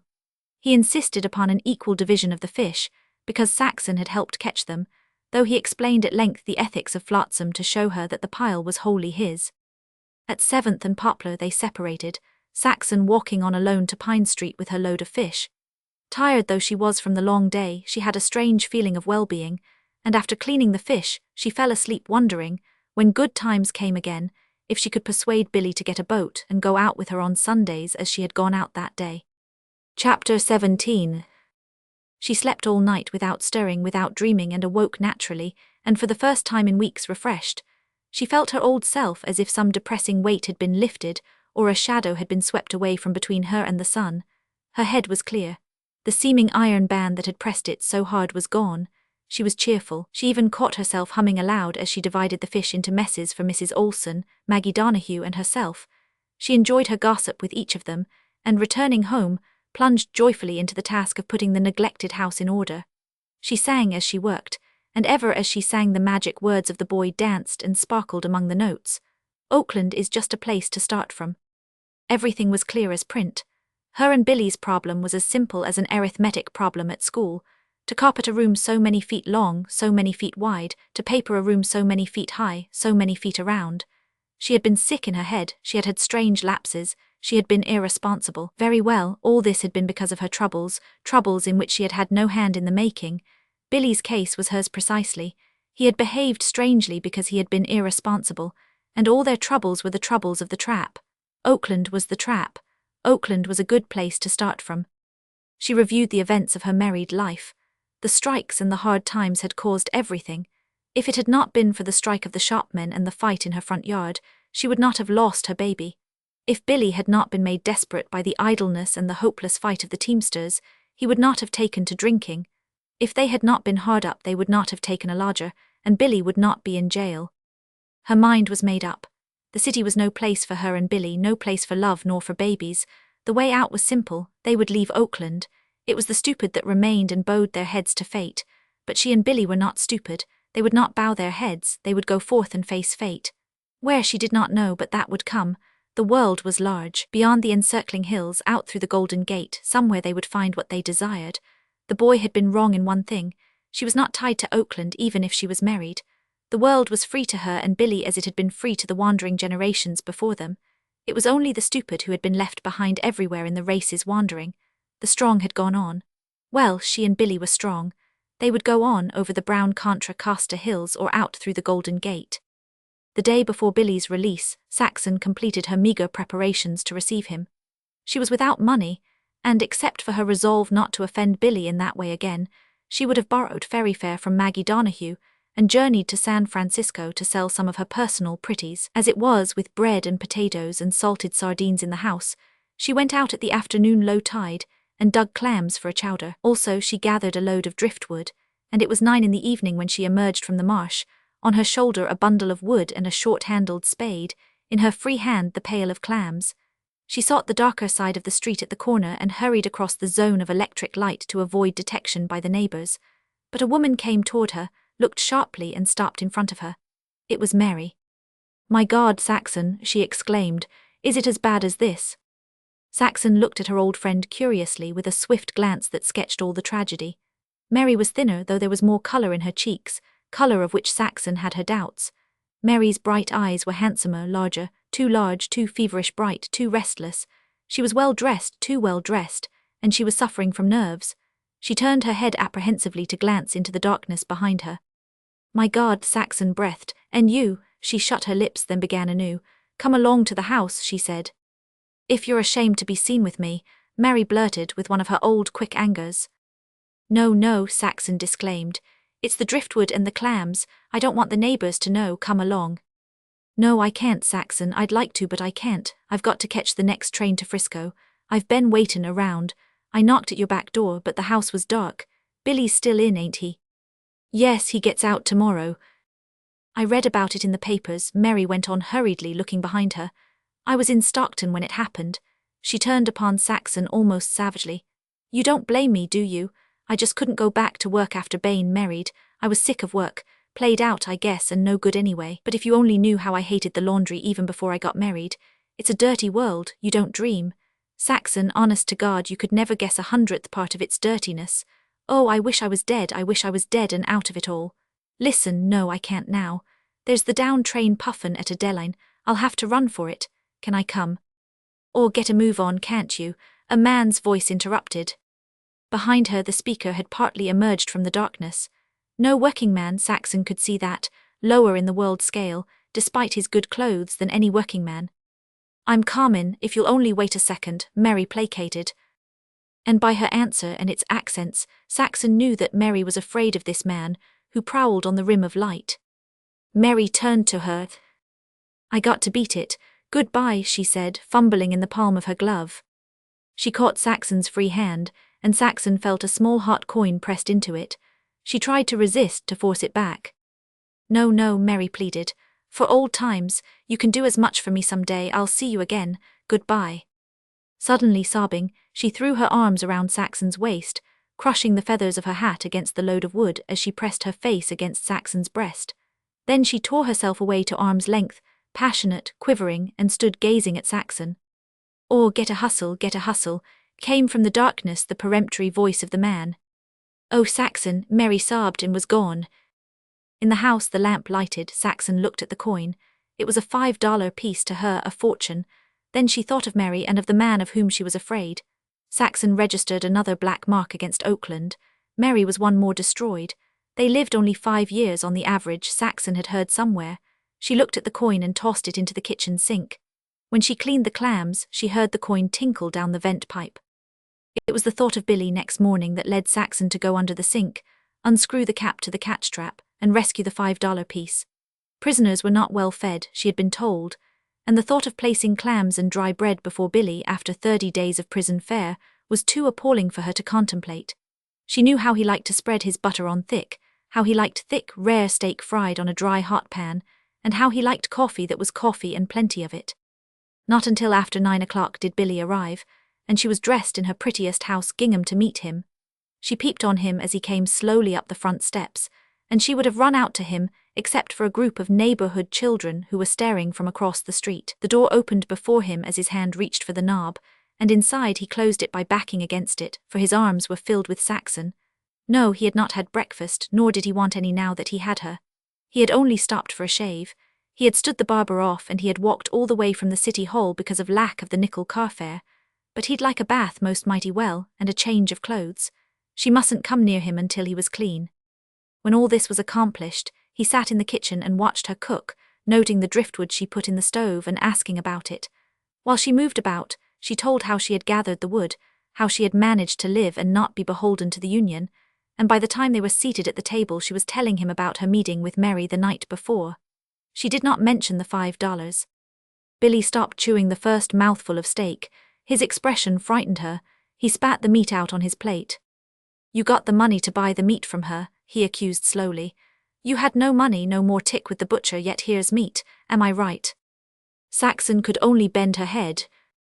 The terrifying, ageless look had come into his face, the bleak and passionless glaze into his eyes, which she had first seen on the day at Weasel Park when he had fought with the 3 Irishmen. "What else did you buy?" he demanded, not roughly, not angrily, but with the fearful coldness of a rage that words could not express. To her surprise, she had grown calm. What did it matter? It was merely what one must expect, living in Oakland, something to be left behind when Oakland was a thing behind, a place started from. "The coffee," she answered, "and the butter." He emptied his plate of meat and her plate into the frying pan, likewise the roll of butter and the slice on the table, and on top he poured the contents of the coffee canister. All this he carried into the backyard and dumped in the garbage can. The coffee pot he emptied into the sink. "How much of the money you got left?" he next wanted to know. Saxon had already gone to her purse and taken it out. $3.80, she counted, handing it to him. "I paid 45 cents for the steak." He ran his eye over the money, counted it, and went to the front door. She heard the door open and close, and knew that the silver had been flung into the street. When he came back to the kitchen, Saxon was already serving him fried potatoes on a clean plate. "Nothing's too good for the Robertses," he said, "but by God, that sort of truck is too high for my stomach. It's so high it stinks." He glanced at the fried potatoes, the fresh slice of dry bread, and the glass of water she was placing by his plate. "It's all right," she smiled as he hesitated. "There's nothing left that's tainted." He shot a swift glance at her face, as if for sarcasm, then sighed and sat down. Almost immediately he was up again and holding out his arms to her. "I'm going to eat in a minute, but I want to talk to you first," he said, sitting down and holding her closely. "Besides, that water ain't like coffee. Gettin' cold won't spoil it none. Now listen, you're the only one I got in this world. You wasn't afraid of me and what I just done, and I'm glad of that. Now we'll forget all about Mary. I got charity enough. I'm just as sorry for her as you. I'd do anything for her. I'd wash her feet for her like Christ did. I'd let her eat at my table and sleep under my roof.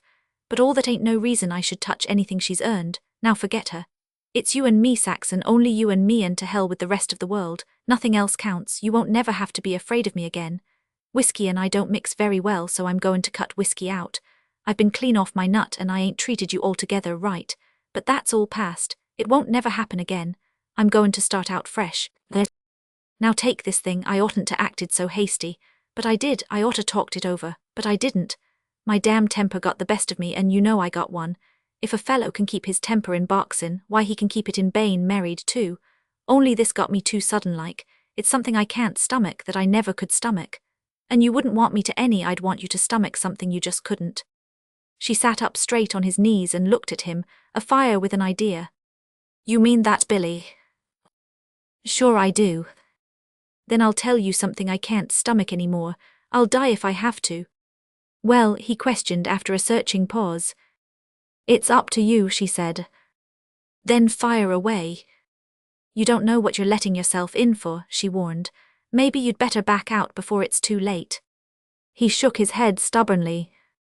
What you don't want to stomach you ain't goin' to stomach. Let her go. First, she commenced, no more slugging of scabs. His mouth opened, but he checked the involuntary protest. And second, no more Oakland. I don't get that last.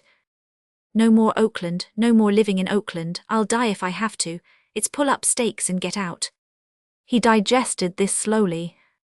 Where? He asked finally. Anywhere, everywhere. Smoke a cigarette and think it over. He shook his head and studied her. You mean that? He asked at length. I do. I want to chuck Oakland just as hard as you wanted to chuck the beefsteak, the coffee and the butter. She could see him brace himself. She could feel him brace his very body ere he answered.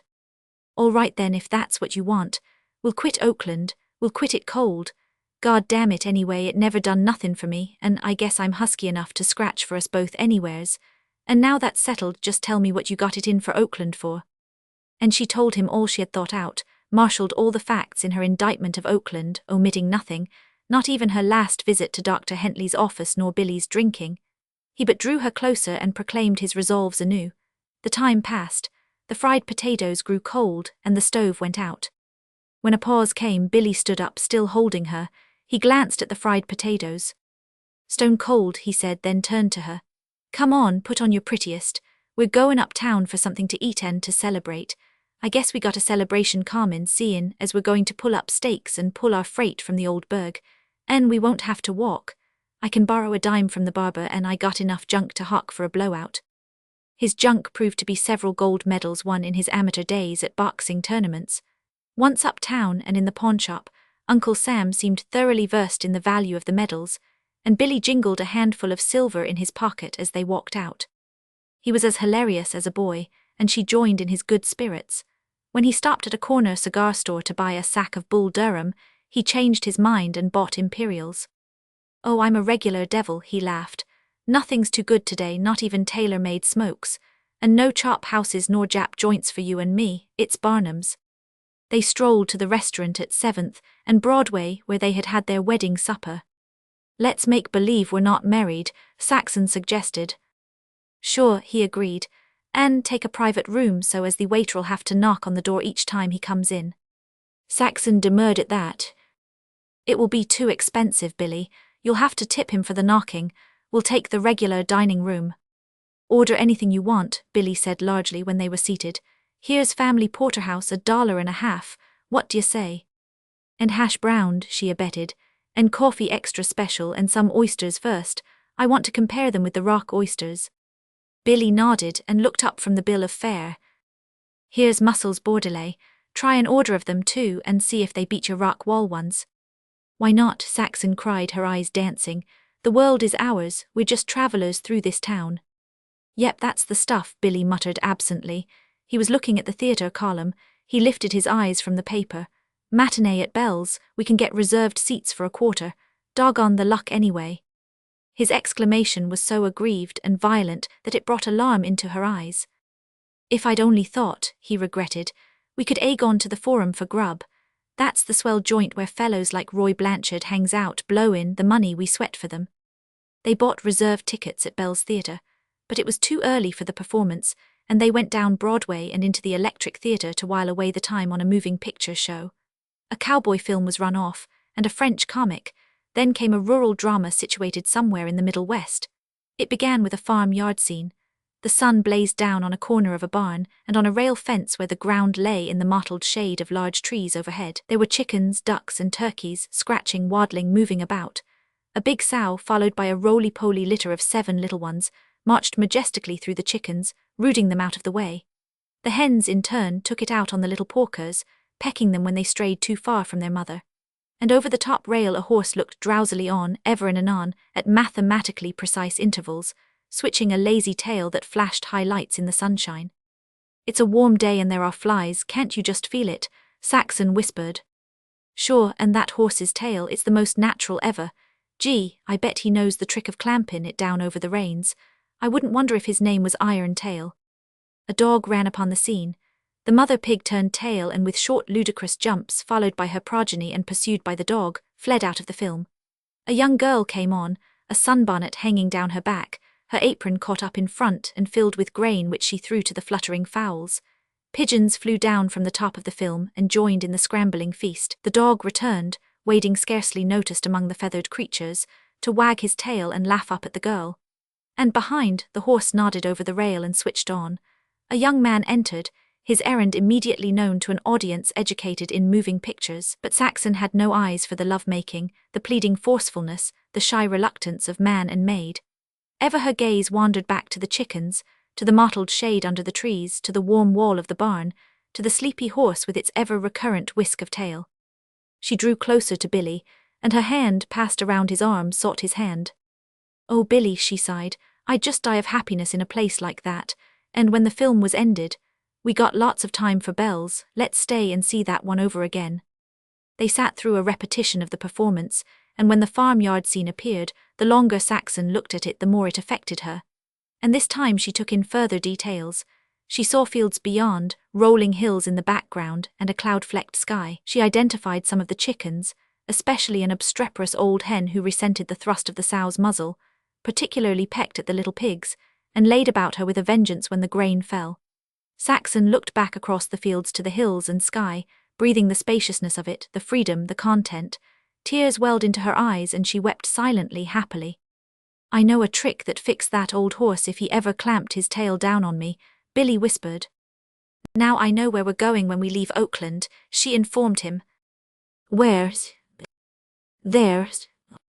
He looked at her and followed her gaze to the screen. "Oh," he said and cogitated. "And why shouldn't we?" he added. "Oh, Billy, will you?" Her lips trembled in her eagerness, and her whisper broke and was almost inaudible. "Sure," he said. It was his day of royal largesse. "What you want is yourn, and I'll scratch my fingers off for it. And I've always had a hankerin' for the country myself. Say, I've known horses like that to sell for half the price, and I can sure cure 'em of the habit." Chapter 18. It was early evening when they got off the car at 7th and Pine on their way home from Bell's Theatre. Billy and Saxon did their little marketing together, then separated at the corner, Saxon to go on to the house and prepare supper, Billy to go and see the boys, the teamsters who had fought on in the strike during his month of retirement. "Take care of yourself, Billy," she called as he started off. "Sure," he answered, turning his face to her over his shoulder. Her heart leaped at the smile. It was his old, unsullied love smile which she wanted always to see on his face, for which, armed with her own wisdom and the wisdom of Mercedes, she would wage the utmost woman's war to possess. A thought of this flashed brightly through her brain, and it was with a proud little smile that she remembered all her pretty equipment stored at home in the bureau and the chest of drawers. 3/4 of an hour later, supper ready, all but the putting on of the lamb chops at the sound of his step, Saxon waited. She heard the gate click, but instead of his step she heard a curious and confused scraping of many steps. She flew to open the door. Billy stood there, but a different Billy from the one she had parted from so short a time before. A small boy beside him held his hat. His face had been fresh washed, or rather, drenched, for his shirt and shoulders were wet. His pale hair lay damp and plastered against his forehead and was darkened by oozing blood. Both arms hung limply by his side, but his face was composed and he even grinned. "It's all right," he reassured Saxon. "The joke's on me, somewhat damaged but still in the ring." He stepped gingerly across the threshold. "Come on in, you fellows, we're all mutts together." He was followed in by the boy with his hat, by Bud Struthers and another teamster she knew, and by two strangers. The latter were big, hard-featured, sheepish-faced men, who stared at Saxon as if afraid of her. "It's all right, Saxon," Billy began but was interrupted by Bud. "First thing is to get him on the bed and cut his clothes off him. Both arms is broke, and here are the ginks that done it." He indicated the two strangers, who shuffled their feet with embarrassment and looked more sheepish than ever. Billy sat down on the bed, and while Saxon held the lamp, Bud and the strangers proceeded to cut coat, shirt and undershirt from him. "He wouldn't go to the receivin' hospital," Bud said to Saxon. "Not on your life," Billy concurred. "I had 'em send for Doc Hentley, he'll be here any minute. Them two arms is all I got, they've done pretty well by me and I gotta do the same by them. No medical students learnin' their trade on me." "But how did it happen?" Saxon demanded, looking from Billy to the two strangers, puzzled by the amity that so evidently existed among them all. "Oh, they're all right," Billy dashed in. "They done it through mistake. They're Frisco teamsters and they come over to help us, a lot of 'em." The two teamsters seemed to cheer up at this and nodded their heads. "Yes, missus," one of them rumbled hoarsely. "It's all a mistake and, well, the joke's on us." "The drinks anyway," Billy grinned. Not only was Saxon not excited, but she was scarcely perturbed. What had happened was only to be expected. It was in line with all that Oakland had already done to her and hers, and besides, Billy was not dangerously hurt. Broken arms and a sore head would heal. She brought chairs and seated everybody. "Now tell me what happened," she begged. "I'm all at sea. What of you two burleys breaking my husband's arms, then seeing him home and holding a love fest with him?" "And you got a right," Bud Struthers assured her. "You see, it happened this way." "You shut up, Bud," Billy broke it. "You didn't see anything of it." Saxon looked to the San Francisco teamsters. "We'd come over to lend a hand, seein' as the Oakland boys was gettin' some the short end of it." One spoke up. "And we've sure learned some scabs there's better trades than driven team. Well, me and Jackson here was nossin' around to see what we can see when your husband comes mosyin' along. When he—" "Hold on," Jackson interrupted. "Get it straight as you go along. We reckon we know the boys by sight, but your husband we ain't never seen around him bane." "As you might say, put away for a while," the first teamster took up the tale. "So when we sees what we thinks is a scab dodgin' away from us and talkin' the shortcut through the alley." "The alley back of Campbell's grocery," Billy elucidated. "Yep, back of the grocery," the first teamster went on. "Why, we're sure he's one of them squarehead scabs, hired through Murray and Reddy Mackin a sneak to get into the stables over the back fences." "We caught one there, Billy and me," Bud interpolated. "So we don't waste any time," Jackson said, addressing himself to Saxon. "We've done it before and we know how to do 'em up brown and tie 'em with baby ribbon, so we catch your husband right in the alley."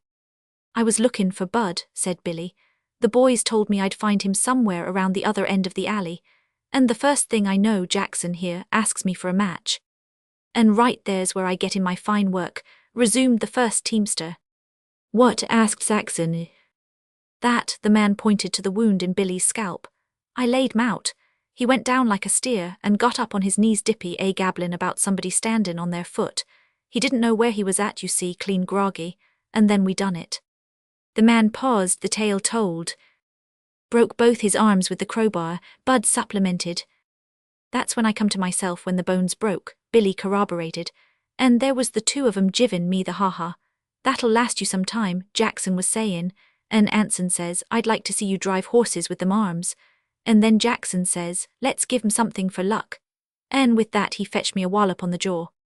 "No," corrected Anson, "that wallop was mine." "Well, it sent me into dreamland over again," Billy sighed.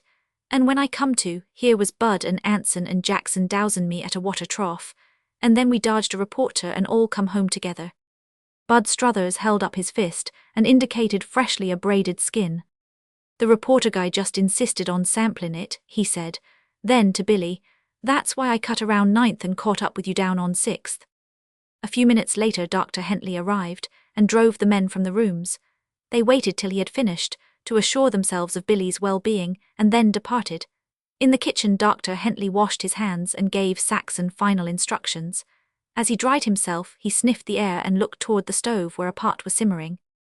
"Clams," he said. "Where did you buy them?" "I didn't buy them," replied Saxon. "I dug them myself." "Not in the marsh?" he asked with quickened interest. "Yes." "Throw them away, throw them out. They're death and corruption.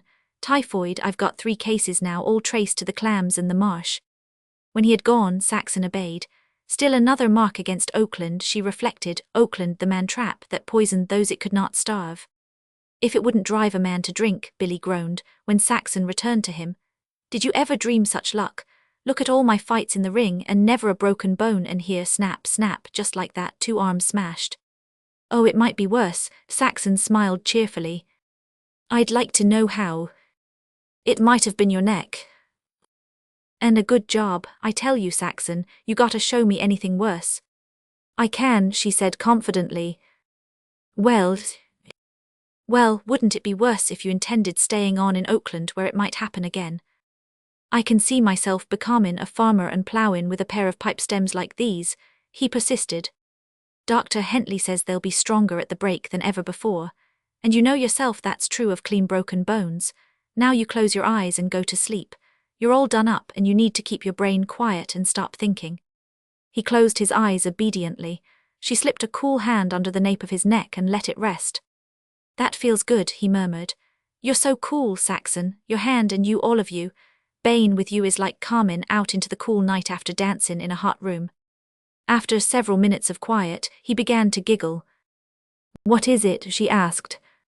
"Oh, nothin', I was just thinking of them mutts doing me up me, that's done up more scabs than I can remember." Next morning Billy awoke with his blues dissipated. From the kitchen, Saxon heard him painfully wrestling strange vocal acrobatics. "I got a new song you never heard," he told her when she came in with a cup of coffee. "I only remember the chorus though. It's the old man talkin' to some hobo of a hired man that wants to marry his daughter. Mamie, that Billy Murphy used to run with before he got married, used to sing it. It's a kind of a sobby song. It used to always give Mamie the weeps.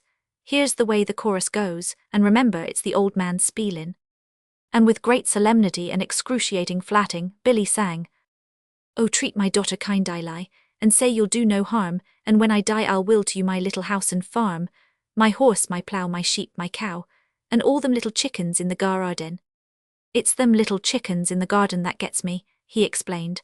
"That's how I remembered it from the chickens in the movin' pictures yesterday. And some day we'll have little chickens in the garden, won't we, old girl?" "And a daughter too," Saxon amplified. "And I'll be the old geezer sayin' them same words to the hired man." Billy carried the fancy along. "It don't take long to raise a daughter if you ain't in a hurry." Saxon took her long-neglected ukulele from its case and strummed it into tune. "And I've a song you never heard, Billy. Tom's always singing it. He's crazy about taking up government land and going farming, only Sarah won't think of it. He sings it something like this. We'll have a little farm, a pig, a horse, a cow, and you will drive the wagon, and I will drive the plough."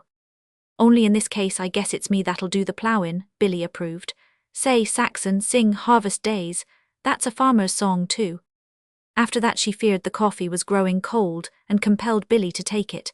In the helplessness of 2 broken arms, he had to be fed like a baby, and as she fed him they talked.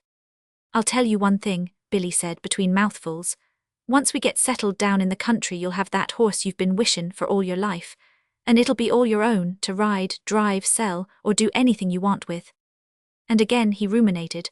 "One thing that'll come handy in the country is that I know horses. That's a big start. I can always get a job at that, if it ain't at union wages. And the other things about farmin' I can learn fast enough. Say, do you remember that day you first told me about wantin' a horse to ride all your life?" Saxon remembered, and it was only by a severe struggle that she was able to keep the tears from welling into her eyes. She seemed bursting with happiness, and she was remembering many things, all the warm promise of life with Billy that had been hers in the days before hard times. And now the promise was renewed again. Since its fulfillment had not come to them, they were going away to fulfill it for themselves, and make the moving pictures come true. Impelled by a half-feigned fear, she stole away into the kitchen bedroom where Bert had died, to study her face in the bureau mirror. No, she decided, she was little changed. She was still equipped for the battlefield of love. Beautiful she was not. She knew that. But had not Merced said that the great women of history who had won men had not been beautiful? And yet Saxon insisted, as she gazed at her reflection, she was anything but unlovely. She studied her wide grey eyes that were so very grey, that were always alive with light and vivacities, where in the surface and depths always swam thoughts unuttered, thoughts that sank down and dissolved to give place to other thoughts. The brows were excellent, she realized that. Slenderly penciled, a little darker than her light brown hair, they just fitted her irregular nose that was feminine but not weak, that if anything was piquant and that picturesquely might be declared impudent. She could see that her face was slightly thin, that the red of her lips was not quite so red, and that she had lost some of her quick colouring, but all that would come back again. Her mouth was not of the rosebud type she saw in the magazines. She paid particular attention to it. A pleasant mouth it was, a mouth to be joyous with, a mouth for laughter and to make laughter in others. She deliberately experimented with it, smiled till the corners dented deeper. And she knew that when she smiled her smile was provocative of smiles. She laughed with her eyes alone, a trick of hers. She threw back her head and laughed with eyes and mouth together, between her spread lips showing the even rows of strong white teeth. And she remembered Billy's praise of her teeth, the night at Germanic Hall after he had told Charlie Long he was standing on his foot. Not big and not little dinky baby's teeth either, Billy had said, just right and they fit you. Also, he had said that to look at them made him hungry, and that they were good enough to eat. She recollected all the compliments he had ever paid her. Beyond all treasures, these were treasures to her, the love phrases, praises, and admirations. He had said her skin was cool, soft as velvet too, and smooth as silk. She rolled up her sleeve to the shoulder, brushed her cheek with the white skin for a test, with deep scrutiny examined the fineness of its texture, and he had told her that she was sweet, that he hadn't known what it meant when they said a girl was sweet, not until he had known her.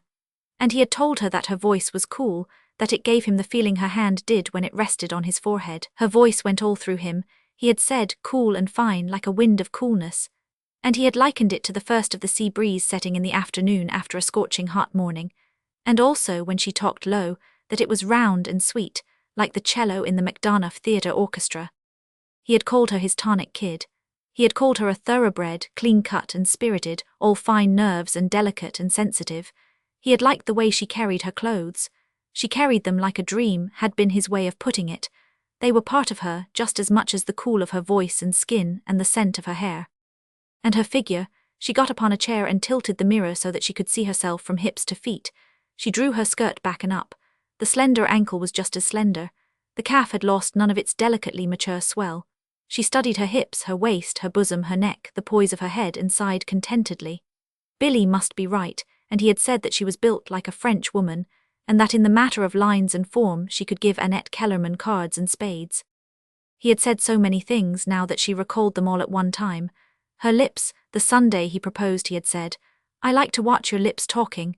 It's funny, but every move they make looks like a tickly kiss. And afterward that same day, you looked good to me from the first moment I spotted you. He had praised her housekeeping. He had said he fed better, lived more comfortably, held up his end with the fellows and saved money. And she remembered that day when he had crushed her in his arms and declared she was the greatest little bit of a woman that had ever come down the pike. She ran her eyes over all herself in the mirror again, gathered herself together into a whole, compact and good to look upon, delicious, she knew. Yes, she would do. Magnificent as Billy was in his man way, in her own way she was a match for him. Yes, she had done well by Billy. She deserved much, all he could give her, the best he could give her.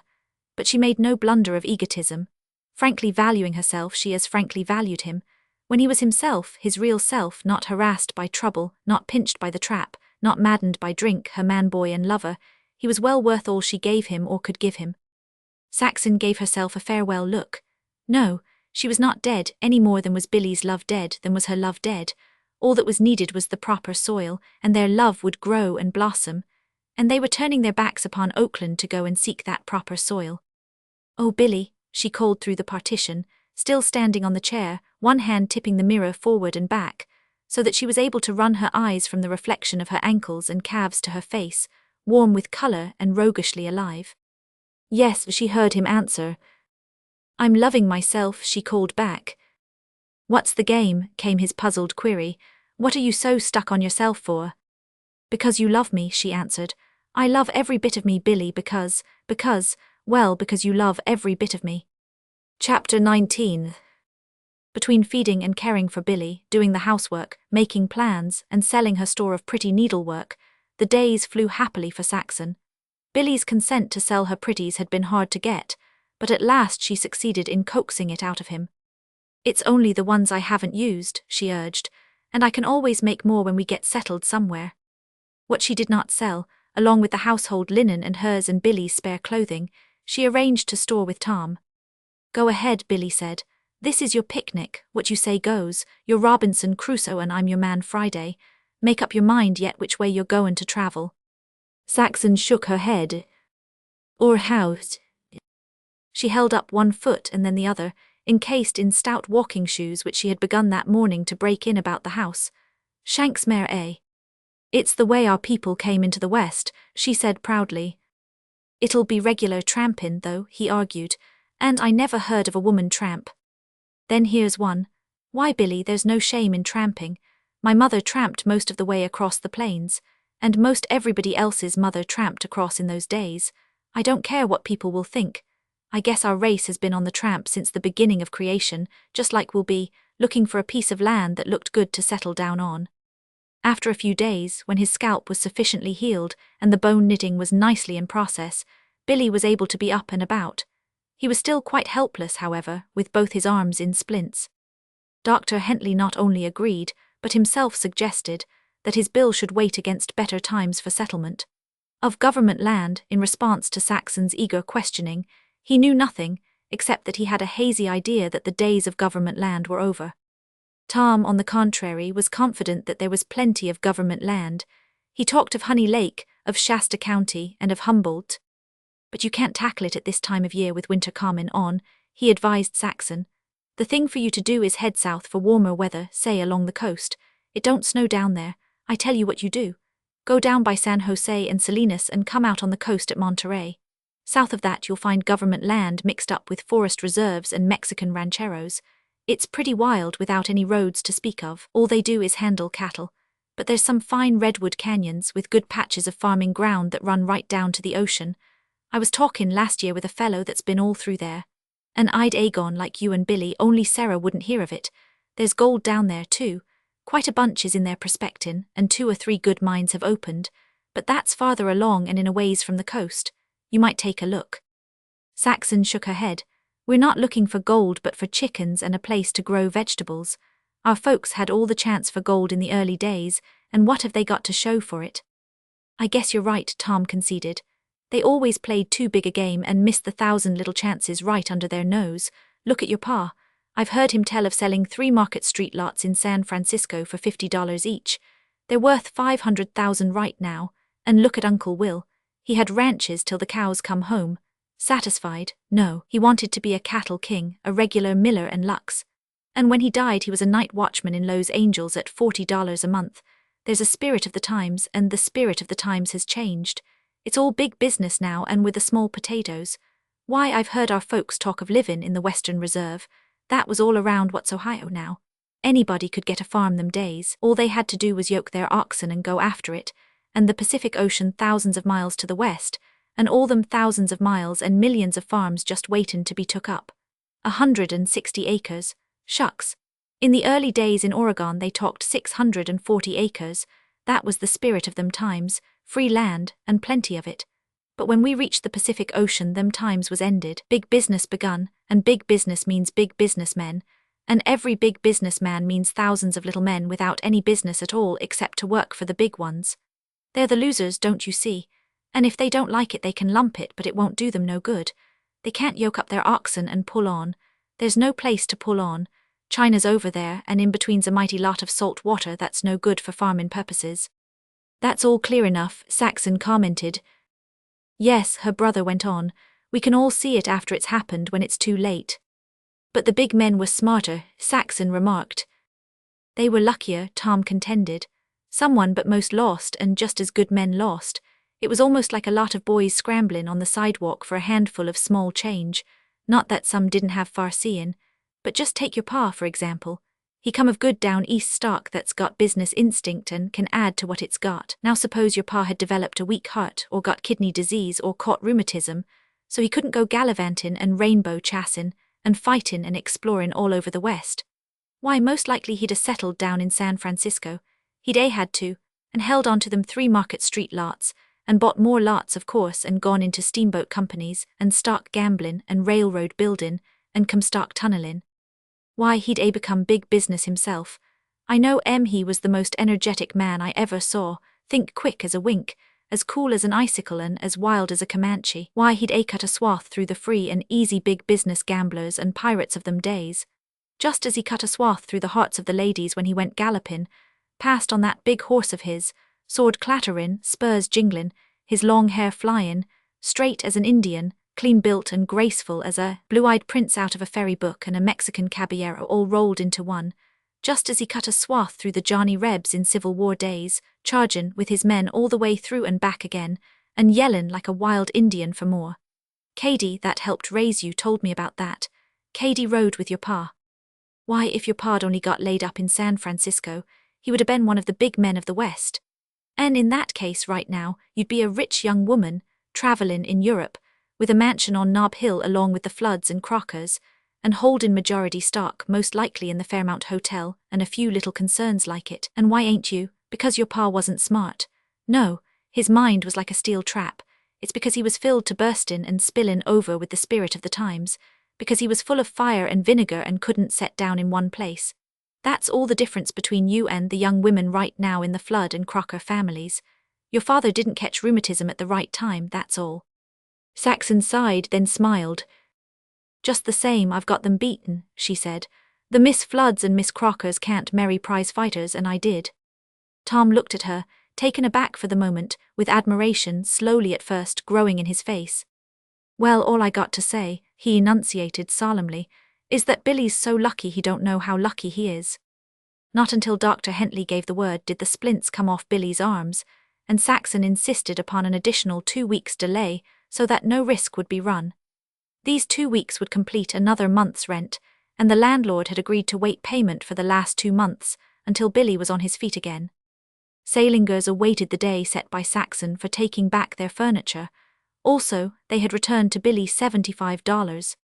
The rest you've paid will be rent, the collector told Saxon. And the furniture's second-hand now too. The deal will be a loss to Sailingers, and they didn't have to do it either, you know that. So just remember they've been pretty square with you, and if you start over again, don't forget them. Out of this sum, and out of what was realized from Saxon's pretties, they were able to pay all their small bills and yet have a few dollars remaining in pocket. I hate owing things worse en poison, Billy said to Saxon, and now we don't owe a soul in this world except the landlord and Doc Hentley. And neither of them can afford to wait longer than they have to, she said. And they won't, Billy answered quietly.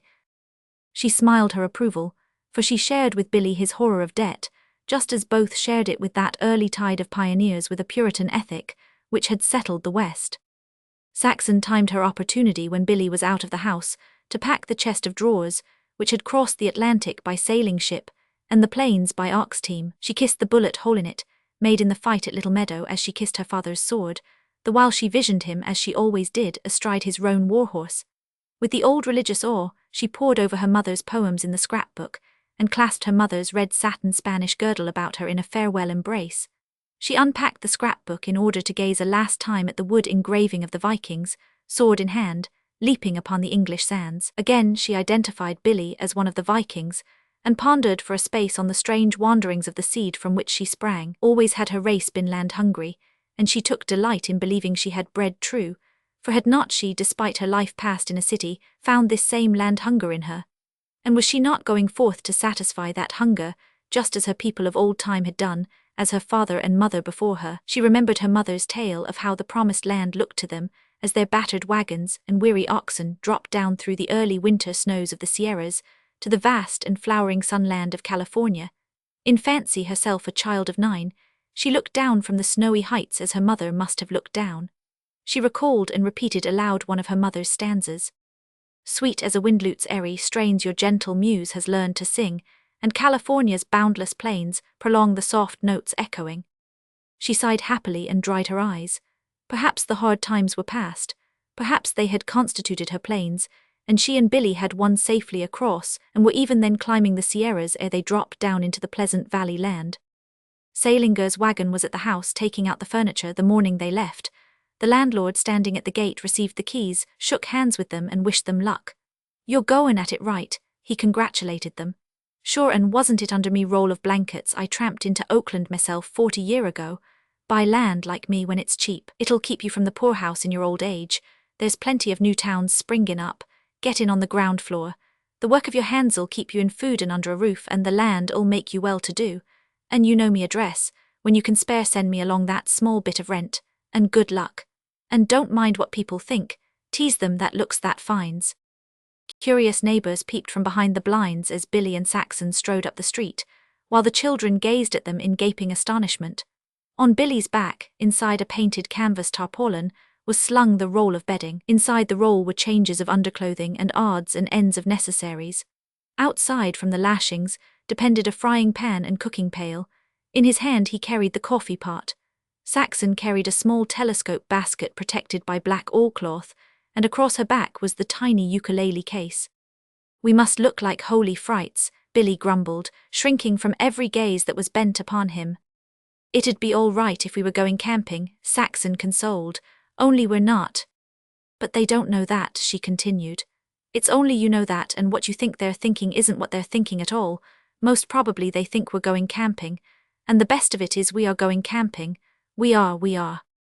At this Billy cheered up, though he muttered his firm intention to knock the block off of any guy that got fresh.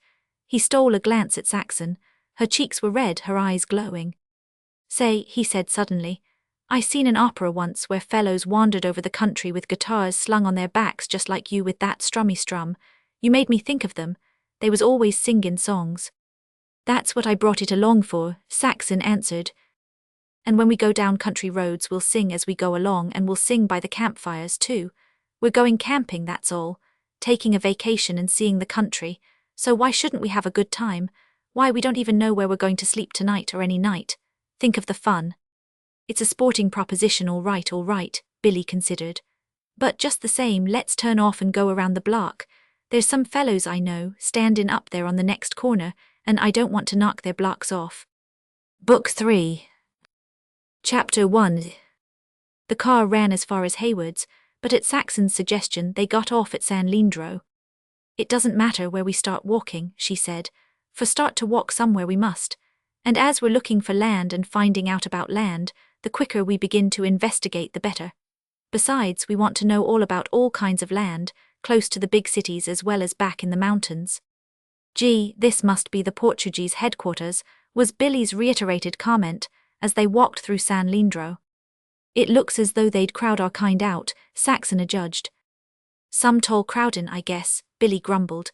"It looks like the free-born American ain't got no room left in his own land." "Then it's his own fault," Saxon said with vague asperity, resenting conditions she was just beginning to grasp. "Oh, I don't know about that. I reckon the American could do what the Portuguese do if he wanted to. Only he don't want to, thank God. He ain't much given to livin' like a pig o' fen leavin's." "Not in the country, maybe," Saxon controverted, "but I've seen an awful lot of Americans living like pigs in the cities." Billy grunted unwilling assent. "I guess they quit the farms and go to the city for something better, and get it in the neck." "Look at all the children," Saxon cried. "School's letting out, and nearly all are Portuguese, Billy, not Portuguese. Merced's taught me the right way." "They never wore glad rags like them in the old country," Billy sneered. "They had to come over here to get decent clothes and decent grub. They're as fat as butterballs." Saxon nodded affirmation, and a great light seemed suddenly to kindle in her understanding. "That's the very point, Billy. They're doing it farming too. Strikes don't bother them."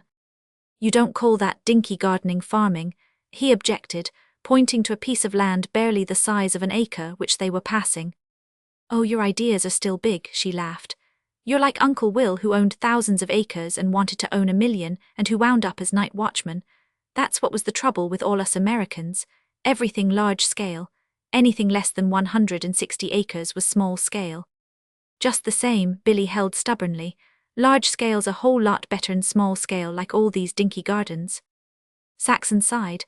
"I don't know which is the dinkier," she observed finally, "owning a few little acres and the team you're driving, or not owning any acres and driving a team somebody else owns for wages." Billy winced. Go on, Robinson Crusoe, he growled good-naturedly. Rub it in good and plenty. And the worst of it is it's correct. A hell of a free-born American I've been adravin other folks' teams for a livin', stricken and sluggin' scabs, and not bane able to keep up with the installments for a few sticks of furniture. Just the same I was sorry for one thing. I hated worse Sam Hill to see that Morris chair go back, you liked it so. We did a lot of honeymoonin' in that chair. They were well out of San Leandro, walking through a region of tiny holdings, farmlets, Billy called them, and Saxon got out her ukulele to cheer him with a song. First it was Treat My Daughter Kind I Lie, and then she swung into old-fashioned darky camp meeting hymns beginning with Oh, de Judgment Day am rollin' round, rollin', yes, a-rollin'.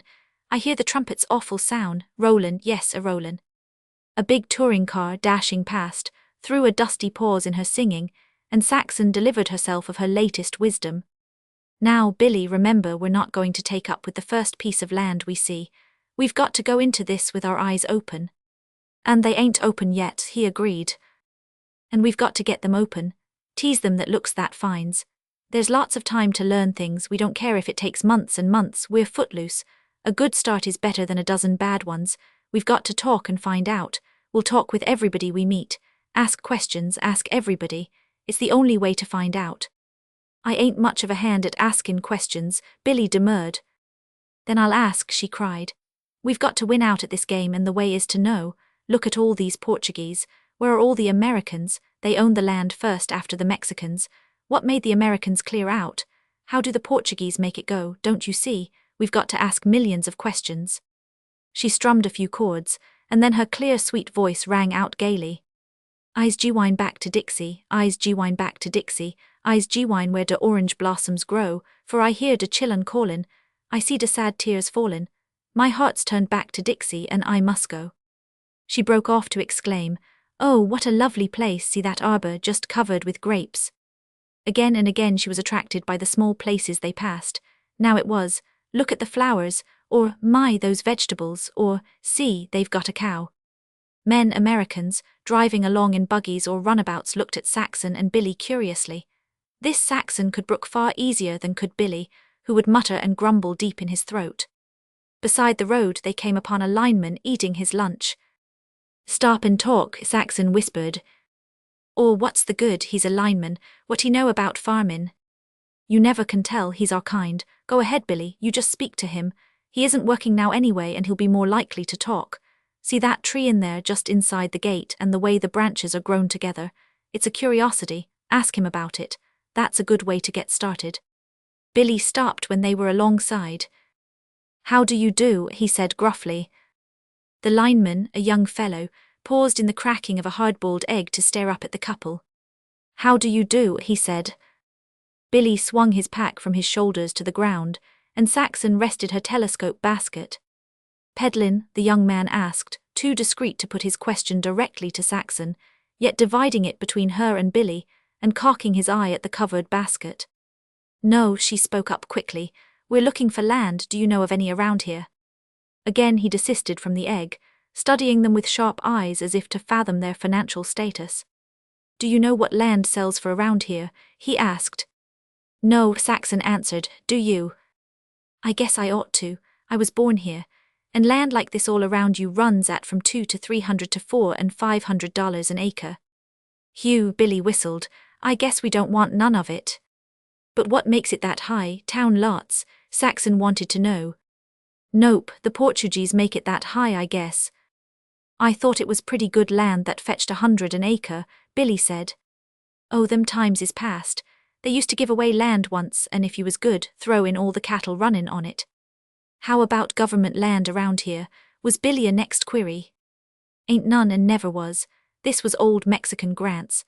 My grandfather bought 1,600 of the best acres around here for $1,500, 500 down and the balance in 5 years without interest. But that was in the early days. He come west in 48, tryin' to find a country without chills and fever. He found it all right, said Billy. You bet he did. And if him and father'd held on to the land it'd been better than a gold mine, and I wouldn't be workin' for a livin'. What's your business? Teamster. Been in the strike in Oakland. Sure thing, I've teamed there most of my life.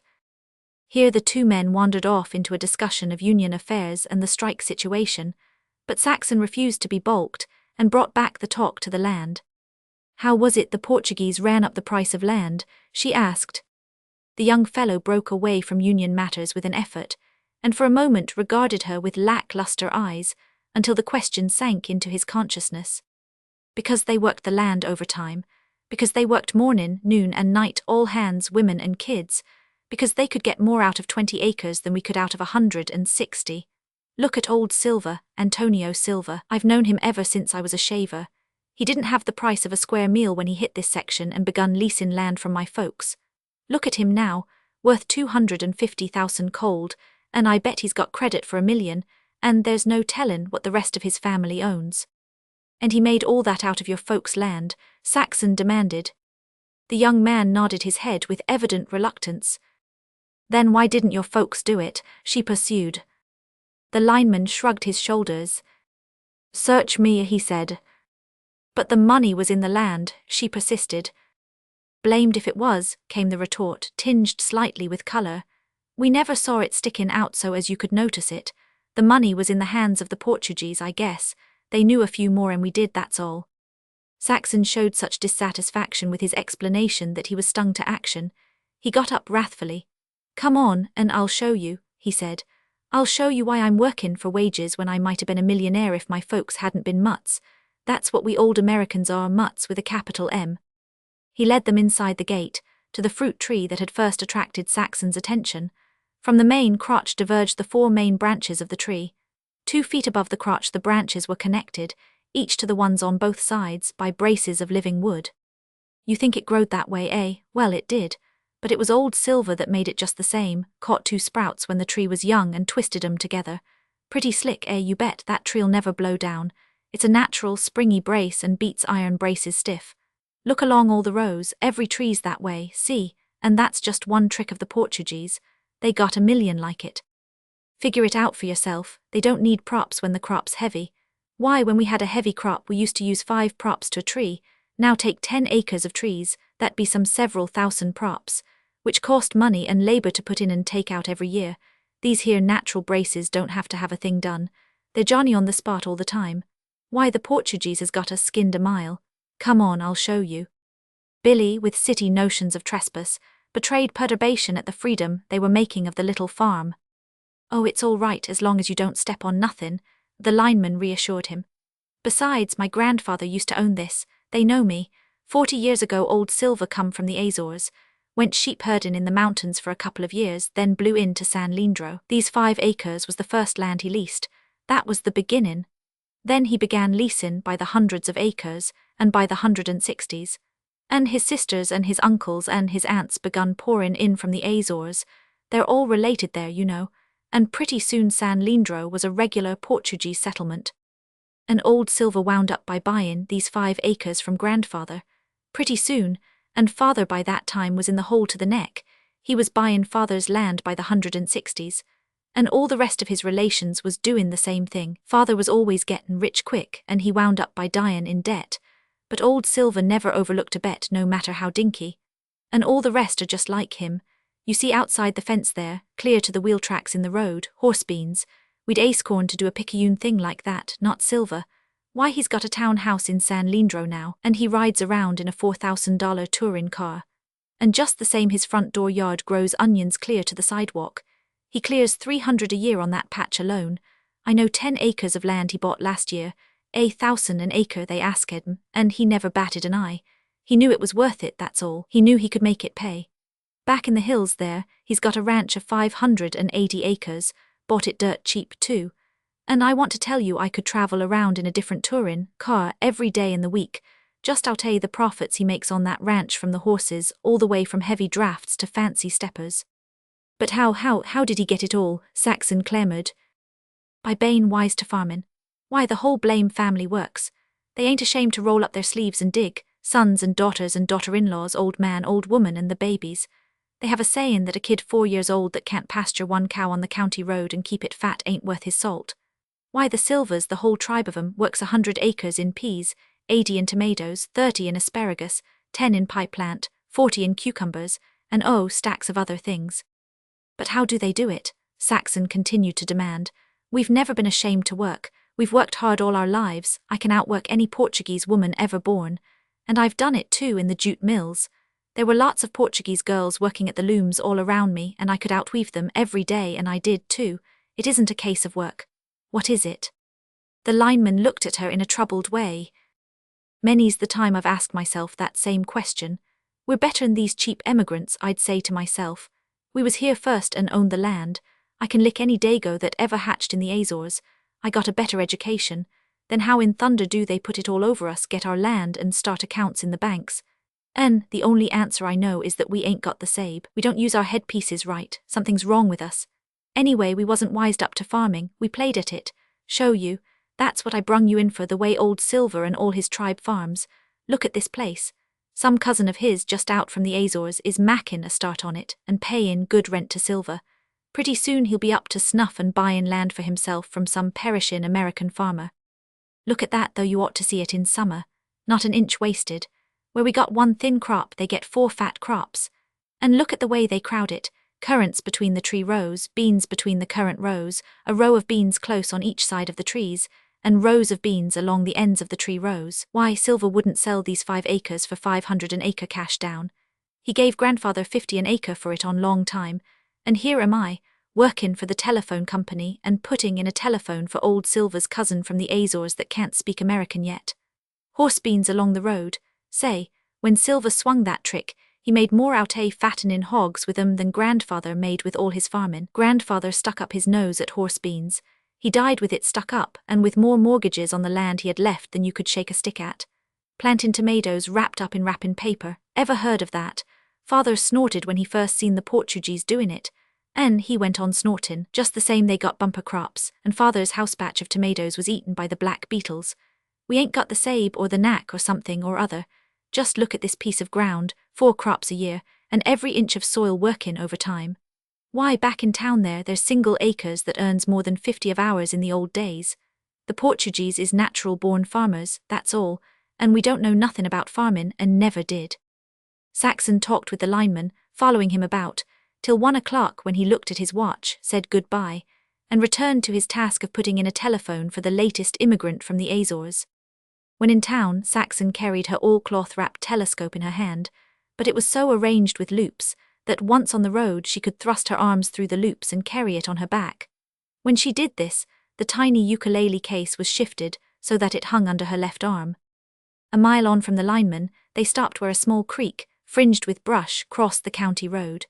Billy was for the cold lunch, which was the last meal Saxon had prepared in the Pine Street cottage, but she was determined upon building a fire and boiling coffee. Not that she desired it for herself, but that she was impressed with the idea that everything at the starting of their strange wandering must be as comfortable as possible for Billy's sake. Bent on inspiring him with enthusiasm equal to her own, she declined to dampen what sparks he had caught by anything so uncheerful as a cold meal. Now, one thing we want to get out of our heads right at the start, Billy, is that we're in a hurry. We're not in a hurry and we don't care whether school keeps or not. We're out to have a good time, a regular adventure like you read about in books. My, I wish that boy that took me fishing to Goat Island could see me now. Oakland was just a place to start from, he said. And well, we've started, haven't we? And right here's where we stop and boil coffee. You get the fire going, Billy, and I'll get the water and the things ready to spread out. Say, Billy remarked while they waited for the water to boil, do you know what this reminds me of? Saxon was certain she did know, but she shook her head. She wanted to hear him say it. Why, the second Sunday I knew you, when we drove out to Moraga Valley behind Prince and King. You spread the lunch that day. Only it was a more scrumptious lunch, she added with a happy smile. But I wonder why we didn't have coffee that day, he went on. Perhaps it would have been too much like housekeeping, she laughed, kind of what Mary would call indelicate. Or raw, Billy interpolated, she was always springin' that word. And yet look what became of her. That's the way with all of them, Billy growled somberly. I've always noticed it's the fastidious, la-di-da ones that turn out the rottinest. They're like some horses I know, shyin' at the things they're the least afraid of. Saxon was silent, oppressed by a sadness vague and remote, which the mention of Bert's widow had served to bring on. I know something else that happened that day which you'd never guess, Billy reminisced. I bet you couldn't. I wonder, Saxon murmured and guessed it with her eyes. Billy's eyes answered, and quite spontaneously he reached over, caught her hand and pressed it caressingly to his cheek. It's little, but oh my, he said, addressing the imprisoned hand. Then he gazed at Saxon and she warmed with his words. We're beginnin' courtin' all over again, ain't we? Both ate heartily, and Billy was guilty of 3 cups of coffee. Say, this country air gives some appetite, he mumbled, as he sank his teeth into his 5th bread and meat sandwich. I could eat a horse and drown his head off in coffee afterward. Saxon's mind had reverted to all the young lineman had told her, and she completed a sort of general resume of the information. My, she exclaimed, but we've learned a lot. And we've sure learned one thing, Billy said. And that is that this is no place for us, with land 1,000 an acre and only $20 in our pockets. Oh, we're not going to stop here, she hastened to say. But just the same, it's the Portuguese that gave it its price, and they make things go on it, send their children to school, and have them, and as you said yourself, they're as fat as butterballs. And I take my hat off to them, Billy responded. But all the same, I'd sooner have 40 acres at 100 an acre than 4 at 1,000 an acre. Somehow, I'd be scared stiff on 4 acres, scared of falling off, She was in full sympathy with him. In her heart of hearts, the 40 acres tugged much the harder. In her way, allowing for the difference of a generation, her desire for spaciousness was as strong as her Uncle Will's. Well, we're not going to stop here, she assured Billy. We're going in not for 40 acres, but for 160 acres free from the government. And I guess the government owes it to us for what our fathers and mothers done. I tell you, Saxon, when a woman walks across the plains like your mother done, and a man and wife gets massacred by the Indians like my grandfather and mother done, the government does owe them something. Well, it's up to us to collect. And we'll collect all right, somewhere down in them redwood mountains south of Monterey. Chapter 2. It was a good afternoon's tramp to Niles, passing through the town of Haywards, yet Saxon and Billy found time to diverge from the main county road and take the parallel roads through acres of intense cultivation where the land was farmed to the wheel tracks. Saxon looked with amazement at these small, brown-skinned immigrants who came to the soil with nothing, and yet made the soil pay for itself to the tune of 200, of 500, and of $1,000 an acre. On every hand was activity. Women and children were in the fields as well as men. The land was turned endlessly over and over. They seemed never to let it rest, and it rewarded them. It must reward them, or their children would not be able to go to school, nor would so many of them be able to drive by in rattle-trap second-hand buggies or in stout light wagons. Look at their faces, Saxon said. They are happy and contented. They haven't faces like the people in our neighborhood after the strikes began. Oh, sure, they got a good thing, Billy agreed. You can see it stickin' out all over them, but they needn't get chesty with me, I can tell you that much, just because they've jiggerooed us out of our land and everything. But they're not showing any signs of chestiness, Saxon demurred. No, they're not, come to think of it. All the same, they ain't so wise. I bet I could tell 'em a few about horses. It was sunset when they entered the little town of Niles. Billy, who had been silent for the last half-mile, hesitantly ventured a suggestion. Say, I could put up for a room in the hotel just as well as not. What do ye think? But Saxon shook her head emphatically. How long do you think our $20 will last at that rate? Besides, the only way to begin is to begin at the beginning. We didn't plan sleeping in hotels. All right, he gave in. I'm game, I was just thinkin' about you. Then you'd better think I'm game too, she flashed forgivingly. And now we'll have to see about getting things for supper. They bought a round steak, potatoes, onions, and a dozen eating apples, then went out from the town to the fringe of trees and brush that advertised a creek. Beside the trees on a sandbank, they pitched camp. Plenty of dry wood lay about, and Billy whistled genially while he gathered and chopped. Saxon, keen to follow his every mood, was cheered by the atrocious discord on his lips. She smiled to herself as she spread the blankets with the tarpaulin underneath for a table, having first removed all twigs from the sand. She had much to learn in the matter of cooking over a campfire, and made fair progress, discovering, first of all, that control of the fire meant far more than the size of it. When the coffee was boiled, she settled the grounds with a part cup of cold water and placed the pot on the edge of the coals where it would keep hot, and yet not boil. She fried potato dollars and onions in the same pan, but separately, and set them on top of the coffee pot in the tin plate she was to eat from, covering it with Billy's inverted plate. On the dry hot pan in the way that delighted Billy, she fried the steak. This completed, and while Billy poured the coffee, she served the steak, putting the dollars and onions back into the frying pan for a moment to make them piping hot again. "What more do you want than this?"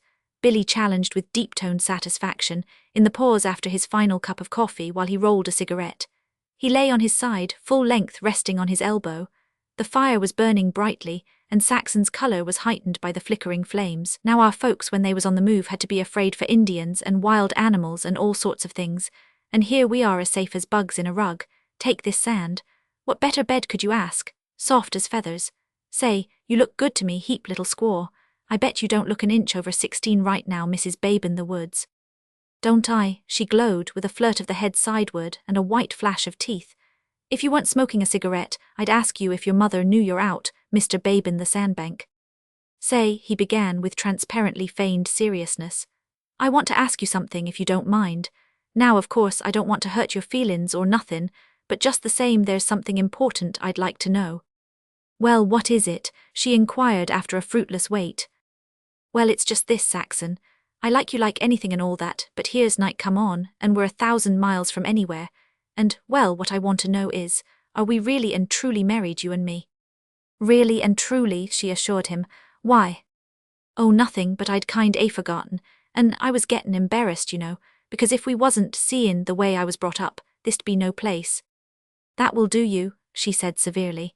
And this is just the time and place for you to get in the firewood for morning, while I wash up the dishes and put the kitchen in order.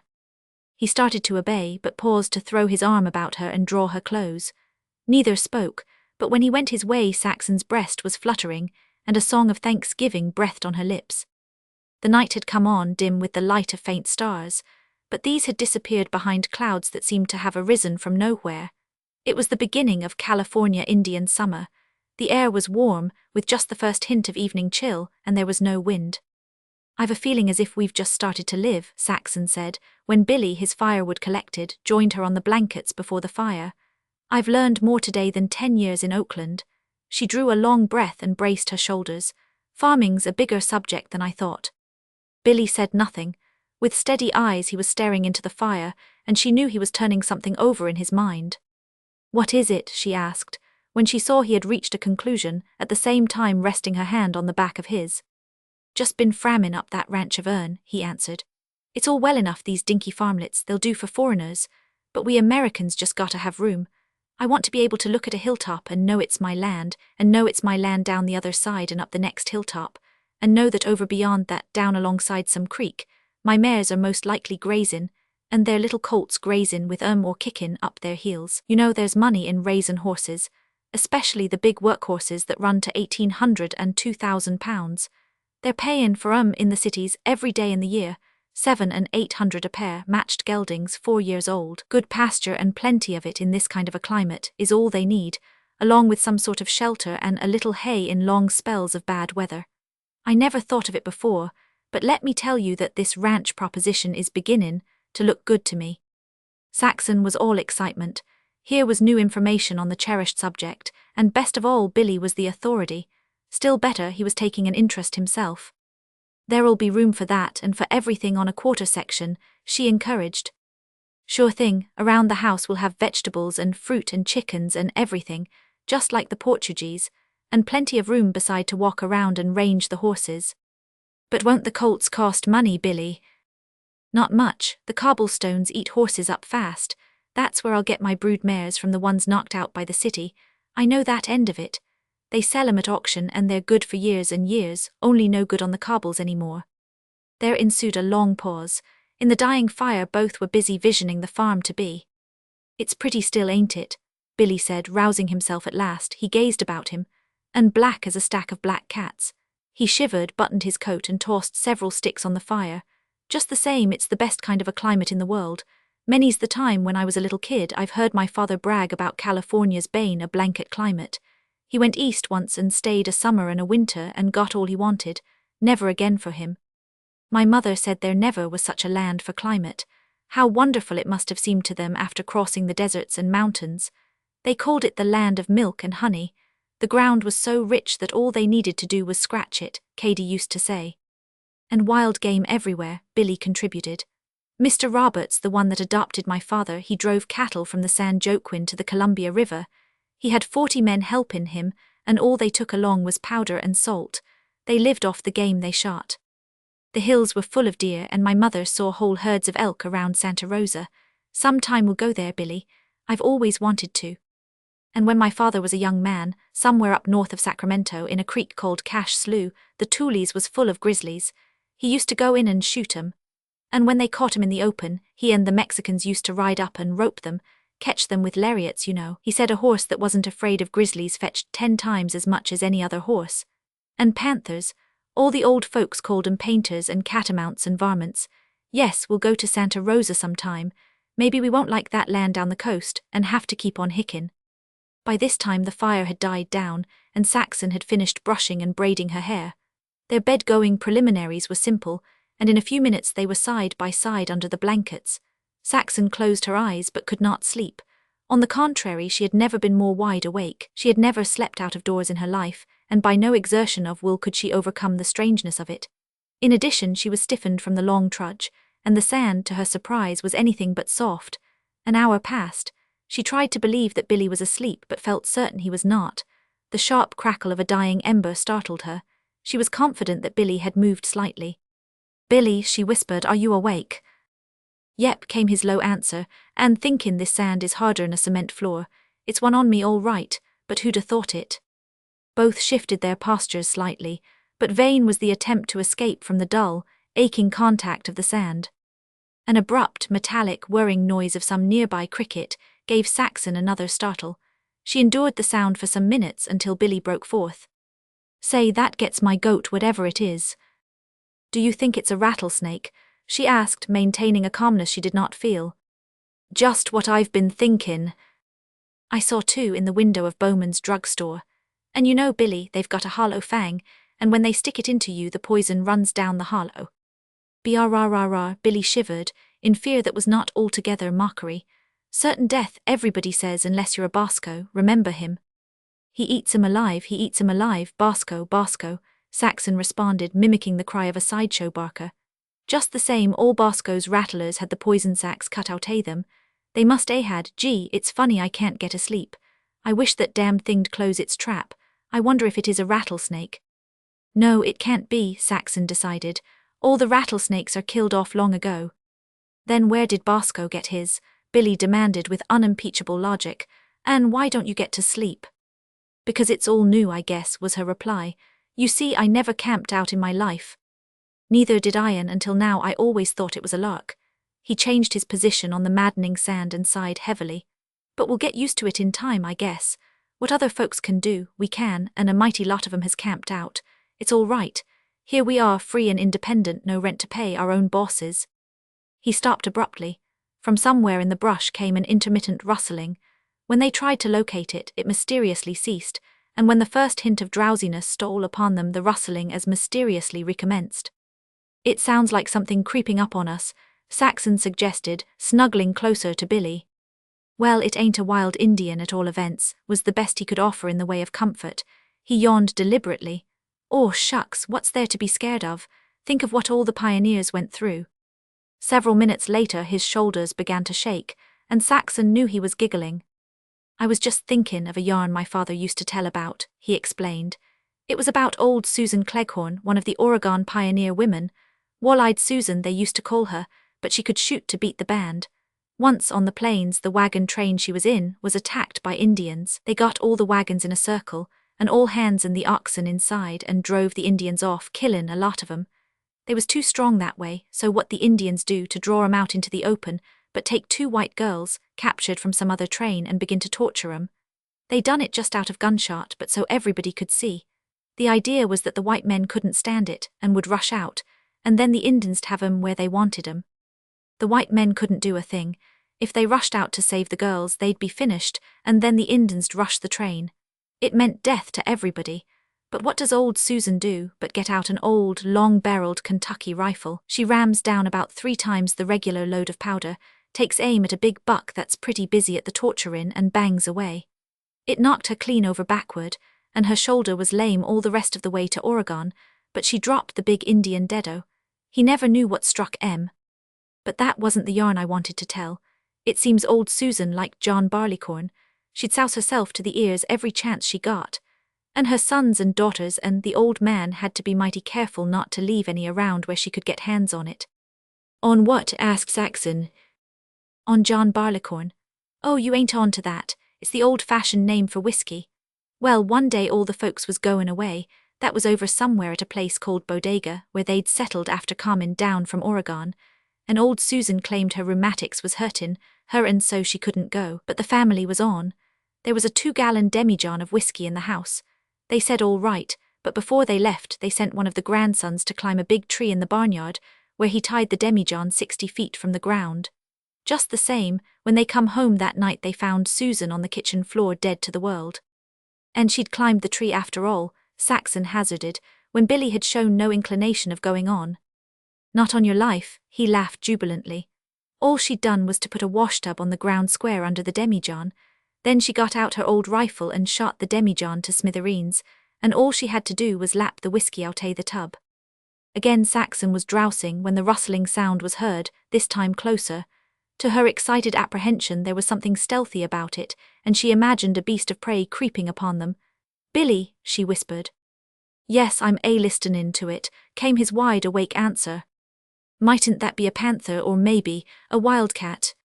"It can't be, all the varmints was killed off long ago. This is peaceable farmin' country." A vagrant breeze sighed through the trees and made Saxon shiver. The mysterious cricket noise ceased with suspicious abruptness. Then, from the rustling noise, ensued a dull but heavy thump that caused both Saxon and Billy to sit up in the blankets. There were no further sounds, and they lay down again, though the very silence now seemed ominous. "Huh," Billy muttered with relief. "As though I don't know what it was a rabbit. I've heard tame ones bang their hind feet down on the floor that way." In vain Saxon tried to win sleep. The sand grew harder with the passage of time. Her flesh and her bones ached from contact with it, and though her reason flouted any possibility of wild dangers, her fancy went on picturing them with unflagging zeal. A new sound commenced. It was neither a rustling nor a rattling, and it tokened some large body passing through the brush. Sometimes twigs crackled and broke, and once they heard bush branches press aside and spring back into place. "If that other thing was a panther, this is an elephant," was Billy's uncheering opinion. "It's got weight, listen to that, and it's comin' nearer." There were frequent stoppages, then the sounds would begin again, always louder, always closer. Billy sat up in the blankets once more, passing one arm around Saxon, who had also sat up. "I ain't slept a wink," he complained. "There it goes again, I wish I could see." "It makes a noise big enough for a grizzly," Saxon chattered, partly from nervousness, partly from the chill of the night. "It ain't no grasshopper, that's sure." Billy started to leave the blankets, but Saxon caught his arm. "What are you going to do?" "Oh, I ain't scared none," he answered. "But honest to God, this is gettin' on my nerves. If I don't find what that thing is, it'll give me the willies. I'm just goin' to reconnoiter, I won't go close." So intensely dark was the night, that the moment Billy crawled beyond the reach of her hand he was lost to sight. She sat and waited. The sound had ceased, though she could follow Billy's progress by the cracking of dry twigs and limbs. After a few moments he returned and crawled under the blankets. "I scared it away, I guess. It's got better ears, and when it heard me comin', it skinned out most likely. I did my dangdest, too, not to make a sound. Oh Lord, there it goes again." They sat up. Saxon nudged Billy. "There," she warned in the faintest of whispers. "I can hear it breathing. It almost made a snort." A dead branch cracked loudly and so near at hand that both of them jumped shamelessly. "I ain't goin' to stand any more of its foolin'," Billy declared wrathfully. "It'll be on top of us if I don't." "What are you going to do?" she queried anxiously. "Yell the top of my head off. I'll get a fall out whatever it is." He drew a deep breath and emitted a wild yell. The result far exceeded any expectation he could have entertained, and Saxon's heart leaped up in sheer panic. On the instant the darkness erupted into terrible sound and movement. There were trashings of underbrush and lunges and plunges of heavy bodies in different directions. Fortunately for their ease of mind, all these sounds receded and died away. "And what do you think of that?" Billy broke the silence. "Gee, all the fight fans used to say I was scared of nothin'. Just the same I'm glad they ain't seein' me tonight." He groaned. "I've got all I want of that blamed sand. I'm goin' to get up and start the fire." This was easy. Under the ashes were live embers which quickly ignited the wood he threw on. A few stars were peeping out in the misty zenith. He looked up at them, deliberated, and started to move away. "Where are you going now?" Saxon called. "Oh, I've got an idea," he replied noncommittally, and walked boldly away beyond the circle of the firelight. Saxon sat with the blankets drawn closely under her chin and admired his courage. He had not even taken the hatchet, and he was going in the direction in which the disturbance had died away. 10 minutes later he came back chuckling. "The sons of guns, they got my goat all right. I'll be scared of my own shadow next." "What was they?" You couldn't guess in 1,000 years. A bunch of half-grown calves, and they was worse scared than us. He smoked a cigarette by the fire, then rejoined Saxon under the blankets. "A hell of a farmer I'll make," he chafed. "When a lot of little calves can scare the stuffin' out o' me. I bet your father or mine wouldn't a batted an eye. The stock has gone to seed, that's what it has." "No, it hasn't," Saxon defended. "The stock is all right. We're just as able as our folks ever were, and we're healthier on top of it. We've been brought up different, that's all. We've lived in cities all our lives. We know the city sounds and thugs, but we don't know the country ones. Our training has been unnatural, that's the whole thing in a nutshell. Now we're going in for natural training. Give us a little time and we'll sleep as sound out of doors as ever your father or mine did."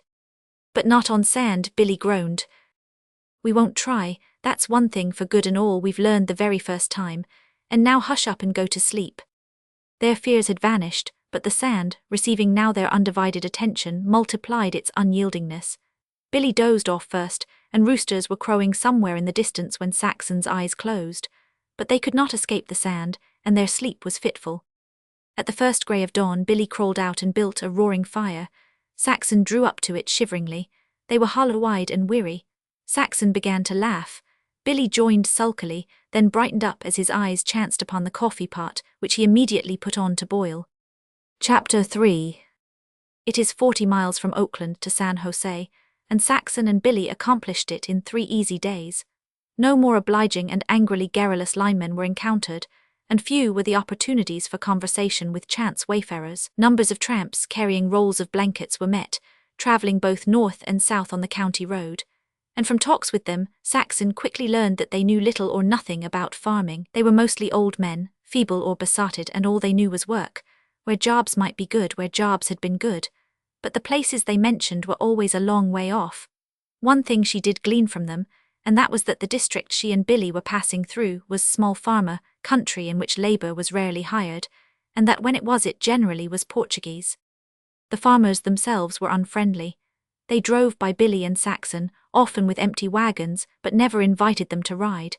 When chance offered and Saxon did ask questions, they looked her over curiously or suspiciously, and gave ambiguous and facetious answers. "They ain't Americans, damn them," Billy fretted. "Why, in the old days everybody was friendly to everybody." But Saxon remembered her last talk with her brother. "It's the spirit of the times, Billy. The spirit has changed. Besides, these people are too near. Wait till we get farther away from the cities, then we'll find them more friendly." "A measly lot these ones are," he sneered. "Maybe they've a right to be," she laughed. "For all you know, more than one of the scabs you've slugged were sons of theirs." "If I could only hope so," Billy said fervently. "But I don't care if I own 10,000 acres. Any man hickin' with his blankets might be just as good a man as me, and maybe better for all I'd know. I'd give him the benefit of the doubt anyway." Billy asked for work at first indiscriminately, later only at the larger farms. The unvarying reply was that there was no work. A few said there would be ploughing after the first rains. Here and there in a small way dry ploughing was going on, but in the main the farmers were waiting. "But do you know how to plough?" Saxon asked Billy. "No, but I guess it ain't much of a trick to turn. Besides, next man I see ploughing I'm goin' to get a lesson from." In the mid-afternoon of the second day his opportunity came. He climbed on top of the fence of a small field and watched an old man plough round and round it. "Oh shucks, just as easy," Billy commented scornfully. "If an old codger like that can handle one plough, I can handle 2. "Go on and try it," Saxon urged. "What's the good?" "Cold feet," she jeered, but with a smiling face. "All you have to do is ask him. All he can do is say no. And what if he does? You faced the Chicago Terror 20 rounds without flinching." "Oh, but it's different," he demurred, then dropped to the ground inside the fence. 2 to 1, the old geezer turns me down." No, he won't. Just tell him you want to learn and ask him if he'll let you drive around a few times. Tell him it won't cost him anything. Huh, if he gets chesty I'll take his blamed plough away from him. From the top of the fence but too far away to hear, Saxon watched the colloquy. After several minutes the lines were transferred to Billy's neck, the handles to his hands. Then the team started and the old man, delivering a rapid fire of instructions, walked alongside of Billy. When a few turns had been made, the farmer crossed the ploughed strip to Saxon and joined her on the rail. He's ploughed before a little mite, ain't he? Saxon shook her head. Never in his life, but he knows how to drive horses. He showed he wasn't all greenhorn, and he learns pretty quick. Here the farmer chuckled and cut himself a chew from a plug of tobacco. I reckon he won't tire me out settin' here. The unploughed area grew smaller and smaller, but Billy evinced no intention of quitting, and his audience on the fence was deep in conversation. Saxon's questions flew fast and furious, and she was not long in concluding that the old man bore a striking resemblance to the description the lineman had given of his father. Billy persisted till the field was finished, and the old man invited him and Saxon to stop for the night. There was a disused outbuilding where they would find a small cook stove, he said, and also he would give them fresh milk. Further, if Saxon wanted to test her desire for farming, she could try her hand on the cow. The milking lesson did not prove as successful as Billy's ploughing, but when he had mocked sufficiently, Saxon challenged him to try, and he failed as grievously as she. Saxon had eyes and questions for everything, and it did not take her long to realize that she was looking upon the other side of the farming shield. Farm and farmer were old-fashioned. There was no intensive cultivation. There was too much land too little farmed. Everything was slipshod. House and barn and outbuildings were fast falling into ruin. The front yard was weed-grown. There was no vegetable garden. The small orchard was old, sickly, and neglected. The trees were twisted, spindling, and overgrown with a grey moss. The sons and daughters were away in the cities, Saxon found out. One daughter had married a doctor, the other was a teacher in the state normal school. One son was a locomotive engineer, the second was an architect, and the third was a police court reporter in San Francisco. On occasion, the father said, they helped out the old folks. What do you think? Saxon asked Billy as he smoked his after-supper cigarette. His shoulders went up in a comprehensive shrug. That's easy. The old geezer's like his orchard covered with moss.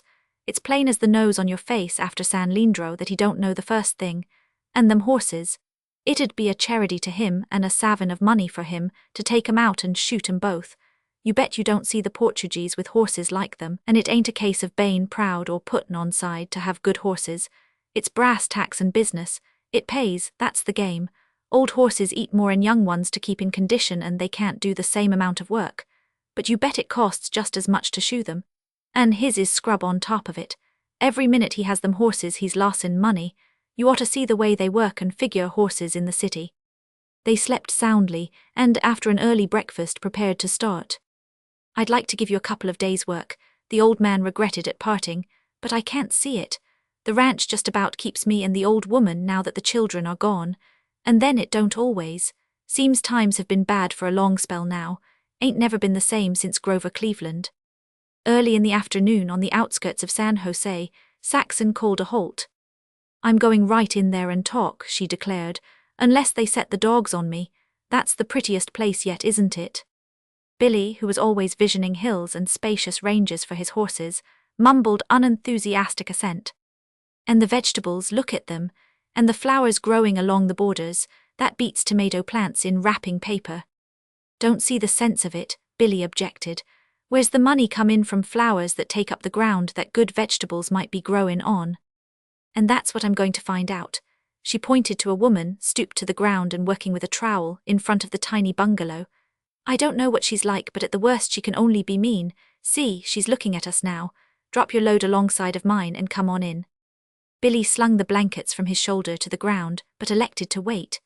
As Saxon went up the narrow, flower-bordered walk, she noted two men at work among the vegetables, one an old Chinese, the other old and of some dark-eyed foreign breed. Here were neatness, efficiency, and intensive cultivation with a vengeance. Even her untrained eye could see that. The woman stood up and turned from her flowers, and Saxon saw that she was middle-aged, slender, and simply but nicely dressed. She wore glasses, and Saxon's reading of her face was that it was kind but nervous-looking. I don't want anything today, she said before Saxon could speak, administering the rebuff with a pleasant smile. Saxon groaned inwardly over the black-covered telescope basket. Evidently the woman had seen her put it down. "We're not peddling," she explained quickly. "Oh, I am sorry for the mistake." This time the woman's smile was even pleasanter, and she waited for Saxon to state her errand. Nothing loath, Saxon took it at a plunge. "We're looking for land. We want to be farmers, and before we get the land we want to find out what kind of land we want. And seeing your pretty place has just filled me up with questions. You see, we don't know anything about farming. We've lived in the city all our life, and now we've given it up and are going to live in the country and be happy." She paused. The woman's face seemed to grow quizzical, though the pleasantness did not abate. "But how do you know you will be happy in the country?" she asked. "I don't know. All I do know is that poor people can't be happy in the city where they have labor troubles all the time. If they can't be happy in the country, then there's no happiness anywhere, and that doesn't seem fair, does it? It is sound reasoning, my dear, as far as it goes, but you must remember that there are many poor people in the country and many unhappy people." "You look neither poor nor unhappy," Saxon challenged. "You are a dear." Saxon saw the pleased flush in the other's face, which lingered as she went on. "But still, I may be peculiarly qualified to live and succeed in the country. As you say yourself, you've spent your life in the city. You don't know the first thing about the country. It might even break your heart." Saxon's mind went back to the terrible months in the Pine Street cottage. "I know already that the city will break my heart. Maybe the country will too, but just the same it's my only chance, don't you see? It's that or nothing. Besides, our folks before us were all of the country. It seems the more natural way. And better, here I am, which proves that, way down inside, I must want the country, must, as you call it, be peculiarly qualified for the country, or else I wouldn't be here." The other nodded approval, and looked at her with growing interest. "That young man," she began, "is my husband. He was a teamster until the big strike came. My name is Roberts, Saxon Roberts, and my husband is William Roberts." "And I am Mrs. Mortimer," the other said with a bow of acknowledgement. "I am a widow. And now, if you will ask your husband in, I shall try to answer some of your many questions. Tell him to put the bundles inside the gate. And now, what are all the questions you are filled with?" "Oh, all kinds. How does it pay? How did you manage it all? How much did the land cost? Did you build that beautiful house? How much do you pay the men? How did you learn all the different kinds of things and which grew best and which paid best? What is the best way to sell them? How do you sell them?" Saxon paused and laughed. "Oh, I haven't begun yet. Why do you have flowers on the borders everywhere? I looked over the Portuguese farms around San Leandro, but they never mixed flowers and vegetables." Mrs. Mortimer held up her hand. "Let me answer the last first. It is the key to almost everything." But Billy arrived, and the explanation was deferred until after his introduction. "The flowers caught your eyes, didn't they, my dear?" Mrs. Mortimer resumed, "and brought you in through my gate and right up to me. And that's the very reason they were planted with the vegetables, to catch eyes. You can't imagine how many eyes they have caught, nor how many owners of eyes they have lured inside my gate. This is a good road, and is a very popular short country drive for townsfolk. Oh no, I've never had any luck with automobiles. They can't see anything for dust, but I began when nearly everybody still used carriages. The townswomen would drive by. My flowers and then my place would catch their eyes. They would tell their drivers to stop. And well, somehow I managed to be in the front within speaking distance. Usually I succeeded in inviting them in to see my flowers, and vegetables, of course. Everything was sweet, clean, pretty, it all appealed. And," Mrs. Mortimer shrugged her shoulders, "it is well known that the stomach sees through the eyes. The thought of vegetables growing among flowers pleased their fancy. They wanted my vegetables, they must have them, and they did at double the market price, which they were only too glad to pay. You see, I became the fashion or a fad in a small way. Nobody lost. The vegetables were certainly good as any on the market and often fresher, and besides, my customers killed 2 birds with 1 stone, for they were pleased with themselves for philanthropic reasons. Not only did they obtain the finest and freshest possible vegetables, but at the same time, they were happy with the knowledge that they were helping a deserving widow woman. Yes, and it gave a certain tone to their establishments to be able to say they bought Mrs. Mortimer's vegetables. But that's too big a side to go into. In short, my little place became a show place, anywhere to go, for a drive or anything, when time has to be killed, and it became noised about who I was and who my husband had been, what I had been. Some of the townsladies I had known personally in the old days. They actually worked for my success. And then, too, I used to serve tea. My patrons became my guests for the time being. I still serve it when they drive out to show me off to their friends. So you see, the flowers are one of the ways I succeeded. Saxon was glowing with appreciation, but Mrs. Mortimer, glancing at Billy, noted not entire approval. His blue eyes were clouded. Well, out with it, she encouraged. What are you thinking? To Saxon's surprise, he answered directly, and to her double surprise, his criticism was of a nature which had never entered her head. It's just a trick, Billy expounded. That's what I was gettin' at. But a paying trick, Mrs. Mortimer interrupted, her eyes dancing and vivacious behind the glasses. Yes and no, Billy said stubbornly, speaking in his slow, deliberate fashion. If every farmer was to mix flowers and vegetables, then every farmer would get double the market price, and then there wouldn't be any double market price. Everything'd be as it was before. You are opposing a theory to a fact, Mrs. Mortimer stated. The fact is that all the farmers do not do it. The fact is that I do receive double the price. You can't get away from that. Billy was unconvinced, though unable to reply. Just the same, he muttered with a slow shake of the head, I don't get the hang of it. There's something wrong so far as we're concerned, my wife and me, I mean. Maybe I'll get hold of it after a while. And in the meantime we'll look around, Mrs. Mortimer invited. I want to show you everything and tell you how I make it go. Afterward we'll sit down and I'll tell you about the beginning. You see, she bent her gaze on Saxon, I want you thoroughly to understand that you can succeed in the country if you go about it right. I didn't know a thing about it when I began, and I didn't have a fine big man like yours. I was all alone, but I'll tell you about that. For the next hour, among vegetables, berry bushes and fruit trees, Saxon stored her brain with a huge mass of information to be digested at her leisure. Billy, too, was interested, but he left the talking to Saxon, himself rarely asking a question. At the rear of the bungalow, where everything was as clean and orderly as the front, they were shown through the chicken yard. Here, in different runs, were kept several hundred small and snow-white hens. White leghorns, said Mrs. Mortimer. You have no idea what they netted me this year. I never keep a hen a moment past the prime of her laying period. Just what I was tellin' you, Saxon, about horses, Billy broke in.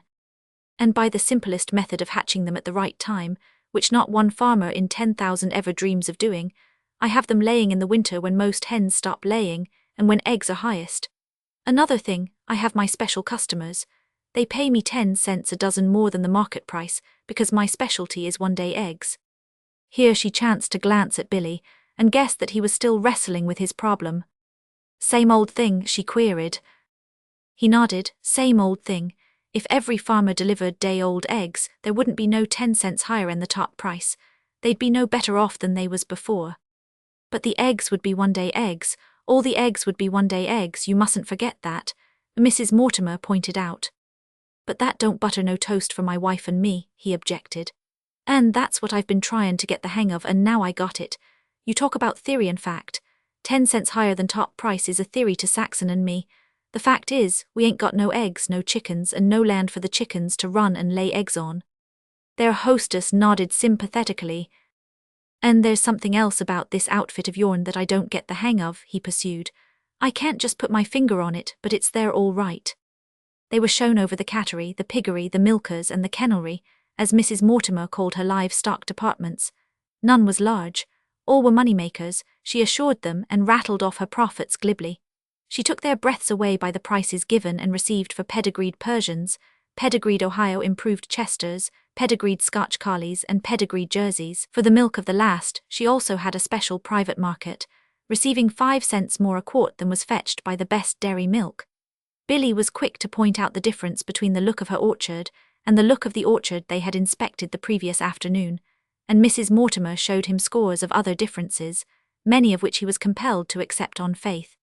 Then she told them of another industry, her homemade jams and jellies, always contracted for in advance, and at prices dizzyingly beyond the regular market. They sat in comfortable rattan chairs on the veranda, while she told the story of how she had drummed up the jam and jelly trade, dealing only with the one best restaurant and one best club in San Jose. To the proprietor and the steward she had gone with her samples, in long discussions beaten down their opposition, overcome their reluctance, and persuaded the proprietor in particular to make a special of her wares, to boom them quietly with his patrons, and above all, to charge stiffly for dishes and courses in which they appeared.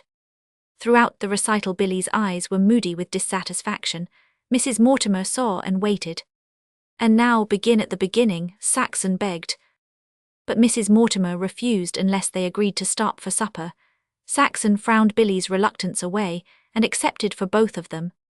Well then, Mrs. Mortimer took up her tale. In the beginning I was a greenhorn, city-born and bred.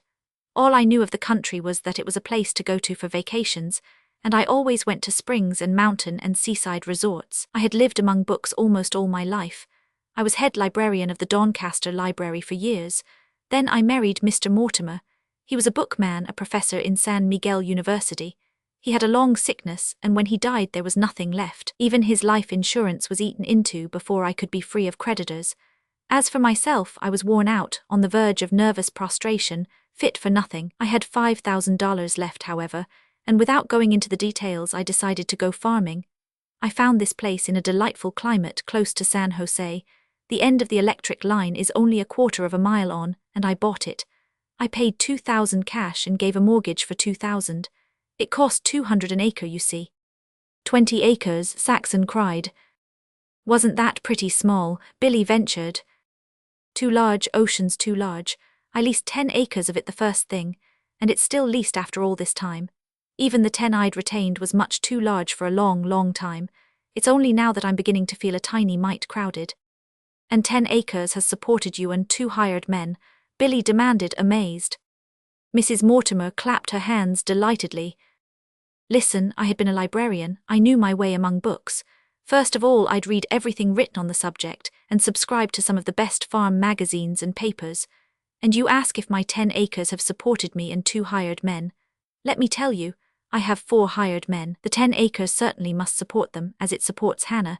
She's a Swedish widow who runs the house and who is a perfect Trojan during the jam and jelly season, and Hannah's daughter, who goes to school and lends a hand, and my nephew whom I have taken to raise and educate. Also, the 10 acres have come pretty close to paying for the whole 20, as well as for this house, and all the outbuildings, and all the pedigreed stock. Saxon remembered what the young lineman had said about the Portuguese. The 10 acres didn't do a bit of it, she cried. It was your head that did it all, and you know it. And that's the point, my dear. It shows the right kind of person can succeed in the country. Remember, the soil is generous, but it must be treated generously, and that is something the old-style American farmer can't get into his head. So it is head that counts. Even when his starving acres have convinced him of the need for fertilizing, he can't see the difference between cheap fertilizer and good fertilizer. And that's something I want to know about, Saxon exclaimed. And I'll tell you all I know, but first you must be very tired. I noticed you were limping. Let me take you in, never mind your bundles, I'll send Chang for them. To Saxon, with her innate love of beauty and charm in all personal things, the interior of the bungalow was a revelation. Never before had she been inside a middle-class home, and what she saw not only far exceeded anything she had imagined, but was vastly different from her imaginings. Mrs. Mortimer noted her sparkling glances which took in everything, and went out of her way to show Saxon around, doing it under the guise of gleeful boastings, stating the costs of the different materials, explaining how she had done things with her own hands, such as staining the doors, weathering the bookcases, and putting together the big Mission Morris chair. Billy stepped gingerly behind, and though it never entered his mind to ape to the manner born, he succeeded in escaping conspicuous awkwardness, even at the table where he and Saxon had the unique experience of being waited on in a private house by a servant. If you'd only come along next year, Mrs. Mortimer mourned, then I should have had the spare room I had planned. That's all right, Billy spoke up. Thank you just the same, but we'll catch the electric cars into San Jose and get a room. Mrs. Mortimer was still disturbed at her inability to put them up for the night, and Saxon changed the conversation by pleading to be told more. You remember I told you I'd paid only $2,000 down on the land, Mrs. Mortimer complied. That left me $3,000 to experiment with. Of course, all my friends and relatives prophesied failure. And of course I made my mistakes, plenty of them, but I was saved from still more by the thorough study I had made and continued to make. She indicated shelves of farm books and files of farm magazines that lined the walls. And I continued to study. I was resolved to be up to date, and I sent for all the experiment station reports. I went almost entirely on the basis that whatever the old-type farmer did was wrong, and do you know, in doing that I was not so far wrong myself. It's almost unthinkable, the stupidity of the old-fashioned farmers. Oh, I consulted with them, talked things over with them, challenged their stereotyped ways, demanded demonstration of their dogmatic and prejudiced beliefs, and quite succeeded in convincing the last of them that I was a fool and doomed to come to grief. "But you didn't. Mrs. Mortimer smiled gratefully. "Sometimes, even now, I'm amazed that I didn't, but I came of a hard-headed stock which had been away from the soil long enough to gain a new perspective. When a thing satisfied my judgment, I did it forthwith and downright, no matter how extravagant it seemed. Take the old orchard. Worthless, worse than worthless. Old Calkins nearly died of heart disease when he saw the devastation I had wreaked upon it. And look at it now. There was an old rattletrap ruin where the bungalow now stands. I put up with it, but I immediately pulled down the cow barn, the pigsties, the chicken houses, everything, made a clean sweep. They shook their heads and groaned when they saw such wanton waste by a widow struggling to make a living. But worse was to come. They were paralyzed when I told them the price of the 3 beautiful OICS pigs, Chesters, which I bought, $60 for the 3 and only just weaned. Then I hustled the nondescript chickens to market, replacing them with the white leghorns. The 2 scrub cows that came with the place I sold to the butcher for $30 each, paying $250 for 2 blue-blooded Jersey heifers, and coined money on the exchange, while Calkins and the rest went right on with their scrubs that couldn't give enough milk to pay for their board. Billy nodded approval. "Remember what I told you about horses," he reiterated to Saxon, and, assisted by his hostess, he gave a very creditable disquisition on horseflesh and its management from a business point of view. When he went out to smoke, Mrs. Mortimer led Saxon into talking about herself and Billy, and betrayed not the slightest shock when she learned of his prize-fighting and scab-slugging proclivities. "He's a splendid young man and good," she assured Saxon. "His face shows that, and best of all, he loves you and is proud of you. You can't imagine how I have enjoyed watching the way he looks at you, especially when you are talking. He respects your judgment. Why, he must, for here he is with you on this pilgrimage which is wholly your idea." Mrs. Mortimer sighed. "You are very fortunate, dear child, very fortunate, and you don't yet know what a man's brain is. Wait till he is quite fired with enthusiasm for your project. You will be astounded by the way he takes hold. You will have to exert yourself to keep up with him.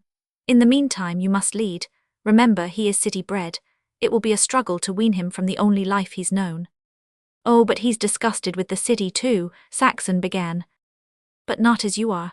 Love is not the whole of man as it is of woman. The city hurt you more than it hurt him. It was you who lost the dear little babe. His interest, his connection, was no more than casual and incidental compared with the depth and vividness of yours." Mrs. Mortimer turned her head to Billy, who was just entering. "Have you got the hang of what was bothering you?" she asked. "Pretty close to it," he answered, taking the indicated big Morris chair. "It's this." "One moment," Mrs. Mortimer checked him. "That is a beautiful, big, strong chair, and so are you, at any rate big and strong, and your little wife is very weary. No, sit down, it's your strength she needs. Yes, I insist, open your arms." And to him she led Saxon, and into his arms placed her. "Now, sir, and you look delicious, the pair of you, register your objections to my way of earning a living." "It ain't your way," Billy repudiated quickly.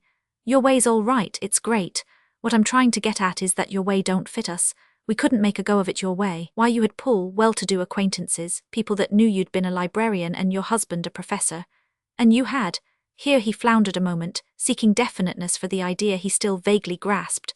"Well, you had a way we couldn't have. You were educated and I don't know, I guess you knew society ways and business ways we couldn't know." "But, my dear boy, you could learn what was necessary," she contended. Billy shook his head. "No, you don't quite get me. Let's take it this way. Just suppose it's me with jam and jelly waddin' into that swell restaurant like you did to talk with the top guy. Why, I'd be out place the moment I stepped into his office. Worse'n that, I'd feel out place. That make me have a chip on my shoulder and lookin' for trouble, which is a poor way to do business. Then too, I'd be thinkin' he was thinkin' I was a whole lot of a husky to be peddlin' jam. What happen, I'd be chesty at the drop of the hat. I'd be thinkin' he was thinkin' I was standin' on my foot, and I'd beat him to it in tellin' him he was standin' on his foot. Don't you see? It's because I was raised that way. It'd be take it or leave it with me and no jam sold." "What you say is true," Mrs. Mortimer took up brightly. "But there is your wife, just look at her. She'd make an impression on any businessman. He'd be only too willing to listen to her." Billy stiffened, a forbidding expression springing into his eyes. "What have I done now?" Their hostess laughed. I ain't got around yet to traddin' on my wife's looks, he rumbled gruffly. Right you are. The only trouble is that you, both of you, are 50 years behind the times. You're old American. How you ever got here in the thick of modern conditions is a miracle. You're Rip Van Winkles. Who ever heard in these degenerate times of a young man and woman of the city putting their blankets on their backs and starting out in search of land? Why, it's the old Argonaut spirit. You're as like as peas in a pod to those who yoked their oxen and held west to the lands beyond the sunset. I'll wager your fathers and mothers, or grandfathers and grandmothers, were that very stock. Saxon's eyes were glistening and Billy's were friendly once more. Both nodded their heads. I'm of the old stock myself, Mrs. Mortimer went on proudly. My grandmother was one of the survivors of the Donner Party. My grandfather, Jason Whitney, came around the Horn and took part in the raising of the Bear Flag at Sonoma. He was at Monterey when John Marshall discovered gold in Sutter's Mill Race. One of the streets in San Francisco is named after him. I know it, Billy put in. Whitney Street, it's near Russian Hill. Saxon's mother walked across the plains. And Billy's grandfather and grandmother were massacred by the Indians, Saxon contributed. His father was a little baby boy and lived with the Indians until captured by the whites. He didn't even know his name and was adopted by a Mr. Roberts. Why, you two dear children were almost like relatives, Mrs. Mortimer beamed. It's a breath of old times, alas, all forgotten in these flyaway days. I'm especially interested because I've catalogued and read everything covering those times. You, she indicated Billy. You are historical, or at least your father is. I remember about him. The whole thing is in Bancroft's history.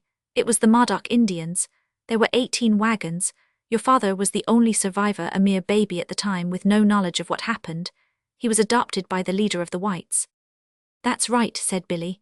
It was the Modocs. His train must have been bound for Oregon. It was all wiped out. I wonder if you know anything about Saxon's mother. She used to write poetry in the early days. Was any of it printed? Yes, Saxon answered, in the old San Jose papers. And do you know any of it? Yes, there's one beginning. Sweet as the windlute's airy strains your gentle muse has learned to sing, and California's boundless plains prolong the soft notes echoing. It sounds familiar, Mrs. Mortimer said, pondering. And there was another I remember that began. I've stolen away from the crowd in the groves, where the nude statues stand, and the leaves point and shiver. And it run on like that. I don't understand it all. It was written to my father. A love poem, Mrs. Mortimer broke in. I remember it, wait a minute. Da-da-da-da-da-da-da-da-da stands. In the spray of a fountain, whose seed amethysts tremble lightly a moment on bosom and hands, then drip in their basin from bosom and wrists. I've never forgotten the drip of the seed amethysts, though I don't remember your mother's name. It was Daisy, Saxon began. No, Dale, Mrs. Mortimer corrected with quickening recollection. Oh, but nobody called her that. But she signed it that way. What is the rest? Daisy Wiley Brown. Mrs. Mortimer went to the bookshelves and quickly returned with a large, soberly bound volume. It's the story of the files, she explained. Among other things, all the good fugitive verse was gathered here from the old newspaper files. Her eyes running down the index suddenly stopped. I was right, Dale Wiley Brown, there it is. 10 of her poems too, The Viking's Quest, Days of Gold, Constancy, The Caballero, Graves at Little Meadow. We fought off the Indians there, Saxon interrupted in her excitement. And Mother, who was only a little girl, went out and got water for the wounded, and the Indians wouldn't shoot at her. Everybody said it was a miracle. She sprang out of Billy's arms, reaching for the book and crying, Oh, let me see it, it's all new to me, I don't know these poems, can I copy them, I'll learn them by heart, just to think my mother's. Mrs. Mortimer's glasses required repolishing, and for half an hour she and Billy remained silent while Saxon devoured her mother's lines. At the end, staring at the book which she had closed on her finger, she could only repeat in wondering awe. And I never knew. But during that half hour Mrs. Mortimer's mind had not been idle. A little later she broached her plan. She believed in intensive dairying as well as intensive farming, and intended, as soon as the lease expired, to establish a Jersey dairy on the other 10 acres.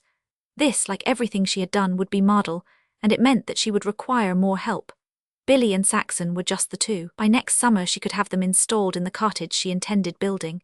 In the meantime she could arrange, one way and another, to get work for Billy through the winter.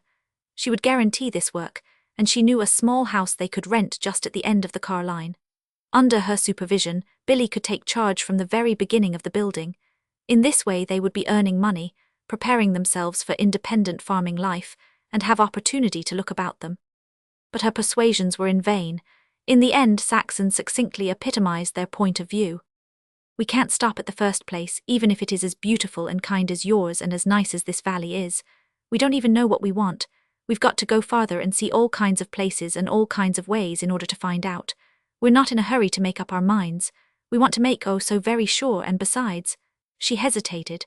Besides, we don't like altogether flat land. Billy wants some hills in his, and so do I.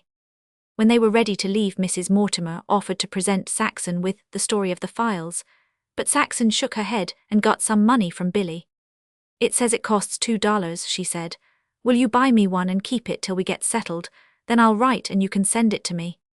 Oh, you Americans, Mrs. Mortimer chided, accepting the money, but you must promise to write from time to time before you're settled. She saw them to the county road. You are brave young things, she said at parting. I only wish I were going with you, my pack upon my back. You're perfectly glorious, the pair of you. If ever I can do anything for you, just let me know. You're bound to succeed, and I want a hand in it myself. Let me know how that government land turns out, though I warn you I haven't much faith in its feasibility. It's sure to be too far away from markets. She shook hands with Billy. Saxon she caught into her arms and kissed. Be brave, she said with low earnestness in Saxon's ear. You'll win, you are starting with the right ideas, and you were right not to accept my proposition, but remember it or better will always be open to you. You're young yet, both of you, don't be in a hurry. Any time you stop anywhere for a while, let me know and I'll mail you heaps of agricultural reports and farm publications. Goodbye, heaps and heaps and heaps of luck. Chapter 4. Billy sat motionless on the edge of the bed in their little room in San Jose that night, a musing expression in his eyes. Well, he remarked at last with a long-drawn breath, all I've got to say is there's some pretty nice people in this world after all. Take Mrs. Mortimer. Now she's the real goods, regular old American. A fine, educated lady, Saxon agreed, and not a bit ashamed to work at farming herself, and she made it go too. On 20 acres, no 10, and paid for 'em and all improvements and supported herself, 4 hired men, a Swede woman and daughter and her own nephew. It gets me. 10 acres, why my father never talked less'n 160 acres. Even your brother Tom still talks in quarter sections. And she was only a woman too, we was lucky in meetin' her. Wasn't it an adventure? Saxon cried. That's what comes of traveling, you never know what's going to happen next. It jumped right out at us just when we were tired and wondering how much farther to San Jose. We weren't expecting it at all, and she didn't treat us as if we were tramping. And that house, so clean and beautiful, you could eat off the floor. I never dreamed of anything so sweet and lovely as the inside of that house. It smelt good, Billy supplied. That's the very thing, it's what the women's pages call atmosphere. I didn't know what they meant before. That house has beautiful, sweet atmosphere. Like all your nice underthings, said Billy. And that's the next step after keeping your body sweet and clean and beautiful. It's to have your house sweet and clean and beautiful. But it can't be a rented one, Saxon, you've got to own it. Landlords don't build houses like that. Just the same, one thing stuck out plain, that house was not expensive. It wasn't the cost, it was the way. The wood was ordinary wood you can buy in any lumber yard. Why, our house on Pine Street was made out of the same kind of wood, but the way it was made was different. I can't explain, but you can see what I'm driven at. Saxon, revisioning the little bungalow they had just left, repeated absently, that's it, the way. The next morning they were early afoot, seeking through the suburbs of San Jose the road to San Juan and Monterey. Saxon's limp had increased. Beginning with a burst blister, her heel was skinning rapidly. Billy remembered his father's talks about care of the feet, and stopped at a butcher's shop to buy 5 cents worth of mutton tallow. That's the stuff, he told Saxon. Clean footgear and the feet well greased. We'll put some on as soon as we're clear of town. And we might as well go easy for a couple of days. Now if I could get a little work so as you could rest up several days, it'd be just the thing. I'll keep my eye peeled. Almost on the outskirts of town, he left Saxon on the county road and went up a long driveway to what appeared a large farm. He came back beaming. It's all hunkadory, he called as he approached. We'll just go down to that clump of trees by the creek and pitch camp. I start work in the morning, $2 a day and board myself. It'd been $1.50 if he furnished the board. I told my like the other way best and that I had my camp with me. The weather's fine and we can make out a few days till your foot's in shape. Come on, we'll pitch a regular, decent camp. How did you get the job?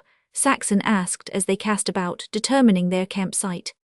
Wait till we get fixed and I'll tell you all about it. It was a dream, a cinch. Not until the bed was spread, the fire built, and a pot of beans boiling did Billy throw down the last armful of wood and begin. In the first place, Benson's no old-fashioned geezer. You wouldn't think he was a farmer to look at he's up to date, sharp as tacks, talks and acts like a businessman. I could see that just by looking at his place before I seen him. He took about 15 seconds to size me up. Can you plow, says he. Sure thing, I told em. No horses. I was hatched in a bark stall, says I. And just then, you remember that 4-horse load of machinery that come in after me? Just then it drove up. How about 4 horses? He asks casual-like. Right to home, I can drive 'em to a plough, a sewing machine or a merry-go-round. Jump up and take them lines then, he says quick and sharp, not wasting seconds. See that shed? Go round the barn to the right and back in for unloading. And right here I want to tell you it was some nifty drivin', he was askin'. I could see by the tracks the wagon'd all been goin' around the barn to the left. What he was askin' was too close work for comfort. A double turn like an S between a corner of a paddock and around the corner of the barn to the last swing. And to eat into the little room there was piles of manure just thrown out the barn and not hauled away yet. But I wasn't lettin' on nothin'. The driver gave me the lines, and I could see he was grinnin', sure I'd make a mess of it. I bet he couldn't done it himself. I never let on and away we went, me not even knowin' the horses. But say, if you'd seen me throw them leaders clean to the top of the manure till the nigh horse was scrappin' the side of the barn to make it, and the off-hind hub was cuttin' the corner post of the paddock to miss by 6 inches. It was the only way, and them horses was sure buttes. The leaders slacked back and darn near sat down on their singletrees when I threw the back into the wheelers and slammed on the brake and stopped on the very precise spot. You'll do, Benson says, that was good work. Or shucks, I says, indifferent as hell, gimme something real hard. He smiles and understands. You done that well, he says, and I'm particular about who handles my horses. The road ain't no place for you. You must be a good man gone wrong. Just the same you can plough with my horses startin' in tomorrow mornin'. Which shows how wise he wasn't. I hadn't showed I could plough. When Saxon had served the beans and Billy the coffee, she stood still a moment and surveyed the spread meal on the blankets, the canister of sugar, the condensed milk tin, the sliced corned beef, the lettuce salad and sliced tomatoes, the slices of fresh French bread, and the steaming plates of beans and mugs of coffee.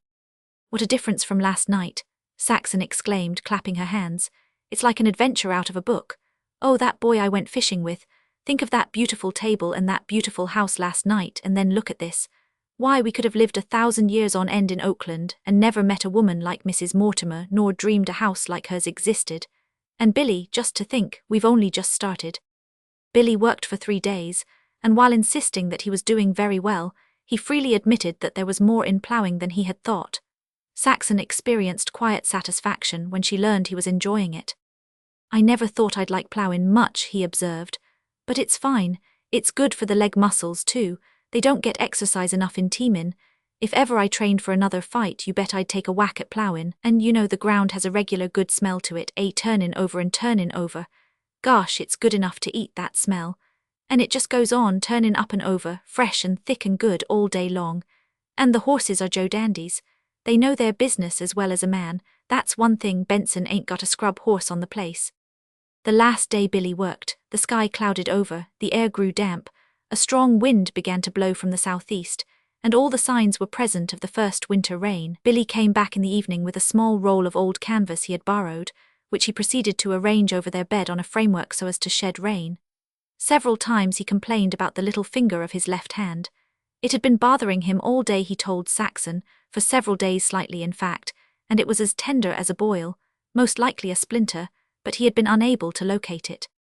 He went ahead with storm preparations, elevating the bed on old boards which he lugged from a disused barn, falling to decay on the opposite bank of the creek. Upon the boards he heaped dry leaves for a mattress. He concluded by reinforcing the canvas with additional guys of odd pieces of rope and baling wire. When the first splashes of rain arrived, Saxon was delighted. Billy betrayed little interest. His finger was hurting too much, he said. Neither he nor Saxon could make anything of it, and both scoffed at the idea of a felon. It might be a run-around, Saxon hazarded. What's that? I don't know. I remember Mrs. Cady had one once, but I was too small. It was the little finger, too. She poulticed it, I think. And I remember she dressed it with some kind of salve.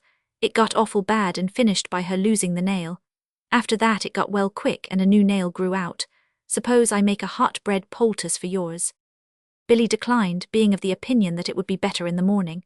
Saxon was troubled, and as she dozed off she knew that he was lying restlessly wide awake. A few minutes afterward, roused by a heavy blast of wind and rain on the canvas, she heard Billy softly groaning. She raised herself on her elbow and with her free hand, in the way she knew, manipulating his forehead and the surfaces around his eyes, soothed him off to sleep. Again she slept. And again she was aroused, this time not by the storm but by Billy. She could not see, but by feeling she ascertained his strange position. He was outside the blankets and on his knees, his forehead resting on the boards, his shoulders writhing with suppressed anguish. She's pulsin' to beat the band, he said when she spoke. It's worse'n 1,000 toothaches, but it ain't nothin', if only the canvas don't blow down. Think what our folks had to stand, he gritted out between groans. Why, my father was out in the mountains, and the man with him got mauled by a grizzly, clean clawed to the bones all over, and they was out'ay grub and had to travel. 2 times out'ay 3 when my father put him on the horse he'd faint away, had to be tied on. And that lasted 5 weeks and he pulled through. Then there was Jack Quigley. He blowed off his whole right hand with the burstin' of his shotgun, and the huntin' dog pup he had with ate up 3 of the fingers. And he was all alone in the marsh, and... But Saxon heard no more of the adventures of Jack Quigley. A terrific blast of wind parted several of the guys, collapsed the framework, and for a moment buried them under the canvas. The next moment canvas, framework and trailing guys were whisked away into the darkness, and Saxon and Billy were deluged with rain. Only one thing to do, he yelled in her ear. Gather up the things and get into that old barn. They accomplished this in the drenching darkness, making 2 trips across the stepping stones of the shallow creek, and soaking themselves to the knees. The old barn leaked like a sieve, but they managed to find a dry space on which to spread their anything but dry bedding. Billy's pain was heartrending to Saxon. An hour was required to subdue him to a doze, and only by continuously stroking his forehead could she keep him asleep. Shivering and miserable, she accepted a night of wakefulness gladly with the knowledge that she kept him from knowing the worst of his pain. At the time when she had decided it must be past midnight, there was an interruption. From the open doorway came a flash of electric light, like a tiny searchlight, which quested about the barn and came to rest on her and Billy. From the source of light a harsh voice said, "Aha, I've got you, come out of that." Billy sat up, his eyes dazzled by the light. The voice behind the light was approaching and reiterating its demand that they come out of that. "What's up?" Billy asked. "Me," was the answer, "and wide awake, you bet." The voice was now beside them, scarcely a yard away, yet they could see nothing on account of the light, which was intermittent, frequently going out for an instant as the operator's thumb tired on the switch. "Come on, get a move on," the voice went on. "Roll up your blankets and trot along, I want you." "Who in hell are you?" Billy demanded. "I'm the constable, come on." "Well, what do you want?" "You, of course, the pair of you." "What for?" "Vagrancy, now hustle, I ain't goin' to loaf here all night." "Or chase yourself," Billy advised. "I ain't a vag, I'm a working man." "Maybe you are and maybe you ain't," said the constable, "but you can tell all that to Judge Noosebomber in the mornin'." "Why you stinkin', dirty cur, you think you're goin' to pull me," Billy began. "Turn the light on yourself. I want to see what kind of an ugly mug you got. Pull me, pull me. For 2 cents I'd get up there and beat you to a jelly, you." No, Billy," Saxon pleaded. "Don't make trouble, it would mean jail." "That's right," the constable approved. "Listen to your woman." "She's my wife and see you speak of her as such," Billy warned. "Now get out if you know what's good for yourself." "I've seen your kind before," the constable retorted. "And I've got my little persuader with me, take a squint." The shaft of light shifted, and out of the darkness, illuminated with ghastly brilliance, they saw thrust a hand holding a revolver. This hand seemed a thing apart, self-existent, with no corporeal attachment, and it appeared and disappeared like an apparition as the thumb pressure wavered on the switch. One moment they were staring at the hand and revolver, the next moment at impenetrable darkness, and the next moment again at the hand and revolver. "Now I guess you'll come," the constable gloated.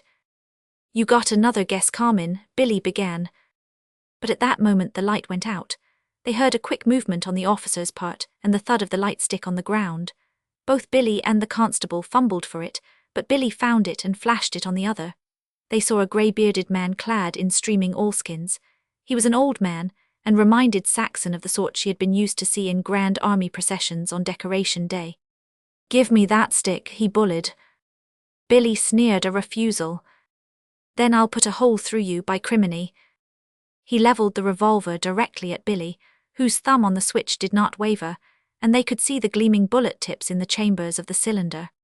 "Why, you whiskery old skunk, you ain't got the grit to shoot sour apples," was Billy's answer. "I know you're kind, brave as lions when it comes to pullin' miserable, broken-spirited bindle stiffs, but as leery as a yellow dog when you face a man. Pull that trigger. Why, you pusillanimous piece of dirt, you'd run with your tail between your legs if I said boo." Suiting action to the word, Billy let out an explosive boo, and Saxon giggled involuntarily at the startle it caused in the constable. "I'll give you a last chance," the latter grated through his teeth. "Turn over that light stick and come along peaceable, or I'll lay you out." Saxon was frightened for Billy's sake, and yet only half frightened. She had a faith that the man dared not fire, and she felt the old familiar thrills of admiration for Billy's courage. She could not see his face, but she knew in all certitude that it was bleak and passionless in the terrifying way she had seen it when he fought the 3 Irishmen. "You ain't the first man I killed," the constable threatened. "I'm an old soldier and I ain't squeamish over blood." "And you ought to be ashamed of yourself," Saxon broke in, trying to shame and disgrace peaceable people who have done no wrong. "You've done wrong sleepin' here," was his vindication. "This ain't your property, it's agin the law, and folks that go agin the law go to jail, as the two of you'll go. I've sent many a tramp up for 30 days for sleepin' in this very shack. Why, it's a regular trap for 'em. I got a good glimpse of your faces and could see you was tough characters." He turned on Billy. "I've fooled enough with you. Are you goin' to give in and come peaceable?" "I'm going to tell you a couple of things, old hoss," Billy answered. "Number 1, you ain't going to pull us. Number 2, we're going to sleep the night out here." "Gimme that light stick," the constable demanded peremptorily. "Gee-wan Whiskers, you're standin' on your foot. Beat it, pull your freight. As for your torch, you'll find it outside in the mud." Billy shifted the light until it illuminated the doorway, and then threw the stick as he would pitch a baseball. They were now in total darkness, and they could hear the intruder gritting his teeth in rage. "Now start your shootin' and see what'll happen to you," Billy advised menacingly. Saxon felt for Billy's hand and squeezed it proudly. The constable grumbled some threat. "What's that?" Billy demanded sharply. "Ain't you gone yet? Now listen to me, Whiskers. I've put up with all your shenanigan, I'm going to. Now get out or I'll throw you out. And if you come monkeyin' around here again, you'll get yours. Now get." So great was the roar of the storm that they could hear nothing. Billy rolled a cigarette. When he lighted it, they saw the barn was empty. Billy chuckled. "Say, I was so mad I clean forgot my runaround. It's only just beginnin' to tune up again." Saxon made him lie down and receive her soothing ministrations. "There is no use moving till morning," she said. "Then, just as soon as it's light, we'll catch a car into San Jose, rent a room, get a hot breakfast, and go to a drugstore for the proper stuff for poulticing or whatever treatment's needed." "But Benson," Billy demurred. "I'll telephone him from town. It will only cost 5 cents. I saw he had a wire. And you couldn't plow on account of the rain, even if your finger was well. Besides, we'll both be mending together. My heel will be all right by the time it clears up and we can start traveling." Chapter 5. Early on Monday morning, 3 days later, Saxon and Billy took an electric car to the end of the line and started a second time for San Juan. Puddles were standing in the road, but the sun shone from a blue sky, and everywhere on the ground was a faint hint of budding green. At Benson's, Saxon waited while Billy went in to get his $6 for the 3 days plowing. "Kicked like a steer because I was quittin'," he told her when he came back. "He wouldn't listen at first, said he'd put me to driven in a few days, and that there wasn't enough good 4-horsemen to let one go easily." "And what did you say?" "Oh, I just told him I had to be movin' along. And when he tried to argue, I told my wife was with me, and she was blamed anxious to get along." "But so are you, Billy." "Sure, Pete, but just the same I wasn't as keen as you. Doggone it, I was gettin' to like that plowin'. I'll never be scared to ask for a job at it again. I've got to where I savvy the burrow, and you bet I can plow against most of 'em right now." An hour afterward, with a good 3 miles to their credit, they edged to the side of the road at the sound of an automobile behind them, but the machine did not pass. Benson was alone in it, and he came to a stop alongside. "Where are you bound?" he inquired of Billy with a quick, measuring glance at Saxon. "Monterey, if you're goin' that far," Billy answered with a chuckle. "I can give you a lift as far as Watsonville. It would take you several days on Shank's mare with those loads. Climb in." He addressed Saxon directly. "Do you want to ride in front?" Saxon glanced to Billy. "Go on," he approved. "It's fine in front. This is my wife, Mr. Benson, Mrs. Roberts." "Oh ho, so you're the one that took your husband away from me," Benson accused good-humoredly, as he tucked the robe around her. Saxon shouldered the responsibility, and became absorbed in watching him start the car. "I'd be a mighty poor farmer if I owned no more land than you'd plowed before you came to me." Benson, with a twinkling eye, jerked over his shoulder to Billy. "I'd never had my hands on a plow but once before," Billy confessed, "but a fellow has to learn some time. At $2 a day. If he can get some alfalfa artist to put up for it." Billy met him complacently. Benson laughed heartily. "You're a quick learner," he complimented. "I could see that you and plows weren't on speaking acquaintance, but you took hold right. There isn't 1 man in 10 I could hire off the county road that could do as well as you were doing on the 3rd day. But your big asset is that you know horses. It was half a joke when I told you to take the lines that morning. You're a trained horseman and a born horseman as well." "He's very gentle with horses," Saxon said. "But there's more than that to it," Benson took her up. "Your husband's got the way with him. It's hard to explain, but that's what it is, the way. It's an instinct almost. Kindness is necessary, but grip is more so. Your husband grips his horses. Take the test I gave him with the 4-horse load. It was too complicated and severe. Kindness couldn't have done it. It took grip. I could see it the moment he started. There wasn't any doubt in his mind. There wasn't any doubt in the horses. They got the feel of him. They just knew the thing was going to be done and that it was up to them to do it. They didn't have any fear, but just the same they knew the boss was in the seat. When he took hold of those lines, he took hold of the horses. He gripped them, don't you see? He picked them up and put them where he wanted them, swung them up and down and right and left, made them pull and slack and back, and they knew everything was going to come out right. Oh, horses may be stupid, but they're not altogether fools. They know when the proper horseman has hold of them, though how they know it so quickly is beyond me." Benson paused, half vexed at his volubility, and gazed keenly at Saxon to see if she had followed him. What he saw in her face and eyes satisfied him, and he added with a short laugh, "Horseflesh is a hobby of mine. Don't think otherwise because I am running a stink engine. I'd rather be streaking along here behind a pair of fast steppers, but I'd lose time on them, and worse than that, I'd be too anxious about them all the time. As for this thing, why, it has no nerves, no delicate joints nor tendons. It's a case of let her rip." The miles flew past, and Saxon was soon deep in talk with her host. Here again, she discerned immediately, was a type of the new farmer. The knowledge she had picked up enabled her to talk to advantage, and when Benson talked she was amazed that she could understand so much. In response to his direct querying, she told him her and Billy's plans, sketching the Oakland life vaguely, and dwelling on their future intentions. Almost as in a dream, when they passed the nurseries at Morgan Hill, she learned they had come 20 miles, and realized that it was a longer stretch than they had planned to walk that day. And still the machine hummed on, eating up the distance as ever it flashed into view. "I wondered what so good a man as your husband was doing on the road," Benson told her. "Yes," she smiled. "He said you said he must be a good man gone wrong. But you see, I didn't know about you. Now I understand, though I must say it's extraordinary in these days for a young couple like you to pack your blankets in search of land. And before I forget it, I want to tell you one thing." He turned to Billy.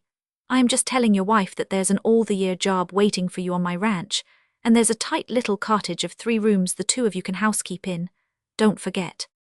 Among other things, Saxon discovered that Benson had gone through the College of Agriculture at the University of California, a branch of learning she had not known existed.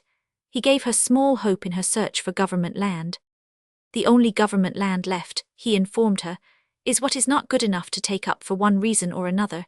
If it's good land down there where you're going, then the market is inaccessible. I know no railroads tap in there."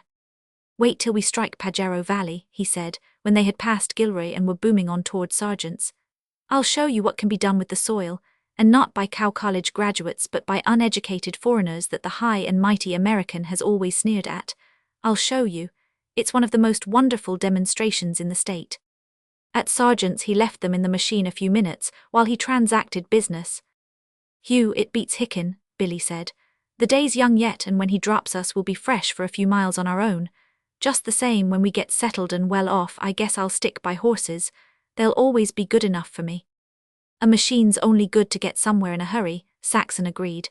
Of course, if we got very, very rich. Say, Saxon, Billy broke in, suddenly struck with an idea. I've learned one thing. I ain't afraid any more of not gettin' work in the country. I was at first, but I didn't tell you. Just the same, I was dead leery when we pulled out on the San Leandro pike. And here already is 2 places open, Mrs. Mortimer's and Benson's, and steady jobs too. Yep, a man can get work in the country.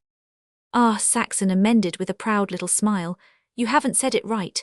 Any good man can get work in the country. The big farmers don't hire men out of charity. Sure, they ain't in it for their health, he grinned. And they jump at you. That's because you are a good man. They can see it with half an eye. Why, Billy, take all the working tramps we've met on the road already. There wasn't one to compare with you. I looked them over. They're all weak in their bodies, weak in their heads, weak both ways. Yep, they are a pretty measly bunch, Billy admitted modestly. It's the wrong time of the year to see Pajaro Valley, Benson said when he again sat beside Saxon, and Sargent's was a thing of the past. Just the same, it's worth seeing any time. Think of it, 12,000 acres of apples. Do you know what they call Pajaro Valley now? New Dalmatia. We're being squeezed out. We Yankees thought we were smart. Well, the Dalmatians came along and showed they were smarter. They were miserable immigrants, poorer than Job's turkey.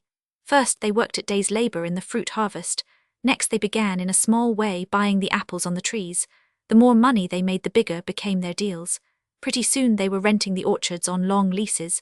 And now they are beginning to buy the land. It won't be long before they own the whole valley, and the last American will be gone. Oh, our smart Yankees. Why, those first ragged Slavs in their first little deals with us only made something like 2,000 and 3,000% profits, and now they're satisfied to make 100%. It's a calamity if their profits sink to 25 or 50%. It's like San Leandro, Saxon said. The original owners of the land are about all gone already. It's intensive cultivation. She liked that phrase. It isn't a case of having a lot of acres, but of how much they can get out of 1 acre.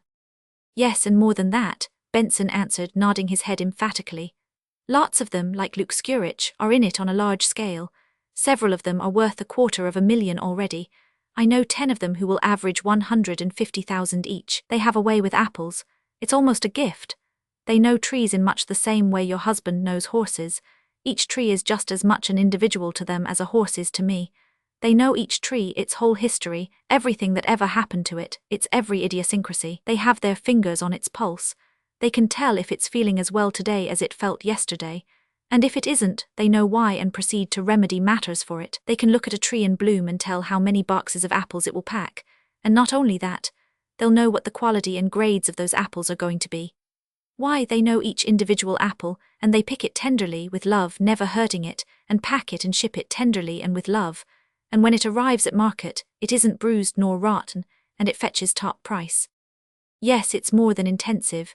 These Adriatic Slavs are long-headed in business. Not only can they grow apples, but they can sell apples.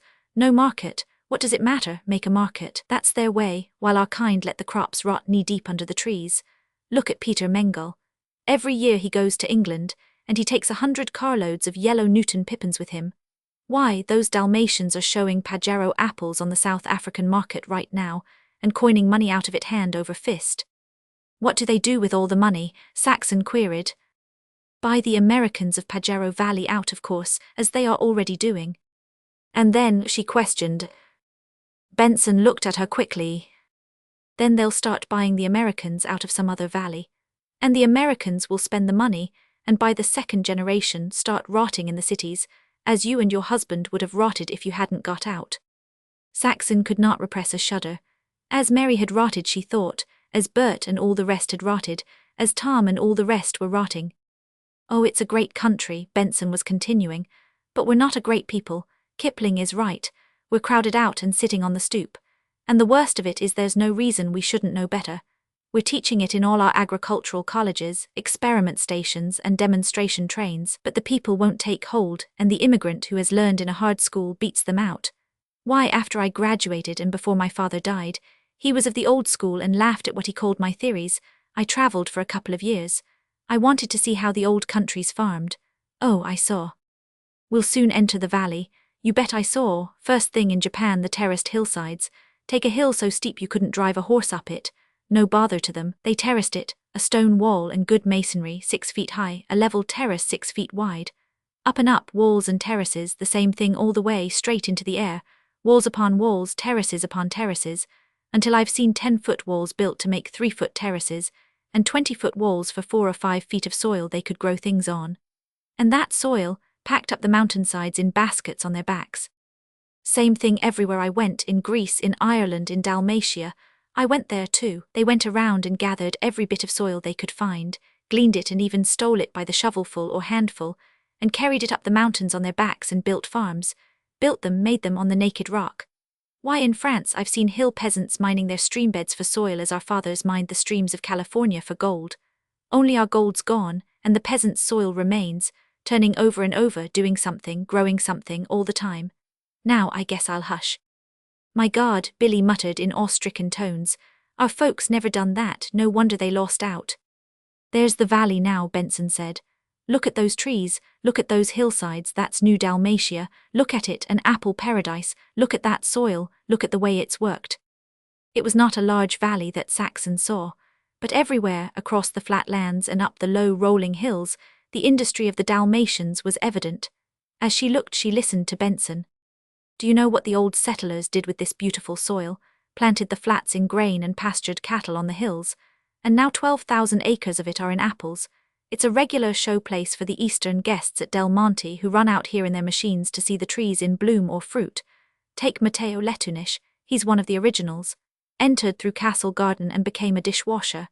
When he laid eyes on this valley, he knew it was his Klondike. Today he leases 700 acres and owns 130 of his own, the finest orchard in the valley, and he packs from 40 to 50,000 boxes of export apples from it every year. And he won't let a soul but a Dalmatian pick a single apple of all those apples. One day in a banter I asked him what he'd sell his 130 acres for. He answered seriously. He told me what it had netted him year by year and struck an average. He told me to calculate the principal from that at 6%. I did. It came to over $3,000 an acre. What are all the chinks doing in the valley? Billy asked. Growing apples too. Benson shook his head. But that's another point where we Americans lose out. There isn't anything wasted in this valley, not a core nor a paring, and it isn't the Americans who do the saving. There are 57 apple evaporating furnaces, to say nothing of the apple canneries and cider and vinegar factories, and Mr. John Chinaman owns them. They ship 15,000 barrels of cider and vinegar each year. It was our folks that made this country, Billy reflected, fought for it, opened it up, did everything. But develop it, Benson caught him up. We did our best to destroy it as we destroyed the soil of New England. He waved his hand, indicating some place beyond the hills. Salinas lies over that way. If you went through there you'd think you were in Japan, and more than one fat little fruit valley in California has been taken over by the Japanese. Their method is somewhat different from the Dalmatians. First they drift in fruit picking at day's wages. They give better satisfaction than the American fruit pickers too, and the Yankee grower is glad to get them. Next, as they get stronger, they form in Japanese unions and proceed to run the American labor out. Still the fruit growers are satisfied. The next step is when the Japs won't pick. The American labor is gone, the fruit grower is helpless, the crop perishes, then in step the Jap labor bosses. They're the masters already.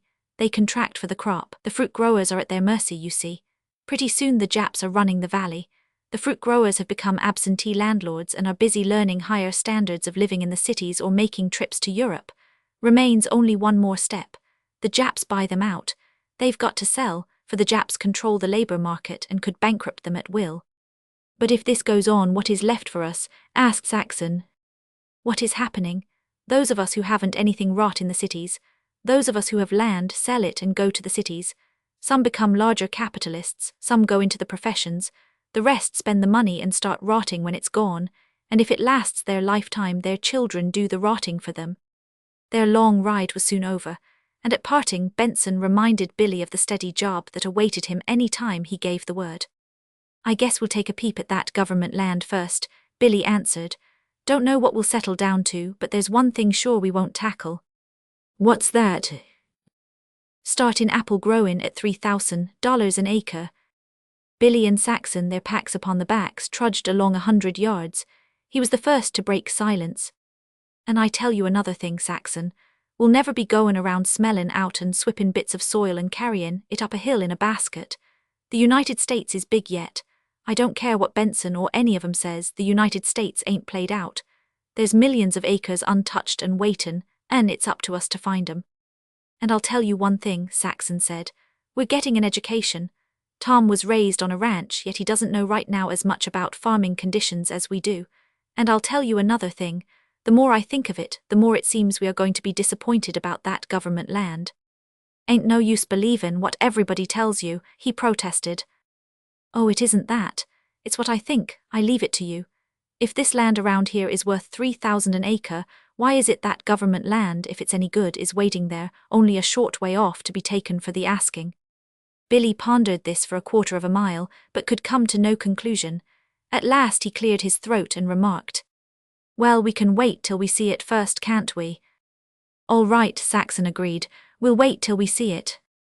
Chapter 6. They had taken the direct county road across the hills from Monterey, instead of the 17-mile drive around by the coast, so that Carmel Bay came upon them without any foreglimmerings of its beauty. Dropping down through the pungent pines, they passed woods-embowered cottages, quaint and rustic of artists and writers, and went on across wind-blown rolling sandhills held to place by sturdy lupin and nodding with pale California poppies. Saxon screamed in sudden wonder of delight, then caught her breath and gazed at the amazing peacock blue of a breaker, shot through with golden sunlight, overfalling in a mile-long sweep and thundering into white ruin of foam on a crescent beach of sand, scarcely less white. How long they stood and watched the stately procession of breakers, rising from out the deep and wind-capped sea to froth and thunder at their feet, Saxon did not know. She was recalled to herself when Billy, laughing, tried to remove the telescope basket from her shoulders. "You kind of look as though you was goin' to stop a while," he said, "so we might as well get comfortable." I never dreamed it," she repeated with passionately clasped hands. I thought the surf at the Cliff House was wonderful, but it gave no idea of this. Oh, look, did you ever see such an unspeakable color? And the sunlight flashing right through it. Oh. At last she was able to take her eyes from the surf and gaze at the sea horizon of deepest peacock blue and piled with cloud masses, at the curve of the beach south to the jagged point of rocks, and at the rugged blue mountains seen across soft low hills, landward up Carmel Valley. "Might as well sit down and take it easy," Billy indulged her. "This is too good to want to run away from all at once." Saxon assented, but began immediately to unlace her shoes. "You ain't a-goin' to?" Billy asked in surprised delight, then began unlacing his own. But before they were ready to run barefooted on the perilous fringe of cream-wet sand where land and ocean met, a new and wonderful thing attracted their attention. Down from the dark pines and across the sandhills ran a man, naked save for narrow trunks. He was smooth and rosy-skinned, cherubic-faced with a thatch of curly yellow hair, but his body was hugely thewed as a Hercules. "Gee, must be Sando," Billy muttered low to Saxon. But she was thinking of the engraving in her mother's scrapbook and of the Vikings on the wet sands of England. The runner passed them a dozen feet away, crossed the wet sand, never pausing, till the froth wash was to his knees, while above him, 10 feet at least, upreared a wall of overtopping water. Huge and powerful as his body had seemed, it was now white and fragile in the face of that imminent, great-handed buffet of the sea.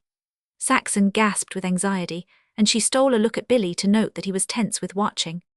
But the stranger sprang to meet the blow, and just when it seemed he must be crushed, he dived into the face of the breaker and disappeared. The mighty mass of water fell in thunder on the beach, but beyond appeared a yellow head, one arm outreaching and a portion of a shoulder. Only a few strokes was he able to make ere he was compelled to dive through another breaker. This was the battle, to win seaward against the sweep of the shoreward hastening sea.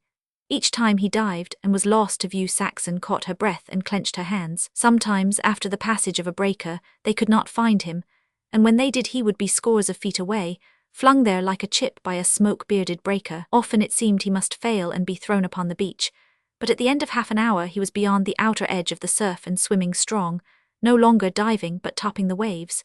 Soon he was so far away that only at intervals could they find the speck of him. That too vanished, and Saxon and Billy looked at each other, she with amazement at the swimmer's valor, Billy with blue eyes flashing. Some swimmer, that boy, some swimmer, he praised. Nothing chicken-hearted about him. Say, I only know tank swimmin' and bay swimmin', but now I'm goin' to learn ocean swimmin'. If I could do that, I'd be so proud you couldn't come within 40 feet of me. Why, Saxon, honest to God, I'd sooner do what he done than own 1,000 farms. Oh, I can swim too, I'm tellin' you, like a fish. I swum one Sunday from the narrow gauge pier to Sessions Basin, and that's miles, but I never seen anything like that guy in the swimmin' line. And I'm not going to leave this beach until he comes back. All by his lonely out there in a mountain sea, think of it. He's got his nerve all right, all right. Saxon and Billy ran barefooted up and down the beach, pursuing each other with brandished snakes of seaweed, and playing like children for an hour. It was not until they were putting on their shoes that they sighted the yellow head bearing shoreward. Billy was at the edge of the surf to meet him, emerging not white-skinned as he had entered, but red from the pounding he had received at the hands of the sea. You're a wonder, and I just got to hand it to you, Billy greeted him in outspoken admiration. It was a big surf today, the young man replied with a nod of acknowledgement. It don't happen that you are a fighter I never heard of, Billy queried, striving to get some inkling of the identity of the physical prodigy. The other laughed and shook his head, and Billy could not guess that he was an ex-captain of a varsity 11, and incidentally the father of a family and the author of many books. He looked Billy over with an eye trained in measuring freshman aspirants for the gridiron. You're some body of a man, he appreciated. You'd strip with the best of them. Am I right in guessing that you know your way about in the ring? Billy nodded. My name's Roberts. The swimmer scowled with a futile effort at recollection. Bill Roberts, Billy supplemented. Oh ho, not Big Bill Roberts. Why, I saw you fight before the earthquake in the mechanics' pavilion. It was a preliminary to Eddie Hanlon and some other fellow. You're a two-handed fighter, I remember that, with an awful wallop but slow. Yes, I remember you were slow that night, but you got your man. He put out a wet hand. My name's Hazard, Jim Hazard. And if you're the football coach that was a couple of years ago, I've read about you in the papers. Am I right? They shook hands heartily, and Saxon was introduced. She felt very small beside the two young giants and very proud withal that she belonged to the race that gave them birth. She could only listen to them talk.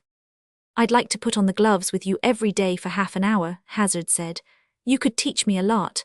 Are you going to stay around here? No, we're going on down the coast looking for land.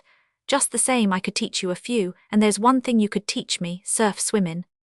I'll swap lessons with you any time, Hazard offered. He turned to Saxon. Why don't you stop in Carmel for a while? It isn't so bad. It's beautiful, she acknowledged with a grateful smile, but she turned and pointed to their packs on the edge of the Lupin. We're on the tramp and lookin' for government land.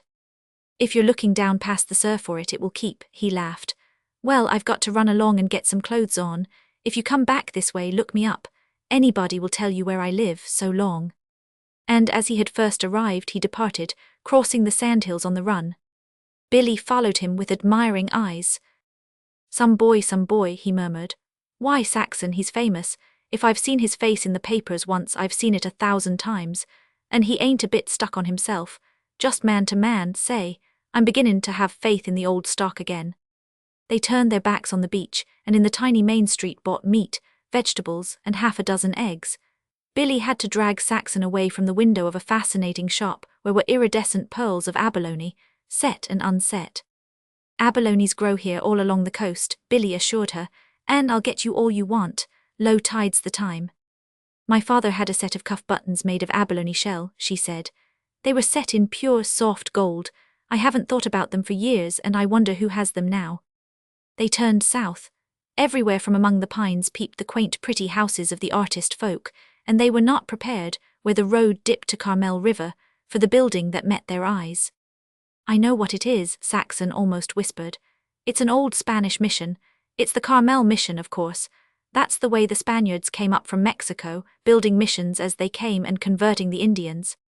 Until we chased them out, Spaniards and Indians, whole kit and caboodle, Billy observed with calm satisfaction. Just the same, it's wonderful, Saxon mused, gazing at the big, half-ruined adobe structure. There is the Mission Dollars in San Francisco, but it's smaller than this and not as old. Hidden from the sea by low hillocks, forsaken by human being and human habitation, the church of sun-baked clay and straw and chalk rock stood hushed and breathless in the midst of the adobe ruins which once had housed its worshipping thousands.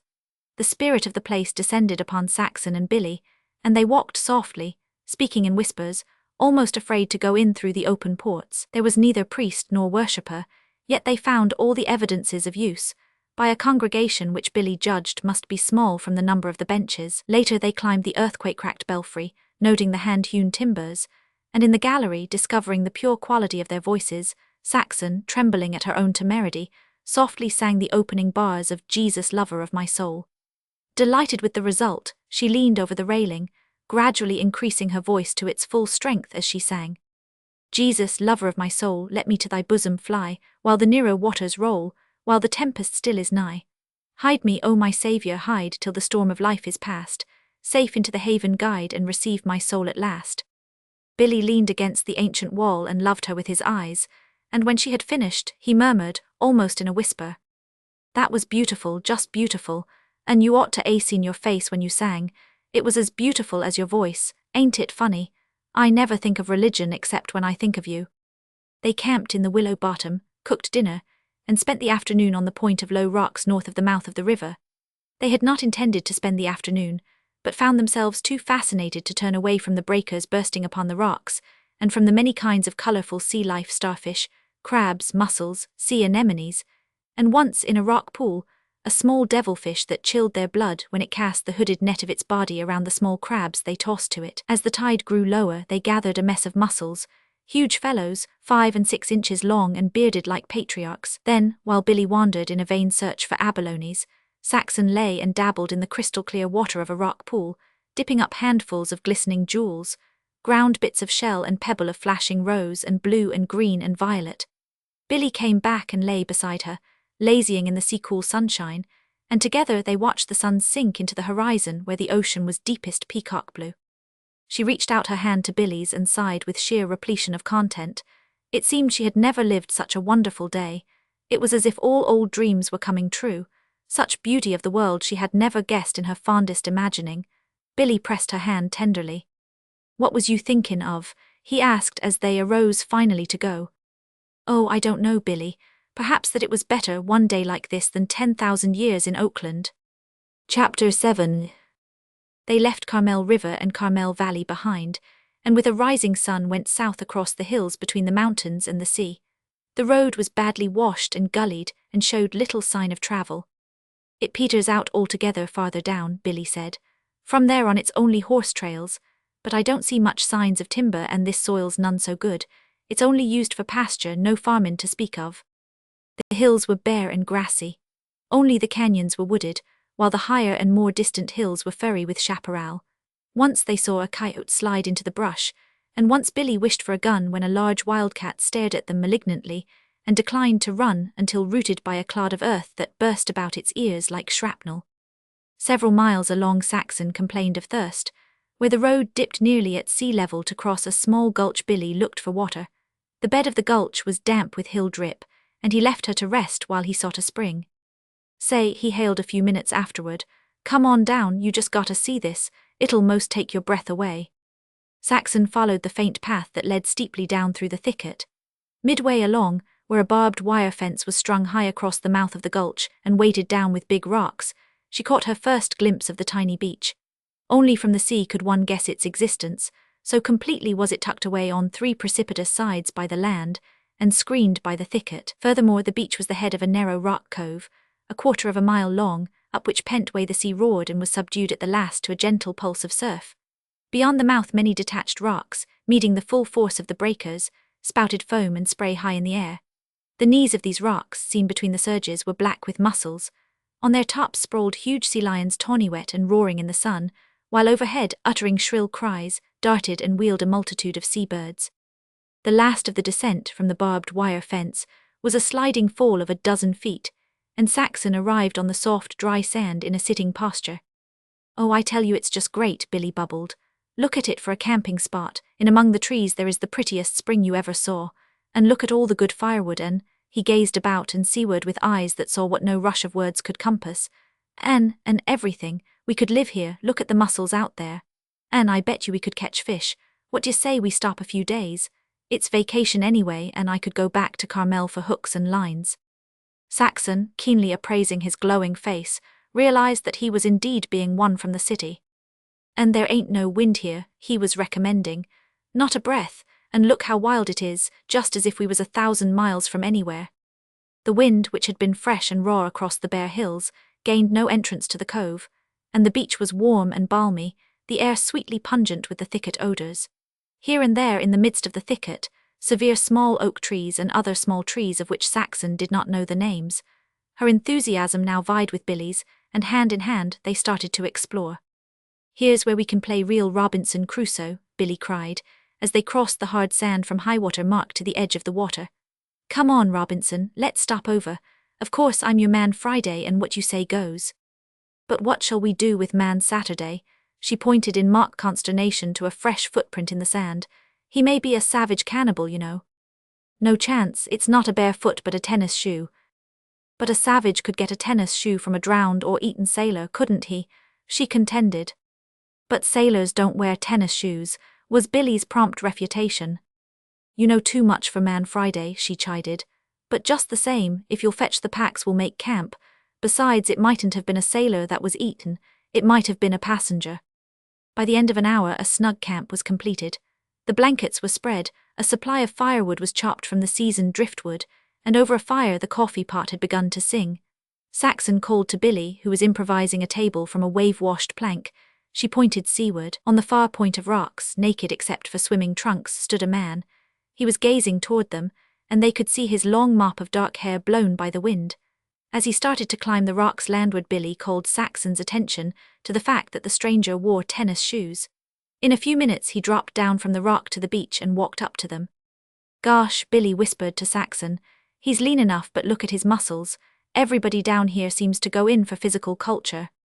As the newcomer approached, Saxon glimpsed sufficient of his face to be reminded of the old pioneers, and of a certain type of face seen frequently among the old soldiers. Young though he was, not more than 30, she decided, this man had the same long and narrow face, with the high cheekbones, high and slender forehead, and nose high, lean and almost beaked. The lips were thin and sensitive, but the eyes were different from any she had ever seen in pioneer or veteran or any man. They were so dark a grey that they seemed brown, and there were a farness and alertness of vision in them as of bright questing through profounds of space. In a misty way, Saxon felt that she had seen him before. Hello, he greeted, you ought to be comfortable here.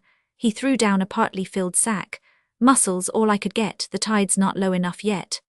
Saxon heard Billy muffle an ejaculation, and saw painted on his face the extremest astonishment. Well, honest to God, it does me proud to meet you, he blurted out. Shake hands, I always said if I laid eyes on you I'd shake. Say.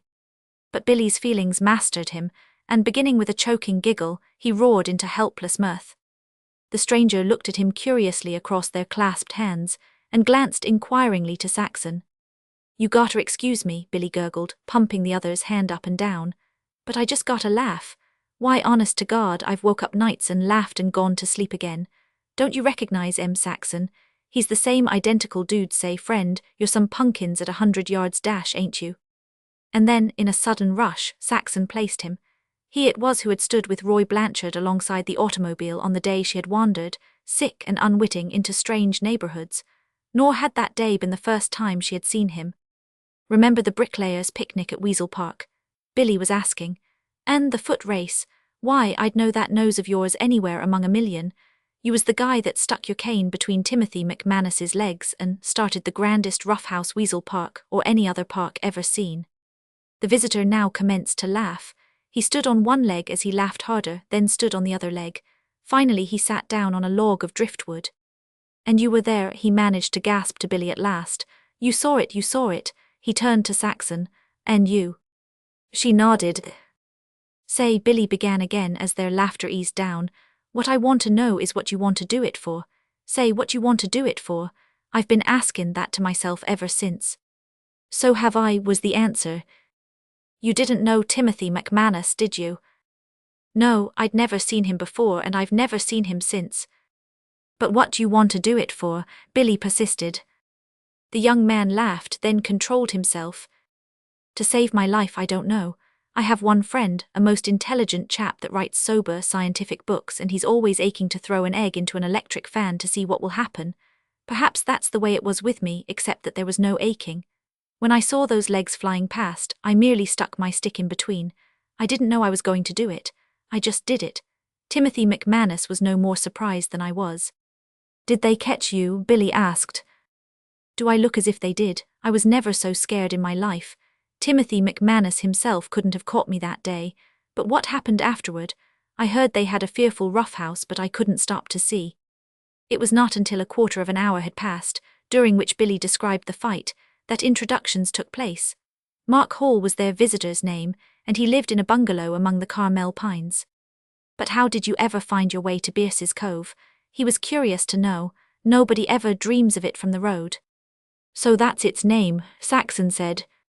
It's the name we gave it. One of our crowd camped here one summer and we named it after him. I'll take a cup of that coffee if you don't mind. This to Saxon. And then I'll show your husband around. We're pretty proud of this cove. Nobody ever comes here but ourselves. You didn't get all that muscle from Bain, chased by McManus, Billy observed over the coffee. Massage under tension, was the cryptic reply. Yes, Billy said, pondering vacantly. Do you eat it with a spoon? Hall laughed. I'll show you. Take any muscle you want, tense it, then manipulate it with your fingers so and so. And that done all that? Billy asked skeptically. All that, the other scorned proudly. For one muscle you see there's 5 tucked away but under command. Touch your finger to any part of me and see. Billy complied, touching the right breast. You know something about anatomy, picking a muscle-less spot, scolded Hall. Billy grinned triumphantly, then to his amazement saw a muscle grow up under his finger. He prodded it and found it hard and honest. Massage under tension, Hall exulted. Go on anywhere you want. And anywhere and everywhere Billy touched, muscles large and small rose up, quivered and sank down, till the whole body was a ripple of willed quick. Never saw anything like it, Billy marveled at the end. And I've seen some few good men stripped in my time. Why, you're all living silk. Massage under tension did it, my friend. The doctors gave me up. My friends called me the sick rat and the mangy poet and all that. Then I quit the city, came down to Carmel and went in for the open air, and massage under tension. Jim Hazard didn't get his muscles that way, Billy challenged. Certainly not the lucky skunk, he was born with them. Mine's made, that's the difference. I'm a work of art, he's a cave bear. Come along, I'll show you around now. You'd better get your clothes off. Keep on only your shoes and pants unless you've got a pair of trunks. My mother was a poet, Saxon said, while Billy was getting himself ready in the thicket. She had noted Hall's reference to himself. He seemed incurious, and she ventured further. Some of it was printed. What was her name? He asked idly. Dale Wiley Brown, she wrote, The Viking's Quest, Days of Gold, Constancy, The Caballero, Graves at Little Meadow, and a lot more. 10 of them are in the story of the files. I've the book at home, he remarked for the first time showing real interest. She was a pioneer, of course, before my time. I'll look her up when I get back to the house. My people were pioneers. They came by Panama in the 50s from Long Island. My father was a doctor, but he went into business in San Francisco and robbed his fellow men out of enough to keep me and the rest of a large family going ever since. Say, where are you and your husband bound? When Saxon had told him of their attempt to get away from Oakland and of their quest for land, he sympathized with the first and shook his head over the second. It's beautiful down beyond the Sur, he told her. I've been all over those redwood canyons and the place is alive with game. The government land is there too, but you'd be foolish to settle, it's too remote. And it isn't good farming land except in patches in the canyons. I know a Mexican there who is wild to sell his 500 acres for $1,500, $3 an acre. And what does that mean? That it isn't worth more, that it isn't worth so much, because he can find no takers. Land, you know, is worth what they buy and sell it for.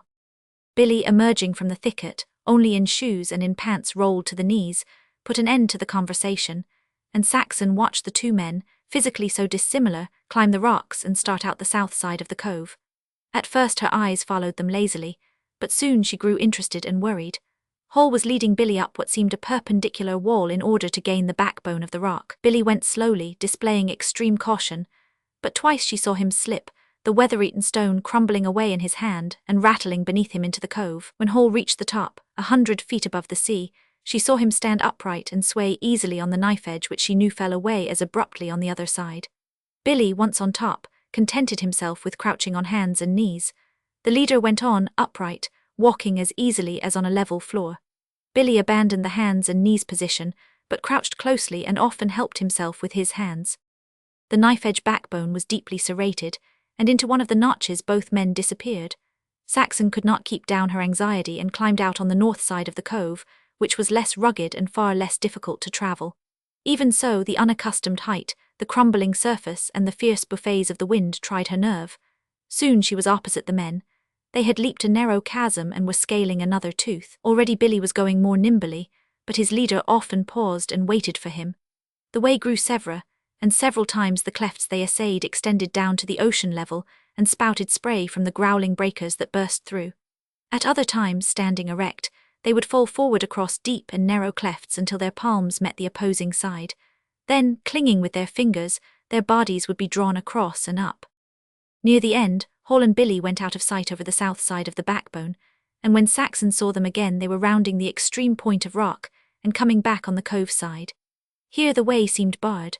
A wide fissure with hopelessly vertical sides yawned skywards from a foam-white vortex where the mad waters shot their level a dozen feet upward and dropped it as abruptly to the black depths of battered rock and writhing weed. Clinging precariously, the men descended their side till the spray was flying about them. Here they paused. Saxon could see Hall pointing down across the fissure and imagined he was showing some curious thing to Billy. She was not prepared for what followed. The surf level sucked and sank away, and across and down Hall jumped to a narrow foothold where the wash had roared yards deep the moment before. Without pause, as the returning sea rushed up, he was around the sharp corner and clawing upward hand and foot to escape being caught. Billy was now left alone. He could not even see Hall, much less be further advised by him, and so tensely did Saxon watch, that the pain in her fingertips, crushed to the rock by which she held, warned her to relax. Billy waited his chance, twice made tentative preparations to leap and sank back, then leaped across and down to the momentarily exposed foothold, doubled the corner, and as he clawed up to join Hall was washed to the waist but not torn away. Saxon did not breathe easily till they rejoined her at the fire. One glance at Billy told her that he was exceedingly disgusted with himself. "You'll do for a beginner," Hall cried, slapping him jovially on the bare shoulder. "That climb is a stunt of mine. Many's the brave lad that started with me and broken down before we were halfway out. I've had a dozen balk at that big jump. Only the athletes make it." "I ain't ashamed of admittin' I was scairt," Billy growled. "You're a regular goat, and you sure got my goat half a dozen times. But I'm mad now. It's mostly trainin', and I'm goin' to camp right here and train till I can challenge you to a race out and around and back to the beach." "Done," said Hall, putting out his hand in ratification. "And some time when we get together in San Francisco, I'll lead you up against Bierce, the one this cove is named after. His favorite stunt when he isn't collecting rattlesnakes is to wait for a 40-mile-an-hour breeze and then get up and walk on the parapet of a skyscraper, on the lee side, mind you, so that if he blows off there's nothing to fetch him up but the street. He sprang that on me once." "Did you do it?" Billy asked eagerly. "I wouldn't have if I hadn't been on. I'd been practicing it secretly for a week, and I got $20 out of him on the bet." The tide was now low enough for muscle gathering, and Saxon accompanied the men out the north wall. Hall had several sacks to fill. A rig was coming for him in the afternoon, he explained, to cart the mussels back to Carmel. When the sacks were full they ventured further among the rock crevices and were rewarded with 3 abalones, among the shells of which Saxon found one coveted blister pearl. Hall initiated them into the mysteries of pounding and preparing the abalone meat for cooking. By this time it seemed to Saxon that they had known him a long time. It reminded her of the old times when Bert had been with them, singing his songs or ranting about the last of the Mohicans. "Now listen, I'm going to teach you something," Hall commanded, a large round rock poised in his hand above the abalone meat. "You must never pound abalone without singing this song, nor must you sing this song at any other time. It would be the rankest sacrilege. Abalone is the food of the gods. Its preparation is a religious function. Now listen and follow, and remember that it is a very solemn occasion." The stone came down with a thump on the white meat, and thereafter arose and fell in a sort of tom-tom accompaniment to the poet's song. "Oh, some folks boast of quail on toast because they think it's Tony, but I'm content to owe my rent and live on abalone." Oh, mission point's a friendly joint where every crab's a crony, and true and kind you'll ever find the clinging abalone. He wanders free beside the sea where the coast is stony. He flaps his wings and madly sings, the plaintive abalone. Some stick to Biz, some flirt with Liz down on the sands of Coney, but we by hell stay in Carmel and wang the abalone. He paused with his mouth open and stone upraised. There was a rattle of wheels and a voice calling from above where the sacks of mussels had been carried. He brought the stone down with a final thump and stood up. There's 1,000 more verses like those, he said. Sorry I hadn't time to teach you them. He held out his hand, palm downward. And now, children, bless you, you are now members of the clan of abalone eaters, and I solemnly enjoin you never, no matter what the circumstances, pound abalone meat without chanting the sacred words I have revealed unto you. But we can't remember the words from only one hearing, Saxon expostulated. That shall be attended to. Next Sunday the tribe of abalone eaters will descend upon you here in Bierce's Cove, and you will be able to see the rights, the writers and writresses, down even to the Iron Man with the basilisk eyes, vulgarly known as the king of the sacerdotal lizards. Will Jim Hazard come? Billy called as Hole disappeared into the thicket. He will certainly come. Is he not the cave-bear pot-walloper and gridironer, the most fearsome, and next to me the most exalted of all the abalone eaters? Saxon and Billy could only look at each other till they heard the wheels rattle away. Well, I'll be doggoned, Billy let out. He's some boy that, nothing stuck up about him.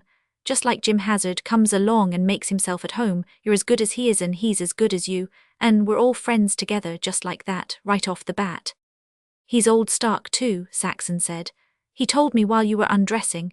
His folks came by Panama before the railroad was built, and from what he said I guess he's got plenty of money. He sure don't act like it. And isn't he full of fun, Saxon cried. A regular josher, and him a poet. Oh, I don't know, Billy. I've heard that plenty of poets are odd. That's right, come to think of it. There's Joaquin Miller, lives out in the hills back of Fruitville. He's certainly odd. It's right near his place where I proposed to you. Just the same I thought poets wore whiskers and eyeglasses, and never tripped up foot racers at Sunday picnics, nor run around with as few clothes on as the law allows, gathering mussels and climbing like goats. That night under the blankets, Saxon lay awake, looking at the stars, pleasuring in the balmy thicket scents, and listening to the dull rumble of the outer surf, and the whispering ripples on the sheltered beach a few feet away. Billy stirred, and she knew he was not yet asleep. Glad you left Oakland, Billy, she snuggled. Huh, came his answer, is a clam happy? Chapter 8. Every half-tide, Billy raced out the south wall over the dangerous course he and Hall had travelled, and each trial found him doing it in faster time. Wait till Sunday, he said to Saxon. I'll give that poet a run for his money. Why, they ain't a place that bothers me now. I've got the head confidence. I run where I went on hands and knees. I figured it out this way. Suppose you had a foot to fall on each side and it was soft hay. They'd be nothing to stop you. You wouldn't fall, you'd go like a streak. Then it's just the same if it's a mile down on each side. That ain't your concern. Your concern is to stay on top and go like a streak. And, you know, Saxon, when I went at it that way it never bothered me at all. Wait till he comes with his crowd Sunday. I'm ready for him. I wonder what the crowd will be like, Saxon speculated. Like him, of course, birds of a feather flock together. They won't be stuck up, any of them, you'll see. Hall had sent out fish lines and a swimming suit by a Mexican cowboy bound south to his ranch, and from the latter they learned much of the government land and how to get it. The week flew by. Each day Saxon sighed a farewell of happiness to the sun. Each morning they greeted its return with laughter of joy in that another happy day had begun. They made no plans but fished, gathered mussels and abalones, and climbed among the rocks as the moment moved them. The abalone meat they pounded religiously to a verse of doggerel improvised by Saxon. Billy prospered. Saxon had never seen him at so keen a pitch of health. As for herself, she scarcely needed the little hand mirror to know that never, since she was a young girl, had there been such colour in her cheeks, such spontaneity of vivacity. It's the first time in my life I ever had real play, Billy said. And you and me never played at all the time we was married. This beats Bane, any kind of a millionaire. No 7 o'clock whistle, Saxon exulted. I'd lie abed in the mornings on purpose, only everything is too good not to be up. And now you just play at chopping some firewood and catching a nice big perch man Friday, if you expect to get any dinner. Billy got up, hatchet in hand, from where he had been lying prone, digging holes in the sand with his bare toes. "But it ain't goin' to last," he said with a deep sigh of regret. "The rains'll come any time now. The good weather's hangin' on something wonderful." On Saturday morning, returning from his run out the south wall, he missed Saxon. After helloing for her without result, he climbed to the road. Half a mile away, he saw her astride an unsaddled, unbridled horse that moved unwillingly, at a slow walk across the pasture. "Lucky for you it was an old mare that had been used to ridden, see them saddle marks," he grumbled, when she at last drew to a halt beside him and allowed him to help her down. "Oh, Billy," she sparkled, "I was never on a horse before, it was glorious. I felt so helpless too and so brave." "I'm proud of you just the same," he said in more grumbling tones than before. "'Tain't every married woman tackle a strange horse that way, especially if she'd never been on one. An' I ain't forgot that you're goin' to have a saddle animal all to yourself some day, a regular Joe Dandy." The abalone eaters, in 2 rigs and on a number of horses, descended in force on Bierce's Cove. There were half a score of men and almost as many women.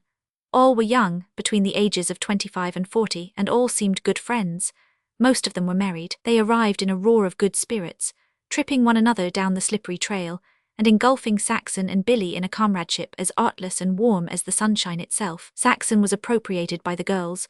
She could not realize them women, and they made much of her, praising her camping and traveling equipment, and insisting on hearing some of her tale.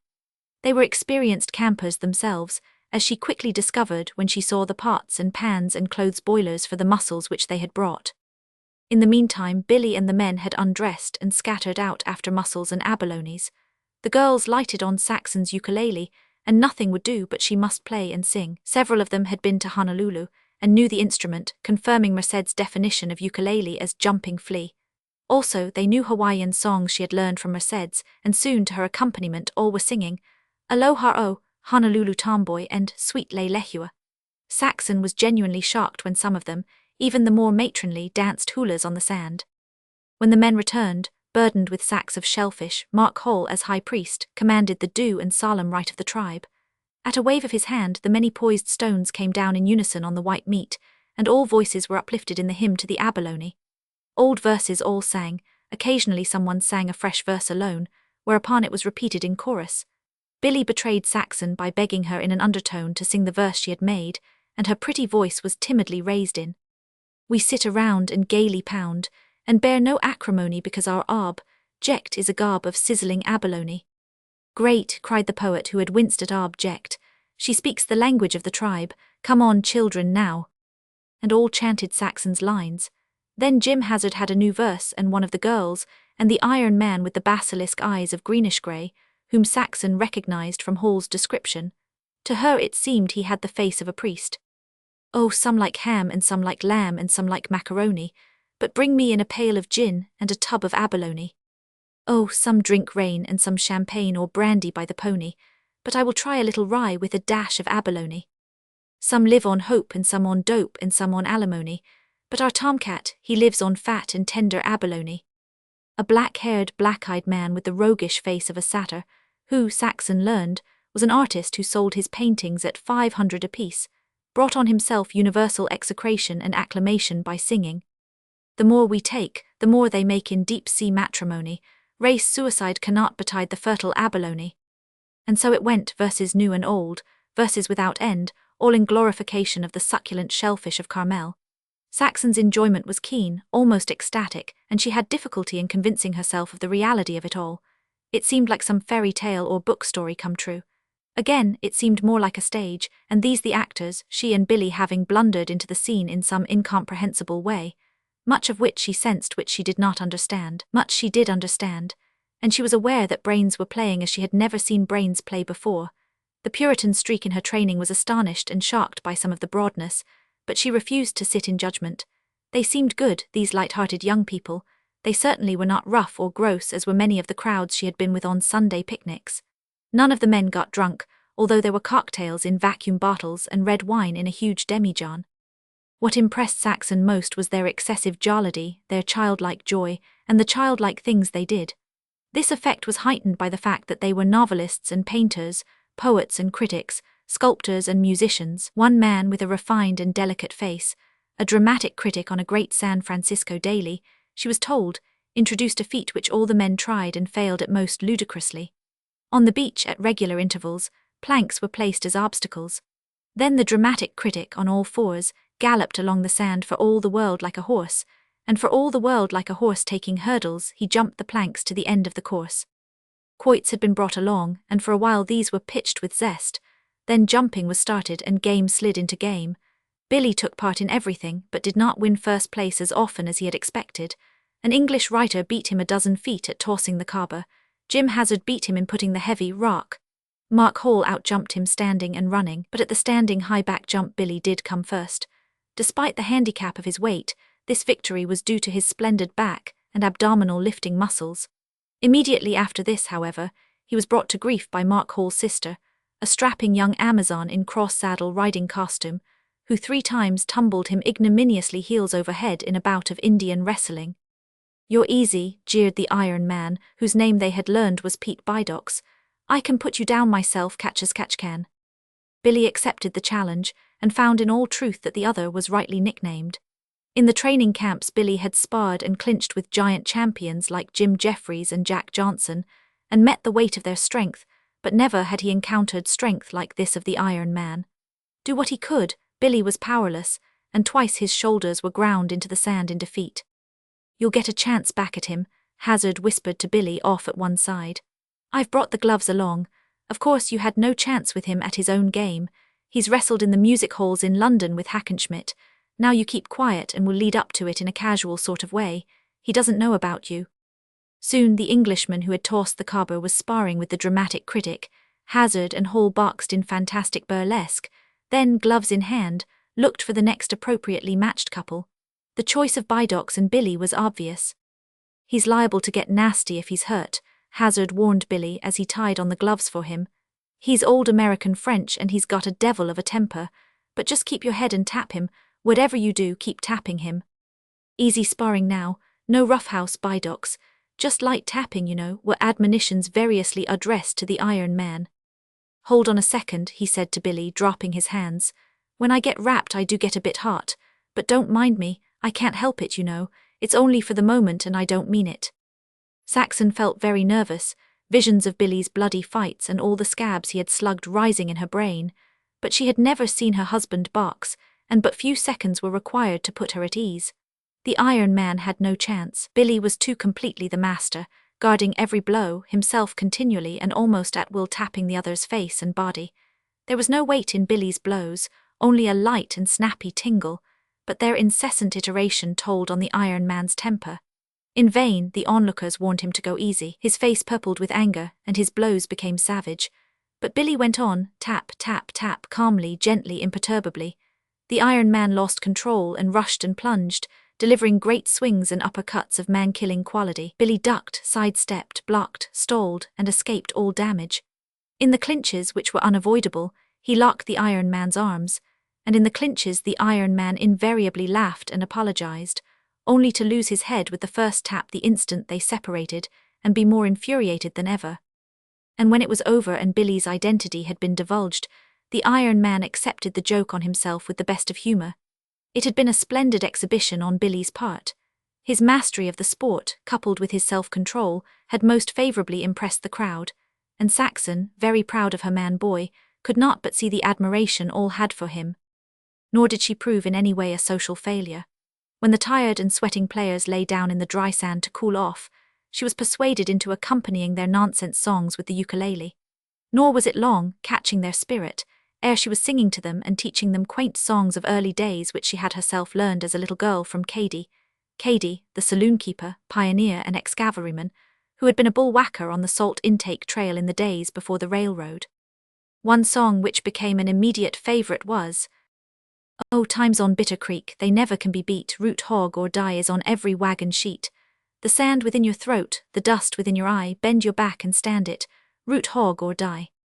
After the dozen verses of Root Hog or Die, Mark Hall claimed to be especially infatuated with Obadiah. He dreamt a dream, dreamt he was driven a 10-mule team, but when he woke he heaved a sigh, the lead mule kicked EOWT the swing mule's eye. It was Mark Hall who brought up the matter of Billy's challenge to race out the south wall of the cove, though he referred to the test as lying somewhere in the future. Billy surprised him by saying he was ready at any time. Forthwith the crowd clamoured for the race. Hall offered to bet on himself, but there were no takers. He offered 2-1 to Jim Hazard, who shook his head and said he would accept 3-1 as a sporting proposition. Billy heard and gritted his teeth. "I'll take you for $5, he said to Hall, "but not at those odds. I'll back myself even." "It isn't your money I want, it's Hazard's," Hall demurred, "though I'll give either of you 3-1. "Even or nothing," Billy held out obstinately. Hall finally closed both bets, even with Billy and 3-1 with Hazard. The path along the knife edge was so narrow that it was impossible for runners to pass each other, so it was arranged to time the men, Hall to go first and Billy to follow after an interval of half a minute. Hall toed the mark and at the word was off with the form of a sprinter. Saxon's heart sank. She knew Billy had never crossed the stretch of sand at that speed. Billy darted forward 30 seconds later and reached the foot of the rock when Hall was halfway up. When both were on top and racing from notch to notch, the Iron Man announced that they had scaled the wall in the same time to a second. "My money still looks good," Hazard remarked, "though I hope neither of them breaks a neck. I wouldn't take that run that way for all the gold that would fill the cove." "But you'll take bigger chances swimming in a storm on Carmel Beach," his wife chided. "Oh, I don't know," he retorted. "You haven't so far to fall when swimming." Billy and Hall had disappeared and were making the circle around the end. Those on the beach were certain that the poet had gained in the dizzy spurts of flight along the knife edge. Even Hazard admitted it. "What price for my money now?" he cried excitedly, dancing up and down. Hall had reappeared, the great jump accomplished, and was running shoreward, but there was no gap. Billy was on his heels, and on his heels he stayed in to shore, down the wall and to the mark on the beach. Billy had won by half a minute. "Only by the watch," he panted. "Hall was over half a minute ahead of me out to the end. I'm not slower than I thought, but he's faster. He's a wooz of a sprinter. He could beat me 10 times out of 10 except for accident. He was hung up at the jump by a big sea. That's where I caught him. I jumped right after him on the same sea, then he set the pace home, and all I had to do was take it." "That's all right," said Hall. "You did better than beat me. That's the first time in the history of Bierce's Cove that 2 men made that jump on the same sea, and all the risk was yours coming last." "It was a fluke," Billy insisted. And at that point, Saxon settled the dispute of modesty, and raised a general laugh by rippling chords on the ukulele, and parodying an old hymn in Negro minstrel fashion. "De Lord move in mischievous way his blunders to perform." In the afternoon, Jim Hazard and Hall dived into the breakers and swam to the outlying rocks, routing the protesting sea lions and taking possession of their surf-battered stronghold. Billy followed the swimmers with his eyes, yearning after them so undisguisedly that Mrs. Hazard said to him, "Why don't you stop in Carmel this winter? Jim will teach you all he knows about the surf, and he's wild to box with you. He works long hours at his desk and he really needs exercise." Not until sunset did the merry crowd carry their pots and pans and trove of mussels up to the road and depart. Saxon and Billy watched them disappear, on horses and behind horses, over the top of the first hill, and then descended hand in hand through the thicket to the camp. Billy threw himself on the sand and stretched out. "I don't know when I've been so tired," he yawned. "And there's one thing sure, I never had such a day. It's worth livin' 20 years for and then some." He reached out his hand to Saxon, who lay beside him. "And oh, I was so proud of you, Billy," she said. "I never saw you box before. I didn't know it was like that. The Iron Man was at your mercy all the time and you kept it from being violent or terrible. Everybody could look on and enjoy, and they did too. I want to say you was goin' some yourself. They just took to you. Why, honest to God, Saxon, in the singin', you was the whole show along with the ukulele. All the women liked you too, and that's what counts." It was their first social triumph, and the taste of it was sweet. "Mr. Hall said he'd looked up the story of the files," Saxon recounted, "and he said Mother was a true poet. He said it was astonishing the fine stock that had crossed the plains. He told me a lot about those times and the people I didn't know. And he's read all about the fight at Little Meadow. He says he's got it in a book at home, and if we come back to Carmel he'll show it to me. He wants us to come back all right. Do you know what he said to me, Saxon? He gave me a letter to some guy that's down on the government land, some poet that's holdin' down a quarter of a section, so we'll be able to stop there, which'll come in handy if the big rains catch us. And oh, that's what I was driven at. He said he had a little shack he lived in while the house was buildin'. The Iron Man's livin' in it now, but he's goin' away to some Catholic college to study to be a priest, and Hall said the shack'd be ours as long as we wanted to use it. And he said I could do what the Iron Man was doing to make a living. Hall was kind of bashful when he was offering me work. Said it'd be only odd jobs but that we'd make out. I could help him plant potatoes, he said, and he got half savage when he said I couldn't chop wood.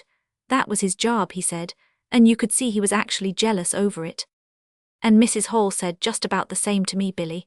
Carmel wouldn't be so bad to pass the rainy season in, and then, too, you could go swimming with Mr. Hazard. Seems as if we could settle down wherever we've a mind to, Billy assented. Carmel's the third place now that's offered. Well, after this no man need be afraid of mackin' a go in the country. No good man, Saxon corrected. I guess you're right, Billy thought for a moment. Just the same a dub, too, has a better chance in the country than in the city.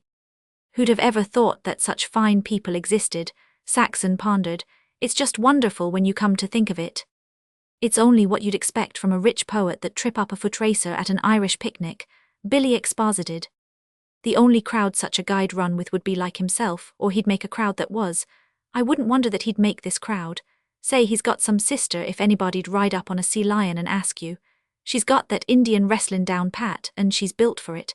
And say, ain't his wife a beaut? A little longer they lay in the warm sand. It was Billy who broke the silence, and what he said seemed to proceed out of profound meditation. Say, Saxon, d'you know I don't care if I never see movie pictures again. Chapter 9. Saxon and Billy were gone weeks on the trip south, but in the end they came back to Carmel. They had stopped with Hafler, the poet, in the marble house which he had built with his own hands. This queer dwelling was all in one room, built almost entirely of white marble. Hafler cooked as over a campfire in the huge marble fireplace which he used in all ways as a kitchen. There were divers shelves of books, and the massive furniture he had made from redwood, as he had made the shakes for the roof. A blanket, stretched across a corner, gave Saxon privacy. The poet was on the verge of departing for San Francisco and New York, but remained a day over with them to explain the country and run over the government land with Billy. Saxon had wanted to go along that morning, but Hafler scornfully rejected her, telling her that her legs were too short. That night when the men returned, Billy was played out to exhaustion. He frankly acknowledged that Hafler had walked him into the ground, and that his tongue had been hanging out from the first hour. Hafler estimated that they had covered 55 miles. But such miles, Billy enlarged. Half the time up or down and most all the time without trails, and such a pace. He was dead right about your short legs, Saxon. You wouldn't lasted the first mile, and such country we ain't seen anything like it yet. Hafler left the next day to catch the train at Monterey. He gave them the freedom of the marble house and told them to stay the whole winter if they wanted. Billy elected to loaf around and rest up that day. He was stiff and sore. Moreover, he was stunned by the exhibition of walking prowess on the part of the poet. Everybody can do something top-notch down in this country, he marveled. Now take that Hafler, he's a bigger man than me and a heavier. And weights against walkin', too, but not with him. He's done 80 miles inside 24 hours, he told me, and once 170 in 3 days. Why, he made a show out of me. I felt ashamed as a little kid. Remember, Billy, Saxon soothed him, every man to his own game. And down here you're a top-notcher at your own game. There isn't one you're not the master of with the gloves. I guess that's right, he conceded. But just the same it goes against the grain to be walked off my legs by a poet, mind you. They spent days in going over the government land, and in the end reluctantly decided against taking it up.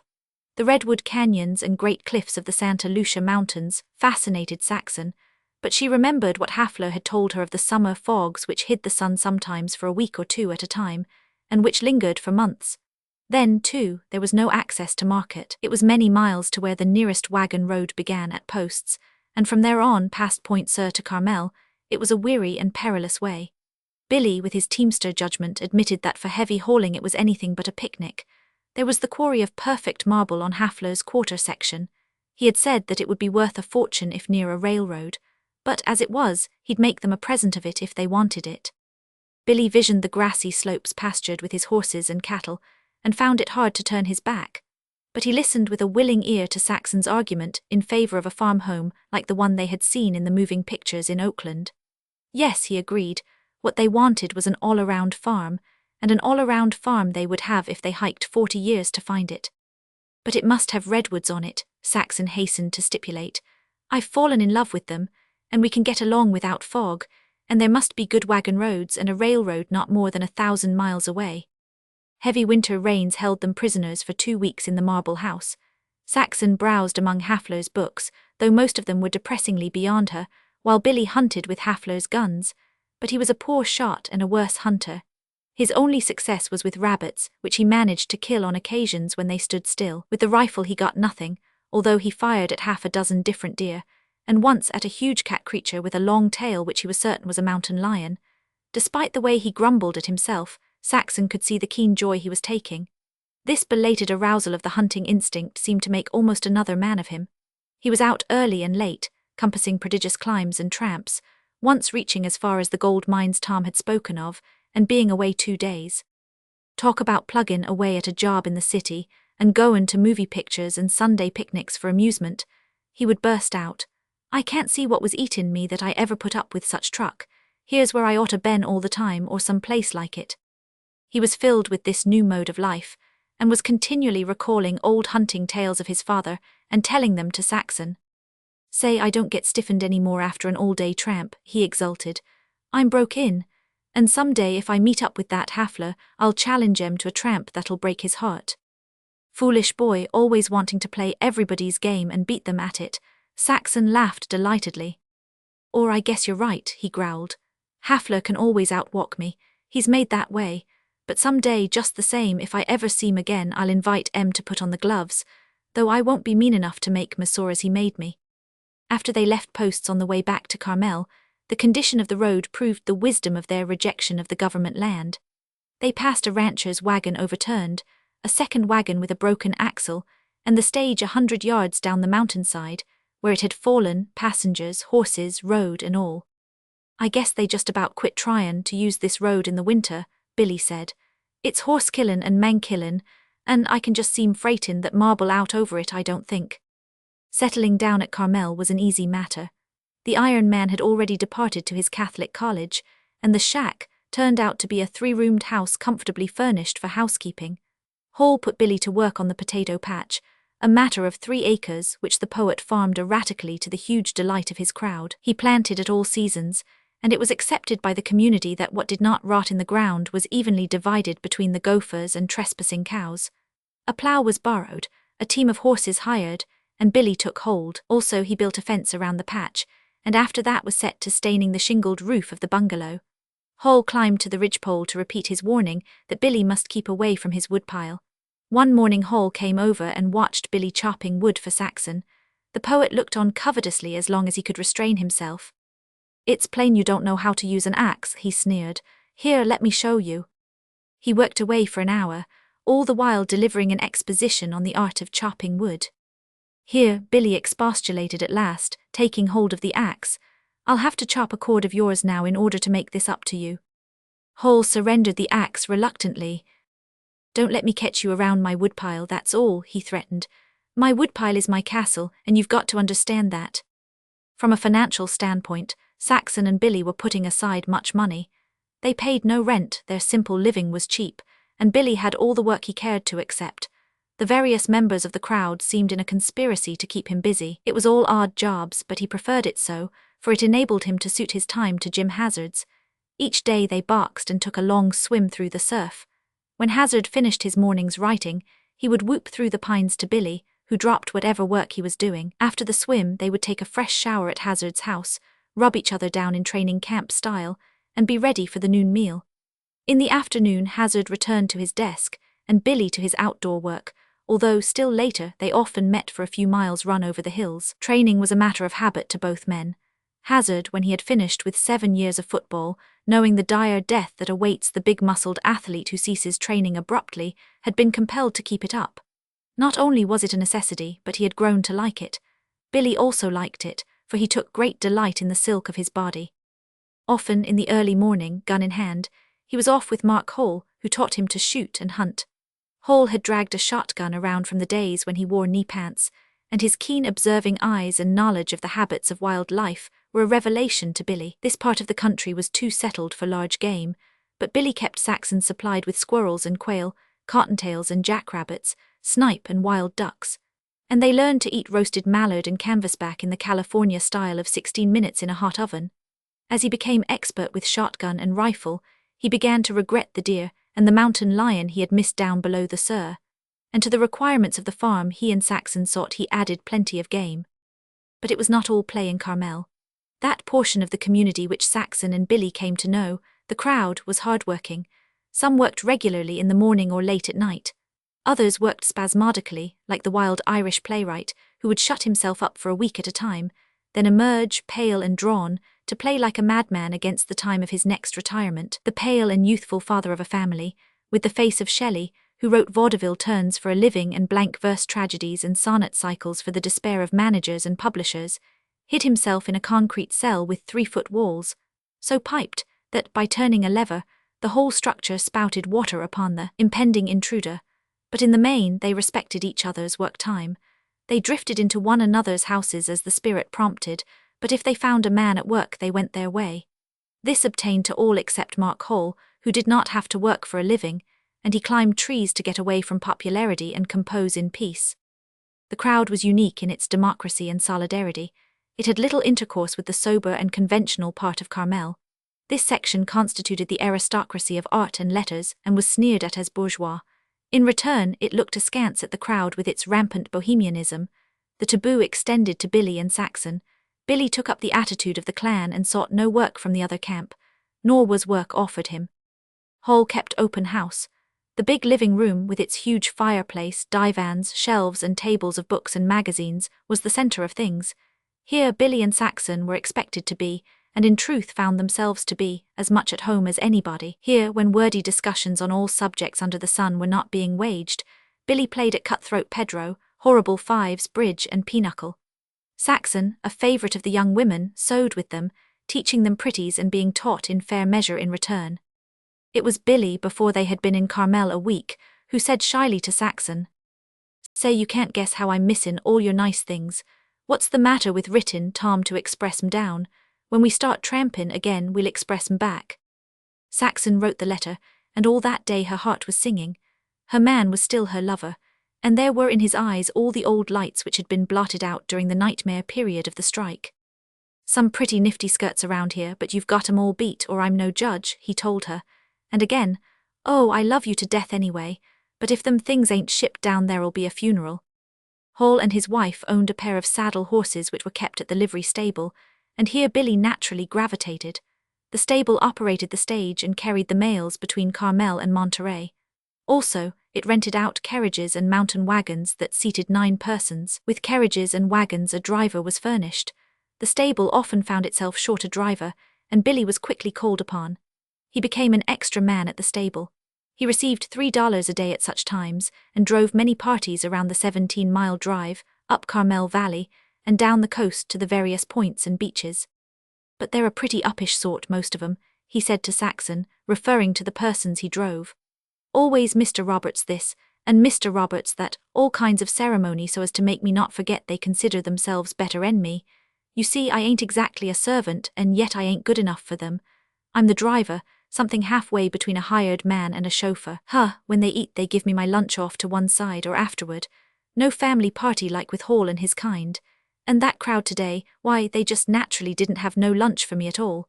After this always you make me up my own lunch. I won't be beholden to 'em for nothin', the damned geezers. And you'd died to seen one of 'em try to give me a tip. I didn't say nothin'. I just looked at M like I didn't see M, and turned away casual like after a moment, leavin' him as embarrassed as hell." Nevertheless, Billy enjoyed the driving, never more so than when he held the reins, not of 4 plodding workhorses, but of 4 fast-driving animals, his foot on the powerful brake, and swung around curves and along dizzy cliff rims to a frightened chorus of women passengers. And when it came to horse judgment and treatment of sick and injured horses, even the owner of the stable yielded place to Billy. "I could get a regular job there any time," he boasted quietly to Saxon. "Why, the country's just sproutin' with jobs for any so-so sort of a fellow. I bet anything right now, if I said to the boss that I'd take $60 and work regular, he'd jump for me. He's hinted as much. And say, are you onto the fact that yours truly has learnt a new trade? Well, he has. He could take a job stage-driven anywheres. They drive 6 on some of the stages up in Lake County. If we ever get there I'll get thick with some driver just to get the reins of 6 in my hands. And I'll have you on the box beside me. Some goin' that, some goin'." Billy took little interest in the many discussions waged in Hall's big living room. Wind chewin' was his term for it. To him it was so much good time wasted that might be employed at a game of Pedro, or going swimming or wrestling in the sand. Saxon, on the contrary, delighted in the logomachy, though little enough she understood of it, following mainly by feeling, and once in a while catching a high light. But what she could never comprehend was the pessimism that so often cropped up. The wild Irish playwright had terrible spells of depression. Shelley, who wrote vaudeville turns in the concrete cell, was a chronic pessimist. St. John, a young magazine writer, was an anarchic disciple of Nietzsche. Masson, a painter, held to a doctrine of eternal recurrence that was petrifying. And Hall, usually so merry, could outfoot them all when he once got started on the cosmic pathos of religion and the gibbering anthropomorphisms of those who loved not to die. At such times Saxon was oppressed by these sad children of art. It was inconceivable that they, of all people, should be so forlorn. One night Hall turned suddenly upon Billy, who had been following dimly, and who only comprehended that to them everything in life was rotten and wrong. "Here, you pagan, you stolid and flesh-fettered ox, you monstrosity of overweening and perennial health and joy, what do you think of it?" Hall demanded. "Oh, I've had my troubles," Billy answered, speaking in his wonted slow way. "I've had my hard times, and fought a loss in strike, and soaked my watch, and been unable to pay my rent or buy grub, and slugged scabs, and been slugged and been thrown into jail for mackin', a fool of myself. If I get you, I'd be a whole lot better to be a swell hog fattenin' for market and nothin' worryin', than to be a guy sick to his stomach from not savvyin' how the world is made or from wonderin' what's the good of anything." "That's good, that prize hog," the poet laughed. "Least irritation, least effort, a compromise of nirvana and life. Least irritation, least effort, the ideal existence, a jellyfish floating in a tideless, tepid twilight sea." "But you're missin' all the good things," Billy objected. "Name them," came the challenge. Billy was silent a moment. To him life seemed a large and generous thing.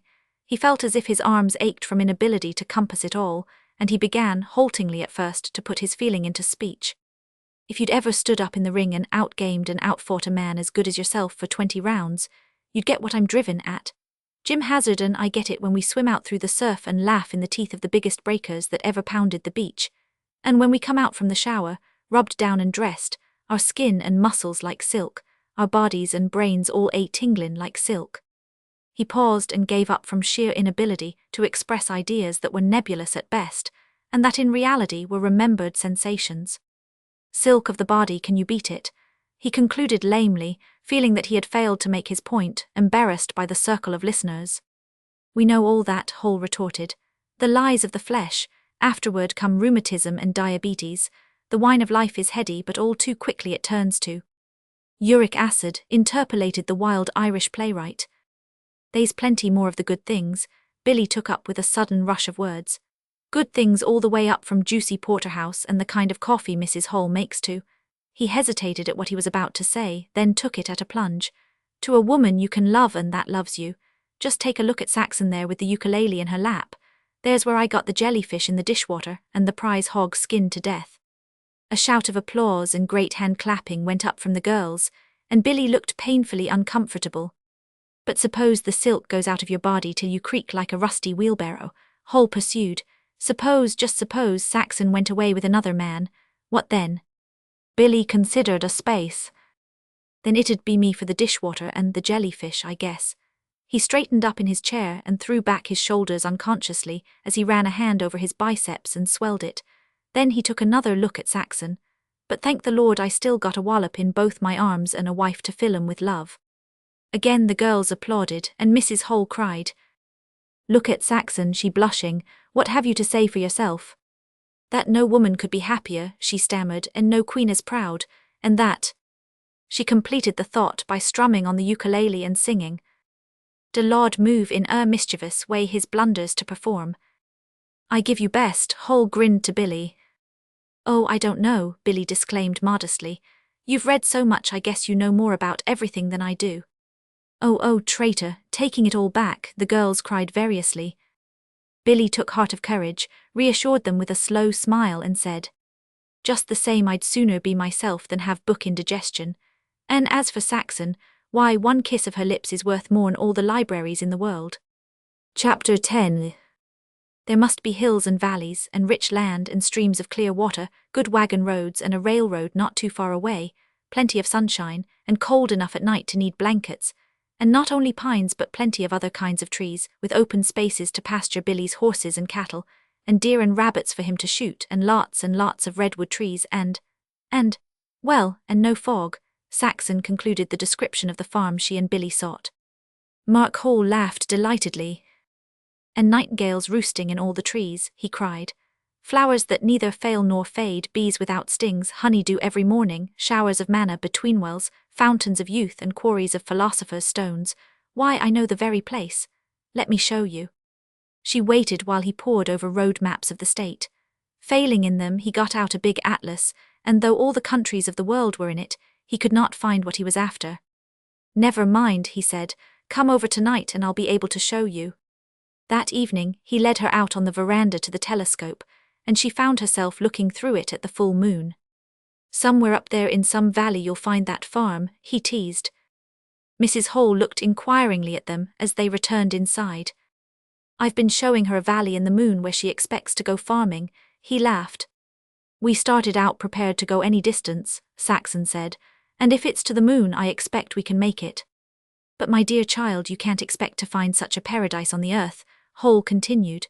For instance, you can't have redwoods without fog, they go together, the redwoods grow only in the fog belt. Saxon debated a while. Well, we could put up with a little fog, she conceded. Almost anything to have redwoods. I don't know what a quarry of philosophers' stones is like, but if it's anything like Mr. Hafler's marble quarry and there's a railroad handy, I guess we could manage to worry along. And you don't have to go to the moon for honeydew. They scrape it off of the leaves of the bushes up in Nevada County. I know that for a fact because my father told my mother about it and she told me. A little later in the evening, the subject of farming having remained uppermost, Hall swept off into a diatribe against the gambler's paradise, which was his epithet for the United States. When you think of the glorious chance, he said. A new country bounded by the oceans, situated just right in latitude, with the richest land and vastest natural resources of any country in the world, settled by immigrants who had thrown off all the leading strings of the old world and were in the humor for democracy. There was only one thing to stop them from perfecting the democracy they started, and that thing was greediness. They started gobbling everything in sight like a lot of swine, and while they gobbled, democracy went to smash. Gobbling became gambling. It was a nation of tin horns. Whenever a man lost his stake, all he had to do was to chase the frontier west a few miles and get another stake. They moved over the face of the land like so many locusts. They destroyed everything, the Indians, the soil, the forests, just as they destroyed the buffalo and the passenger pigeon. Their morality in business and politics was gambler morality. Their laws were gambling laws, how to play the game. Everybody played, therefore hurrah for the game. Nobody objected because nobody was unable to play. As I said, the losers chased the frontier for fresh stakes. The winner of today broke tomorrow. On the day following might be riding his luck to royal flushes on 5-card draws. So they gobbled and gambled from the Atlantic to the Pacific, until they'd swined a whole continent. When they'd finished with the lands and forests and mines, they turned back, gambling for any little stakes they'd overlooked, gambling for franchises and monopolies, using politics to protect their crooked deals and brace games. And democracy gone clean to smash. And then was the funniest time of all. The losers couldn't get any more stakes, while the winners went on gambling among themselves. The losers could only stand around with their hands in their pockets and look on. When they got hungry, they went, hat in hand, and begged the successful gamblers for a job. The losers went to work for the winners, and they've been working for them ever since, and democracy sidetracked up Salt Creek. You, Billy Roberts, have never had a hand in the game in your life. That's because your people were among the also-rans. How about yourself? Billy asked. I ain't seen you holdin' any hands. I don't have to, I don't count, I am a parasite. What's that? A flea, a wood tick, anything that gets something for nothing. I bat on the mangy hides of the working men. I don't have to gamble, I don't have to work. My father left me enough of his winnings. Oh, don't preen yourself, my boy. Your folks were just as bad as mine. But yours lost and mine won, and so you plow in my potato patch. I don't see it, Billy contended stoutly. A man with gumption can win out today. On government land, Hall asked quickly. Billy swallowed and acknowledged the stab. Just the same he can win out, he reiterated. Surely he can win a job from some other fellow. A young husky with a good head like yours can win jobs anywhere. But think of the handicaps on the fellows who lose. How many tramps have you met along the road who could get a job driving 4 horses for the Carmel livery stable, and some of them were as husky as you when they were young, and on top of it all you've got no shout coming. It's a mighty big come down from gambling for a continent to gambling for a job.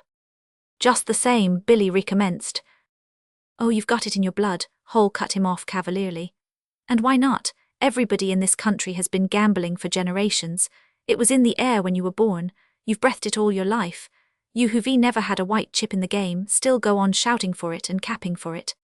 But what are all of us losers to do? Saxon inquired. Call in the police and stop the game, Hall recommended. It's crooked. Saxon frowned. Do what your forefathers didn't do, he amplified. Go ahead and perfect democracy. She remembered a remark of Merced's. A friend of mine says that democracy is an enchantment.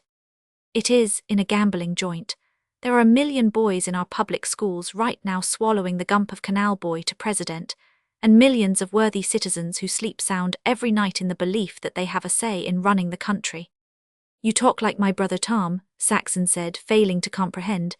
If we all get into politics and work hard for something better, maybe we'll get it after 1,000 years or so, but I want it now. She clenched her hands passionately. I can't wait, I want it now. But that is just what I've been telling you, my dear girl. That's what's the trouble with all the losers. They can't wait. They want it now, a stack of chips and a fling at the game. Well, they won't get it now. That's what's the matter with you, chasing a valley in the moon. That's what's the matter with Billy, aching right now for a chance to win 10 cents from me at Pedro, cussing wind chewing under his breath. Gee, you'd make a good soapboxer, commented Billy. And I'd be a soapboxer if I didn't have the spending of my father's ill-gotten gains. It's none of my affair. Let them rot. They'd be just as bad if they were on top. It's all a mess, blind bats, hungry swine and filthy buzzards. Here Mrs. Hall interfered. Now Mark, you stop that, or you'll be getting the blues.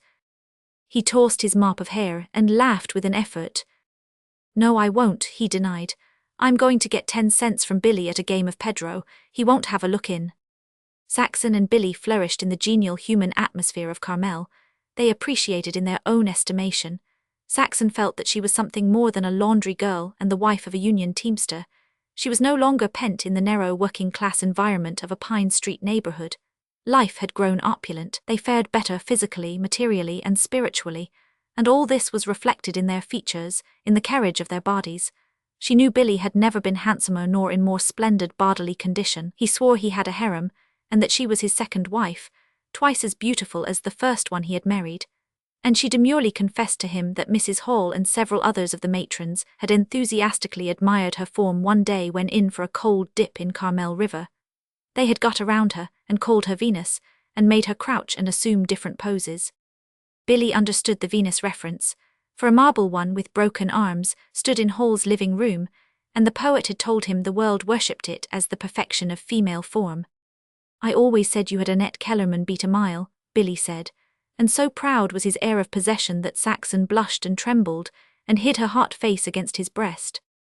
The men in the crowd were open in their admiration of Saxon in an above-board manner, but she made no mistake.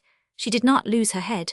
There was no chance of that, for her love for Billy beat more strongly than ever, nor was she guilty of overpraisal. She knew him for what he was and loved him with open eyes. He had no book learning, no art like the other men. His grammar was bad. She knew that just as she knew that he would never mend it.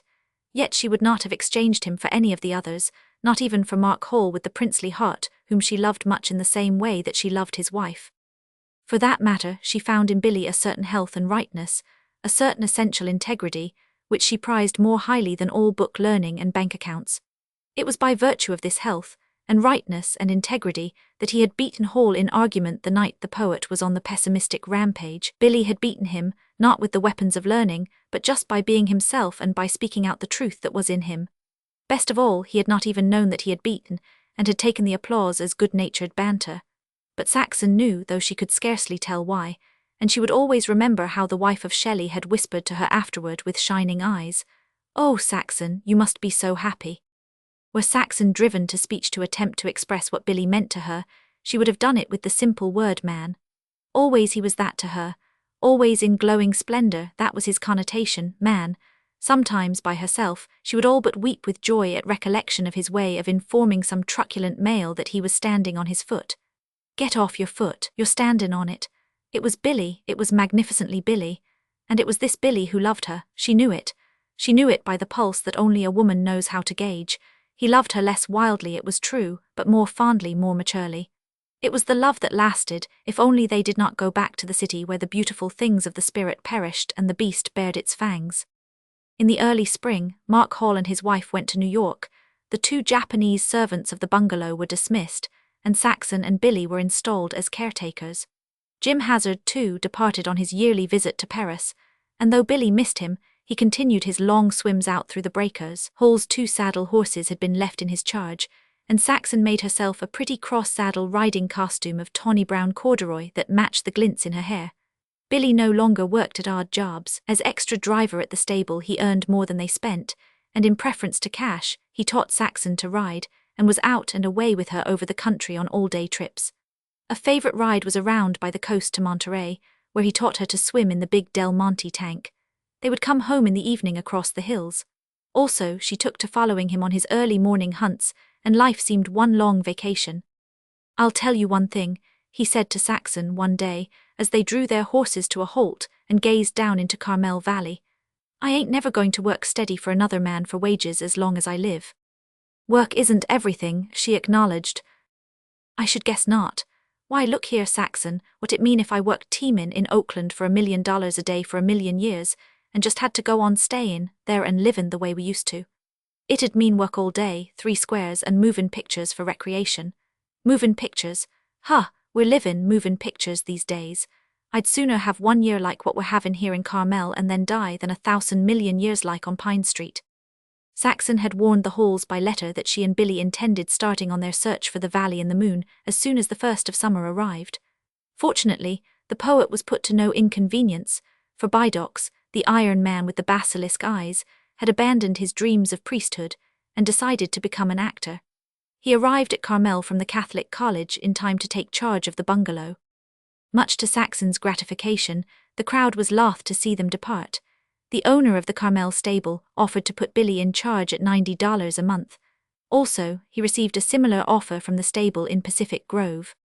Whither away, the wild Irish playwright hailed them on the station platform at Monterey.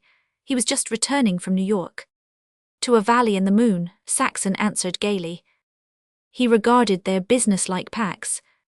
"By George," he cried, "I'll do it, by George, let me come along." Then his face fell. "And I've signed the contract," he groaned. 3 acts say you're lucky, and this time of year too. Chapter 11. "We hiked into Monterey last winter, but we're ridin' out now, be gosh," Billy said as the train pulled out and they leaned back in their seats. They had decided against retracing their steps over the ground already traveled, and took the train to San Francisco. They had been warned by Mark Hall of the enervation of the South, and were bound north for their blanket climate. Their intention was to cross the bay to Sausalito and wander up through the coast counties. Here, Hall had told them, they would find the true home of the redwood.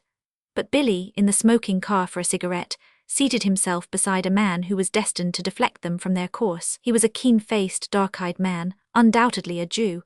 And Billy, remembering Saxon's admonition always to ask questions, watched his opportunity and started a conversation. It took but a little while to learn that Gunston was a commission merchant, and to realize that the content of his talk was too valuable for Saxon to lose. Promptly, when he saw that the other's cigar was finished, Billy invited him into the next car to meet Saxon. Billy would have been incapable of such an act prior to his sojourn in Carmel. That much at least he had acquired of social facility. "He's just been tellin' me about the Potato Kings, and I wanted him to tell you," Billy explained to Saxon after the introduction. "Go on and tell her, Mr. Gunston, about that fan-tan sucker that made 19,000 last year in celery and asparagus." "I was just telling your husband about the way the Chinese make things go up the San Joaquin River. It would be worth your while to go up there and look around. It's the good season now, too early for mosquitoes. You can get off the train at Black Diamond or Antioch and travel around among the big farming islands on the steamers and launches.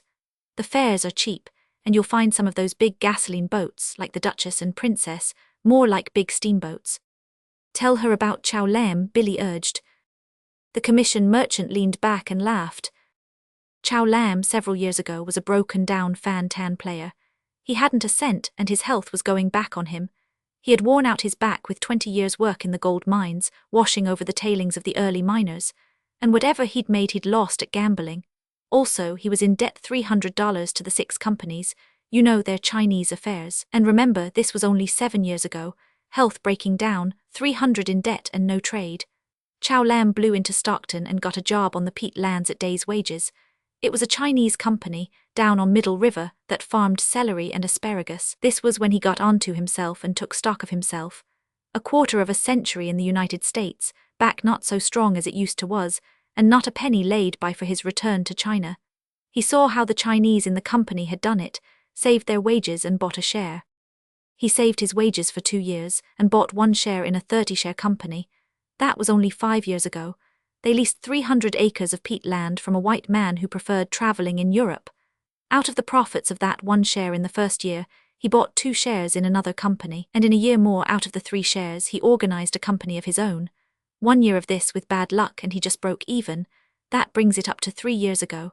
The following year, bumper crops, he netted $4,000. The next year it was $5,000, and last year he cleaned up $19,000. Pretty good, eh, for old broken down Chow Lam?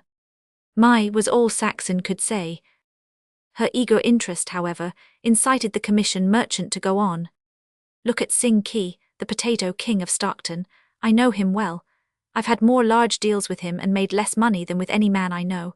He was only a coolie, and he smuggled himself into the United States 20 years ago, started at day's wages, then peddled vegetables in a couple of baskets slung on a stick, and after that opened up a store in Chinatown in San Francisco. But he had a head on him, and he was soon on to the curves of the Chinese farmers that dealt at his store. The store couldn't make money fast enough to suit him. He headed up the San Joaquin, didn't do much for a couple of years except keep his eyes peeled. Then he jumped in and leased 1,200 acres at $7 an acre. My God, Billy said in an awestruck voice. $8,400 just for rent the first year. I know 500 acres I can buy for $3 an acre. Will it grow potatoes? Gunston asked. Billy shook his head. Nor nothing else, I guess. All 3 laughed heartily, and the commission merchant resumed. That $7 was only for the land. Possibly you know what it costs to plow 1,200 acres. Billy nodded solemnly. And he got 160 sacks to the acre that year. Gunston continued. Potatoes were selling at 50 cents. My father was at the head of our concern at the time, so I know for a fact. And Sing Ki could have sold at 50 cents and made money, but did he trust a Chinaman to know the market? They can skin the commission merchants at it. Sing Ki held on. When most everybody else had sold, potatoes began to climb. He laughed at our buyers when we offered him 60 cents, 70 cents a dollar. Do you want to know what he finally did sell for? $1.65 a sack. Suppose they actually cost him 40 cents, 160 times 1,200. Let me see, 12 times naught is naught, and 12 times 16 is 192. 192,000 sacks at $1.25 net. 4 into 192 is 48 plus, is 240. There you are, $240,000 clear profit on that year's deal. And him a chink, Billy mourned disconsolately. He turned to Saxon. They ought to be some new country for us white folks to go to. Gosh, we're settin' on the stoop all right, all right. But of course that was unusual. Gunston hastened to qualify. There was a failure of potatoes in other districts and a corner, and in some strange way Sing Ki was dead on. He never made profits like that again, but he goes ahead steadily. Last year he had 4,000 acres in potatoes, 1,000 in asparagus, 500 in celery and 500 in beans. And he's running 600 acres in seeds. No matter what happens to 1 or 2 crops, he can't lose on all of them. I've seen 12,000 acres of apple trees, Saxon said, and I'd like to see 4,000 acres in potatoes. And we will, Billy rejoined with great positiveness. It's us for the San Joaquin. We don't know what's in our country. No wonder we're out on the stoop. You'll find lots of kings up there, Gunston related.